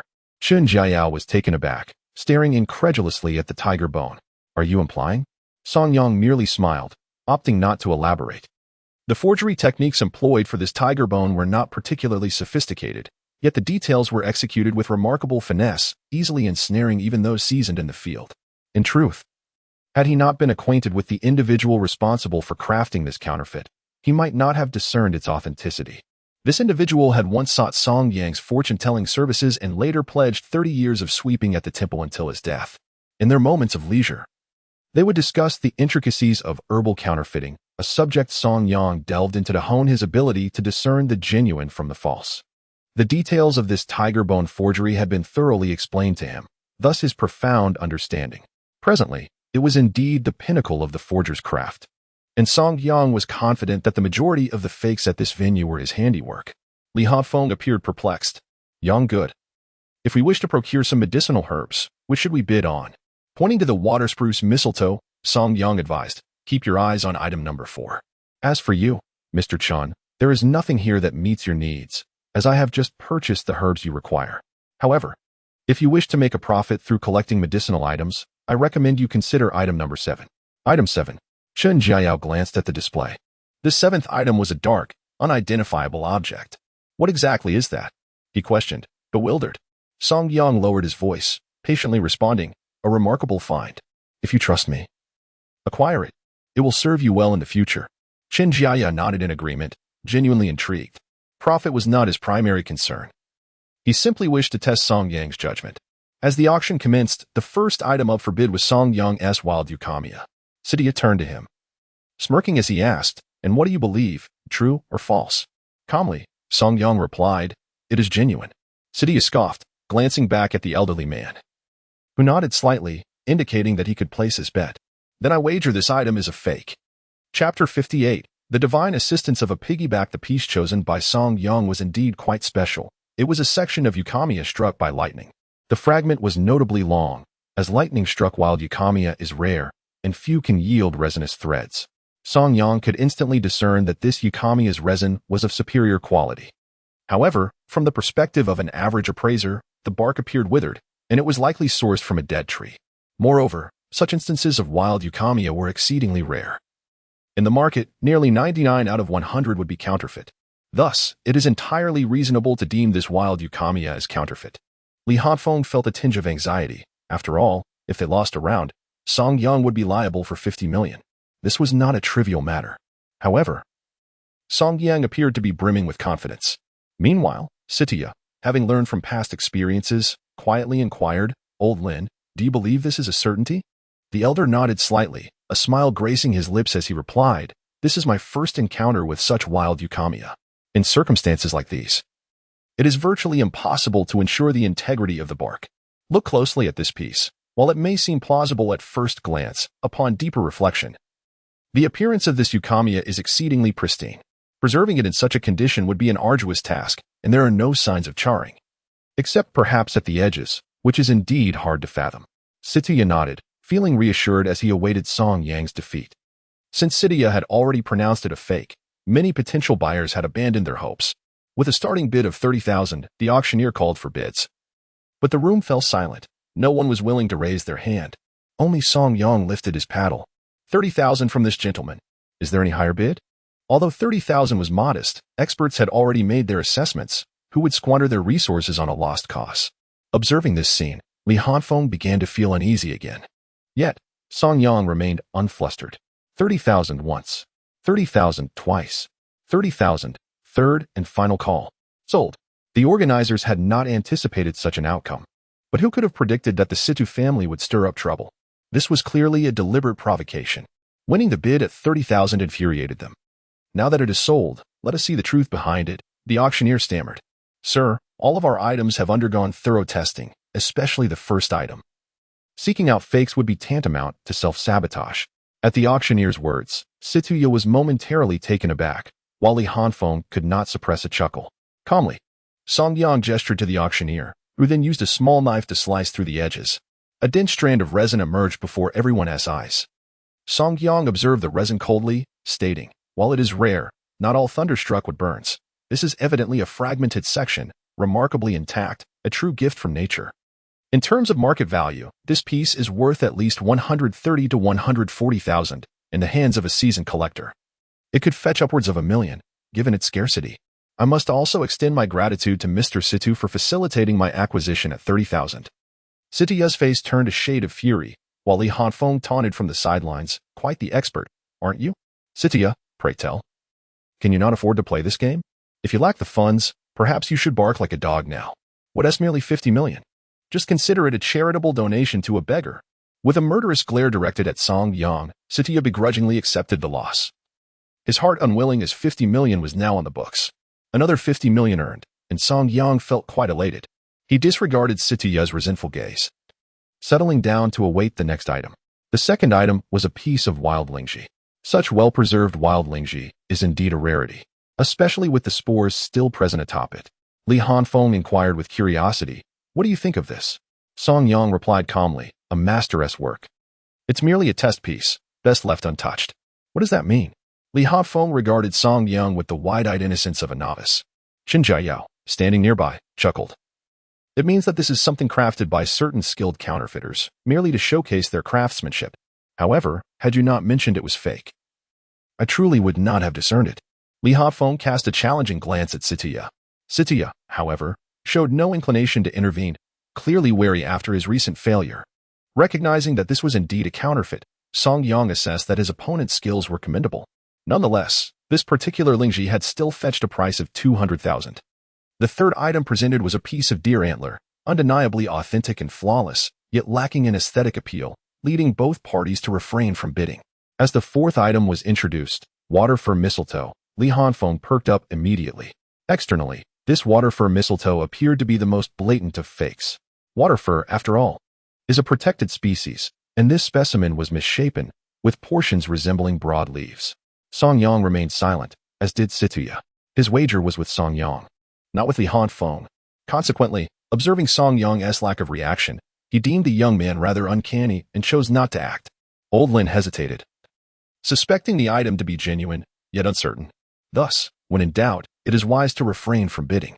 Unexpectedly, when the auction commenced, Li Hanfeng placed a bid. Satya was taken aback, uncertain of his opponent's intentions. Was he attempting to deceive him? Song Yang could afford to abstain from bidding. But for Satya to place a bid meant he was now in the fray. The authenticity needed to be assessed, and should he suffer yet another defeat, he would be facing a loss of 100 million. The thought of returning home to face his father's wrath was daunting. Essentially, once Li Hanfeng called out his bid, it wasn't long before no one else followed suit. Who would dare to offend a banker? It was hardly a comfortable position for anyone. Starting at 50,000, Li Hanfeng secured the item for 90,000. He gleefully turned to Song Yang and asked, "Brother Yang, will this be beneficial for my grandfather's health?" Song Yang nodded. "Yes, indeed. When the time comes, you may entrust it to me, and I shall assist you in preparing the medicine." Li Hanfeng, having been outmaneuvered by Song Yang, felt quite displeased. Soon, several more items were auctioned, none appealing to either Song Yang or Satya. Everyone was aware that the real competition lay among the subsequent items, and amidst the silence between the two, Qin Jiaya successfully acquired the item Song Yang had mentioned, He Shouwu. In truth, Song Yang had intended to remain quiet until the end.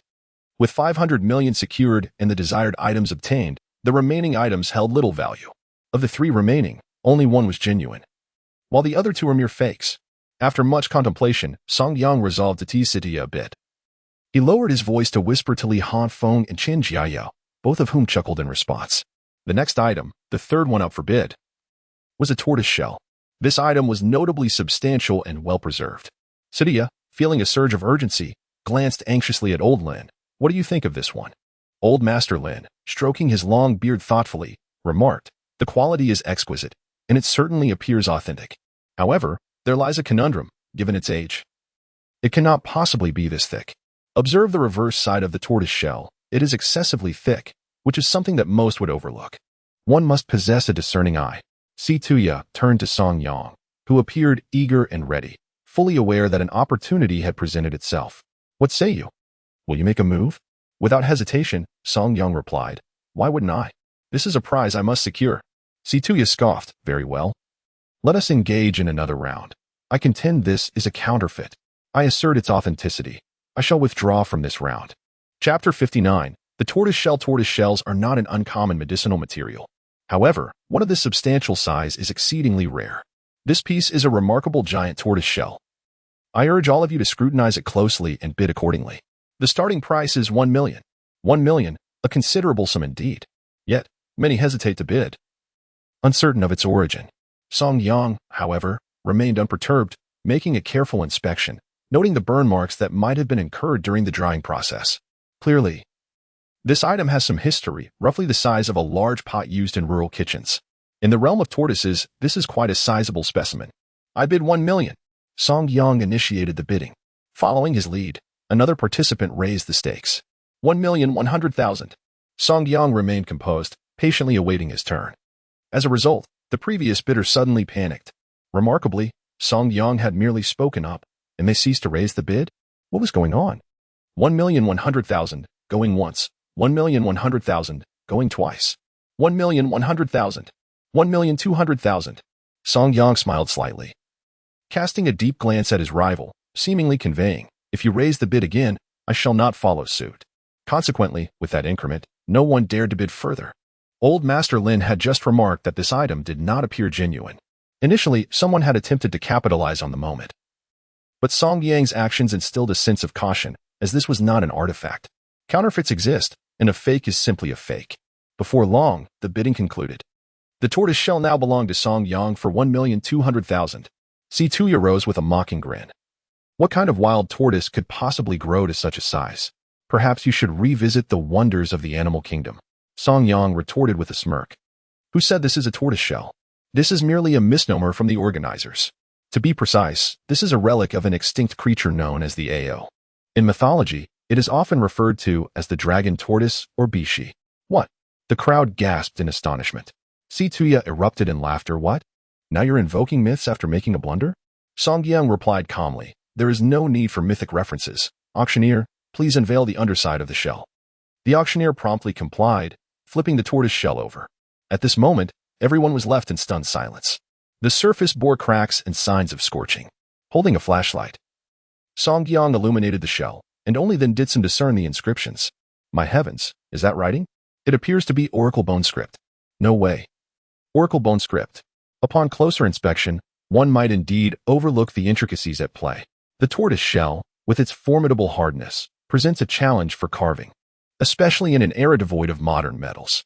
Thus, the markings are faint, requiring a discerning eye to reveal their presence. This is, in essence, a failed divination artifact. I, too, harbor an interest in the study of divination, particularly in the realm of tortoise shell oracles, and upon observing the burn marks and fractures, I was instantly reminded of this practice.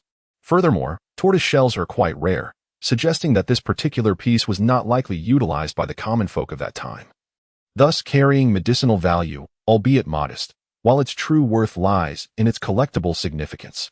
Young man, would you consider selling me this tortoise shell? I am prepared to offer 20 million. What do you say? As Song Yang turned, he noticed a middle-aged man standing, visibly agitated. With a smile, Song Yang remarked, Are you here to seize a bargain? The man's face flushed momentarily, while Tan Feiyun examined the piece closely, confirming its authenticity without a doubt. Without hesitation, he declared, Young man, how about 200 million? Can we come to an agreement? Song Yang raised his gaze to Tan Feiyun and responded, If this tortoise shell were to grace an international auction, how do you suppose it would fare? I am not being unreasonable. I am asking for 500 million. Should you consent, it shall be yours. 500 million. The room erupted in astonishment. Was this not an exorbitant demand? What, then, could be deemed extravagant? After a moment of contemplation, Tan Feiyun nodded vigorously. Very well, 500 million it is. I shall instruct my assistant to transfer the funds immediately. Upon completing his statement, he gestured to his assistant, and shortly thereafter, the notification of 500 million arriving was confirmed. Song Yang glanced at the message before returning to his seat, leaving Qinjiaya in a state of bewilderment. Was this an instance of turning nothing into a fortune? 120,000 transformed into 500 million? The individual who had previously contested the bid with Song Yang slapped himself twice in frustration and, with tears of regret, exited the venue. Situya was so incensed that he bit down hard enough to draw blood from his gums. Old Lin's expression was equally grim. He had spoken truthfully, yet he had not anticipated encountering a rival more astute than himself. Li Hafeng, never one to miss an opportunity, was not about to let Situya escape unscathed. With a grin, he appraised the tortoise shell before turning to Situya. Your discernment is commendable, but I wonder, are you still in the game? Situya gritted his teeth and replied, A mere 50 million? What could possibly deter me? Song Yang paid him no mind, resuming his seat. In truth, he was indifferent. Yet Situya's pride compelled him to proceed. The 50 million was duly transferred to Song Yang. In a fleeting moment, 600 million had been accrued. Meanwhile, Song Yang's initial expenditure had been negligible. However, within Chen Jiao's heart, a tempest was brewing. It became evident to him that Song Yang was indeed a master, a rare gem of a talent. Yet, how could one so youthful possess such profound knowledge? Had he perhaps concocted some elixir to reverse aging? How else could he wield such insight and discernment? After a brief surge of excitement, everyone returned to their seats, with the remaining 2 auction items drawing anticipation as all eyes turned to see whether Song Yang would make his move. If he were to take action, he would resolutely follow through, even at the cost of injury. The next item on his mind was the coveted tiger bone. However, Song Yang had stated that it was not worth pursuing. Initially, he thought Song Yang was merely being enigmatic, but it now appeared that what he said was indeed final. When it came to this particular auction item, Sitya ceased to regard Song Yang, for he had originally come specifically for the last 2 items. Moreover, he had become quite invested. Consequently, with gritted teeth, Sitya directed a fierce gaze at Song Yang. Let us wager on both items together. If you win, I shall grant you 100 million. If you lose, you owe me 100 million. All debts will be nullified. Song Yang smiled faintly and calmly replied, together. You say? You truly are audacious. Very well, I shall indulge you in this little game, as if soothing a child to stop their tears. At that moment, Elder Lin stood up, clearly agitated. After all, it was quite vexing to be outshone by a mere youth, though he had initially refrained from involvement. This time it was evident that his reputation was at stake, particularly since he had discussed the tiger bone with Tan Feiyan, both having scrutinized it closely. As for the wild ginseng, he had meticulously examined its exterior, and it was undoubtedly authentic. Therefore, Elder Lin spoke up, based on my years of experience. I can affirm its authenticity. For this prize, I am willing to bid 50 million. The question is, are you bold enough to wager? Elder Lin was evidently intent on challenging Song Yang. Faced with the relentless pressure from Sitya and Elder Lin, Song Yang maintained his composure. Very well. I shall align with your expectations. Both of these items are counterfeit. Once again, the audience was taken aback. Chapter 60. A bit lacking in discernment, the tiger bone and wild ginseng had both been authenticated by an expert panel. No one believed that these items could possibly be fake. Moreover, Song Yang's demeanor was unsettling, leaving them uncertain of the truth. In light of Song Yang's assertion, the organizers felt it unwise to proceed with the auction. It would be prudent to first validate their own claims. Thus, the organizers declared, I shall take both items. 30 million for the pair. Will you sell? Upon hearing this price, the organizers were satisfied. Yet, Song Yang languidly remarked, these two are worth at most 500. And one of them is inedible. It's toxic. The organizers were taken aback by this. The auctioneer cleared his throat and stated with displeasure, Sir, on what grounds do you assert that both items are fake? If one were genuine, the organizers would not dare speculate otherwise. In the realm of medicinal herb auctions, the stakes are high. It is entirely normal to misjudge the authenticity, but to claim they are both counterfeit? How can that be possible? Do you take us for fools? Song Yang chuckled. What? You don't believe me? Just steam this piece of tiger bone, and you shall see. The auctioneer glanced at Sitya, who, through clenched teeth, declared, steam it.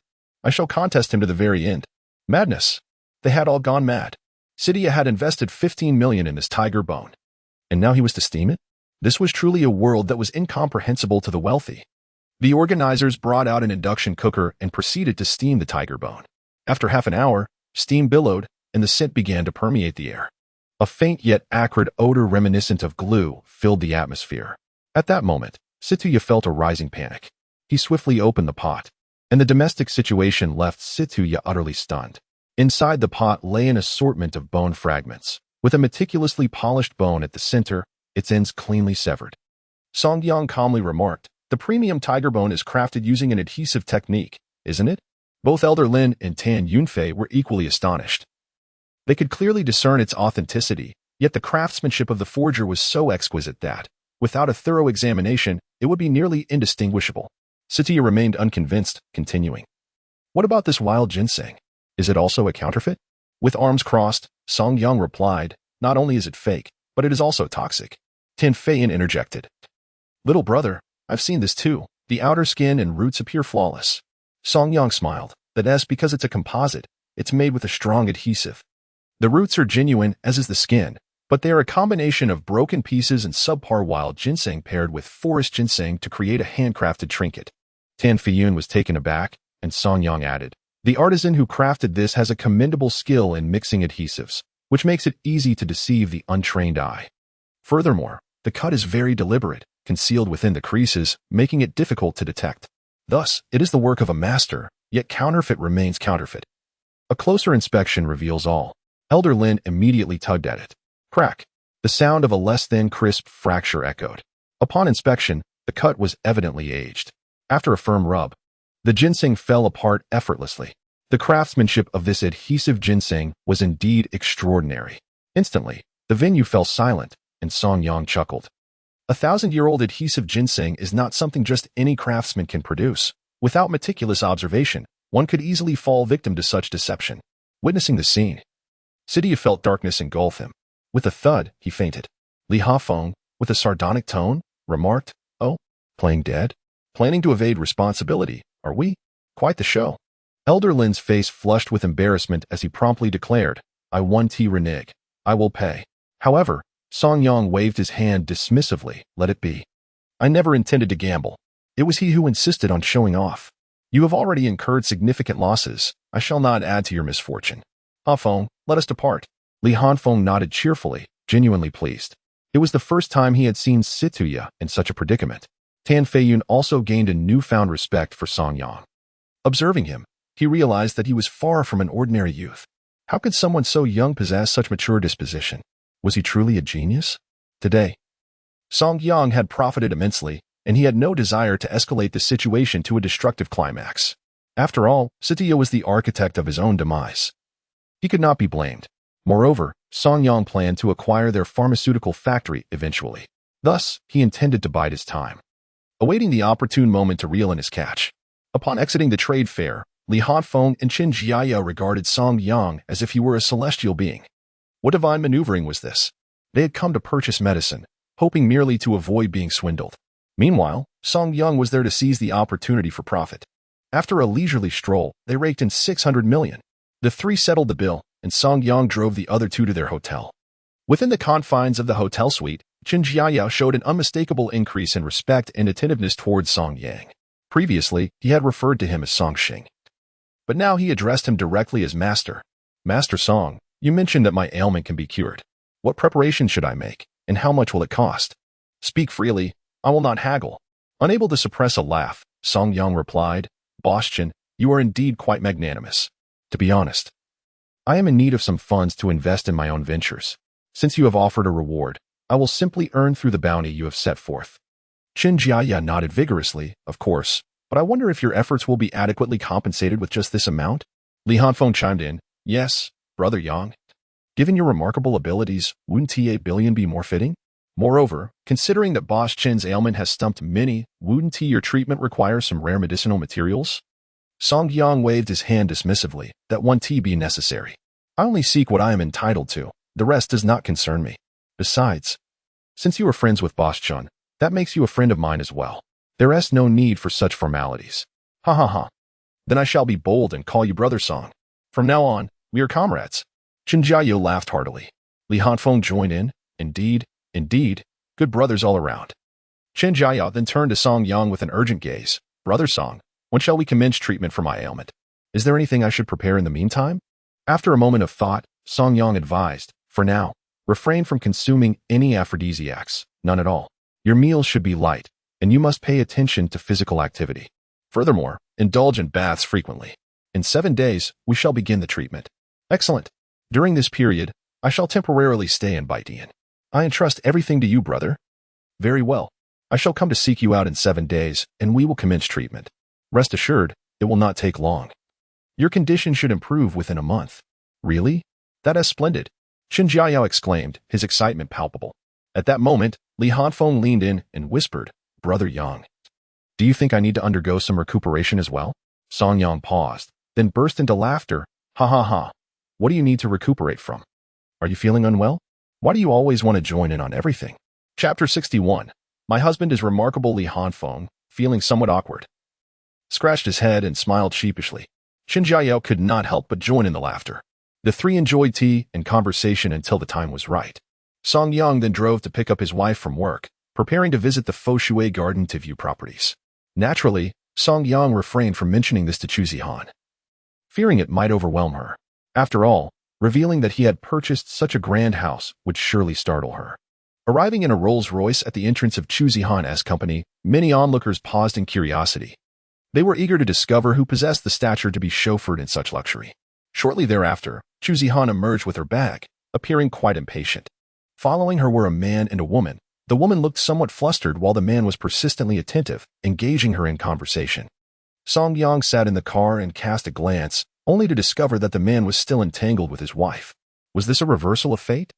Upon seeing the man, he couldn't help but curse. The man was Kong Jin, the head of the legal department at the headquarters, a white-collar elite. He held lofty expectations within the company. Today, upon meeting Chu Zihan for the first time, he found himself captivated. However, Chu Zihan's heart had no room for others. To her, there was only her small family, and no larger existence mattered. Indeed, if one were to compare, Song Yang was a billionaire, whereas Kong Jin earned merely 30 to 50,000 a month, a vast disparity. Kong, let me remind you of a few things, Chu Zihan said firmly. First, I have a husband. Second, I am pregnant. Third, please refrain from bothering me with anything outside of work. I fear I cannot explain to my husband if he sees. Without hesitation, she delivered her message, and at that moment, Song Yang called out softly, Zihan. The gentle tone sent shivers down Chu Zihan's spine. She looked at Song Yang in surprise, who approached her like a warm-hearted child. Zihan, are you tired? Let me get something for you. Though a tad sentimental. Especially for a long-married couple, it felt akin to a kiss that could induce 3 days of nightmares. This made Chu Zihan quite uncomfortable. It's fine, I can manage. Let's go. As she spoke, Kong Jin scrutinized Song Yang. Dressed in casual pants and a white shirt, he looked decent, but could this attire sustain him? Altogether, his outfit didn't even exceed 200. Thus, Kong Jin deemed Song Yang a freeloader, a leech. He then irritably remarked, Chu, working in an electric vehicle is detrimental to your health. Moreover, as the general manager, it's not good for our company's reputation to be seen like this. Chu Zihan furrowed her brows and coldly replied, what I wear to work is none of your business. Kong Jin, assuming the role of an entitled man, turned to Song Yang and continued, Chu is being lenient with you, and you squander her kindness? She is pregnant, exposed to the elements. Do you even consider yourself a man? Seeing that he could not sway Chu Zihan, he immediately shifted his disdain towards Song Yang. To Kong Jin, Song Yang was nothing but a failure, a disgrace to manhood. He secretly scorned Chu Zihan for being enchanted by such a superficial character. He believed that once he exposed the truth, she would inevitably come to her senses, abandon the child, and kick Song Yang to the curb. His thoughts were grand. But alas, they were unaware that they were a couple forged through adversity. Song Yang assessed Kong Jin with a cold smile and responded, why are you so keen to meddle in my family's affairs? Besides, that is my child and my wife. What I wear to work is not your concern, is it? Agree, my dear? Kong Jin scoffed. Incompetent individuals always find excuses for themselves. Shouldn't you drive my BMW instead? After all, if you won't consider yourself, at least consider the child. Chu Zihan furrowed her brows and decisively refused, Kong legal, my husband is right. How I choose to work is a matter for our family alone. I advise you not to meddle in my personal affairs. Such behavior is exceedingly rude. Song Yang then took Chu Zihan's hand, deliberately asserting his claim. Did you hear that, you lowly man? Moreover, my wife doesn't drive a BMW. That contraption is unworthy of her and our child. What? A BMW is unworthy? But an electric vehicle is fit for her. Kong Jin was nearly amused to the point of exasperation. The female employee who descended alongside Chu Zihan could no longer tolerate the scene. She was taken aback by Song Yang's apparent indifference towards Chu Zihan and interjected, Chu Zong, why don't we let Kong Legal drive us over first? After all, the roads are congested at this hour, and what about my electric scooter? Chu Zihan, somewhat irritated, replied without a second thought, it can be accommodated. The female employee felt a bit awkward, but Chu Zihan quickly realized her misunderstanding. She began to comprehend why Song Yang was so insistent on acquiring a vehicle. Sometimes, it wasn't her desire for luxury cars, but rather the nature of the world they inhabited. While she and Song Yang could rise above societal norms, the world would not be swayed by her sentiments. Chu Zihan playfully chided, what are you causing a commotion for? Why haven't you fetched our car yet? Must you create misunderstandings to find joy? Song Yang chuckled, fully aware of her implications. As the female employee pondered how the three of them would fit, and upon Chu Zihan's remark that it could be arranged, he conjured vivid images in his mind. It was indeed quite illustrative. Song Yang strolled towards his vehicle. The female employee soon realized that he wasn't heading towards an electric scooter, but rather to the illustrious Rolls-Royce Phantom parked at the company's entrance.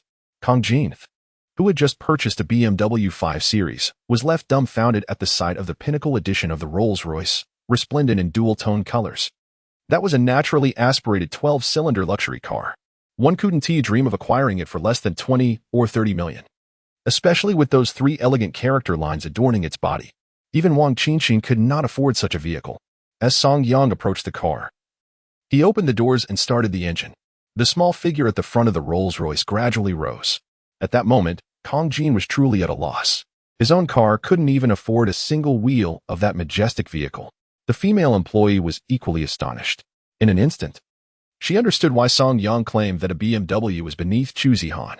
Indeed, her husband drives a Rolls-Royce. Why would he need a BMW? Kong Jin, still stubborn, retorted. Chu Zong, is your husband merely a chauffeur? Chu Zihan huffed, tossing her hair. He is a businessman, simply not one to flaunt his success. So, Kong Legal, I advise you to be more perceptive. The man I, Chu Zihan, admire has never been one of short sight. I value substance over wealth. Let me make it clear. Even if he were penniless, my love for him would remain unwavering, for I am certain of him. That will never change. Thus, consider this my final warning. Do not test my patience. I may chastise my husband, but it is not your place to instruct him. Xiaoqin, let us depart. The female employee nodded enthusiastically and promptly followed Chu Zihan into the Rolls-Royce. Upon witnessing the two Rolls-Royces, the female employee began to comprehend why Chu Zihan had unexpectedly ascended to the position of company president. Wang Qinxin, despite the prospect of not going public for 3 years, was determined to bring her on board, and there was a valid reason for this decision. Her husband was quite formidable. Chapter 62, The Price Rises Once Inside the Vehicle. The female employee sat in a state of bewilderment. As Song Yang drove, Chu Zihan inquired, "Are you familiar with Foshui Garden?" "Yes. I came across it while searching for a storefront a while ago. After you mentioned it, I took a look, and the surrounding environment is indeed pleasant. Directly across the street is a hospital, and there is also a postpartum center nearby. I inquired, and they offer home services for postpartum care." Seeing Song Yang's enthusiasm, Chu Zihan felt a surge of joy within her. They smoothly arrived at the community's entrance barrier, and since the car belonged to Li Hanfeng, they were granted immediate access, with all necessary identifications processed. A moment of surprise crossed Chu Zihan's face before Song Yang chuckled. "Hanfeng accompanied me today. He resides in this area as well. The garage is quite spacious, which allowed me to get registered." Song Yang parked in Li Hanfeng's designated space, and then the female employee, Qin Mei, guided the couple to her relative's home. Qin Mei's relative was engaged in business and had achieved a modest success. Although she held some disdain for Qin Mei, she had recently sought assistance in finding a rental, prompting her relatives to help scout for potential tenants. Her relative's residence was on the 14th floor, situated on the equipment level, making it relatively affordable. However, Song Yang suspected it might be noisy but chose to remain silent. Ding dong. After Qin Mei pressed the doorbell, someone quickly emerged from inside. The occupant was a woman in her 40s, heavily made up. Upon seeing Qin Mei, she smiled and remarked, "Ah, it's you, Xiao Mei. So this is the tenant you mentioned?" Qin Mei nodded, and with a smile, she said, "This is Mai," initially intending to refer to her as her superior. Chu Zihan discreetly touched her arm, prompting Qin Mei to promptly amend her statement. "A colleague. My colleague is expecting and is looking for a place near the maternity hospital, preferably with a postpartum center. How fortunate. In Baitian City, only our Feng Shui Garden meets such criteria. None of the others can offer this." With that, the woman welcomed the trio inside. "I must tell you, many have been interested in viewing this apartment lately due to similar needs. If it weren't for our family connection, it would be challenging to secure it." Leading Song Yang and Chu Zihan into the apartment, she noted that it was over 90 square meters, though the actual usable space was only around 70, with much being shared common area. Compared to the previous 50 square meter rental, the conditions were indeed significantly better. Chu Zihan surveyed the place and felt quite satisfied. Song Yang remained quiet, content as long as his wife was pleased. He felt no need to voice any further opinions. After all, it was merely a matter of time before they settled in. With that thought in mind, Song Yang maintained his silence. while Chu Zihan continued to inquire. What is the rent for this place? For a whole rental, it is 18,000 per month. The appliances are all included. But we require a deposit and 3 months' rent in advance. 18,000? Chu Zihan was taken aback. The rent for this place exceeds her expectations. He had also viewed Foshui Garden, which is somewhat larger yet only costs 8,000. Why is this house so exorbitantly priced? Moreover, the upper floor consists of equipment. Noticing Chu Zihan's dissatisfaction with the price, the woman remarked, if it weren't for your association with Xiaomei, I would tell you that this afternoon. It was rented out for 20,000. This price is already quite reasonable. Upon hearing this, Song Yang realized that the rent was about to increase to 20,000. How could this shabby house command such a price? Is she unfamiliar with money, or has she lost her sanity over it? Qin Mei understood that her aunt was being unreasonable. Initially, she quoted 6,000 per month, yet when they arrived, the demand had escalated to 18,000. Is this not absurd? What kind of house rents for 18,000 a month? Furthermore, this is not a high-end residence. It is merely an ordinary dwelling. And it is not even in a reputable school district. This is utterly ridiculous. Chu Zihan turned to Song Yang and whispered, shall we consider looking elsewhere? What more is there to see? I must tell you, if you leave, there will be no opportunity left. This house was reserved specifically for you. Qin Mei, feeling conflicted, implored, Aunt, this is far too expensive. Could you lower the price? How could I lower it? Go ask around. Prices are on the rise. Renting a house is quite challenging, especially in this community, which is home to affluent and successful individuals. If you cannot afford it, inquiring is futile. No one here can rent it. At this point, Qin Mei's aunt began to regard Chu Zihan and Song Yang with disdain. After all, they did not appear to be wealthy individuals. Qin Mei could not disclose that Chu Zihan was a high-ranking executive. She was concerned that her identity would make her a target for exploitation, only for her aunt to end up treating Qin Mei as the fool. But you told me 6,000. I relayed that to others. Qin Mei protested. 6,000? That was for shared accommodation. 6,000 for the entire rental? What were you thinking? If you lack the funds, then leave. Do not waste my time. Upon hearing this from Qin Mei, her aunt immediately expelled the three of them. This left Qin Mei feeling humiliated. She reached the elevator door and burst into tears. Her family was quite ordinary. With her uncle running a hardware business in the wholesale market, earning a modest income, and consistently looking down on them, they were ostensibly helping her. Yet this was how they treated her? Was this not blatant bullying? As she approached the elevator, she noticed an advertisement from a real estate agency, an entire house for rent at 7,500. The area was identical, and it even advertised the 14th floor for full rental. Although the agency's phone number was listed, it was evident that the correct rental price was indeed 6,000 per month. Just as she hesitated, the elevator suddenly opened. Qin Mei saw her uncle arriving with another woman. This woman was stylishly dressed and quite beautiful, exuding the air of a high-powered professional. Her uncle appeared surprised to see Qin Mei. Xiaomei, what are you doing here? Upon seeing her uncle, Qin Mei felt a wave of indignation wash over her. You called me to assist in finding tenants, and I arranged for a colleague to view the property. However, my aunt suddenly stated that the rent would be 18,000 per month. Where on earth does such a figure come from? Qin Mei's uncle furrowed his brow. He had clearly set the rental price at 6,000. How could it suddenly escalate to 18,000? Even at 6,000, there have been no takers thus far, let alone 18,000. This is utterly absurd. But what difference does it make if he knows? Qin Mei's uncle is notorious for being under his wife's thumb. He wouldn't dare voice his dissent. However, upon hearing 18,000, the woman behind him abruptly halted. 18,000. Mr. Han, we agreed on 5,008. Your property isn't exactly a grand estate, and it's close to the utility room. This price seems rather excessive, don't you think? Surely you aren't trying to raise the price after luring people to view it? If that is the case, I shall withdraw my interest. Song Yang recognized the woman's voice as somewhat familiar, yet he couldn't place it immediately. Nevertheless, being married, he preferred to limit his interactions with other women. Zihan, perhaps we should take our leave. It seems today may not yield any fruitful results. Chu Zihan nodded in agreement. Just as Song Yang finished speaking, he was taken aback when the woman removed her sunglasses. Song Yang, what are you doing here? Chapter 63. The female classmate upon her removing the sunglasses. Song Yang was momentarily stunned. Chu Zihan, intrigued, inquired, do you know her? Song Yang rifled through his memory and then recalled, oh, she seems to be a high school classmate. The woman, exuding familiarity, exclaimed, long time no see. I didn't expect we wouldn't meet again after graduation. The woman was indeed quite attractive, possessing a captivating visage. Her name was Ning Luo, the belle of their high school. Song Yang had harbored feelings for her back then, but she prioritized her studies and turned him down. At that time, Song Yang thought little of it. If it couldn't be, then so be it. Little did he know, one day while working, he spotted her entering a car with a wealthy man, the vehicle bouncing incessantly. After that incident, Song Yang's infatuation with Ning Luo was completely extinguished.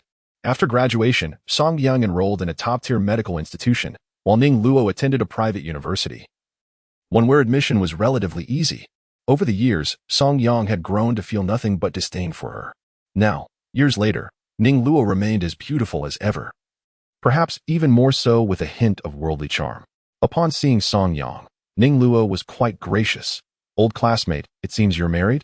Why haven't you bought a house yet?" Song Yang chuckled lightly. "No rush. I've only graduated a few years. I still have to work hard." Ning Luo glanced at Chu Zihan. Although Chu Zihan was dressed modestly, her beauty and poise far surpassed Ning Luo's. "You've truly done well for yourself, marrying such a stunning beauty." Song Yang replied calmly. "We met during our studies. I'm in medical school while she's studying finance, so we aren't too far apart. During my working days, I often visited her campus." Facing Ning Luo, Chu Zihan had no doubts about Song Yang's fidelity. She graciously introduced herself. "Hello. My name is Chu Zihan, and I am Song Yang's wife." Ning Luo smiled and replied, "Hello, I am a classmate of Song Yang's. We were in the same class and had a decent relationship back then." With subtle implications, Ning Luo hinted at something, but Chu Zihan dismissed it with a smile and a nod. Qin Mei's uncle, noticing their acquaintance, found the situation even more complicated. However, Qin Mei was undeterred and boldly stated, "Uncle, we are renting at 6,000. If you're going to rent to others for 5,008, then don't bother looking for me again. How am I supposed to manage in the future?" Her uncle was conflicted, unsure of how to respond. He understood his wife well. Ever since stepping into the house, she had looked down upon his family. His niece was even less favored by her. Now, he was at a loss for how to proceed. At that moment, the door swung open. His wife had overheard Qin Mei's words. As soon as she emerged, she reprimanded. "We need a long-term rental. Your colleague has no means for that. If they only stay for a few months, what am I to do? Can I be blamed for this?" Chu Zihan furrowed her brow, while Qin Mei was rendered speechless. Could Chu Zihan truly not afford it? As the general manager of a company, with the chairman treating her with utmost respect, how could she possibly lack the means? She drove a Rolls-Royce. Surely, she could manage the rent. Qin Mei was at a loss for words. In this awkward moment, Ning Luo smiled at Song Yang and said, "Since you are starting your own business, this rent may not be suitable for you. Why not let me have it, considering our old friendship?" Though her words were couched in politeness, they veiled a jibe at Song Yang's financial situation. If one is impoverished, there is no need to put on airs. Song Yang felt no inclination to explain. He had always held a distaste for this woman. Noticing Song Yang's discomfort, Chu Zihan quickly interjected, "Forget it, we won't rent it. We can take our time to find another place. There are plenty of options." Song Yang shared her sentiment and, hearing his wife's words, decided to ignore Ning Luo altogether. Instead, smiling and nodding, "All right, we will do as you say." With that, they entered the elevator, followed closely by Qin Mei. Once inside the elevator, Qin Mei looked at Chu Zihan with a hint of grievance. "President Chu, I truly had no idea she would act this way." Seeing the young woman's tears stirred Song Yang's sympathy, prompting him to say, "Zihan, actually, Hanfeng has found a place. It's just a bit more expensive and larger. The owners are abroad and require a long-term lease. I didn't mention it because I feared you wouldn't agree." Chu Zihan paused, then asked, "Larger? How large?" Song Yang softly suggested, "Let us go take a look." They proceeded to the underground parking lot, making their way to the exclusive elevator. After swiping his card, the elevator doors opened automatically. The three of them then ascended to the residence that Li Hanfeng had offered. Upon exiting the elevator, Chu Zihan was left speechless. "Is this a house? This is a villa." Qin Mei was equally astonished, as the view from the living room unveiled a breathtaking panorama.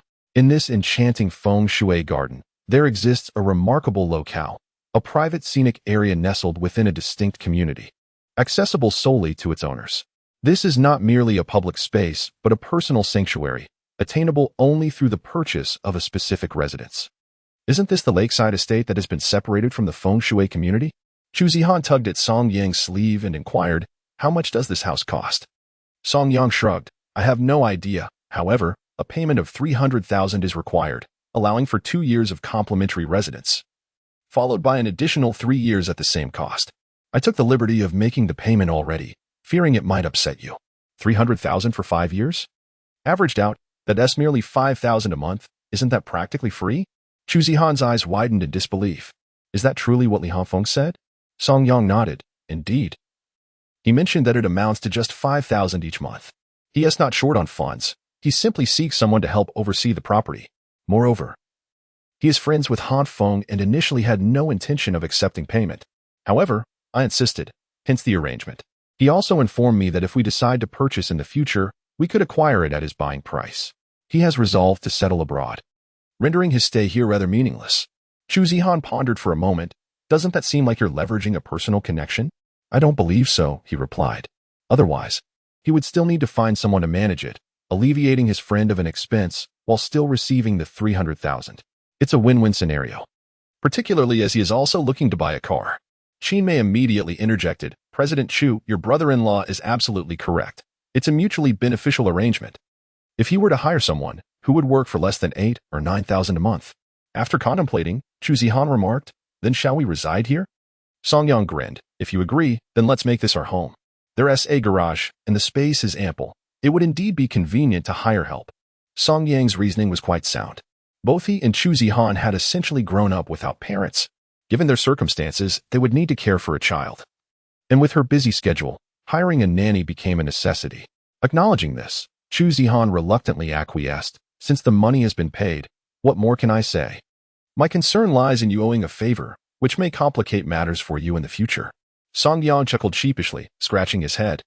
Qin Mei was now truly envious of Chu Zihan. Her husband had managed to secure such a place for merely 5,000 a month, a rate that seemed almost unbelievable for a property of this caliber.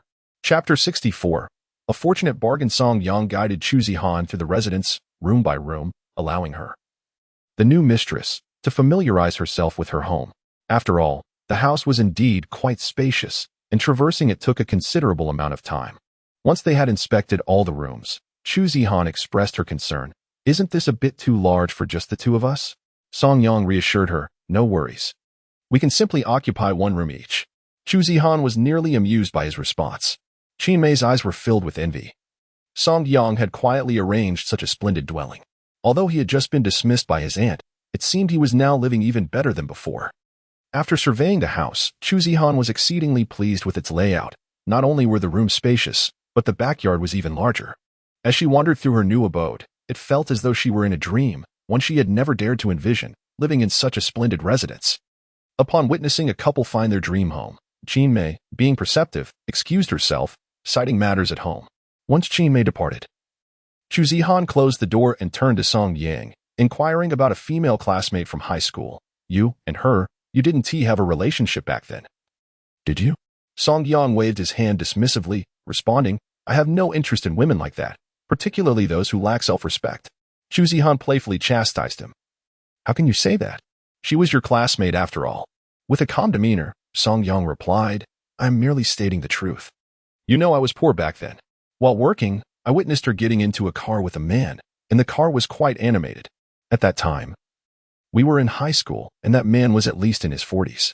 Chu Zihan could not suppress a laugh, suddenly understanding the reason behind Song Yang's disconcerted expression. If that were the case, it was best to act as if she had never seen it, to avoid unnecessary distress. It's nothing. I haven't given it much thought, she said. Song Yang, pulling Chu Zihan closer with a smile, remarked, My dear, I intend to work hard and earn more money so that one day you can become the lady of this house. What do you think? Chu Zihan nodded enthusiastically. Let us strive together. She playfully raised her small fist in the air.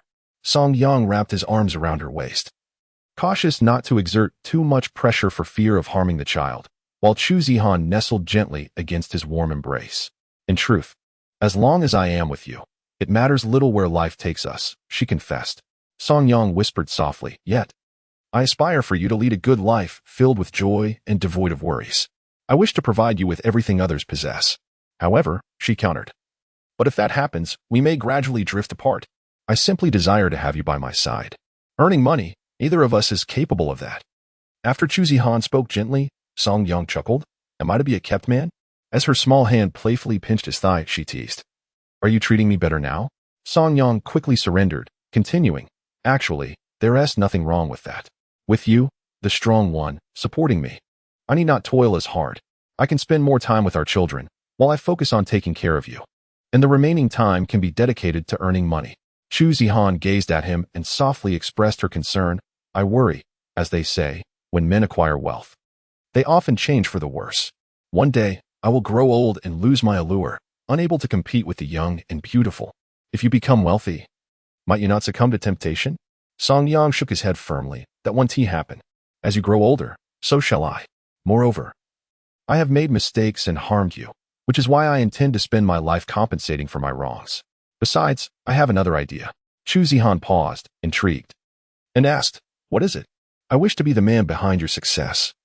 You earn the riches while I take a step back to delve into the essence of our national culture. Chu Zihan burst into laughter, her eyes twinkling like crescent moons.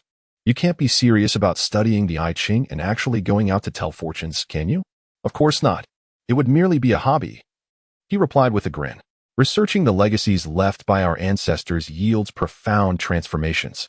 A truth that resonates deeply with Chu Zihan upon hearing Song Yang's reflections on the I Ching. Her previous aversion to his interest in this ancient text dissipates, especially considering his earnestness in mastering it without resorting to fortune-telling for profit. Song Yang is the one who shoulders the burden of their housing expenses, leaving Chu Zihan with little room for dissent regarding her husband's peculiar hobby. After all, who among us does not possess a few trivial passions? He refrains from smoking, drinking, and has forsaken gambling. If he wishes to delve into the I Ching, so be it. Unbeknownst to her, Song Yang has amassed a fortune through the very methods she deems deceitful and fraudulent, blossoming into a billionaire. Yet, he displays no arrogance, choosing to keep this success from Chu Zihan, believing it too complex to explain. Rather than sow seeds of worry, he prefers to conceal his accomplishments until the time is ripe to share the fruits of his labor with her. Having secured a new residence, Song Yang takes Chu Zihan to their rented villa to collect their belongings. Meanwhile, Ning Luo has finalized her contract and has recently ventured into live streaming. With her striking appearance, she has garnered a considerable following, establishing herself as a notable influencer within the industry. Upon arranging her new home, she contacts a moving company and waits at the entrance of her community. As she waits, a Rolls-Royce Phantom glides past her. Instinctively, she captures a photograph of the luxurious vehicle, only to stare in disbelief at the driver, who appears to be none other than Song Yang. Stunned, she scrutinizes the image on her phone, zooming in repeatedly, though the details become somewhat blurred. Yet, it is unmistakably him behind the wheel. Confusion envelopes Ning Luo. Wasn't Song Yang an orphan, seemingly abandoned by his parents?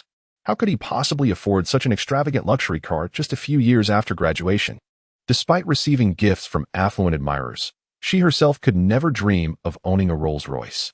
Observing the gatekeeper granting passage and treating Song Yang with utmost courtesy, she approaches the security guard with a charming demeanor and inquires, "Excuse me, who was that gentleman in the Rolls-Royce? Do you know him?" The guard, overwhelmed by her beauty, finds himself entranced. "Oh, the one you just saw?" He asked the new owner of Li Dishao's property, apparently quite close to him. "I saw them chatting amiably in the courtyard this afternoon." "Li Dishao? Which Li Dishao?" Ning Luo questions, her curiosity piqued. The guard, brimming with pride, replies, "Why? He is the most prominent owner in our community. A wealthy magnate who owns nearly half a building, Li Hafeng from Phone Group." Ning Luo gasps in astonishment. "Did you say Li Hafeng?" Chapter 65, The Challenges of Being a Good Person. Li Hafeng, the Diamond Bachelor of Baitian, commands a reputation that resonates through Ning Luo's circles, where he is revered as the pinnacle of success. Moreover, Li Hafeng possesses a considerable amount of resources. Previously, Inin was something he acquired through financial means. However, recent gossip circulating in the group suggests that Inin has encountered some troubles and is reportedly in custody. With wealth allowing one to become a property owner here and even drive a Rolls-Royce, this situation has invigorated Ning Luo's new beginnings. Unaware of the unfolding events, Song Yang drove to retrieve his luggage. He and Chu Zihan were enjoying their intimate and sweet world together. Yet, at that moment, the sounds of Lu Sufin's crying and wailing echoed from the Chu household. How could this ungrateful girl dare to deceive us? They have directly transferred the money from the card. What will Ziheng do now? Lu Sufin sat on the floor, throwing a tantrum, while Chu Fumin sighed. Get up. Causing a ruckus at home is futile. The priority now is to locate that girl and reclaim the money. Otherwise, Zihan might lose a few fingers. Old man, shall we report this to the authorities? If this continues, Zihan may perish. Chu Fumin shook his head. No, those individuals are well connected. What use is it to report? They might all be in cahoots. Lu Sufin was at a loss, and the only option left was to demand money from Chu Zihan. Let us go? We'll confront her. The elderly couple rode their electric scooter, seething with anger, to seek retribution from Song Yang and Chu Zihan. They arrived at the previous residence and knocked for an extended period, only to discover that no one was home. Asking the neighbors yielded no information either. Could it be that they have moved? Panic surged through Lu Sufin. She had never anticipated that Chu Zihan could resort to such actions. Wait. I believe they are deliberately avoiding us. Let us wait here.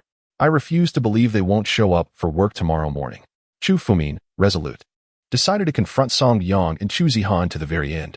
Thus, they spent the entire night at the doorstep, taking turns to guard against Song Yang's potential escape. One would sleep while the other kept watch. As dawn approached, they remained vigilant, their eyes fixed on the door. Approaching noon, the door remained utterly still. Eventually, Lu Sufin could no longer endure the wait and exclaimed in distress, "What should we do? This girl is genuinely not here. Has she truly learned to hide from me?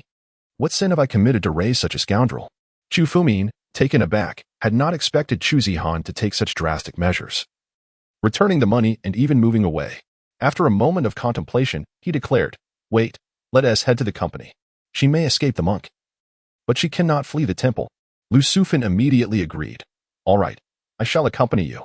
Both were now consumed by fury, eager to confront Chu Zihan at her workplace and make her feel ashamed. They had bottled up their anger all night. Thus, the pair sped toward the company on their electric scooter. However, upon inquiring at the front desk, Lu Sufin was left dumbfounded. "You're looking for Chu Zihan? She has already left. She completed her resignation procedures the day before yesterday and is no longer employed here." "What? She quit her job?" "I'm not sure about the details, but she indeed has not been here since yesterday," the receptionist replied curtly. "After all, Chu Zihan is not present here, and there is no necessity for her to curry favor with Chu Zihan. At this moment, Chu Zihan has merely begun to take charge, and the official personnel changes have yet to be announced company-wide. Thus, only those at the headquarters are privy to these developments. The Human Resources Department has not received any notifications either. They have merely transferred her personnel file. Where she has gone remains a mystery to everyone. Naturally, this situation has not sparked much concern among the others. Once again facing disappointment, both Lu Sufin and Chu Fumin were filled with trepidation. Had Chu Zihan fled? An unsettling thought arose in Lu Sufin's mind. After transferring the money, did she elope with that good-for-nothing Song Yang, taking with her 900,000? This scenario indeed seemed plausible. At this moment, Lu Sufin was utterly bewildered. Now, she found herself bereft of both wealth and family. Her only hope of marrying into wealth had vanished. Her unambitious son, having fallen into gambling, had even lost several fingers. How could Chu Zihan possibly survive under such circumstances? Chu Fumin remained silent, grappling with uncertainty about what to do next. Baitian City is neither too large nor too small, with 6 districts to navigate. How long would it take to search thoroughly? Lu Sufin collapsed to the ground, sobbing uncontrollably. Frustrated by her lamentations, Chu Fumin shouted, "Be quiet. Instead of wasting energy crying, we should devise a way to acquire some money. What are we supposed to do? We're out of options." Lu Sufin lamented, her tears flowing freely. Chu Fumin pondered for a moment before letting out a deep sigh. "Let us take out a loan, mortgage the house, and repay it gradually. We have no other choice." Lu Sufin immediately protested, "You heartless fool. Are we to end up sleeping on the streets? Bah, we can repay the loan monthly. We won't be sleeping on the streets. First, let us focus on rescuing our son." While the elderly couple was in turmoil, after dropping Chu Zihan off at work, Song Yang headed directly to Li Hanfeng's office. Upon seeing Song Yang, Li Hanfeng greeted him warmly, aware that Song Yang had come to discuss matters concerning the American stock market. He was eager to hear Song Yang's plans. "Brother Yang, I have prepared everything you asked. What are our next steps?" Song Yang settled onto the sofa, and Li Hanfeng promptly poured him a glass of water, waiting for him to speak like a devoted student. "We will engage in futures trading, primarily shorting the American stocks. Have you contacted the brokerage?" "Yes, we made contact. We can purchase some shares. Additionally, we must prepare for hedging. We need to capitalize on both ends." Upon hearing Song Yang's words, Li Hanfeng recognized that Song Yang was indeed a seasoned expert. Short selling requires hedging preparations. Otherwise, it would be tantamount to inviting disaster. So, how shall we approach the hedging? With a chuckle, Song Yang calmly responded, "We will short the British stocks." Double short? Li Hanfeng felt a shiver run down his spine. Such a strategy was something even his grandfather would hesitate to undertake. Song Yang's audacity was astounding. "Fear not. I will inject more capital.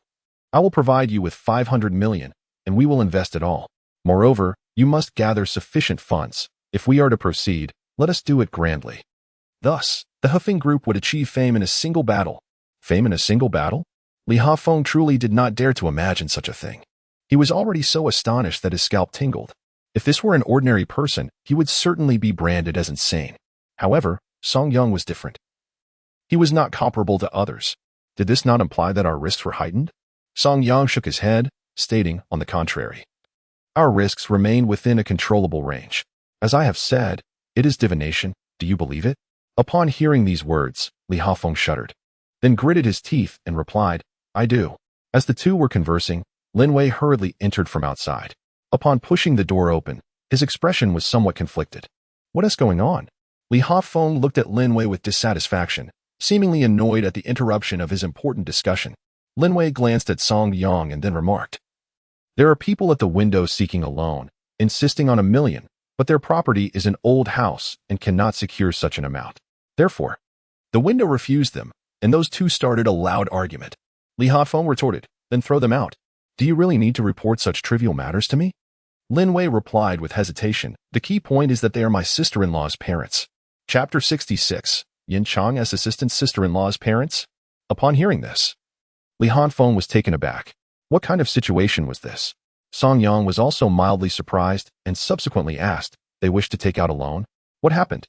"It seems they said their son was captured, and something about having his fingers cut off." "I am not entirely clear," Lin Wei explained. Li Hafeng pondered for a moment and then stated, "Then let us grant them the loan. It's merely 1 million. Let the interest be calculated at the lowest rate we can offer. As for the rest, you need not say another word." In such circumstances, Li Hafeng could sense that Song Yang was in a difficult position. If he claimed he would not assist, it might upset Chu Zihan. However, if he helped, Song Yang would become entangled. The best course of action would be to facilitate the loan directly through him. Furthermore, if the loan were not repaid, they still had collateral. Song Yang understood Li Hanfeng's intentions and smiled, saying, "No worries. If they truly default, I shall cover the remainder." Li Hanfeng waved his hand. "Such minor matters do not require your concern. Rather, Brother Yang, it would be best for you not to get involved. It would be difficult for you as well." Song Yang did not argue, for Li Hanfeng was entirely correct, even though it was his influence that secured the loan. Lu Sufan and Chu Fumin would not appreciate his kindness. Moreover, since their son had stolen 50,000 from them, they would not feel any guilt. Conversely, should they discover that Song Yang possessed such capability, they would turn into leeches, draining him dry. Thus, the most prudent approach for Song Yang was to ignore them. Lin Wei stepped outside and instructed the loan officer, "Provide them with 1 million loan, with interest calculated at the minimum rate. Let us avoid complications should they default." "Understood," the loan officer replied. Following Lin Wei's instructions, he proceeded to grant Lu Sufan the loan. Soon, the 100,000 loan was processed, and the elderly couple hastily exited, eager to rescue their son. Just as he was about to step outside, 2 police officers intercepted him. "You must be Chu Zihan's parents, correct?" "Yes. What is it?" "Your son has been taken into custody. He has sustained serious injuries, with 3 fingers severed. However, he has already received medical treatment and is now stable. He is currently at the police station undergoing investigation, and we need both of you to come with us." Lu Sufan and Chu Fumin exchanged a glance. And Chu Fumin immediately demanded, "My son has been arrested and rendered incapacitated. Why are you seeking us out? Shouldn't you be releasing him?" The officers remained silent, and behind them appeared a man clad in a shirt and sunglasses. Casually consuming a slushie he had just purchased, he explained indifferently, "Are you not aware of your son's actions? He has confessed to gambling and stealing 50,000 yuan from his sister. This alone is sufficient for a conviction. But we have contacted the victim, and they do not wish to pursue the matter further, so this issue can be set aside for now." However, he then continued gambling, and the amount involved is substantial. There are also allegations concerning his malicious attempts to extort money and even a scheme to sell his own sister to a wealthy man as a mistress. It is truly impressive how you have raised such a scoundrel. Upon hearing this, Lu Sufan became agitated. That girl, she is repaying kindness with enmity. Knowing this, why doesn't she come to help? The man scoffed. If I were her, I would have you all imprisoned. She simply wishes to move on and live a peaceful life, avoiding any further contact with you. Therefore, we will overlook your attempt to steal her bag and divert 90,000 yuan. However, your son will be detained. He is still under investigation and likely won't be released this month. Educate him well, and perhaps he will end up on death row. The man laughed heartily and gestured to the two officers. What are you waiting for? Take them away. Lu Sufan and Chu Fumin were clearly intimidated by the police's stern demeanor and dared not resist. Meanwhile, the man placed the slushie on the car roof and leisurely chatted on his phone. Hello? Song Yang? Your brother-in-law has been caught. 3 fingers were severed by those thugs. He has confessed. What is your stance? Song Yang paused, startled. Just moments ago, Lu Sufan and Chu Fumin had borrowed 1,000,000 yuan. Yet Yin Chang had managed to bail him out? It truly seemed like fate. Song Yang replied calmly, Thank you, Captain Yin. This situation has already been a considerable headache for me, and I trust you are aware of my family's circumstances. Yin Chang chuckled. You certainly lead a legendary life, encountering such an extraordinary family. By the way, your wife seems to be quite unfortunate. Song Yang sighed deeply. Is it any wonder I want to make a change? I feel terribly for her. Yin Chang replied with a smile. All right then, I have already contacted your wife, and she wishes to avoid any further disturbance. So I have temporarily resolved this matter for you. As for your brother-in-law, how much do you know about him? It seems he is entangled in quite a bit. Song Yang calmly remarked. You'll have to investigate that gradually. I have virtually no connection with him. All I know is that he is a good-for-nothing drifter. Yin Chang had already grasped the general situation. His conjecture aligned closely with Song Yang's. Well, since you've learned your lesson, avoid retracing your old steps. As for your troublesome brother-in-law, I shall ensure he comprehends just how worthless he truly is. Thank you, Captain Yin. Song Yang replied with a smile as he ended the call. Li Huanfeng, with a look of concern, turned to Song Yang and asked, Brother Yang, what is the situation? Song Yang replied calmly, Cease the loans for them. The person has already been rescued by the police. Just find a convenient excuse and say the application was not approved. Li Huanfeng nodded and responded cheerfully, All right, I'll follow your lead. After briefly coordinating their plans for future short-term trades, Song Yang descended the stairs, intending to check on his shop. After all, it was his business. One cannot simply be a hands-off proprietor. Just as he was about to open his car door, a Maybach pulled up. Soon after, he heard the familiar accented voice of Chen Jiayao. Brother Song, what a coincidence. I was hoping to have Huanfeng take me to your shop to familiarize myself with the route. And here you are. Song Yang initially paused, then smiled. Is there something you need, Boston? Indeed, it's quite a troublesome matter. I have a former associate who has fallen ill with a peculiar condition. Despite being examined at the hospital, they found nothing wrong, yet this ailment has deprived him of restful sleep for many days. I was hoping you could lend a hand. Chen Jiayao explained. Song Yang scrutinized Chen Jiayao closely. Was he testing his abilities? Without further ado, Song Yang confidently replied, Where is your brother? In the car. Without hesitation, Song Yang climbed into the vehicle. He discovered that this brother was exhibiting a deep purplish hue, and his facial muscles twitched intermittently.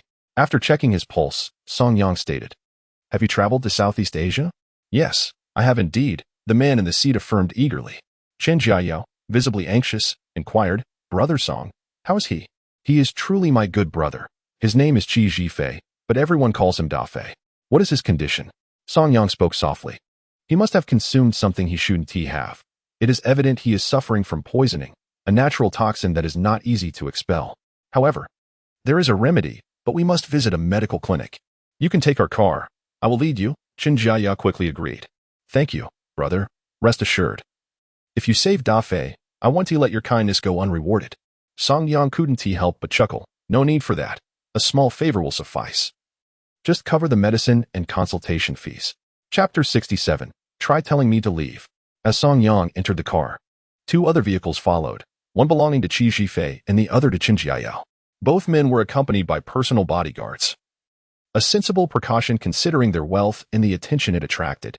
Upon arriving at the medical clinic, Song Yang had just exited the car when he noticed a commotion at the entrance, where individuals were engaged in a heated argument. Song Yang furrowed his brow slightly as he approached hastily. Old Kong, what is going on? Upon nearing, he discovered that old Kong was embroiled in a heated argument with a group of people. Seeing Song Yang, Kong Datsai appeared as if he had found a savior. Boss Song, these people are utterly unreasonable. They are the landlords, and they want us to vacate. Taken aback, Song Yang turned to the landlords and inquired, "You want us to leave? The lease has not yet expired. What grounds do you have for such a demand? This is utterly illogical." The landlord scrutinized Song Yang before responding. "This property belongs to our company. I say you must leave, and you shall leave. What is there to discuss?" Upon hearing this, Song Yang let out a cold snort. "If that is your stance, then we must have a serious conversation. By law, we possess the right of first refusal. If you intend to sell the property, you must consult me first." The landlord scoffed. "Consult you? We can sell this property to whomever we choose. And it is none of your concern. Now, vacate immediately." Song Yang retorted, "And what if I refuse?" As he spoke, his gaze turned frigid. He had no desire for conflict, but would not allow himself to be bullied. Did they truly believe he was someone they could manipulate at will? At that moment, a boisterous voice echoed from a distance. "Ha ha ha, then let South just smash this place to pieces." Recognizing the voice, Song Yang turned to see none other than Sitiya, the audacious young man who had previously failed to learn his lesson at the trade fair. Song Yang realized that some individuals only learn from experience when faced with dire consequences. He had shown restraint out of regard for their family's business. But it seemed this young man was intent on courting trouble. With a dark expression, Song Yang addressed Sitiya. "I have already warned you. Are you seeking further misfortune?" Sitiya laughed derisively. "Huh? Are you attempting to threaten me? Let me tell you, with someone like you, I can do whatever I please. And there is nothing you can do about it. Furthermore, I declare that wherever you go today, you will not find peace. I want you out of Baitian City, begging on the streets for the rest of your life. Unless, of course, you kneel and beg for mercy, calling me daddy. I might consider sparing you then."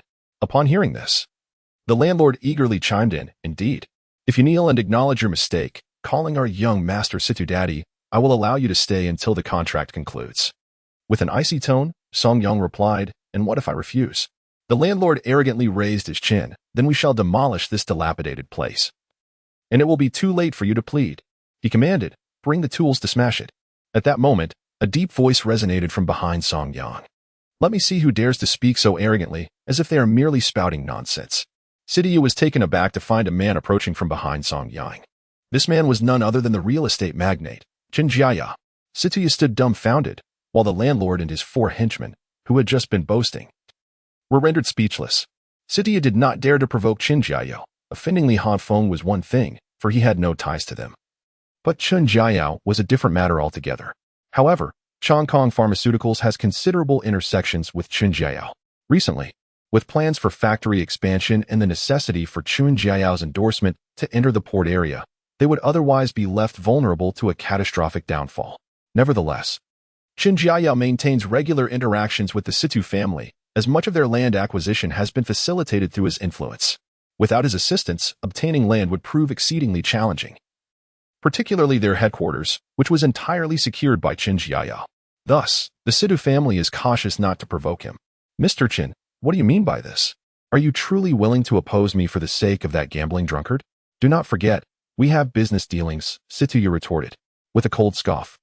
Chen Jiaya replied, "Business dealings?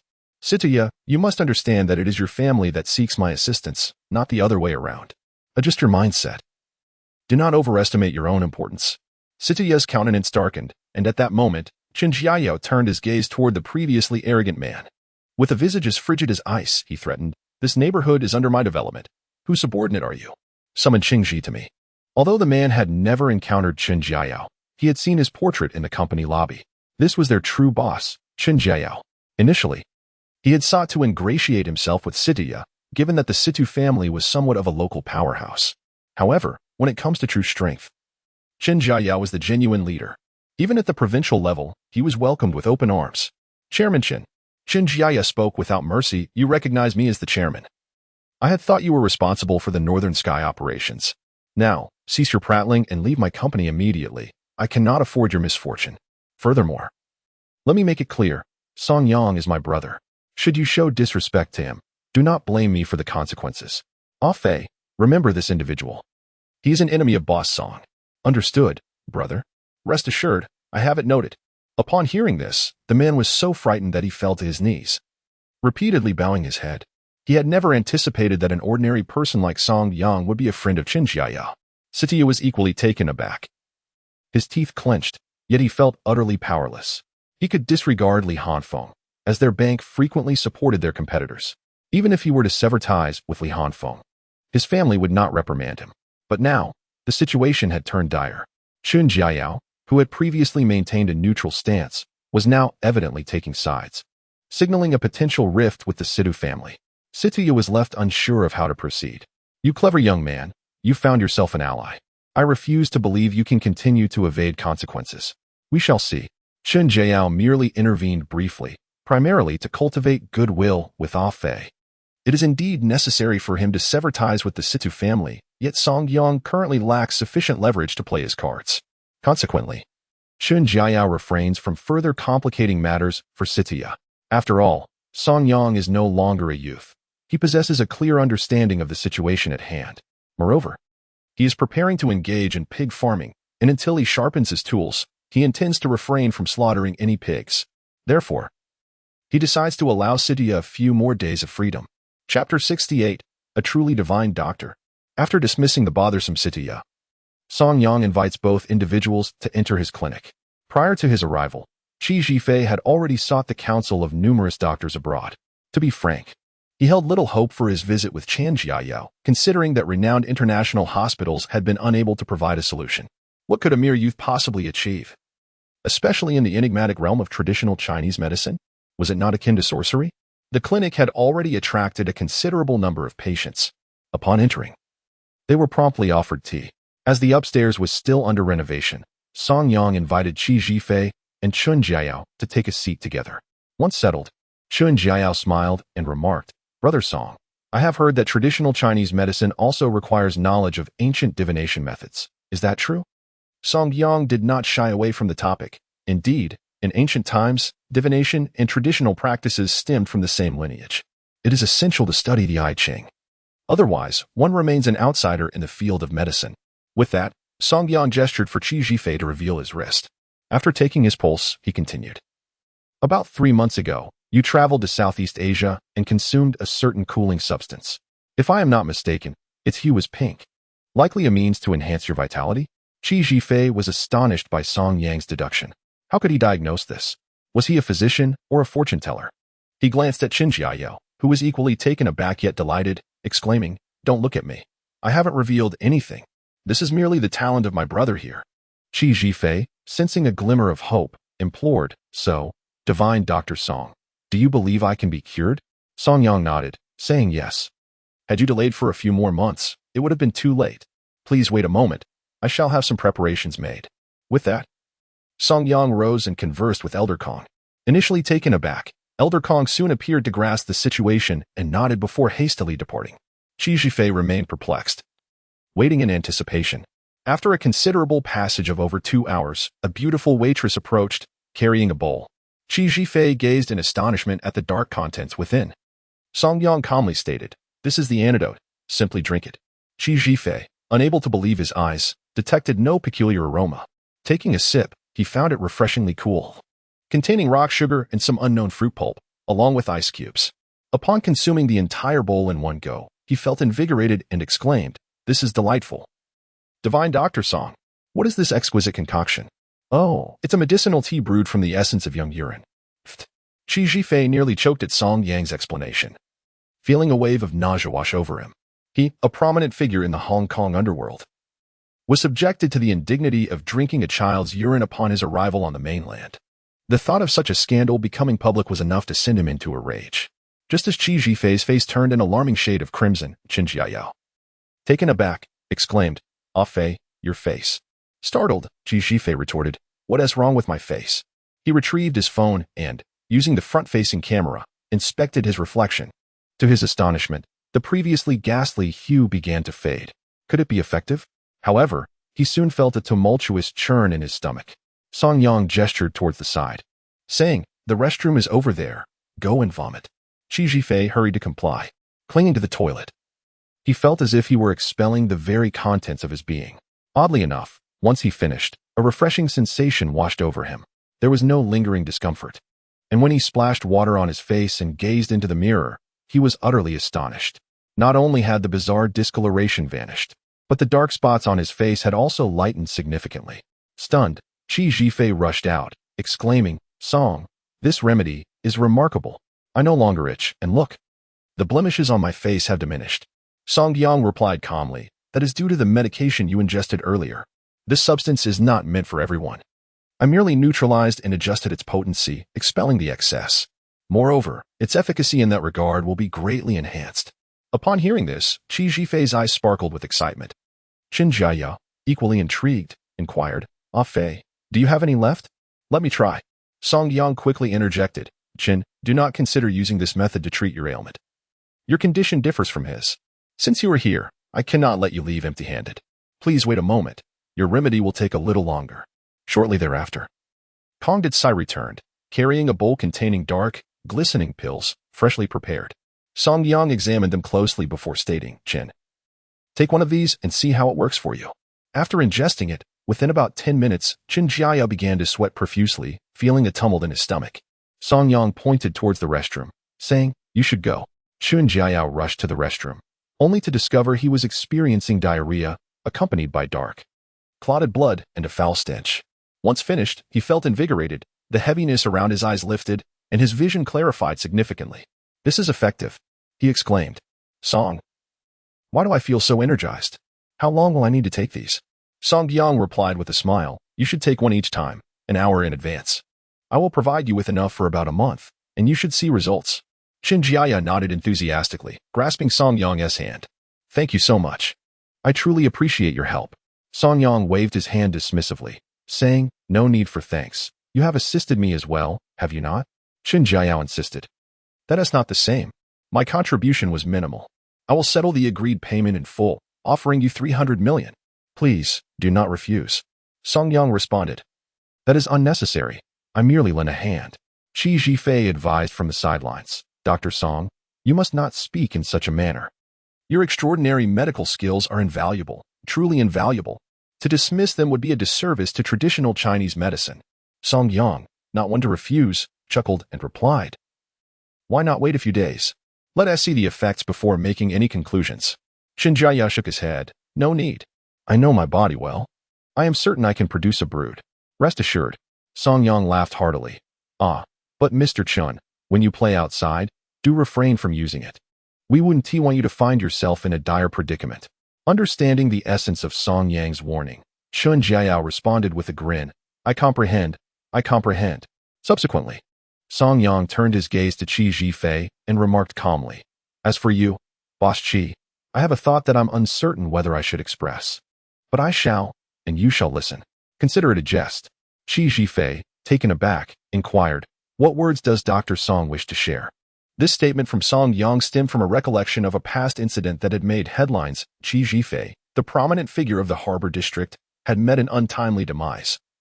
Betrayed by his own subordinates, he was brutally stabbed to death by a group of thugs.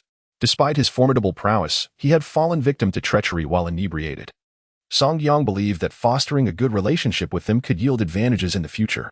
Aware of Qin Jiayao's divination skills, he feigned mystery and said, "When one encounters peril, they exhibit instinctive reactions, albeit unnoticed by themselves. In examining Boss Chi's pulse, I detected an ominous sign. It seems there may be treachery lurking nearby. It would be wise to exercise caution, lest you suffer a fate akin to that of Zhang Fei." Upon hearing Song Yang's warning, Chu Zifei felt a weight settle in his heart. He had sensed for some time that there were those within his organization harboring ulterior motives. Yet he had hesitated to confirm his suspicions. With Song Yang's words, the seeds of doubt had truly taken root. "Thank you, Dr. Song, for your alert. I understand now." Chapter 69. I am certain of deepening ties. Qin Jiaya was taken aback. He had not anticipated that Song Yang's pulse reading could also serve as a form of divination. "How astonishing!" he exclaimed.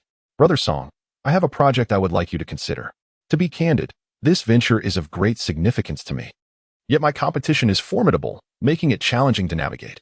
I am at a loss as to what to do. This matter, Qin Jiaya had previously disclosed to him in another life. Indeed, this project had nearly left him destitute. Fortunately, with the support of friends and the assistance of Li Hanfeng, he managed to recover. Song Yang replied calmly, "Is it a real estate project?" Chu Zihan nodded, and Song Yang instructed someone to fetch the divination tools, proceeding to divine for Qin Jiaya using the items. After the divination, he looked at Qin Jiaya and stated, "This project is likely to falter. As you find yourself ensnared in a predicament, to put it plainly, there are traps laid for you. Should you choose to withdraw unexpectedly midway, there may be surprising fortunes in store." Withdraw midway? Qin Jiaya was astonished. He pondered, "In that case, I would incur significant losses."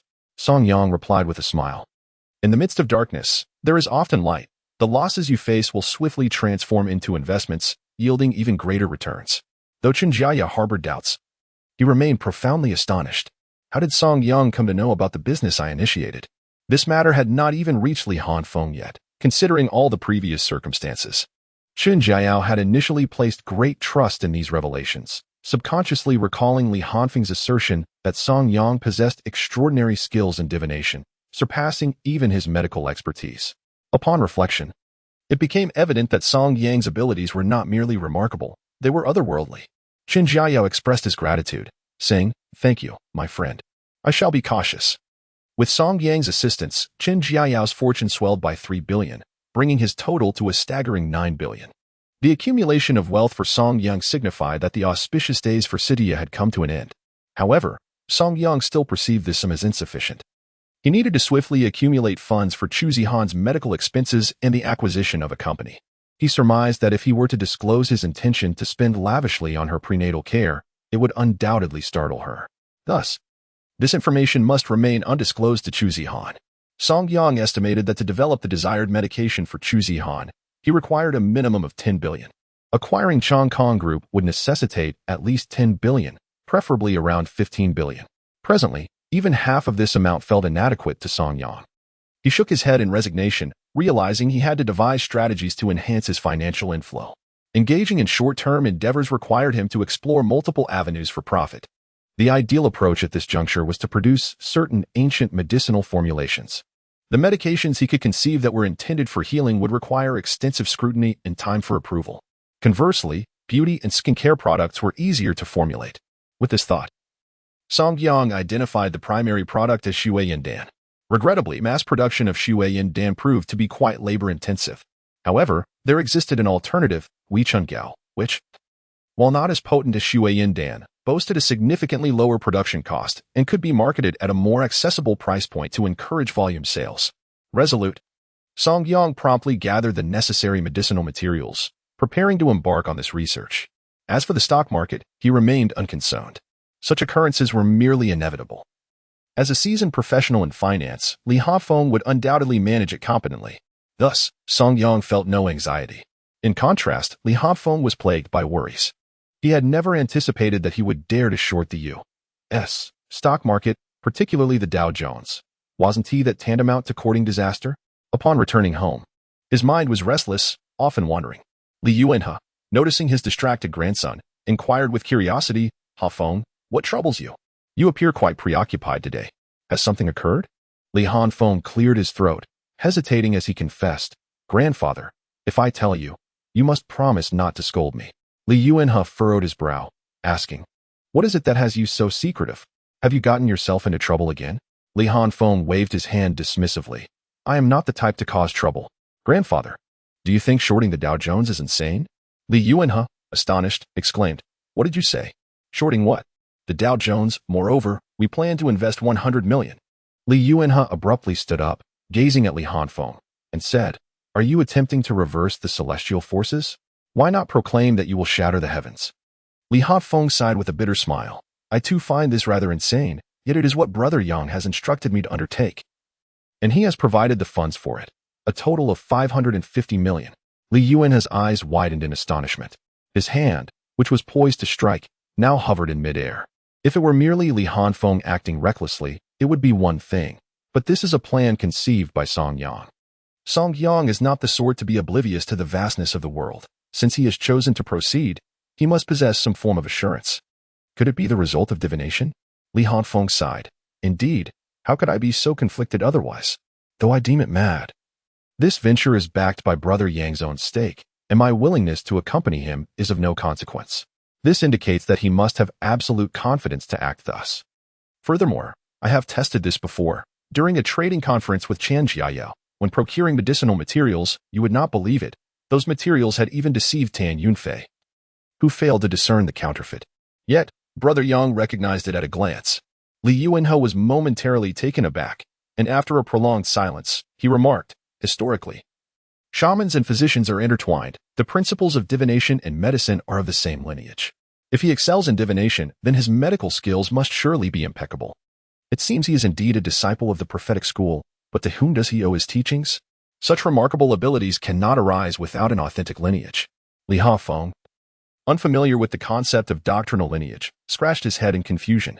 Grandfather, do you believe this matter is credible? Li Yuanhe chuckled. Credible. However, this situation does not imply that Song Yang has lost his senses. It suggests that the world itself may be teetering on the brink of madness. Ultimately, one must succumb to the madness. Yet, based on what you have described, it seems Song Yang has deduced the impending chaos and strife that will engulf the world. Otherwise, he would not have entrusted you with such a task. What? Chaos in the world? Li Yuanhe nodded. Once, I had the privilege of attending a lecture by the true seeker Taoist. He foretold that a great calamity would soon arrive, leading to unprecedented turmoil and conflict. Upon hearing this, Li Hafeng swallowed hard and quietly inquired, Grandfather, do you think Brother Yang could possibly be a disciple of that true seeker Taoist? Li Yuanhe was momentarily stunned, contemplating deeply before murmuring, this matter must not be discussed publicly. Whether he is or not, time will reveal the truth. Chapter 70, Can he truly create medicine? Short-selling the Dow Jones refers to the act of betting against the North American stock market index. Engaging in such activities is tantamount to courting disaster. No one would undertake such a venture lightly. What does short-selling the Dow imply? It signifies impending financial crises and economic tsunamis. For Song Yang to engage in this is nothing short of self-destructive folly. Yet, in Li Hanfeng's eyes, Song Yang is akin to a celestial being, whatever he proclaims is gospel. In this world, as long as Song Yang dares to say it, there is nothing Li Hafeng would hesitate to do. Having received his grandfather's endorsement, Li Hafeng resolved to take the plunge and began contacting all possible resources to gather the necessary funds. Let the gamble commence. Li Hafeng no longer harbors any fears. Meanwhile, Song Yang is at home, diligently experimenting with various medicinal herbs, engrossed in his research. Upon returning home with Chu Zihan in the evening, she is immediately greeted by the aroma of herbs. What are you doing at home? Why does it smell so much like medicine? She inquires. With a smile, Song Yang replies, I'm conducting research, developing some new ancient medicinal formulas. Chu Zihan looks at him skeptically before heading to the basement storage area, which has now transformed into Song Yang's little apothecary. Having been with him for many years, she recognizes some of the herbs. In the past, she would have surely thought he was treading a perilous path.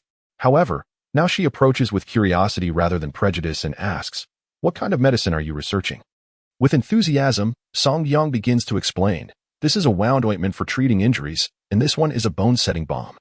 Both require pharmaceutical testing but can be used in clinics. This is perfectly legal, though they cannot be sold externally, as they are prescription medicines.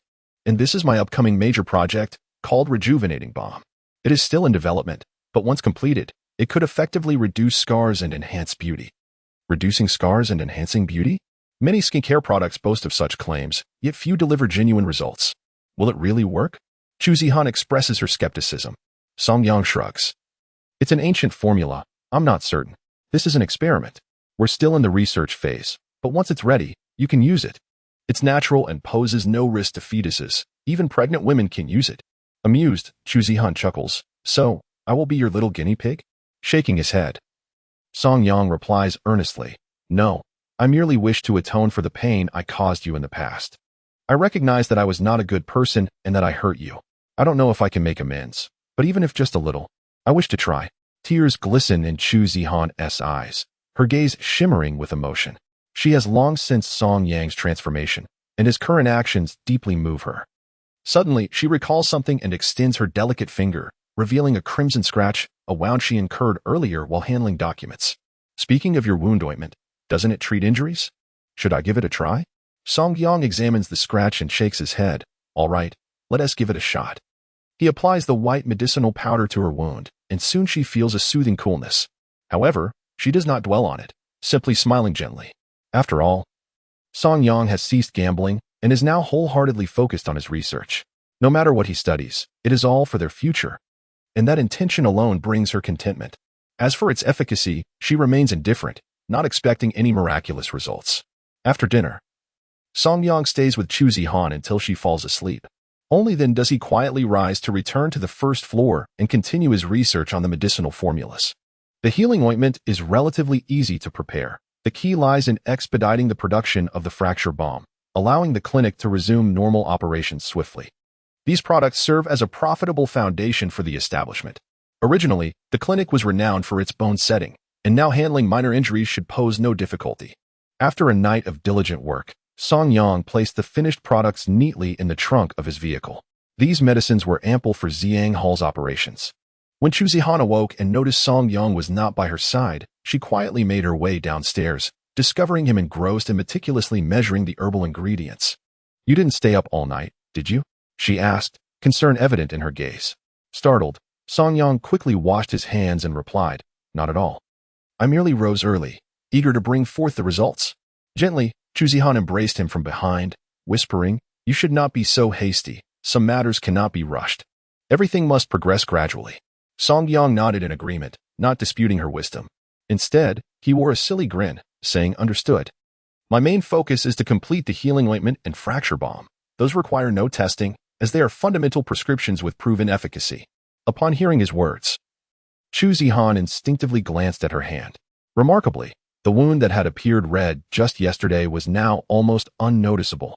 "Is this truly effective?" she marveled, staring at her fingers. "Your healing ointment is extraordinarily effective." With a smile, Song Yang affirmed, "Of course. If it were ineffective, why would I bother researching it?" Witnessing the results, Chu Zihan, who had previously thought that Song Yang merely needed something to occupy his time, suddenly realized that her husband possessed considerable talent. Moreover, he seemed to be gradually regaining his confidence and uncovering his potential, which filled her with joy. "I believe in your abilities. I am confident you will succeed in the future. However, remember that your health is paramount. There is no need to rush. Besides, as your wife, I am also a business owner, so supporting you for a few years is not an issue. You need not worry about that," she reassured him. "If you truly feel anxious, you could consult General Manager Li Hanfeng about potential collaborative projects that could be beneficial as well. Although investing carries risks, it is not akin to gambling. Gambling leads to inevitable losses, while investing is a legitimate livelihood." Chu Zihan smiled, offering her encouragement. Upon hearing this, Song Yang beamed. "Indeed. General Manager Li recently inquired if I would like to participate in his new project, and I agreed. Therefore, I must visit him during the day. If we achieve prosperity, I intend to save the funds to establish a factory." Excited by Song Yang's ambitions, Chu Zihan exclaimed, "You want to establish a factory? Are you serious? To produce these medicines?" "Yes, that is my intention. For now, you shall remain the business owner while I accumulate experience in the pharmaceutical field. I can also assist with patient care. However, managing a company is beyond my capabilities. I am simply not cut out for it. So, my dear wife, I aspire to be the supportive man behind your success." As Chu Zihan's cheeks flushed, she playfully struck Song Yang's arm, exclaiming, "What nonsense are you spouting? Come on. Let's head upstairs for breakfast." Chapter 71. Possessing talent. Upon reaching the upper floor for their meal, Song Yang and Chu Zihan quietly finished their breakfast, after which Song Yang escorted Chu Zihan to her workplace. The couple's daily routine was notably orderly and harmonious. They traveled to work in a luxurious Rolls-Royce, with her husband driving her to and fro. Many women would indeed feel a pang of envy at this sight, especially as they exited their residential community, where envious glances followed them. As Song Yang gripped the steering wheel, he noticed the gentle patter of rain falling outside, leaving the air outside damp and heavy. Upon arriving near the entrance of the company, they encountered a commotion, with numerous people gathered along the roadside. Chu Zihan glanced out the window and discovered a little girl had been struck by a vehicle, while a woman knelt on the ground, sobbing inconsolably. "Ching Ching, I'm so sorry. My dear, it's all my fault. I should have been more careful. You had an important exam coming up, and here I let this happen." The woman bore visible injuries, her face bruised and battered, yet she scarcely registered her own pain as she wept over her daughter's twisted leg. Song Yang halted the car, exited, and approached the scene. Given that they were at the company entrance, Chu Zihan observed the girl's condition. Her face was pale, and she was in such agony that words eluded her. Although her leg bore no severe wounds, it appeared grotesquely contorted, a sight that was profoundly unsettling. Chu Zihan quickly inquired, "What happened?" "Ma'am, please, get up. Your injuries look severe." Upon hearing Chu Zihan's concern, the distressed mother replied tearfully, "I truly deserve this. My daughter has a dance competition next month. It's of utmost importance to her, and after all this time practicing, this is the moment we've been waiting for." As Chu Zihan stepped forward, a bystander who had been observing the situation was captivated by her beauty, and he suddenly presented himself as a gallant savior, declaring, "I am an orthopedic doctor. Let me examine her." Hastily stepping aside, Chu Zihan watched as he scrutinized the girl and remarked, "I fear this child will not be able to participate in the dance competition. Even if she can walk normally, it will take at least 6 months to recover." The mother burst into tears upon hearing this. "Will my daughter never dance again? Has her entire future been shattered?" She lamented her choices, questioning why she had hesitated to spend a little money on a taxi. Now, it was too late for regrets. At that moment, Song Yang pushed through the crowd, swiftly approaching to examine the girl closely. He then reassured the mother, "There's no serious injury. The bone is merely dislocated. If we perform a realignment now, there should be no lasting consequences for next month." Nonsense. Chu Zihan suddenly recalled something. The bone-setting ointment. Could Song Yang be considering using it? Without further ado, Song Yang retrieved a dark, viscous ointment from his pocket. He applied the ointment to the girl's dislocated joint and then gently grasped her delicate, pale leg. With a sharp crack, the girl let out a piercing scream. The orthopedic doctor pointed an accusatory finger at Song Yang, demanding, "What do you think you are doing?" Having no understanding yet daring to act recklessly, this child is bound to be utterly ruined. Upon hearing this, the woman grew frantic, wailing as she lunged towards Song Yang. "I will fight you." She seemed as if she were ready to devour him. "Dear sister, do not be anxious. My husband is a traditional Chinese medicine practitioner, and his clinic specializes in orthopedics. He is quite proficient in this field." Chu Zihan hurriedly explained on Song Yang's behalf. The man, however, scoffed dismissively. "Traditional Chinese medicine? Isn't that just a scam?" The crowd around them nodded in agreement. If traditional medicine could truly heal, even a sow could climb a tree. It can only treat ailments that would heal on their own. Indeed, what nonsense! How dare they come here? Just as the crowd was voicing their criticisms, the girl suddenly stood up. She quickly pulled her mother, saying, "Mom, don't act like this. I'm fine." Before she could finish her sentence, she was left in shock. She stood up. Although her legs still ached, she could feel them and still stand. At that moment, the surrounding crowd fell silent in astonishment. Was the child's legs truly fine? There had been no x-ray nor any examination. How could he possibly know her bones were unharmed? Moreover, how had Song Yang managed to heal the child? Did he merely touch her thigh? The woman was equally stunned, repeatedly probing her daughter's legs. "You're all right?" "I seem to have feeling again. It hurts." Song Yang patted his now wrinkled clothing and remarked, "Of course it hurts. After such a fall, it's only natural. However, thanks to your years of dancing, your bone flexibility is truly remarkable." The girl then anxiously inquired, "Can I still participate in the competition?" Song Yang smiled. "If you recover on your own, next month might be quite challenging, as you have indeed strained your tendons. But if you use the fracture ointment, it should take about 10 days. He then handed them the remedies. "Take these, if you need more. Come to Ziang Hall in the northern part of the city, where I practice. An experienced master also attends there.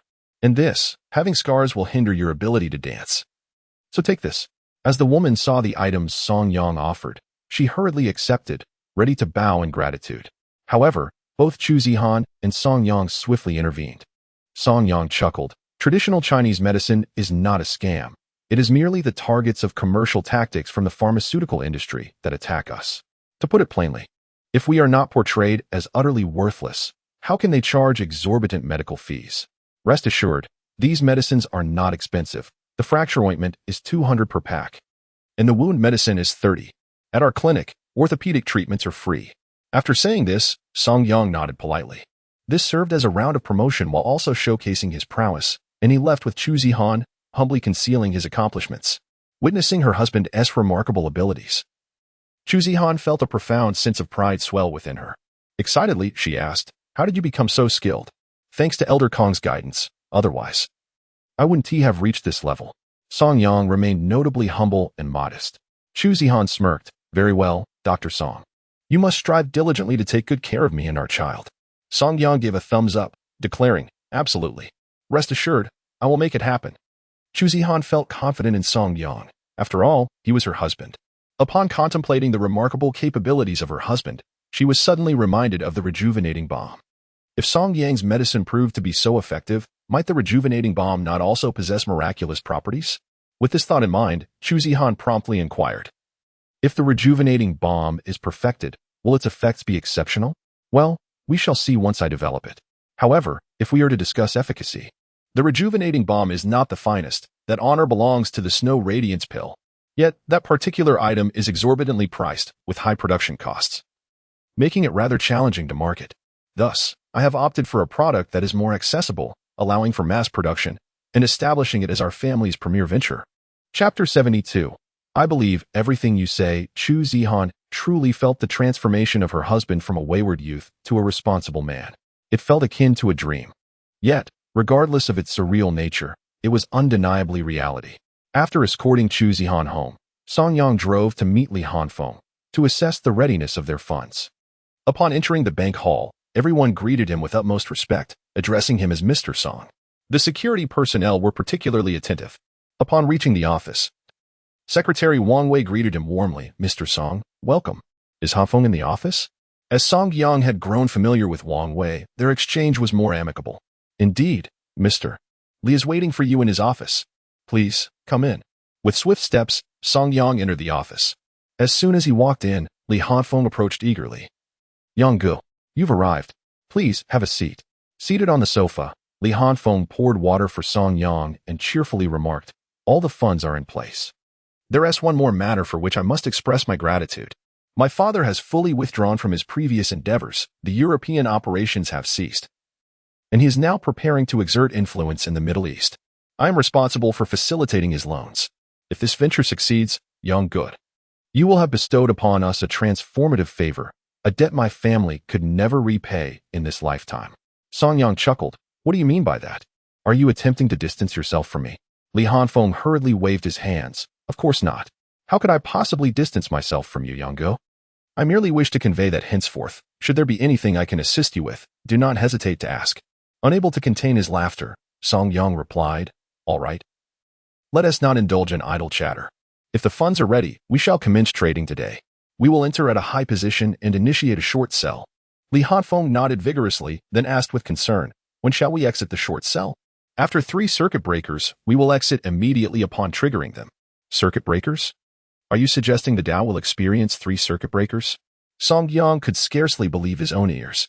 What an extraordinary scenario. The Dow experiencing 3 circuit breakers would be a historic event. Li Hanfeng, equally incredulous, gazed at Song Yang with questioning eyes. As anticipated, Song Yang smiled mysteriously. Trust in the divination results. If you believe, simply follow my guidance. Li Hanfeng nodded earnestly, understood. The current situation is that Li Hanfeng has completely ceased to think critically. Song Yang, even if he were to assert that eggs grow on trees, would be inclined to believe that eggs have stalks. After all, Song Yang has been deified in Li Hanfeng's mind, particularly regarding his divination skills, which are remarkably accurate. Once Song Yang had made his arrangements, he drove home to delve into the study of his rejuvenating balm, a matter of considerable importance to him, as the potential for profit hinged upon it.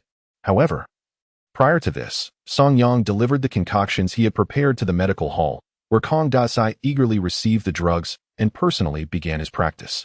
Meanwhile, Song Yang pressed the accelerator and headed home to focus on his rejuvenating balm.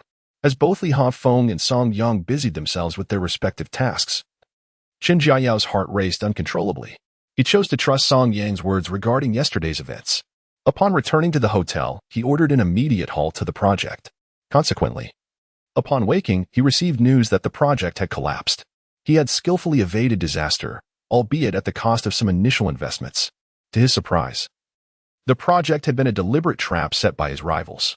Yet, they had not anticipated his sudden withdrawal, which resulted in the project's abrupt failure. After concluding a board meeting, a shareholder reached out with news that the project was now ripe for acquisition. As those who intended to ensnare Chen Jiayao had been imprisoned and were under investigation, the local authorities hoped Chen Jiayao would seize the opportunity to acquire the project, ensuring it would not be left dormant. It is noteworthy that the acquisition price differs vastly from the collaboration price. Initially, the shareholders intended to confront Chen Jiayao that morning. However, now they could only admire him, as his maneuvering was nothing short of extraordinary. This turn of events effectively saved the company two-thirds of its original budget while securing a high-quality project and a substantial loan, a most gratifying outcome. Having managed all these developments, Chu Zihan fell into contemplation. How had Song Yang foreseen all of this? How did he know the precise moment to act? Could it be that Song Yang was aware of his rival's schemes? It seemed implausible. For Song Yang had only come to know him through Li Hanfeng and had no vested interest in him. Chu Zihan had merely joked with him. Yet he had stumbled upon such a significant opportunity. Lost in thought, his office phone rang. Chu Zihan quickly answered, recognizing the call was from a Fei. Having recovered from his illness, a Fei had flown back to the harbor district. Why was he calling today? Had his condition worsened? What's wrong, a Fei? Is there a relapse? On the other end, a Fei sighed deeply. Of course I've recovered. Precisely because I am well, those scoundrels have attempted to target me. Had it not been for Master Song's divination, I might have met my end. Chu Zihan's expression darkened as he stammered. So, you mean Song Yang predicted this accurately? Did your subordinate truly betray you? Those rebellious youths, had I not been prepared upon my return, you would have surely received news to attend my funeral by now. Upon hearing this, Chu Zihan was utterly frozen, as if turned to stone. If one prophecy is a coincidence, what can be said of two? Is it still mere chance? Especially with such precise alignment? Chu Zihan could not bring himself to believe it. The current circumstances could only indicate one thing. Song Yang truly possesses the gift of divination. Boss Chen, are you all right? Came the concerned voice of a Fei from the other end of the line. Chu Zihan shook himself back to reality and hurriedly replied. A Fei, focus on managing the gang's affairs for now. Do not concern yourself with anything else. Additionally, if you can get to safety, do so at once. Once everything is settled, come find me in Baitian. We must cultivate a good relationship with this brother Song. It will be crucial for the both of us to ascend to greater heights. Understood, Boss Chen. Rest assured, I will clean house immediately. After hanging up, Chu Zihan let out a long sigh of relief and then picked up the landline, dialing Li Hanfeng's number. Hafeng, where are you? I need to speak with you. Can you come out? Chapter 73. Truly a divine person.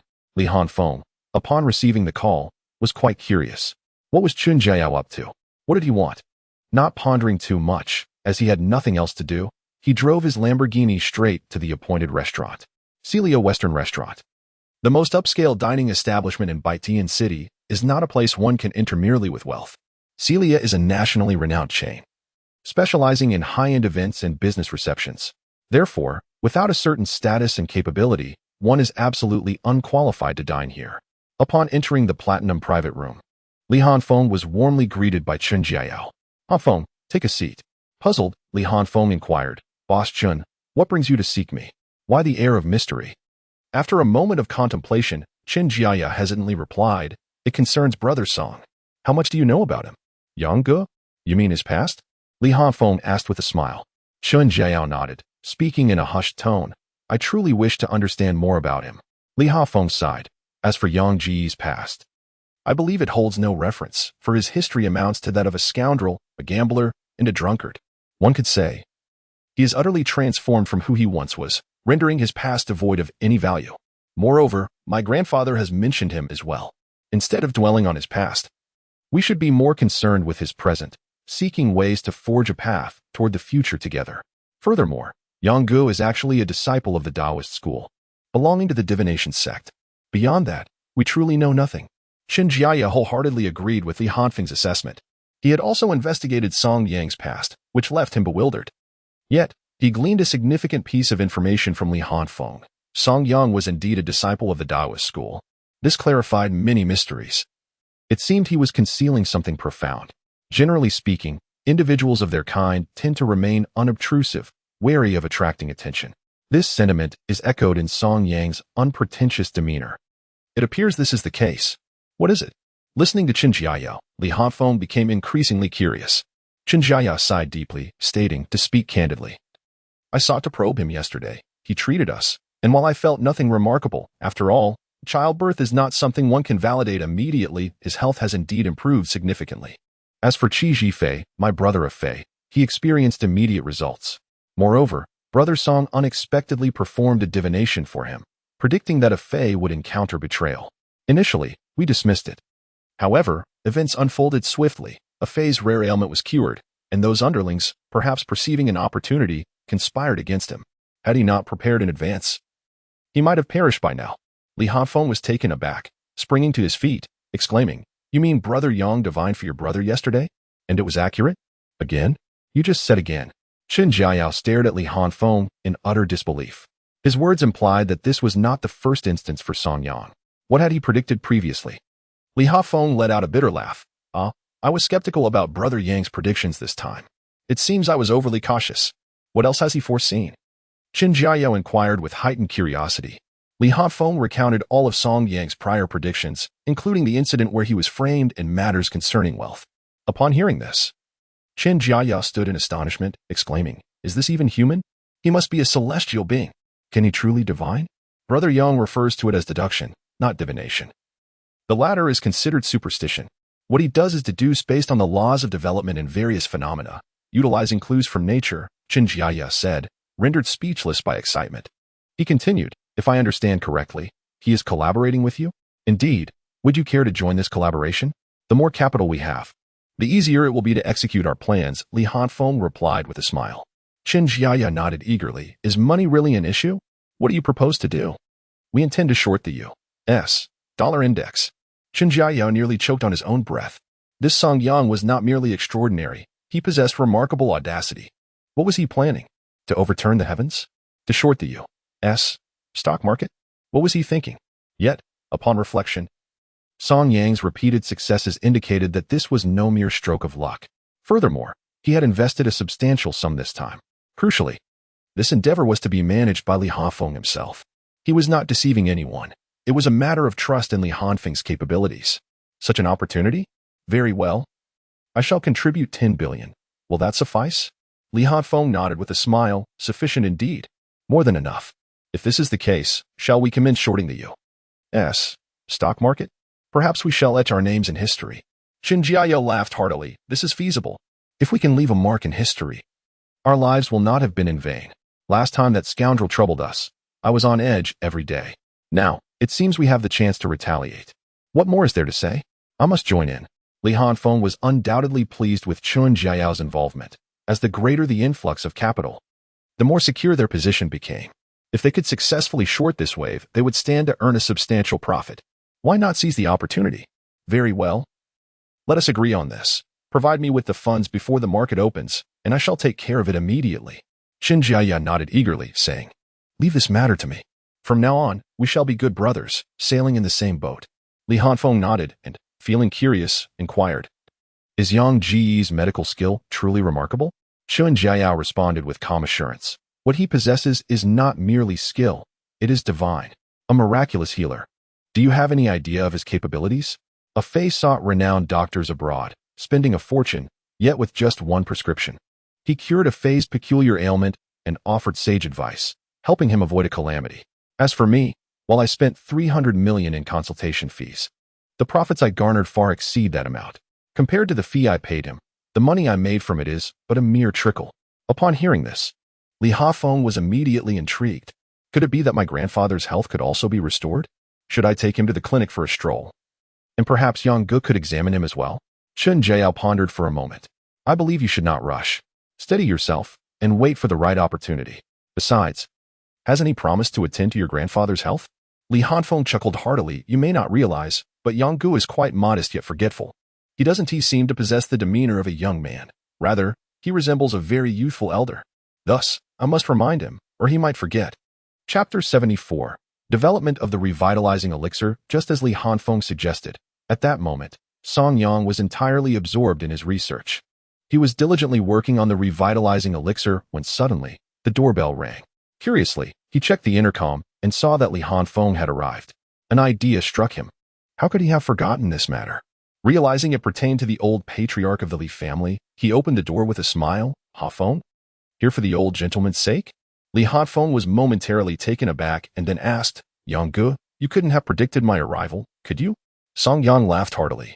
"If I could predict such things, I would lead a rather exhausting life. Of course, it was not a prediction. You must be here for the old gentleman's matter. Rest assured, I have prepared for it. As for the medicine, please come in and wait a moment." With that, Song Yang led Li Hanfeng to the first floor. Upon entering the storeroom on the ground floor, the scent of herbs immediately greeted Li Hanfeng. The shelves on either side were neatly organized. displaying various herbs in an orderly fashion. Song Yang prepared several doses of medicine according to the prescription for the old gentleman and personally crafted a few pills. Finally, he handed everything to Li Hanfeng, saying, "The prescription has long been prepared. Now that you are here, I will dispense it to you. Take the medicine to the old gentleman, and here are the instructions for its use." As Song Yang spoke, he produced a small vial and handed it to Li Hanfeng, saying, "This is the main thing. You should give it to the old gentleman. Let's see how it works." "What is this?" Li Hanfeng asked, astonished as he gazed at the tiny bottle. With a subtle smile, Song Yang pointed at the vial in his hand and replied, "This is a remarkable item. After you use it on the old gentleman, let me know if it proves effective. This medicine is indeed a rare treasure." Li Hanfeng cautiously accepted it and promptly expressed his gratitude to Song Yang. Additionally, Song Yang handed over a prescription he had been contemplating for some time. With the medicine prepared by Song Yang in hand, Li Hanfeng hurried off to find the old gentleman. Once Song Yang bid farewell to Li Hanfeng, he glanced at the time and decided to go grocery shopping and prepare medicine for Chu Zihan. Upon returning home with Chu Zihan, she immediately caught a whiff of a subtle herbal fragrance that filled the air. Curiously, she looked at Song Yang and inquired, "Were you studying herbs at home today?" Song Yang nodded, smiling as he replied, "Indeed, as this will be my future work, research is a necessity." Feeling a warm sense of appreciation that Song Yang had not neglected his grocery shopping, Chu Zihan insisted that he rest while she prepared the meal. Though Song Yang wished to spare her from fatigue, Chu Zihan was determined that she wanted to see him enjoy the food she had made, which brought her immense joy. The fact that Song Yang had already procured the ingredients meant she would not have to exert herself excessively. After the meal, Song Yang prepared the traditional medicine and instructed Chu Zihan to drink it first. Although this medicine would not provide a particularly strong effect for maintaining pregnancy, it would nurture her body and also offer some care for the fetus. For Song Yang, this was quite suitable, as he needed to rely on these remedies to support Chu Zihan until he found the necessary medicinal catalyst. After taking the medicine, Song Yang presented a newly formulated rejuvenating balm to Chu Zihan. "Take a look at this." Intrigued, Chu Zihan opened the bottle and inhaled the delightful herbal aroma. "What is this?" "This is something I've been researching recently. It is called rejuvenating balm. It can be used both internally and externally. Internally, it combats aging, while externally, it enhances beauty." As Chu Zihan observed the semi-transparent balm in the bottle, she was unsure of its nature. However, she trusted that if it were dangerous, Song Yang would never allow her to use it. Thus, she nodded and followed his instructions, applying a small amount and even diluting some with water to drink. After dining, Chu Zihan retired for the night. This time, after using the rejuvenating balm, she felt herself sleeping deeply. The next morning, after having breakfast with Song Yang, she hurriedly asked him to drive her to work. Song Yang drove the Rolls-Royce directly to the company, while Chu Zihan planned to apply some makeup once she arrived. However, upon entering the office, she was met with astonished gazes from her colleagues. The looks they exchanged seemed peculiar to her. Just then, her dedicated secretary, Su Xiaoling, stared at Chu Zihan in disbelief. "Wow, President Chu, what have you used? Your skin looks incredible without any makeup. So fair. You don't even need foundation to look this good. Your complexion is remarkable." Taken aback, Chu Zihan responded, slightly puzzled, "Me? I have not applied any makeup at all. I was merely about to touch up. Why would you bother with makeup? Isn't that a waste?" Su Xiaoling, being a girl herself and only 22 this year, should embody the essence of youthful beauty, yet she finds herself envious of Chu Zihan? Upon hearing Su Xiaoling's comment, Chu Zihan felt a surge of curiosity. She picked up a mirror and was taken aback by her own reflection. The image staring back at her was reminiscent of her university days, with skin that was undeniably more plump and elastic than it had ever been.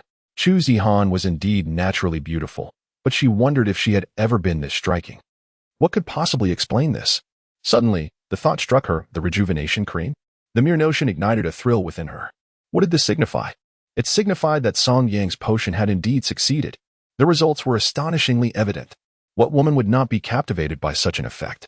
With this thought, Chu Zihan hurried to the lounge adjacent to the office, her usual sanctuary for relaxation and wardrobe changes. She closed the door behind her and promptly dialed Song Yang, exclaiming, "Your rejuvenation cream is working wonders." Song Yang, who was just about to leave, chuckled into the phone. "Oh really? It seems my efforts were not in vain. Is it truly capable of mass production?" After a moment of contemplation, he confidently replied, Absolutely, but we still need to conduct some allergy research. As certain individuals possess sensitive skin, I must continue to refine and perfect the formula. Chu Zihan, brimming with excitement, responded, given the remarkable efficacy of the rejuvenation cream. Do you envision us starting our own company in the future? The thrill of Song Yang's breakthrough nearly made her heart leap from her chest. This was the first time she felt so close to hope. Previously, Song Yang had only left her despondent, obscured by uncertainty about the future. However, times had changed. Song Yang had truly transformed. He was no longer consumed by gambling and alcoholism. The creation of such a powerful remedy would not have been possible without his dedicated focus on research. Once mass-produced, this invention would secure their future indefinitely. Yes, I've considered that. For now, we will focus on research while you gradually accumulate experience at the company. Once you have gained sufficient expertise, you can support our endeavors. In the future, I will handle research, and you shall be my CEO, helping to promote our work. Together, we will prosper, shall we? Tears of joy welled in Chu Zihan's eyes as she choked on her words. Yes, I will gather experience, and we will save together to establish our business. In time, we will enjoy a wonderful life together. Chapter 75. A grand gesture. Chu Zihan had completely set aside all her reservations regarding Song Yang's transformation. Now, if anyone dared to speak ill of him, she would be the first to defend his honor. Where could she find a husband like him? Even if it meant supporting Song Yang for a lifetime, she would willingly embrace such a role. Unbeknownst to her, Song Yang was more than capable of providing for her carefree existence, even if she chose to relinquish her career and live off him for the rest of her days. He would be more than happy to oblige. In order to maintain confidentiality, Chu Zihan organized her thoughts and stepped out of the office in a tailored suit. She had not applied any makeup, as she preferred to forego it during her pregnancy. In a few days, she feared that even formal attire would become a challenge to wear. Chu Zihan resumed her work, although the company had many matters to attend to. Her exceptional capabilities allowed her to ensure that her colleagues worked efficiently without the need for overtime. This garnered great admiration from her peers for the newly appointed CEO. Meanwhile, at Li Hanfeng's residence, Li Yuanhe awoke feeling invigorated. Upon rising, he noticed his vision was clearer and his hearing significantly improved. His mind was no longer clouded. As Li Yuanhe prepared to enjoy some tea, Li Hanfeng was equally eager to ascertain the effects of Song Yang's medication. However, upon seeing Li Yuanhe, he was taken aback. "Who are you?" Li Hanfeng exclaimed in astonishment. Li Yuanhe was momentarily stunned, then retorted with irritation, "You little rascal, do you not recognize your grandfather?" "Grandfather? Is that really you?" Li Hanfeng exclaimed, as if he had encountered a ghost. Li Yuanhe furrowed his brow and glanced down into his teacup, where his reflection startled him. He appeared exceptionally youthful, at least a decade younger, with darkened hair roots. How is this possible? He marveled at the image staring back at him. He swiftly rose to his feet, realizing that his physique felt remarkably robust, as if he had genuinely regained years of vitality. Hastily, he stood before the mirror, utterly bewildered. The reflection revealed a noticeably younger version of himself, with significantly fewer wrinkles on his once dry skin, no longer appearing aged. His cheeks were flushed with color. My heavens! Li Yuanhe could not contain his astonishment. "Hanfeng, what miraculous elixir have you given me? Could this medicine truly reverse aging?" Li Hanfeng, equally astonished, found himself at a loss for words. Regardless, this medicine was undoubtedly a rare treasure. It was astonishing that Song Yang had bestowed it upon him. Have I now incurred an insurmountable debt to Brother Yang? Li Yuanhe mused with a wry smile. It seems there is no way to repay this. In the future, the Li family must become the most steadfast supporters of young Master Song. Only then can we repay his kindness to us. Li Hanfeng nodded in agreement. Understanding that words were futile at this juncture, their actions would be the true measure of gratitude towards Song Yang. If Li Yuanhe utilized this medicine, he would undoubtedly rise to prominence once more. The revival of the Li family's glory would not be a distant dream. As Li Hanfeng contemplated this, his phone suddenly rang. "Brother Yang, do you need to speak with me?" He inquired excitedly upon seeing Song Yang's name on the screen. "Nothing urgent, just wanted to check on your situation. How is the old man faring? Is the effect satisfactory?" Li Hanfeng handed the phone to Li Yuanhe, who cheerfully remarked, "Song Xiaoyu, I owe you a significant favor this time. Would you be willing to visit my home as a guest in a few days?"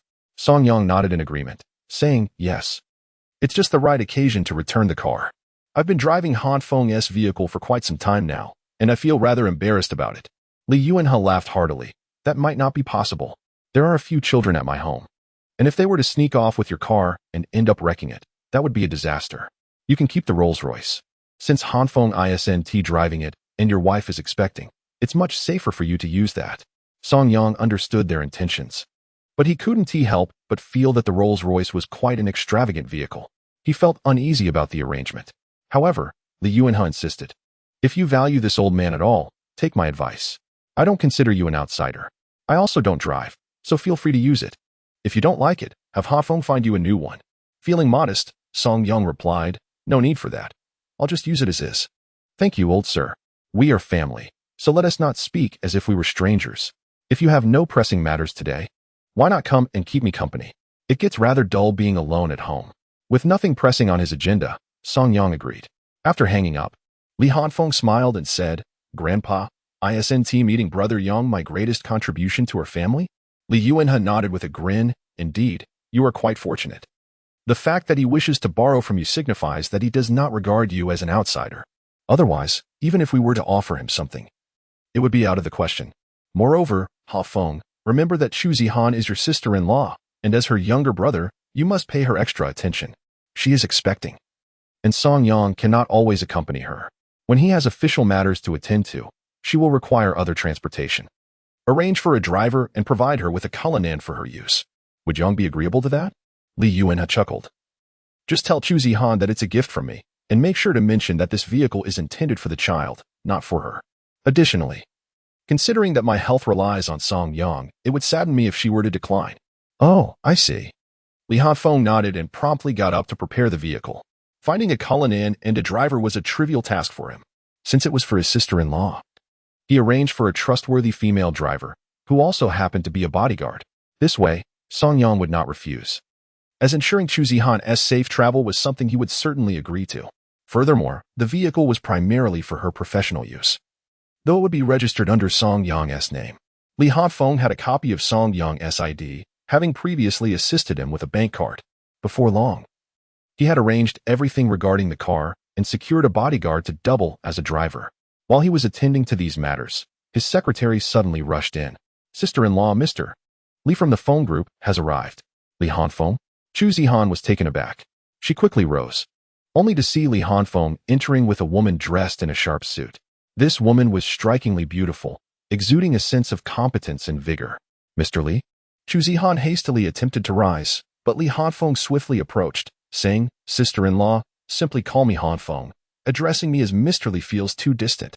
Chu Zihan smiled and replied, All right, Hanfeng, have you come to see me for something specific? Li Hanfeng chuckled. The old gentleman has heard of your pregnancy and is quite concerned for your safety. Given the numerous dangers you have faced previously, it is only natural for him to worry. This is your driver, and we have prepared a new car for you to facilitate your commute. We cannot have Yangge picking you up for work, can we? That would be inappropriate. The company has vehicles, Chu Zihan began, but Li Hanfeng quickly waved his hand. Sister-in-law, if it weren't for Yangge, my grandfather would have been in dire straits. Do not concern yourself with the expense. The old gentleman is currently enjoying tea and conversation with Yangge, who is fully aware and has consented. If you were to reject his goodwill, it would surely sadden him. After speaking, Li Hanfeng turned to the woman beside him. Hong Ying, from now on, you will accompany General Chu, ensuring her safety and travel arrangements. Understood. Chapter 76. A family faced with Li Hanfeng's generous offer, Chu Zihan truly hesitated to accept. Regardless of the vehicle's worth, it was a significant gift, not to be taken lightly. However, hearing that Song Yang had approved the arrangement, especially considering he seemed to have saved the old gentleman, made her conflicted. As Chu Zihan pondered, Li Hanfeng glanced at the time and exclaimed, Oh dear, it's already this late. I have a meeting to attend, so I shall not disturb you any longer. Feel free to utilize Hong Ying as you wish. With that, he promptly exited. Chu Zihan contemplated pursuing him, but given her condition, she refrained from voicing her concerns and opted to call Song Yang instead. At that moment, Song Yang was engaged in a pleasant tea conversation with Li Yuanhe when he noticed Chu Zihan's call and felt a spark of curiosity. Zihan, is something amiss? Hanfeng has sent me a female bodyguard to serve as my driver, along with a car. Are you aware of this? Li Yuanhe laughed heartily. He is indeed aware. After all, he saved my life. It was I who instructed Hanfeng to arrange this.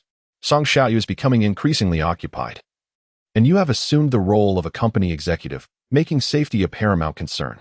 We cannot afford to be careless. Furthermore, I am aware of your previous encounters. What if an unforeseen incident occurs without a bodyguard? In truth, Song Yang had contemplated declining the kind gesture, yet Li Yuan's words stifled his protest. Particularly, a female bodyguard would adeptly safeguard Chu Zihan's well-being, especially now that she was precious and vulnerable. Moreover, the debt of gratitude could be repaid in due time. Song Yang did not perceive the Li family as strangers, so he smiled and said, "Yes, the old gentleman means well. You should graciously accept his offer. You never know when your brother might return, and considering your current condition, it is wise to be cautious." Chu Zihan nodded and replied with a smile. "Then you must express your gratitude to him and ensure that you do not let him down." Song Yang reassured her, "Rest assured, Han Feng and I are like brothers. You need not worry about this matter." With a sigh, Chu Zihan ended the call. Li Yuan had chuckled. "You young man, surely you do not wish to avoid owing us a favor?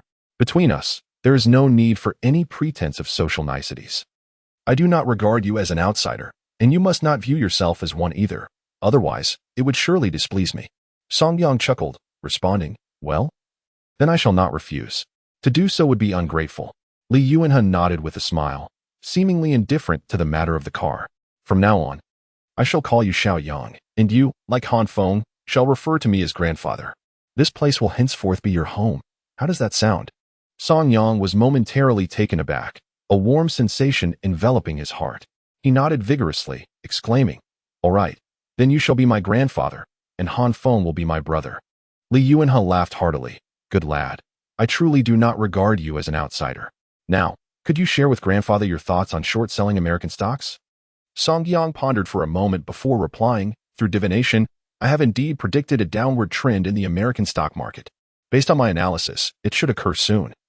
Given their current unfavorable circumstances and numerous unexpected events, particularly their attempts at industrial repatriation. Therefore, I deduce that this will impact the stock market negatively, leading to a significant decline. From the historical data I possess and by cross-referencing it with my divination results, I estimate that there will be about 3 circuit breakers before liquidity is injected into the market. This influx will not immediately saturate the market, thus preventing inflation. Yet it will create a stark disconnection between the stock market and the real economy. Nevertheless, I am certain they will resort to quantitative easing, which serves as the foundational theory for this operation." Li Yuan, his eyes widened in astonishment as he gazed at Song Yang, exclaiming, "A prodigy, an absolute prodigy. Xiao Yang, you are truly the most extraordinary individual I have ever encountered. The current situation indeed reflects a downward momentum, although it remains uncertain whether a circuit breaker will occur. I believe your judgment is sound. After all, given the stock guru's current stance, he must have insider knowledge, and this situation is bound to unfold. With your assistance, Han Feng should have no concerns. By the way, what is that remarkable substance you provided me, which can be applied externally and taken internally? It must be quite expensive." Song Yang laughed heartily. "It is called Rejuvenation Balm, which I intend to mass produce. It is a product priced at the 1,000 yuan level. I do not plan to make it excessively costly, so that ordinary people can also benefit from it. As for the price, it will remain within a reasonable range." Li Yuan raised an eyebrow in curiosity. "So inexpensive? This product is clearly capable of generating substantial profits. Even at a higher price, there would be demand, and supply would certainly fall short." Song Yang waved his hand dismissively. "That is not my intention. A true gentleman knows when to act and when to refrain. What good does it do to amass such wealth? In death, one possesses nothing. My current earnings are solely for my wife and children, with the remainder dedicated to fulfilling my wife's dreams. In truth, I am not particularly interested in money. Thus, earning it steadily is far preferable to employing dubious means." Li Yuan nodded in satisfaction. "Your perspective is indeed broad-minded. What a pity that had you been born a few years earlier, you would undoubtedly have become a legendary figure." Song Yang held no desire for legendary status, for he was already a legend in his own right. His life was replete with extraordinary experiences. "My aspirations lie not in such pursuits. In fact, I am a person with little ambition. In truth, I would prefer to lead a tranquil life, cherishing rare moments of leisure. However, at present, my wife and children require my care." "Ha ha ha. Your aspirations are quite lofty. Few can navigate life with such clarity." As Li Yuan engaged in conversation with the elder and younger Song Yang, Li Hanfeng rushed in with great fervor. Upon seeing Song Yang, he greeted him with a smile. "Brother Yang." Song Yang nodded and replied with a grin. "You've worked hard. Your sister-in-law has certainly kept you busy. Li Hanfeng scratched his head and chuckled. You speak as if it's not my duty. Moreover, I've heard that North Tian City has been rather tumultuous lately, with several gangs embroiled in conflict. Following the downfall of Hutong, it seems multiple factions in the underworld are vying to usurp its position, intending to engage in usury. Numerous companies have been threatened, and your sister-in-law, being both beautiful and kind-hearted, is a CEO. What if she attracts unwanted attention? Song Yang furrowed his brow, unaware of such a predicament. Is what you say true? Is North Tian City really that chaotic? Indeed, several bloodbaths have already occurred, resulting in 7 fatalities and over a dozen injuries. All of this is stemming from market disputes. I fear that if these gangs continue, North Tian City will inevitably deal with them. However, until that day comes, we should exercise caution. Rest assured, if she is called by your sister-in-law, she will come. Otherwise, she would not intrude upon your intimate world. Chapter 77. Huang Xiaoyu with a bodyguard for his wife. Song Yang indeed felt a sense of relief. During work hours, should any incident arise, he would find himself unable to address it in time. Now that Chu Zihan has a female bodyguard by her side, he could finally exhale. The next step would be to pursue short-term profits. Presently, he had numerous short-term ventures, and the financial gap he needed to bridge was considerable. The most favorable strategy that occupied Song Yang's thoughts was futures trading, which could yield some profits as well. While in contemplation, Li Hanfeng chimed in, Brother Yang, how about I introduce you to a friend? He's quite a decent fellow, just newly arrived and eager to make acquaintances. Introduce someone? Who is it? Song Yang inquired with curiosity. Li Hanfeng replied with a cheerful demeanor. His name is Huang Xiaoyu, my childhood friend. Huang Xiu? From the Huang family in Midbay? Song Yang's eyes widened in astonishment. The Huang family of Midbay is indeed a prominent clan. Moreover, the young master Huang Xiaoyu had been involved in a tragic incident that once captured nationwide attention. He was kidnapped in North Tian City, with the kidnappers demanding a ransom of 500 million. Ultimately, the Huang family paid the ransom, only to discover that Huang Xiaoyu had been hidden in an abandoned factory, where he was tragically mauled to death by wild dogs that very night. The severity of this incident prompted the Huang family to offer a bounty of 1 billion for the capture of the kidnappers. Eventually, they were reported, apprehended, and, unsurprisingly, executed. Brother Yang? What is the matter? Do you know him? Li Hafeng inquired, noticing Song Yang's troubled expression. Song Yang shook his head. No, I do not know him. I have merely heard of the Huang family. They are a distinguished lineage. Li Yuan chuckled from the side. Xiao Yang, you needn't worry. Xiaoyu is a fine young man, quite different from the typical wealthy scion. If he were the kind of dandy, Hafeng wouldn't be playing with him. Song Yang realized the old gentleman had misunderstood, and he smiled as he replied, I am not concerned about that. I am merely surprised. I didn't expect Hanfeng to know someone of Huang Xiaoyu's stature. Li Hanfeng scratched his head and laughed. I suppose I am not too bad? I don't know many people, but they are all decent individuals. So, Yang good. Would you like to meet him? If so, we could go together. Song Yang did not decline. Meeting Huang Xiaoyu seemed quite harmless. Thus, Li Yuanhe did not object, allowing Li Hanfeng to take Song Yang to meet Huang Xiaoyu. The rendezvous was set at a quaint CAF, modest in size yet refined, with a sparse clientele that rendered it relatively tranquil. Upon their arrival, Song Yang and Li Hanfeng spotted a young man already waiting. Xiaoyu, Li Hanfeng called out, immediately greeting him. The young man hesitated for a moment before hurriedly rising. Hanfeng, this must be the Yang you mentioned? Li Hanfeng unabashedly declared, indeed. This is Yang Ge. I must tell you, he is an extraordinary person. Song Yang awkwardly chuckled. Do not heed Hanfeng's exaggerations. I am merely an ordinary individual. My name is Song Yang. Huang Xiaoyu extended his hand with great courtesy, saying, Greetings, Yang Ge. I am Huang Xiaoyu. The 3 young men settled at a table, and Li Hanfeng remarked, Yang Ge, Xiaoyu is not a stranger. I wish to be candid with you. He is facing some difficulties and does not know how to proceed. What difficulties? Song Yang looked at Li Hanfeng with curiosity. Li Hanfeng sighed. Perhaps it is better for Xiaoyu to explain. Huang Xiu spoke softly, in truth. It is rather trivial. I have a fiancée, but she is quite interesting. After our engagement, as our wedding approached, her family consulted a feng shui master who declared me a harmful star, a bringer of misfortune, suggesting that marrying me would lead her to widowhood. Consequently, her family wishes to annul the engagement, which has greatly upset my father and grandfather. Hanfeng mentioned you are knowledgeable in divination. Could you perhaps lend me your insight? Is there any truth to their claims? Song Yang was taken aback and then inquired, "Do you know whom they consulted?" Huang Xiaoyu shook his head. "They only mentioned it was a Taoist. I am unclear about the specifics." Song Yang pondered for a moment and thought to himself, "Is this person from the divination school? Otherwise, how could their assessment be so precise?" Noticing Song Yang's grave demeanor, Li Hanfeng anxiously asked, "Yang Ge, what is it? Could it be that Xiaoyu really is?" Song Yang smiled, "I cannot say. This matter requires divination. Furthermore, the outcome may not align with what you wish to hear." Huang Xiaoyu responded with calm resolve. "No worries, Yang Ge. Please proceed with the divination. Whatever the result may be, it shall be." Seeing Huang Xiaoyu's assurance, Song Yang began the divination process. Li Hanfeng procured some toothpicks, and Song Yang commenced his readings. Before long, the hexagram was revealed, Li above, Dui below, corresponding to the 38th hexagram, the Kuai hexagram. The interpretation stated, "Minor matters bring good fortune." The principal line is in the third position.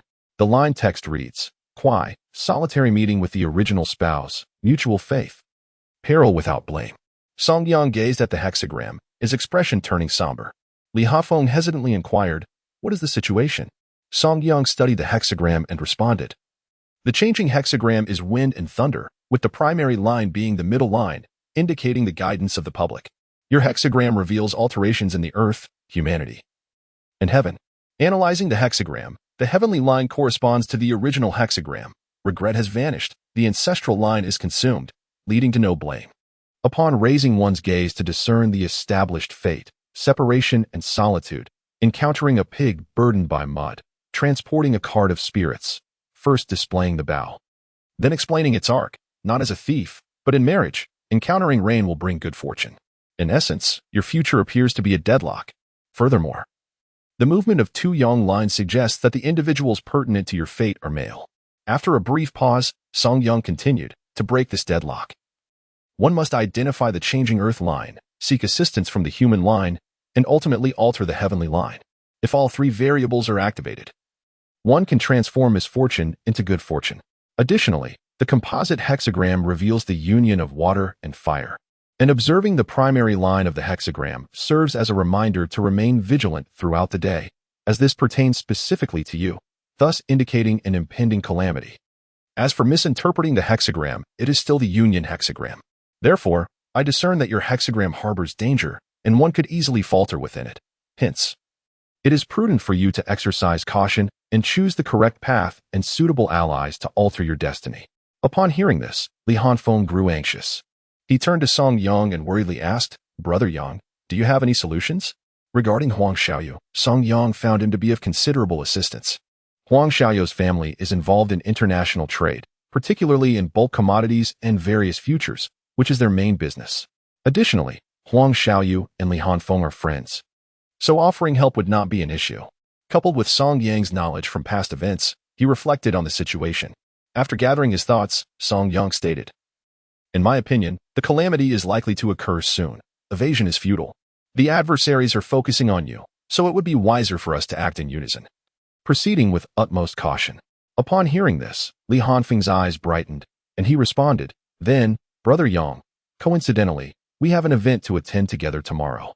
Xiaoyu intends to expand his business in Baitian City, specifically in the medical aesthetic sector, and is seeking partners. In a couple of days, I will introduce him to some individuals, and you can accompany us. I'll introduce you to several friends. If someone is indeed targeting him, such a gathering would be ideal. What do you think?" Song Yang pondered for a moment and then nodded, saying, "Very well, let us arrange to meet. And when the time comes, we shall act together. In critical moments, we will seek a resolution." Chapter 78. A dreamlike reality. Huang Xiaoyu felt bewildered, uncertain whether to believe Song Yang's words or not. However, his divination was not akin to the deceptive rhetoric of charlatans. Yet, the terms used were somewhat cryptic.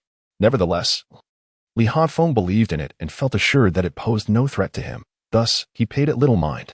Upon their meeting, Song Yang noted that the time was appropriate and drove directly to the company. Arriving at the entrance of Chu Zihan's company, he spotted her being escorted by a woman as she exited the building. Moreover, in front of the company stood a brand-new white Rolls-Royce Cullinan. As Song Yang alighted from the vehicle, Chu Zihan approached with a smile. "Hong Ying, this is my husband, Song Yang. Song Yang, this is the bodyguard that Han Feng arranged for me, named Hong Ying," She was formerly a female Special Forces soldier. "Hello, Mr. Song," Hong Ying greeted, exuding an air of confidence with her keen, sharp eyes. Song Yang replied with a smile, "Hello." Hong Ying glanced at the car Song Yang had driven and continued, "Mr. Song, why not leave your Rolls-Royce Phantom for Boss Chu as the company vehicle? I believe this car aligns better with the essence of corporate travel, while the Cullinan might suit you more appropriately. Furthermore, with the Phantom, I can ensure the protection of the boss more effectively." Song Yang surveyed his vehicle and then the new one. He chuckled as he handed the car keys to Hong Ying, saying, "I trust your judgment. You are the expert in this regard." After exchanging keys, Chu Zihan whispered, "Isn't this car Hanfeng S?" Song Yang laughed heartily, "Not a problem. He took my car for a joyride, reportedly to let his younger relatives have some fun, and it seems he has driven it to the point of being unusable. This vehicle has been gathering dust at their place, and the old man mentioned it was taking up space, so he asked me to take it away. Otherwise, he would be displeased." Chu Zihan expressed her concern. "In that case, we owe quite a significant favor to them." Song Yang shook his head. "Perhaps our relationship is not as superficial as you imagine. Han Feng and I share a bond akin to that of brothers. If I were to refuse, the old man would perceive it as my deliberate attempt to distance myself from them, which would be counterproductive." Chu Zihan began to fathom the depth of the relationship between Li Hanfeng and Song Yang, surprised by how well it had developed. She silently admired her husband's adeptness in managing interpersonal relationships. With this thought, Song Yang opened the door of the new car and said, "All right, my dear. Let us return. Additionally, let us allow Hong Ying some rest. She has been on duty all day and needs to tend to her personal affairs and living arrangements." Hong Ying nodded, and Chu Zihan smiled. "All right, Hong Ying, if you need anything, do let me know. Don't treat me as an outsider." "Understood, Boss Chu." Hong Ying replied with a smile as she entered the car and drove off in the Rolls-Royce Phantom, while Song Yang opened the door to the Cullinan. The moment the door swung open, the vehicle automatically lowered, showcasing its luxurious demeanor. This model was the lavish four-seat version, equipped with a 6,712 engine, boasting power that rivaled that of the Phantom.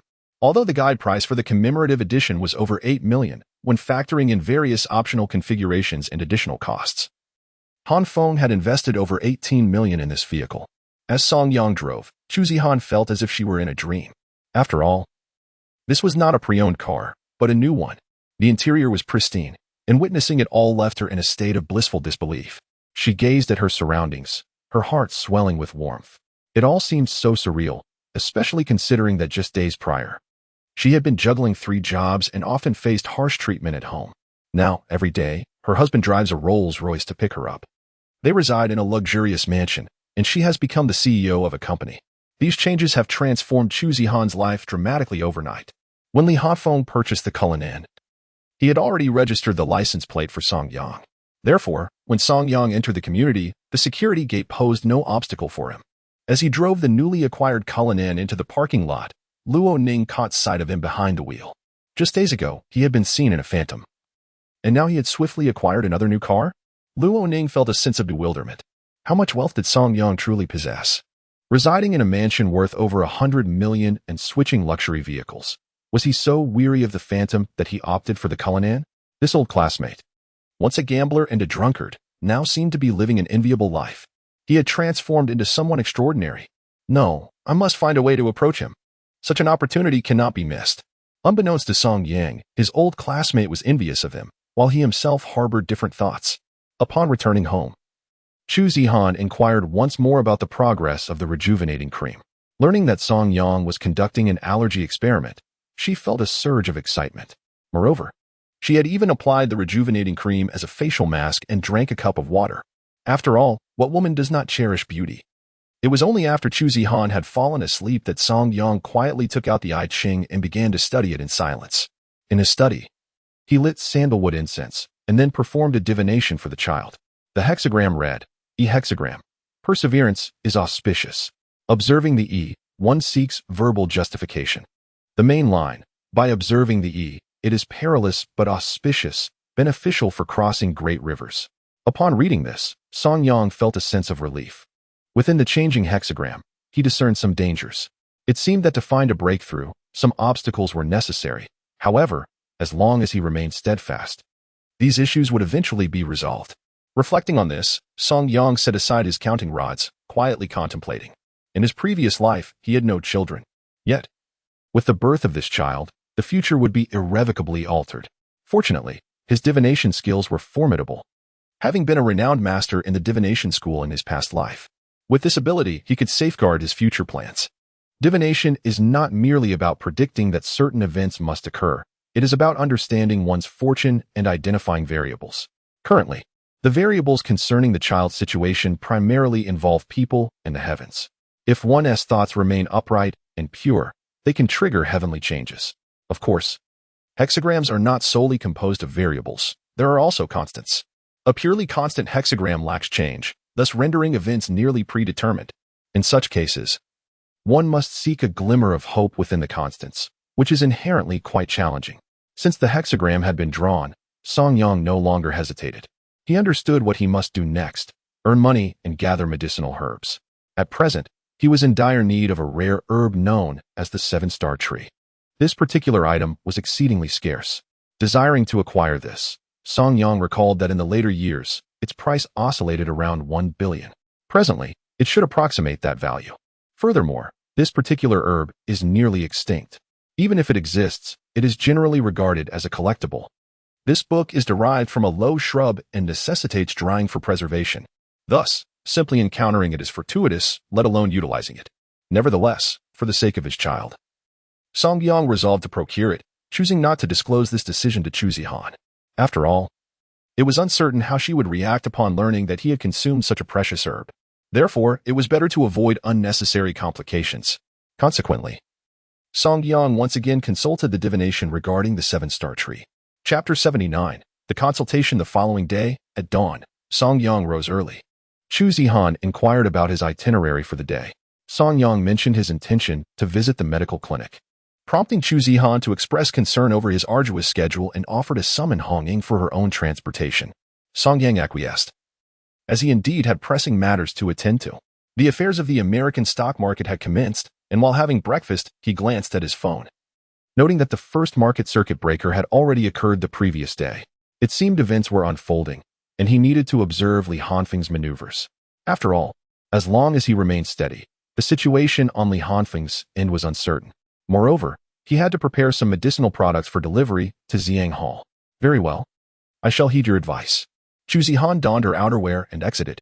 Meanwhile, Song Yang proceeded to the warehouse to continue crafting wound medicine and a hemostatic ointment, along with preparing other commonly used medicinal supplies to replenish the clinic's stock. Having completed his tasks, it was nearly 9 o'clock when he set off for the medical clinic in his luxurious Curry Nan. As the clinic was set to officially open the following day, the upper floor had been fully renovated. Upon disembarking from his vehicle, the staff greeted him eagerly, their hearts swelling with pride, for their employer had recently acquired a Rolls-Royce. Ascending the stairs, Kong Detsai greeted him with a cheerful smile. Boss Song, we are officially opening tomorrow. Shall we hold a ceremony? We may not need one. Let us remain low-key. After all, we are likely short on supplies, so we shall consider this a trial operation. Very well, I shall follow your lead. Kong Detsai chuckled. Once the staff had stored the items in the warehouse, Song Yang continued, Kong Lao, our clinic's daily operations now depend on you. I am truly occupied. I appreciate your hard work. Kong Detsai quickly waved his hand. Nonsense, it is my duty. By the way, Boss Song, recently many individuals have expressed interest in enhancing specific attributes of their health. It seems someone has leaked this information. Should we prepare some remedies? Song Yang, intrigued, asked, Are there many? Kong Detsai nodded, stating that they had collected over 40 phone numbers. After pondering, Song Yang replied, In that case, I will prepare these at home. I fear my wife might think I am going astray. It would be better to process them at the clinic. I will provide you with several prescriptions.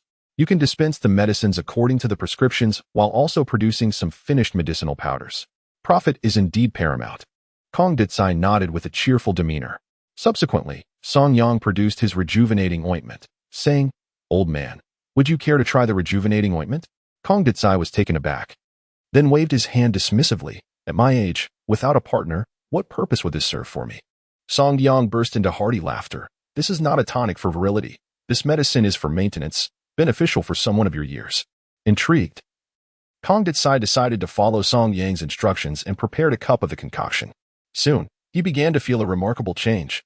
Ah, this medicine truly works wonders. How do I feel as if I have regained a few years of youth? Boss Song, if we were to sell this, we would scarcely need to do anything else. Song Yang chuckled heartily. As for the rejuvenation balm, we cannot sell it just yet. It still requires careful formulation. It is not yet a finished product. I merely wanted you to test it and observe the effects. Once you have experienced its benefits, we can seek approval and proceed to mass-produce this remarkable item. Upon hearing this, Kong Detsai became instantly exhilarated, envisioning a bright future ahead. With the rejuvenation bomb, our Ziyang Hall will undoubtedly gain fame. Song Yang glanced at the time and added, "Let us set aside the grand plans for now. Today, I will hold consultations for a while. You go to the back and prepare the medicine according to the prescription I gave you, then call those individuals to come and collect their remedies." Absolutely. Kong Detsai took the prescription and headed to the back to prepare the medicine, while Song Yang settled in the main hall, ready to attend to patients. Just as he was feeling rather bored, a woman entered through the door. Upon stepping inside, she surveyed her surroundings and then inquired, "Where is the traditional Chinese medicine practitioner here?" Song Yang rose with a smile. "That would be me." The woman was quite beautiful and dressed in a notably fashionable manner. Accompanying her were a man and a woman, both of whom entered with an air of disdain. It seemed they would not have deigned to visit a clinic of this nature had it not been for the woman's insistence. "Xia, you really should come to my hospital instead," the accompanying woman urged the attractive girl as soon as they entered. The man chimed in eagerly, "Yes, yes. I've already contacted my distant relatives. They will bring an expert to consult with you. In such a wretched place, they are all charlatans." Upon hearing the man's words, Song Yang's good humor began to fade. "If you do not believe in traditional Chinese medicine, you are under no obligation to enter. However, you cannot step into someone's clinic without even seeking treatment and declare them to be frauds." He continued, "My friend, your conduct is quite inappropriate. If you harbor doubts about traditional Chinese medicine, you need not enter. But to enter and accuse us of deceit is rather excessive. Wouldn't you agree?" The man, upon hearing this, immediately adopted an aggressive tone. "What gives you the right to interject? Besides, running a clinic is merely a guise for making money, isn't it? Am I mistaken? Feeding people grass to cure ailments?" Song Yang was nearly overcome with laughter at the absurdity, looking at the man with a bemused expression. "My brother, you may not fully grasp the concept of extracts, do you? Do you really think Western medicine is conjured out of thin air? So what if it is? Traditional Chinese medicine is considered outdated, and yet we are not permitted to voice our opinions?" The man seemed quite obstinate, ready to continue his argument with Song Yang. Unperturbed, Song Yang merely smiled and said, "If you seek treatment, you are welcome here. However, if you are merely looking for a quarrel, I must inform you that I am not without my limits. Well, since I have come to the traditional Chinese medicine clinic, I am determined to seek treatment." The girl leading the group suddenly darkened her expression, issuing a merciless warning to the man beside her. The man appeared deflated, akin to a punctured balloon, resigned to his own lamentations. Indeed, he could not afford to offend Chu Zihan. Upon noticing Song Yang, the girl seemed somewhat taken aback. You're so young. Can you really practice medicine?" Song Yang chuckled lightly. "I may be young, but I am indeed a licensed physician. Please, feel free to share your concerns." The woman, though skeptical, took a seat and inquired, "Are you certain you can diagnose me?" Song Yang nodded affirmatively, and without hesitation, she revealed her pristine wrist. Amused by her straightforwardness, Song Yang smiled and proceeded to examine her pulse. However, he was taken aback. "Miss, have you been experiencing dizziness, nausea, and persistent fatigue? And do you have trouble sleeping at night, accompanied by night sweats?" The woman stared in astonishment, her eyes wide with disbelief. "How do you know?" With a mysterious smile, Song Yang replied, "It's quite apparent. Your condition appears to have developed recently, as the toxicity is not yet severe." The woman was completely bewildered. "Not severe? Are you suggesting I am poisoned? What do you mean by not severe? What nonsense are you talking about?" As the man accompanying the woman glared furiously, Song Yang spoke nonchalantly. "Literally, you are indeed poisoned, and it is a slow-acting toxin. The perpetrator is skilled, knowing how to administer it gradually. The reason you cannot detect it now is that it is still in the preparatory phase within your body. Once the toxin manifests, it will be instantaneous, leaving no time for rescue. How could it possibly be detected?" At this, the woman felt a chill run down her spine. Meanwhile, the man's expression darkened ominously. "Xia, did you hear that? This is nothing but a fraud. A complete charlatan." Song Yang's gaze shifted to the man, and he coldly inquired, "Why are you so eager?" I am merely stating my diagnosis. Is it not within this young lady's capacity to discern for herself? Under this scrutiny, the man's complexion turned pale.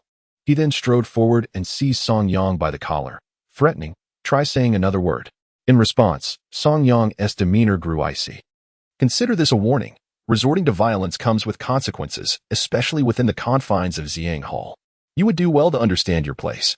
Upon hearing this, the man felt a jolt of terror as he noticed several silver needles had mysteriously appeared on his wrist, and his hand seemed to lose sensation, lifting stiffly. "What have you done to me? My hand! My hand!" Hearing the man's anguished cries, the woman's face paled in fear. Song Yang spoke calmly. "It is nothing serious, merely a couple of acupuncture needles, nothing to fret over. Of course, this is just a mild admonition. Should you choose to act violently in Ziang Hall again, I would not hesitate to let you experience the effects of poisoning firsthand." The woman was taken aback by Song Yang's detachment and methods. Was this the demeanor of an ordinary physician? Certainly not. "I am Liang Xia. Doctor. Could you assist me in detoxifying?" Song Yang calmly took out a piece of paper and with swift strokes inscribed a prescription. "Prepare the medicine according to this formula. Use 7 bowls of water for 1 dose, boil it down to 3 bowls, and consume it all. Should it prove ineffective, return to see me. If it works, there will be no need for a second visit." Liang Xia's expression grew serious as she accepted the prescription and, in a hushed tone, inquired, "Sir, may I ask how I came to be poisoned?" "What kind of poison is it?" Song Yang replied coldly. "The poison you have is a specialized assassination toxin known as 7-day intestine break. It earned its name because each individual ingredient is either mildly toxic or non-toxic on its own. However, by the 7th day, it becomes lethal, resulting in death within 7 days, causing intense suffering. Cease the medication and adjust your regimen, and you shall be able to detoxify." "Are you saying that someone is poisoning me daily?" Liang Xia's gaze shifted to the man beside her. "Xia, I am your fiancé. How could I possibly harm you?" The man exclaimed, visibly agitated. Song Yang waved his hand dismissively. "Whoever is administering the poison, you must investigate for yourself. This is a medical establishment. Do not create a scene here. Moreover, it is not difficult to trace, as the specific herbs needed on the 3rd day are rather unique. On that day, you must have consumed chicken soup, for that particular ingredient must be concealed within it to yield its medicinal properties." Upon hearing this, the man fell silent, while the female companion beside him trembled and sank to her knees. Her face drained of color as she stammered, "No, it wasn't me. It was him. He insisted I give it to you. I had no intention of harming you. He claimed he wanted us to escape together, and he made me serve you the chicken soup. I drank it too. How was I to know what he intended?" Song Yang chuckled softly. "Indeed, one must be wary of fires, thieves, and even close friends." It was no wonder the man had been so fidgety since entering. Guilt often reveals itself. "Enough. Do not disgrace yourself here. Having committed the act, you must face the consequences. You should report this to the authorities." Liang Xia's beautiful eyes glimmered with gratitude as she bowed slightly. "Thank you, doctor.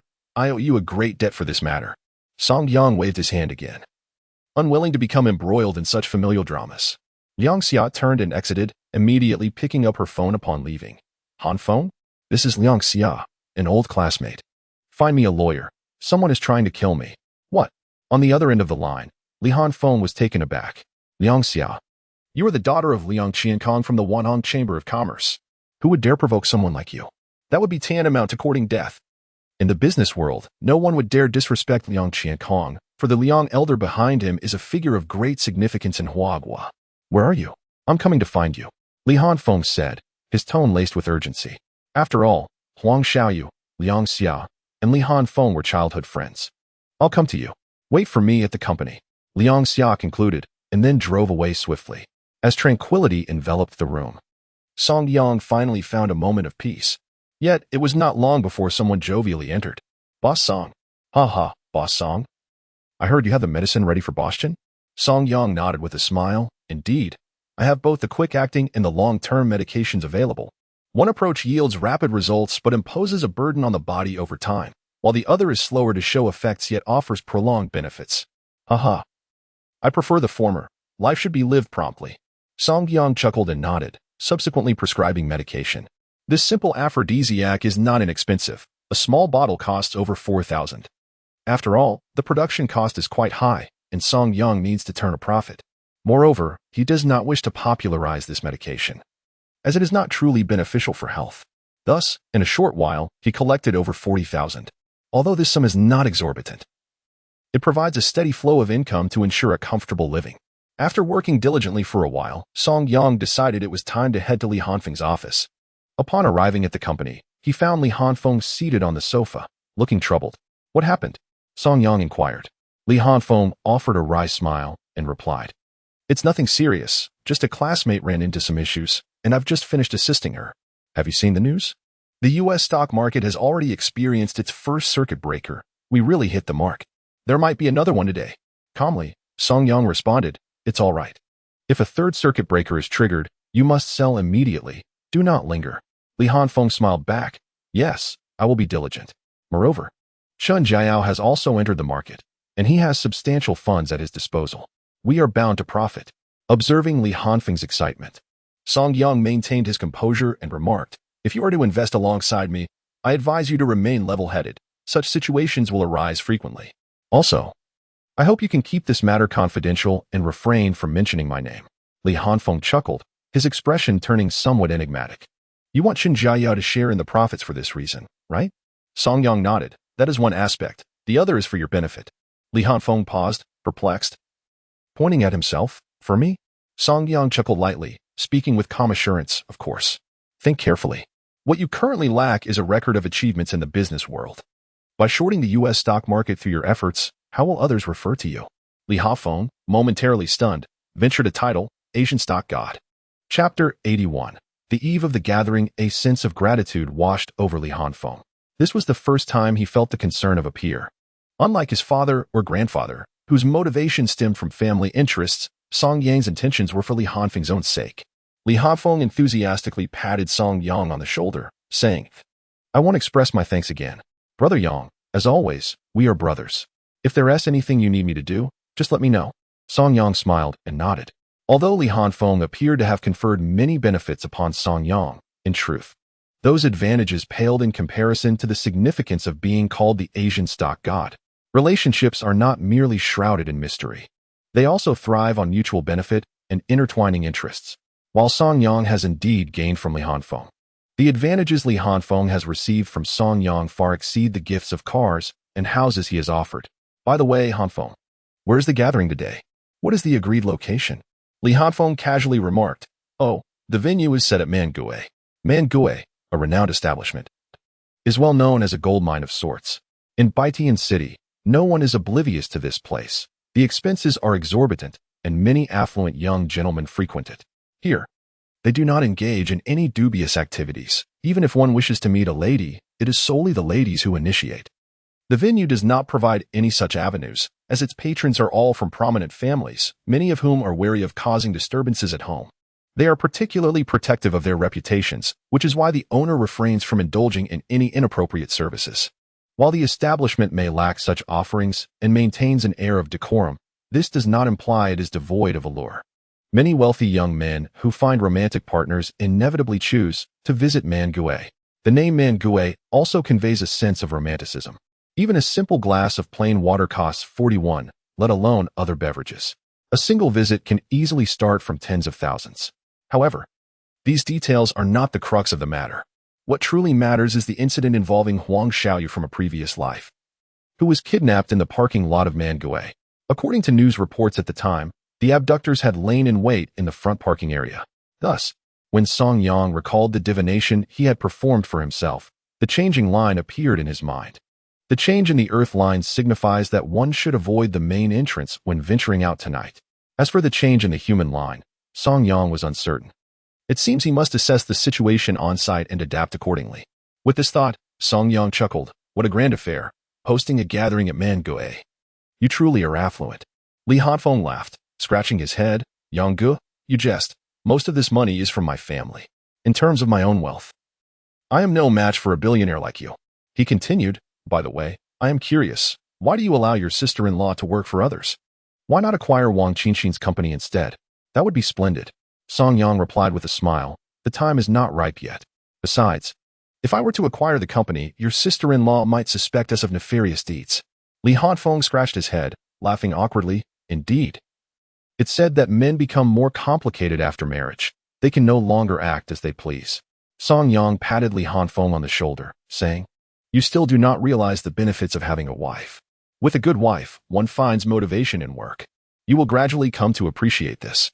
Li Hanfeng remained silent, and Song Yang chose not to pursue the topic further.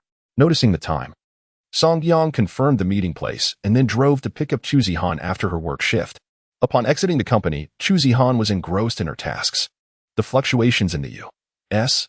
stock market and the influx of foreign capital had rendered her company exceptionally busy. After all, many previously stalled projects had suddenly materialized. In recent days, orders had been pouring in like snowflakes. The entire company was abuzz with activity. With such revenue, this month's bonuses were assured. As Chu Zihan diligently managed her documents, Song Yang entered the office, curious, "What's going on? Are you still not finished with your work?" The exquisite visage lifted, and as those bright eyes beheld Song Yang, they seemed to melt away in an instant. Today has been particularly hectic. Orders surged unexpectedly, and investments that once appeared futile suddenly materialized. Our company has been inundated with business, and numerous contracts have been submitted across departments. I may need to work overtime for a while. Didn't you mention you had something to attend to? You should go ahead if I return home. Hong Ying will escort me. Chu Zihan, with a rosy complexion, gazed at Song Yang and spoke. But you are with child. You must not allow work to exhaust your health. Oh, it is nothing to worry about. A day or two won't pose any issues. It is just these few days that are busy, and the overtime won't be excessive. After all, a black swan event has occurred, has it? Song Yang nodded. Acknowledging, I am aware, Li Hafeng had already discerned this situation. Our recent investments have been strategically aimed at this very point, and we have already profited. Now awaiting the opportune moment to exit. If we succeed, our aspiration to establish our own factory will progress further. Chu Zihan paused for a moment before excitedly grasping Song Yang's hand, saying, "Has Li Hafeng truly predicted the trajectory of the U.S. stock market? That is remarkable. You must cultivate a good relationship with Hanfeng. Indeed, investing can be a lucrative means of sustenance." Song Yang nodded in agreement, affirming, "Of course. I am well aware of this. Hence, I shall learn diligently from him." The couple indulged in affectionate moments in the office until Chu Zihan playfully urged Song Yang out. After all, this is a company, not their home. She felt a bit shy about being so intimate in the office, with his wife having sent him away. Song Yang found himself without a destination, so he decided to visit the clinic first to assess the day's earnings. Upon entering, he was greeted by Confronting, who approached him with palpable enthusiasm. "Boss, look at today's revenue." Song Yang was momentarily taken aback as he reviewed the accounts, astonished by the figures before him. Such substantial earnings? He gazed at the day's income, which amounted to over 100,000. Remarkable. Merely selling a few vigor-enhancing medicines has resulted in such impressive returns. Men truly value their image, especially in peculiar contexts. Song Yang could not help but chuckle at the accounts before him. Confronting had never witnessed such flourishing business. Ever since the phone call, transactions had not ceased. If the products prove effective, tomorrow will undoubtedly be equally bustling. Naturally, Confronting understood that had Song Yang marketed the rejuvenation balm at their clinic, they would likely still be experiencing long lines. Thus, Confronting was untroubled by the income. Entrusting the clinic to Song Yang was indeed a wise decision. After laying down the accounts, Song Yang pondered for a moment before inquiring, "Kong Lao, our business in bone setting today has also been quite favorable." Confronting nodded vigorously, replying, "Indeed. Today, we have received a considerable influx of customers, but regrettably, this line of business yields little profit, almost none at all." Song Yang waved his hand dismissively and replied calmly, "Profit is not paramount. As long as we have lucrative transactions to sustain us, the clinic's primary purpose is to heal and save lives. We need not dwell on the rest. As long as we do not incur losses, that suffices." Confronting promptly clasped his hands together in respect, exclaiming, "Your magnanimity is truly admirable, boss." Song Yang waved his hand, shifting the topic. "Old Kong, starting tomorrow, we need to increase our stock of medicine. Since we are establishing Ziang, it must be sufficiently grand. Once Ziang reaches its full form, we shall officially open for business. Regardless of the circumstances, I want everyone to know that I, Song Yang, am the proprietor of Ziang, owning a legitimate enterprise." Chapter 82. Why are you here? For the sake of being recognized for having a respectable profession. It was essential for Chu Zihan to feel completely at ease, at least to convey outwardly that there was nothing unsatisfactory about his situation. Song Yang was determined not to be a weakness for Chu Zihan.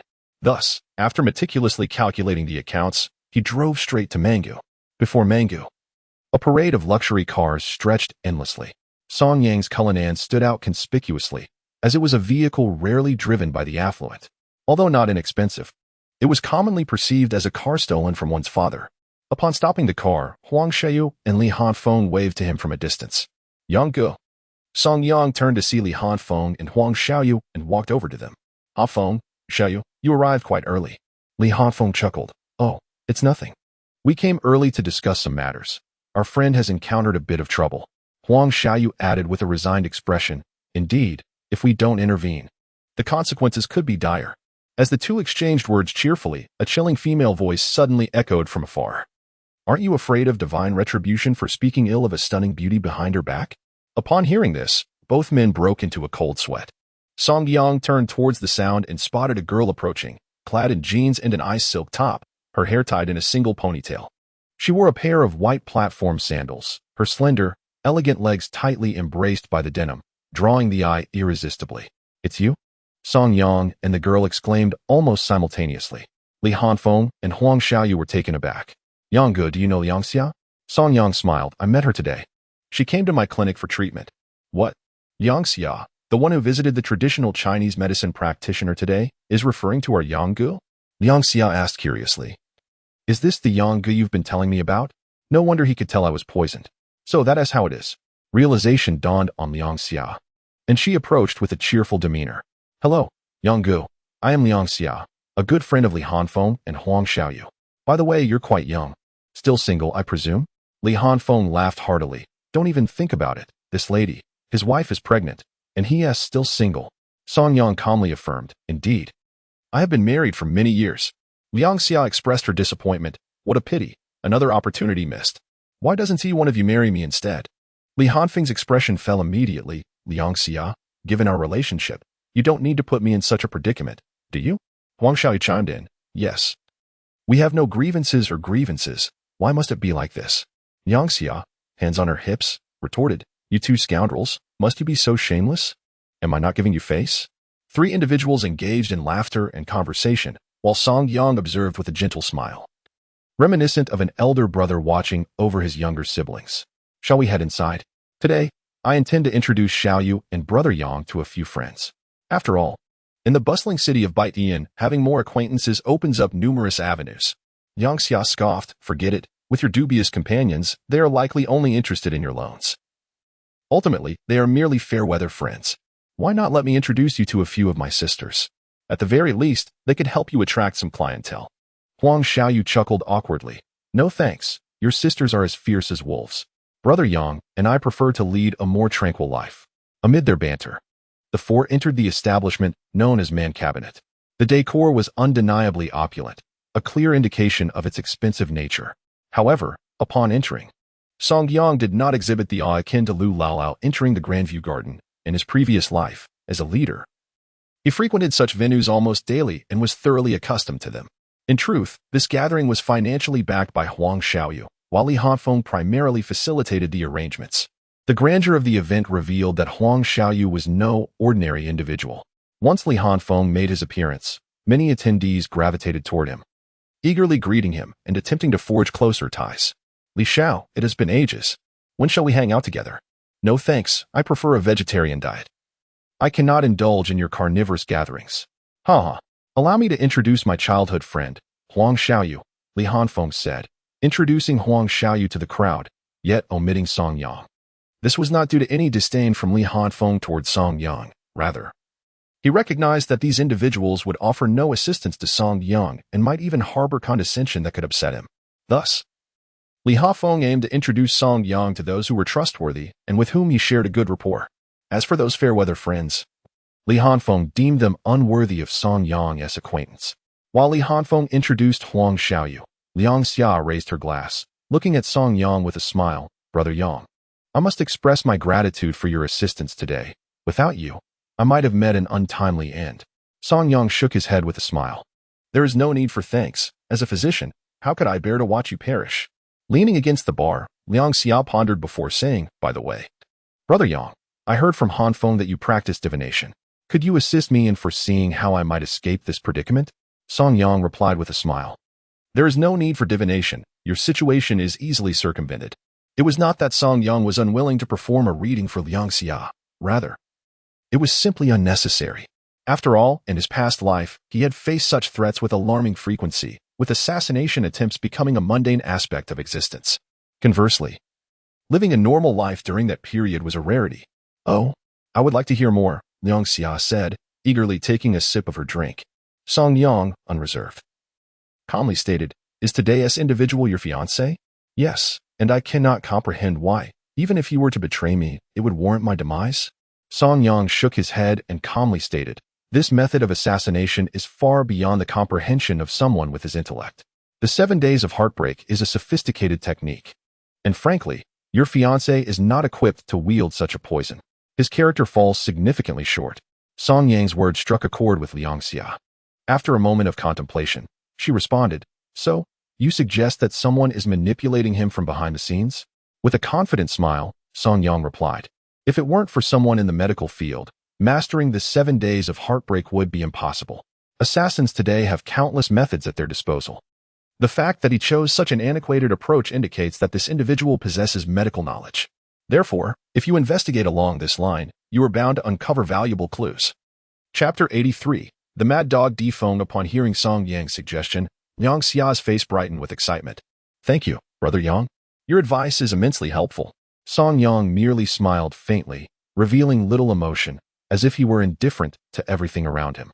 Unbeknownst to him, his current demeanor was quite captivating to women, reserved, enigmatic. With a hint of roguish charm, yet exuding an air of refinement. Such a complex and mysterious man was appealing to many women.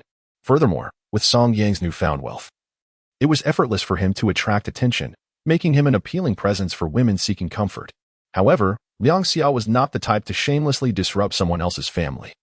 Still, her admiration for Song Yang had been steadily growing. While they conversed, Li Hanfeng unexpectedly encountered Sitiya. Upon seeing him, Li Hanfeng felt a surge of irritation. He hadn't invited him, and had no idea which fool had brought him along. Ah, Li Xiao, we meet again.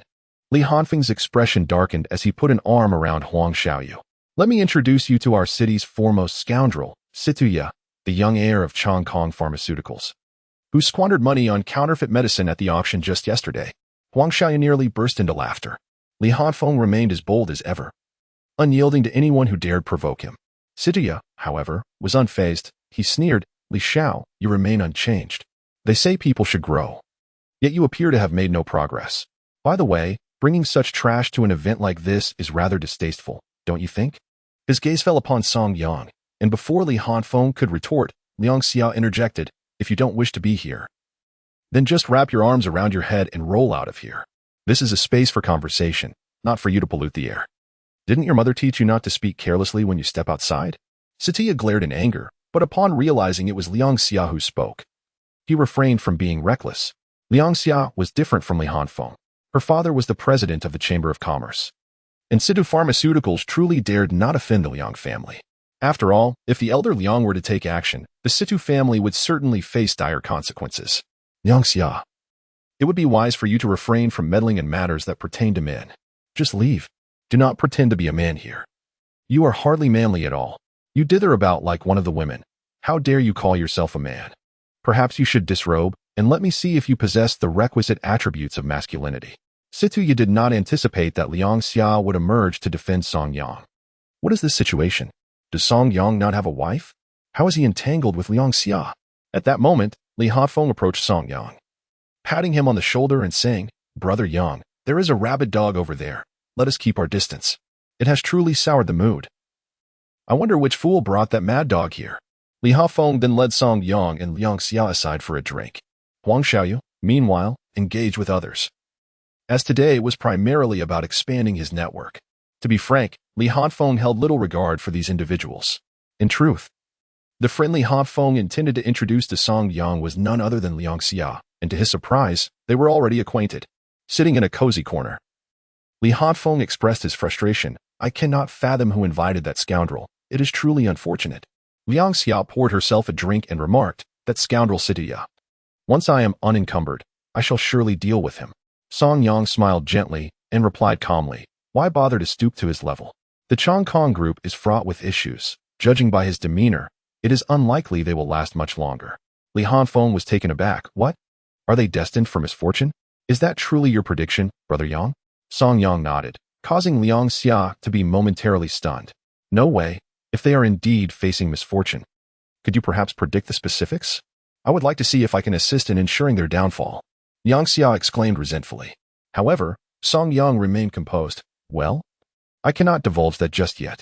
I have indeed foretold it, but the secrets of heaven must not be revealed, and I also require a pharmaceutical factory, Hanfeng.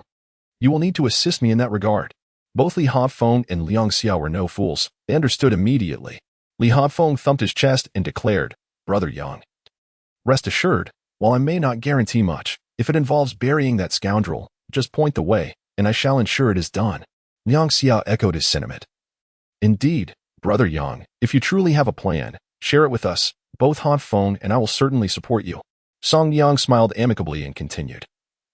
For the time being, it is not yet the moment. Let him prance about for a couple more days, and when the time is ripe, we shall deal with him. Thus, there is no need for anger now.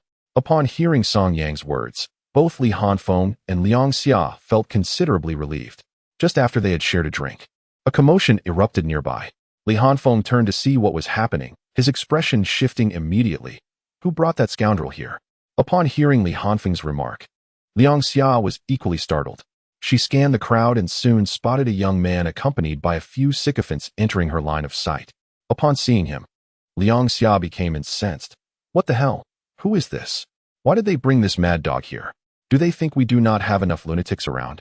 Song Yang, intrigued by who could provoke such disdain from both Li Hanfeng and Liang Xia, soon realized that aside from Situya, there could only be one other person. As he gazed across the room, he was momentarily taken aback. Difeng, the individual known as Song Yang, may not recognize this person, but he is certainly acquainted with his father, Di Rong, a significant figure in the underworld. In the days when Song Yang navigated the murky waters of this realm, Di Rong was already a legendary character. As Song Yang's enterprises flourished, expanding his territory, the inevitable confrontation with Di Rong came to pass. However, unlike the continuation of legends, Di Rong's tale was abruptly concluded by Song Yang. It is worth noting that Song Yang recalls Di Rong's son as being physically impaired, a cruel man who often wreaked havoc upon his subordinates, with many young women suffering at his hands. Ultimately, when facing off against Di Rong, it was Difeng who became Song Yang's point of leverage, and he too fell victim to Song Yang's machinations. To Song Yang's astonishment, Difeng appeared to be in perfect health. This was indeed a rarity. Wait a moment, had Song Yang realized something? Human transformation? His gaze fixated on Difeng. It was undeniable that Huang Xiaoyu's silhouette bore a striking resemblance to Difeng, given Difeng's less than virtuous nature. Should he meet with an untimely demise in Huang Xiaoyu's stead, it would hardly be a tragedy. After a moment's contemplation, Song Yang turned to Li Hanfeng and remarked, Hanfeng, the potential salvation of Xiaoyu today hinges upon this mad dog. Li Hanfeng and Liang Xia were momentarily taken aback. What? He will rescue Xiaoyu? How is that conceivable? Song Yang offered a slight smile. It is still too early to say. The timing has not yet arrived. In any case, heed my words. From this moment forth, do not engage with this fellow. He is likely to encounter trouble today. Chapter 84. A Clash of Titans. Observing the time, Song Yang discerned a direct correlation to a kidnapping incident from his past life. If misfortune befell Difeng, resulting in him being a stand-in for Huang Xiaoyu, it was almost certain that, given Di Rong's influence, the kidnappers would flee, abandoning any further intentions towards Huang Xiaoyu. Thus, this opportunity was ripe for exploitation. After all, Difeng was hardly an innocent victim. His kidnapping would be well-deserved. As Song Yang pondered these thoughts, he was taken aback when Difeng approached him directly. Strutting towards Li Hanfeng, he pointed an accusatory finger at his chest. You were the one who sent Yining in, weren't you? Are you unaware that Yining has shared my bed? While you may indulge in my discarded remnants, you are in no position to handle matters on my behalf. Li Hanfeng was not one to be trifled with. He forcefully swatted Difeng's hand aside. Remove your filthy hands. If you wish to play with discarded shoes, that is your affair. If she deceives me, I will deal with her, no negotiation. He continued, let me make it clear, Difeng may inspire fear in some, but not in me. In confronting Difeng, Li Hanfeng held his ground. Indeed, while Difeng was the son of Di Rong, Li Hanfeng had his own formidable reputation in Baitian City, straddling both the legitimate and illegitimate worlds. Could he simply endure this affront? Despite his often jovial demeanor, Li Hanfeng commanded a level of respect that few dared to challenge. Though lacking the powerful connections of someone like Liang Xia, he had earned the esteem of both sides of the law. It was not merely wealth that ensured his influence. His network spanned myriad walks of life, and anyone foolish enough to provoke him would only invite unnecessary strife. Di Feng, unlike the unrestrained Sitiya, could not afford to confront Li Hanfeng without caution. Many of Di Rong's loans were derived from Yi Feng Dai. Therefore, Di Feng dared not to be overly audacious towards Li Hanfeng. Upon hearing this, Sitiya immediately fanned the flames, saying, "Young Master Feng, it seems that young Master Li is not giving you any respect." Before Sitiya could finish his sentence, Di Feng swung a slap at him. Smack. Who told you to speak out of turn? Are you tired of living? Di Feng glared coldly at Sitiya. Li Hanfeng chuckled and interjected. When the adults are speaking, what business do you have to meddle? At this moment, Di Feng cast a frigid glance at Li Hanfeng and mockingly patted him on the shoulder, saying, "Do you think that just because you know Lu Yuan, I am afraid of you? In my eyes, Lu Yuan is nothing but a speck.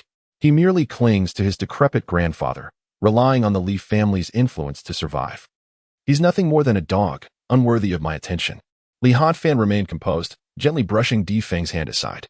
"Speak your mind, but refrain from laying hands on me. If you're dissatisfied, come at me. I assure you, I will not back down." Di Feng's expression darkened as he raised his hand, prompting a nearby lackey to hurriedly light a cigarette. He then deliberately exhaled smoke towards Li Hanfeng, laughing boisterously. "In my eyes, you're nothing." Li Hanfeng's expression hardened, and Di Feng burst into laughter. "What's the matter? Just a joke, and you're already upset?" At that moment, Li Hanfeng clenched his fists. Liang Xia, unable to bear the scene any longer, stepped forward and declared, "If you want to fight, count me in." Di Feng looked at Liang Xia and leered. "I want to have some fun with you. How about tonight? Let us book a room. I guarantee it will be unforgettable." Liang Xia was about to explode, but Song Yang intervened. "Liang Xia, there's no need to stoop to his level." Di Feng glanced at Song Yang with disdain and retorted, "What are you? Who invited you to speak?" Just as he was about to make a move, Liang Xia's hand flew out. Smack. The slap landed squarely on his face. Liang Xia pointed at Di Feng, seething. "If you're not afraid, let us see you try to engage me tonight. If I don't send your father to sell himself, I want to bear the surname Liang." This fierce girl spoke crudely, yet her words held a stark reality. Di Feng only dared to boast. If Liang Xia truly took action, Di Rong would have no recourse. However, given the trivial quarrel among the younger generation, it was unlikely to escalate that far. Hence, Di Feng felt emboldened to speak recklessly, knowing that if he truly crossed the line, his own father would not spare him. Consequently, Di Feng quickly shifted his focus to Song Yang, pointing at him and declaring, "You now have two choices. Either bark like a dog to ease the awkward tension, or tomorrow, I will leave your corpse on the streets." Song Yang scoffed, "If you have the capability, then give it a try. However, I believe it's uncertain who will perish first. As the saying goes, those who are arrogant often face dire consequences. Are you not afraid you won't TC tomorrow?" Di Feng laughed heartily. "Ha ha ha. Who do you think dares to kill me?" "Who? You?" Song Yang remained silent, calmly stating, "Those who act foolishly will face divine retribution." "Is that so? Then I look forward to it. How about this? I'll take care of your family first, and then I'll deal with you at my leisure." Song Yang did not exhibit anger. Instead, a faint smile graced his lips. Yet, within that smile lurked a frigid intent to kill. Di Feng's words ignited a murderous resolve within Song Yang. "Hanfeng, let us depart. There is no need to waste breath on a corpse." Li Hanfeng was taken aback. Song Yang was not one to engage in empty bravado. Could it be that Brother Yang intended to take a life? The thought astonished Li Hanfeng, but considering his sister-in-law's pregnancy, Song Yang was unlikely to act impulsively. Could it be that Song Yang had previously mentioned Di Feng's intention to meet a bloody end today? Was this the matter at hand? Li Hanfeng exchanged a glance with Liang Xia, and the two, in perfect harmony, chose to accompany Song Yang as they prepared to leave. However, Di Feng was relentless. His voice icy as he retorted, "Did I grant you permission to leave?" Song Yang turned, fixing his gaze on Di Feng, and replied, "Oh, what would you have me do instead?" Di Feng erupted into a maniacal laugh. "Since we are gathered, let us play a game to lighten the mood. How about this? We shall roll dice. If you lose, you must run around here naked while barking like a dog. And if I win?" Di Feng scoffed. slapping his car keys onto the table, declaring, "This shall be yours." Song Yang glanced at the keys, a Bugatti Veyron. Indeed, he was quite affluent. Li Hanfeng tugged at Song Yang's sleeve, urging, "Brother Yang, let's go. Do not engage with this mad dog." Yet, Song Yang remained unmoved, smiling as he said, "Very well, let us play around." Di Feng, upon hearing Song Yang's agreement, erupted in laughter. "Ha ha ha. I adore your fearlessness." Li Hanfeng's concern grew. If Song Yang played well, he would not lose so drastically. What if Di Feng resorted to trickery? However, Li Hanfeng was oblivious to the fact that during his time in the underworld, Song Yang had mastered the art of deception. He had learned this skill after realizing he had once been manipulated. Those in the gambling world often employed deceit to swindle money. Consequently, Song Yang had dedicated himself to mastering such techniques. Although he was not addicted to gambling, he had never lost when he played occasionally. Di Feng's confidence stemmed from his own rudimentary understanding, but he was no match for Song Yang. As Di Feng summoned his underlings to prepare the dice cup, Li Hanfeng urged, "Brother Yang, what are you gambling for? What if the scoundrel cheats?" Song Yang, maintaining a calm demeanor, replied coldly to Di Feng, "Hanfeng, I am not gambling. I am waiting for the opportune moment. I am providing Xiaoyu with a chance to survive. Trust me and do not hinder me." Upon hearing this, Li Hanfeng quickly responded, "Is that so? Then even if you lose, it matters not. I shall take your place." Chapter 85. Are you not up for it? Before long, Di Feng's lackeys presented him with a set of gambling tools. Such items were indeed available here, as gatherings typically involved light-hearted bets, posing no significant harm. Di Feng's erratic behavior was rather uncommon. Grinning, he grasped the dice cup and proclaimed, "I shall shake. You shall guess." Song Yang remained composed, signaling for him to proceed. Di Feng seized the dice cup, and 3 dice were ensnared within. Clack, clack, clack. The sound of the dice colliding echoed, audible to all present. It must be said that Di Feng indeed possesses remarkable skills, eliciting cheers from his subordinates. Liang Xia and Li Huanfeng began to feel a sense of unease, pondering whether Song Yang could emerge victorious. It was evident that Di Feng held a certain prowess. Although Song Yang was adept in divination and healing, this situation seemed uncertain. As Di Feng slammed the dice onto the table, he flashed a confident smile, asking, "What is the outcome?" Bang! Song Yang struck the table, startling everyone. One of the subordinates indignantly accused Song Yang, "Are you out of your mind? Why slam the table?" Remaining composed, Song Yang replied, 1, 1, 5. Small. Di Feng raised an eyebrow, a smirk playing on his lips as he deliberately manipulated the situation. When he lifted the dice cup, he covertly altered one die's number. The moment the cup was raised, everyone was dumbfounded. 115, 7 points small. What just happened? Did he really guess correctly? Witnessing the astonished expressions around him, Di Feng, who had initially felt assured of victory, suddenly froze. He looked down in disbelief. How could Song Yang have predicted it? He had changed it, hadn't he? When rolling, it should have been 1, 1, 5. Regardless of how he altered it, it shouldn't have resulted in this. Song Yang smiled. "I've won. Isn't it my turn now?" In a fit of anger, Di Feng tossed the dice cup at him. Song Yang, unfazed, skillfully tossed the cup, sending 3 dice inside. Clatter! Song Yang shook the cup rapidly.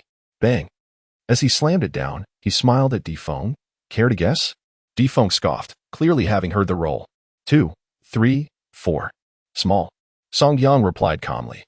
"You open it yourself, lest you accuse me of cheating." Di Feng sneered disdainfully, muttering, "I don't even need to look. I can tell just by listening. Don't think that mere luck can secure a win against me." As he spoke, Di Feng removed the cup. The result, however, stunned everyone anew. 3 sixes. A triplet. Di Feng was truly taken aback, incredulously gazing at the dice on the table. Li Huanfeng and Liang Xia were equally astonished. Wasn't Song Yang once a perpetual loser at gambling? How could he suddenly be this formidable? If he possessed such skills, how had he lost everything before? Could it be that Song Yang had never truly lost but had been playing a long con, owning his skills? Li Huanfeng secretly entertained this notion. Recalling his grandfather's words about Song Yang's past being entirely unrepresentative, it certainly seemed so now. Faced with defeat, Di Feng continually shouted, "Impossible. This cannot be. You must have cheated." Song Yang chuckled. "Cheated?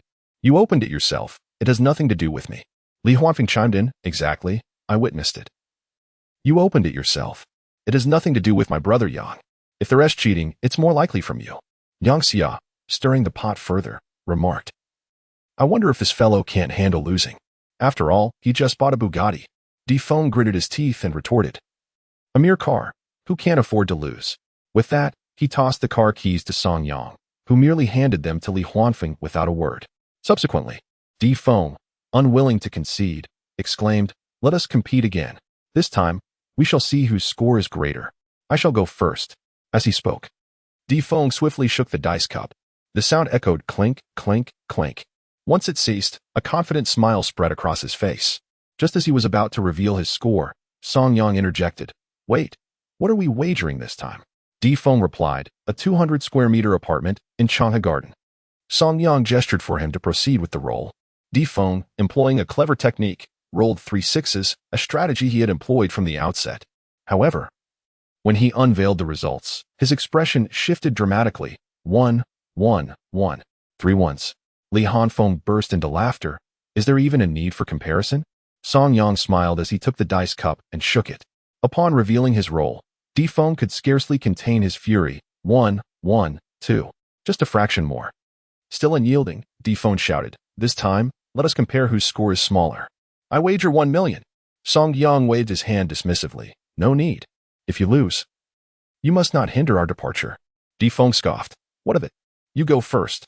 Song Yang once again shook the dice cup. When he revealed the result, laughter erupted. 6, 5. A mere point less than a leopard. Li Huanfeng and Liang Xia's expressions shifted, and Huang Xiaoyu grew tense. Di Feng laughed heartily. "Ha! This time, your luck has run out." At that moment, Di Feng felt as though victory was assured. He shook the dice and casually slammed the cup onto the table. "This time, you must run naked and bark like a dog," he declared with glee. However, upon revealing his roll, Di Feng was once again taken aback. He had clearly rolled 3 once. His technique had been flawless. Yet, astonishingly, he had rolled a leopard. What did this mean? Just shy of victory. Di Feng was on the verge of exploding with frustration, but it proved futile. Song Yang smirked, his eyes sparkling with a hint of provocation. "Well then, you have lost. May we take our leave?" Song Yang, along with Li Huanfeng and Liang Xia, laughed together, further infuriating Di Feng, who felt utterly powerless and resolved to seek revenge on Song Yang in the future. As Song Yang prepared to exit, he glanced at Huang Xiaoyu, saying, "Why are you standing there? We shall wait for you at the back door. Later, hand Di Feng the car keys and say it's to ease the tension." Huang Xiaoyu stood in shock, while Li Huanfeng and Liang Xia exchanged knowing glances, as if to say, "Listen to Brother Tian." Huang Xiaoyu, eager to avoid trouble with Di Feng, complied. He stepped forward with a smile, saying, "Sir, thank you for taking the time to attend my birthday banquet. I cannot allow you to leave empty-handed. How about you drive my car? In the future, we may have the opportunity to gather again. I am Huang Xiaoyu, here on business in Baishangxia." Di Feng snorted disdainfully. "At least you know how to be sensible." With that, he snatched the car keys from Huang Xiaoyu and headed for the exit. Song Yang turned to Li Huanfeng, saying, "Let us depart. This is not a place for lingering." Li Huanfeng and Liang Xia nodded in agreement, and soon Huang Xiaoyu dutifully followed them out through the back door. Huang Xiaoyu, perplexed, gazed curiously at Li Huanfeng and Song Yang. "Brother Yang, what do you mean by asking me to hand over the car keys to him? Am I just to gift him a car?" Song Yang shook his head. He may not need to drive anymore, for tonight marks the end of his days. Chapter 86. The end of days. The phrase "the end of days" left the three of them stunned. Li Huanfeng remained silent, giving Huang Xiaoyu a gentle pat on the shoulder. "Listen to Brother Yang. Don't complicate matters for yourself." Huang Xiaoyu sighed, realizing that he indeed should not have offended Di Feng, especially since he intended to develop his future in Baitian City. With this thought in mind, he decided to let go of his worries and handed his Ferrari keys directly to Di Feng. "We're friends. Let's not make a fuss. Di Xiao, this is my car. You can take care of it." As Huang Xiaoyu passed the keys to Di Feng, the latter cast a cold glance at them and scoffed. "What do you mean by this? Do you pity me?" Witnessing Di Feng's furious reaction, Huang Xiaoyu and Song Yang quickly ushered Li Huanfeng and the others out through the back door. With Li Huanfeng's departure, the remaining crowd lost interest, and as they exited, they paid no mind to the route taken by Song Yang and his companions. At the street corner, Song Yang remarked, "Since we've all been drinking, let's avoid driving." Li Huanfeng laughed heartily. "No worries. I'll have someone return your cars shortly." Liang Xia and Huang Xiaoyu were curious, yet they remained oblivious to the meaning behind Song Yang's words. As the crowd dispersed, an infuriated Di Feng emerged with his lackeys, deprived of his own car keys. He was left with no choice but to drive the vehicle offered by Huang Xiaoyu. Upon stepping outside, his subordinates looked at Di Feng, uncertain how to console him, especially since their master was in a volatile mood and could easily unleash his ire on them. Young master, why not find a few girls to vent your frustrations? Tomorrow, we can avenge you against that fellow named Song. Di Feng huffed. Fine, at least you have some sense. Just leave me be today. With a dismissive wave, his lackeys hurriedly departed, showering him with gratitude.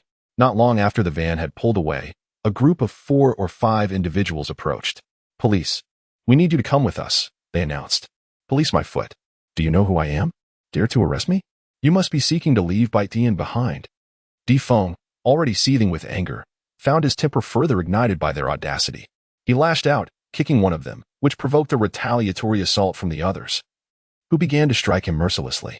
In a fit of rage, the injured assailant drew a knife and severed Di Feng's hand. Ah! Di Feng screamed in agony, quickly realizing that these individuals were not police at all. You little brats, where do you hail from? Do you know who I am?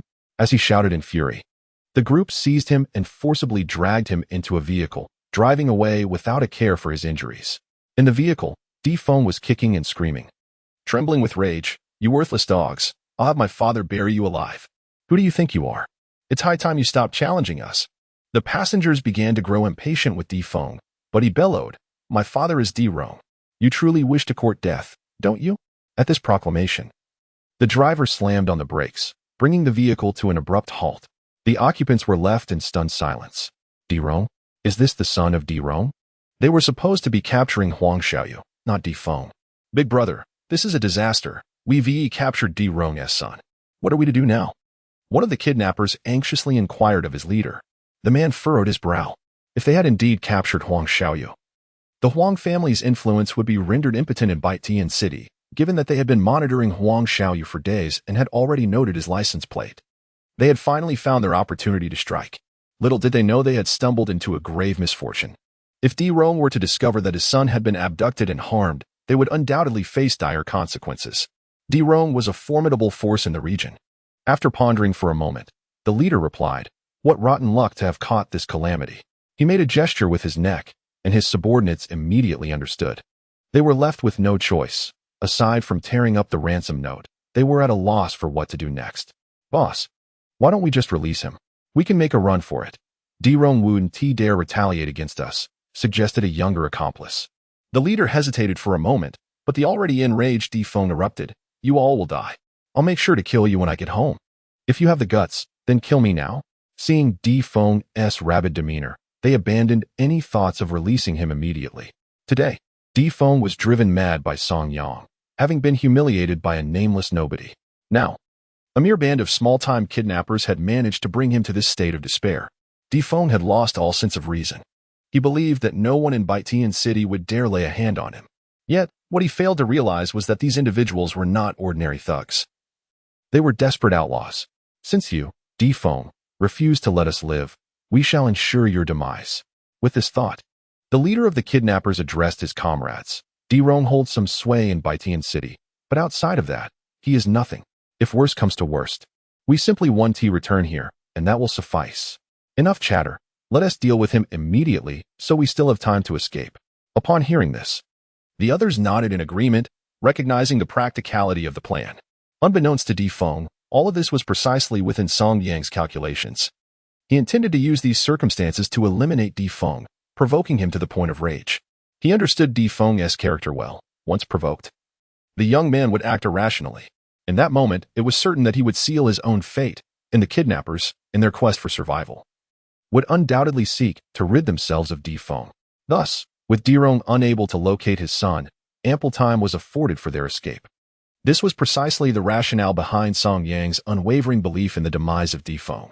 As anticipated, the kidnappers indeed suffocated Di Feng before concealing his body in an abandoned factory. They lured famished wild dogs to tear at the corpse, ensuring the obliteration of all evidence and rendering their whereabouts untraceable. Having completed their grim task, the kidnappers swiftly vanished, leaving behind a mangled and unrecognizable body within the factory. Upon returning home, Song Yang retired to bed with his wife, showing no concern for Di Feng's fate. Meanwhile, upon learning of his son's disappearance, Di Rong mobilized all his brothers to commence a search. Before long, his underlings uncovered a lead, capitalizing on their local connections. A thief, having spotted the kidnappers, relayed the information to Dirong. By the early hours, Dirong had located his son, only to be struck down by the gruesome sight of Di Feng's mangled body. Collapsing in shock, he could scarcely fathom that his son was gone. At that moment, as Li Hanfeng was engrossed in the fluctuations of the American stock market, his phone buzzed. What did you say? Di Feng is dead. Chapter 87. Unreasonable. Li Hanfeng's eyes widened in disbelief. Di Feng was dead? Who could be responsible? A chill coursed down his spine, for earlier that evening, Song Yang had hinted at the possibility of Di Feng's demise, insinuating that he had died in place of Huang Xiaoyu. Panic-stricken, Li Hanfeng seized his phone. Lu Yuan, can you confirm this? This is no trifling matter. Li Xiao, would I just about such things? Dirong has already issued a bounty, promising 10 million to anyone who can capture the kidnappers. Li Hanfeng felt a wave of dread wash over him. Just moments ago, Di Feng had been alive, acting like a rabid dog. Now, he was dead? Furthermore, according to Song Yang, he had perished in Huang Xiaoyu's stead. With this unsettling thought, Li Hanfeng ended the call and hurried to the guest room of his home, where Huang Xiaoyu was staying, having just arrived in the north and yet to secure a residence. Knocking on the door, it was not long before a bleary-eyed Huang Xiaoyu emerged. Hanfeng, what brings you here at such a late hour? Di Feng is dead. He was kidnapped. Li Hanfeng's succinct statement left Huang Xiaoyu utterly astonished. Di Feng was dead and had been kidnapped? Did what Yang said hold true? Had he truly foreseen this? Huang Xiaoyu, who had previously dismissed such notions, was now confronted with the reality of the situation. Was there indeed such a thing as divination? Is what you say true? This is simply beyond belief. Yang can truly predict the future? My heavens! Li Hanfeng murmured softly, do you think I introduced him to you out of mere goodwill? It is for your benefit. If Brother Yang could impart some wisdom to you, you would undoubtedly soar to great heights. Even without relying on your family, you would achieve remarkable success. Do you know what Brother Yang had me do? Short selling the U.S. stock market. You must be aware of the recent market crashes, right? Huang Xiaoyu nodded in agreement. Li Hanfeng spoke with unwavering confidence. Before the significant decline in the U.S. stock market, Brother Yang had already foreseen it. We began our preparations prior to the downturn. Furthermore, Brother Yang predicted that there would be 3 market halts, advising us to exit immediately after the third. Do you think this is a joke? Huang Xiaoyu could scarcely believe his ears. The notion that Song Yang had orchestrated a scheme to ensnare Li Hanfeng, only to subsequently feign ignorance, was preposterous. How could Song Yang possibly orchestrate the collapse of the U.S. stock market? Such a feat was nothing short of mythological. With this realization, Huang Xiaoyu's composure began to waver. What shall we do next? He asked, his voice tinged with anxiety. Li Hanfeng pondered briefly before responding at this moment. It is imperative that we refrain from any actions that might be misconstrued. Such moves could endanger Brother Yang. For now, act as if you're unaware. When the police arrive tomorrow, feign knowledge then. Remember my words. Huang Xiaoyu nodded in compliance. Neither of them could find solace in sleep. How can one rest when death looms so close? They exchanged anxious glances, fixated on the U.S. stock market. As anticipated, a second market halt was triggered. Huang Xiaoyu gaped in disbelief. He could hardly fathom the reality of the situation.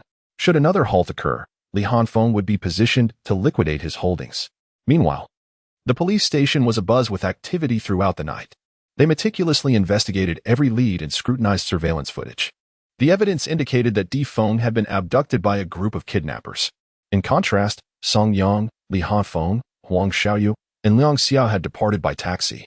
The movements of all individuals that night had been thoroughly analyzed, confirming that they had no connection to the kidnapping, as they had vacated the scene prior to the incident. What puzzled Yin Chang was why Song Yang and his companions had not utilized their own vehicle. Furthermore, in light of the testimonies, someone claimed that Song Yang had ominously suggested Di Feng would meet a grim fate. This remark, upon reflection, seemed more a curse than a confession of guilt. Yin Chang meticulously verified the evidence, including photographs of the kidnapper's vehicle. Though fabricated, it was now evident that Di Feng had fallen victim to a group of roaming criminals, and it appeared they had apprehended the wrong suspects. Armed with the report, Yin Chang approached Di Rong. Mr. Di, please accept my condolences. The investigation into your son's demise has reached a conclusion. Your son was murdered by a gang of criminals known for their abduction schemes. Preliminary assessments suggest this was a kidnapping gone awry. We will continue to pursue the case, and I shall inform you once we acquire conclusive evidence. What did you say?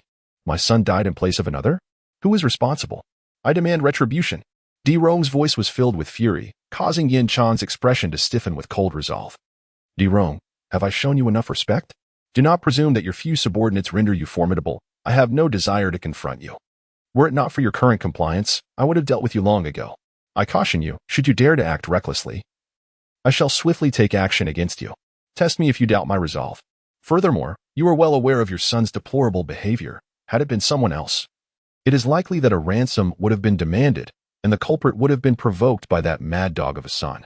His demise carries a substantial share of your responsibility. Had you not raised him in such a manner, would he have met such a fate? Di Rong gritted his teeth, casting a penetrating gaze at Yin Chang, and inquired, Do you intend to stop me? Yin Chang raised his head, locking eyes with Di Rong, and declared, I shall warn you one final time. The North Sky does not permit your insolence. If you consider yourself an emperor of the underworld, then by all means, test me to see if I shall bring you down. Di Rong, fully aware of Yin Chang's temperament, acknowledged that he would indeed take action. The crux of the matter was whether he could continue to endure this affront. However, he maintained an outward calm, responding, Very well, I shall grant Captain Yin this concession. I await your communication. With that, Di Rong turned to leave. Yin Chang exhaled in relief, cognizant that Di Rong would not easily relent. Yet, for the moment, he could only proceed with caution. His immediate task was to identify the criminal suspects. It was imperative to locate these abductors. Otherwise, who could predict what Di Rong might do? He was utterly unreasonable. Of course, Yin Chang would not indulge Di Rong either.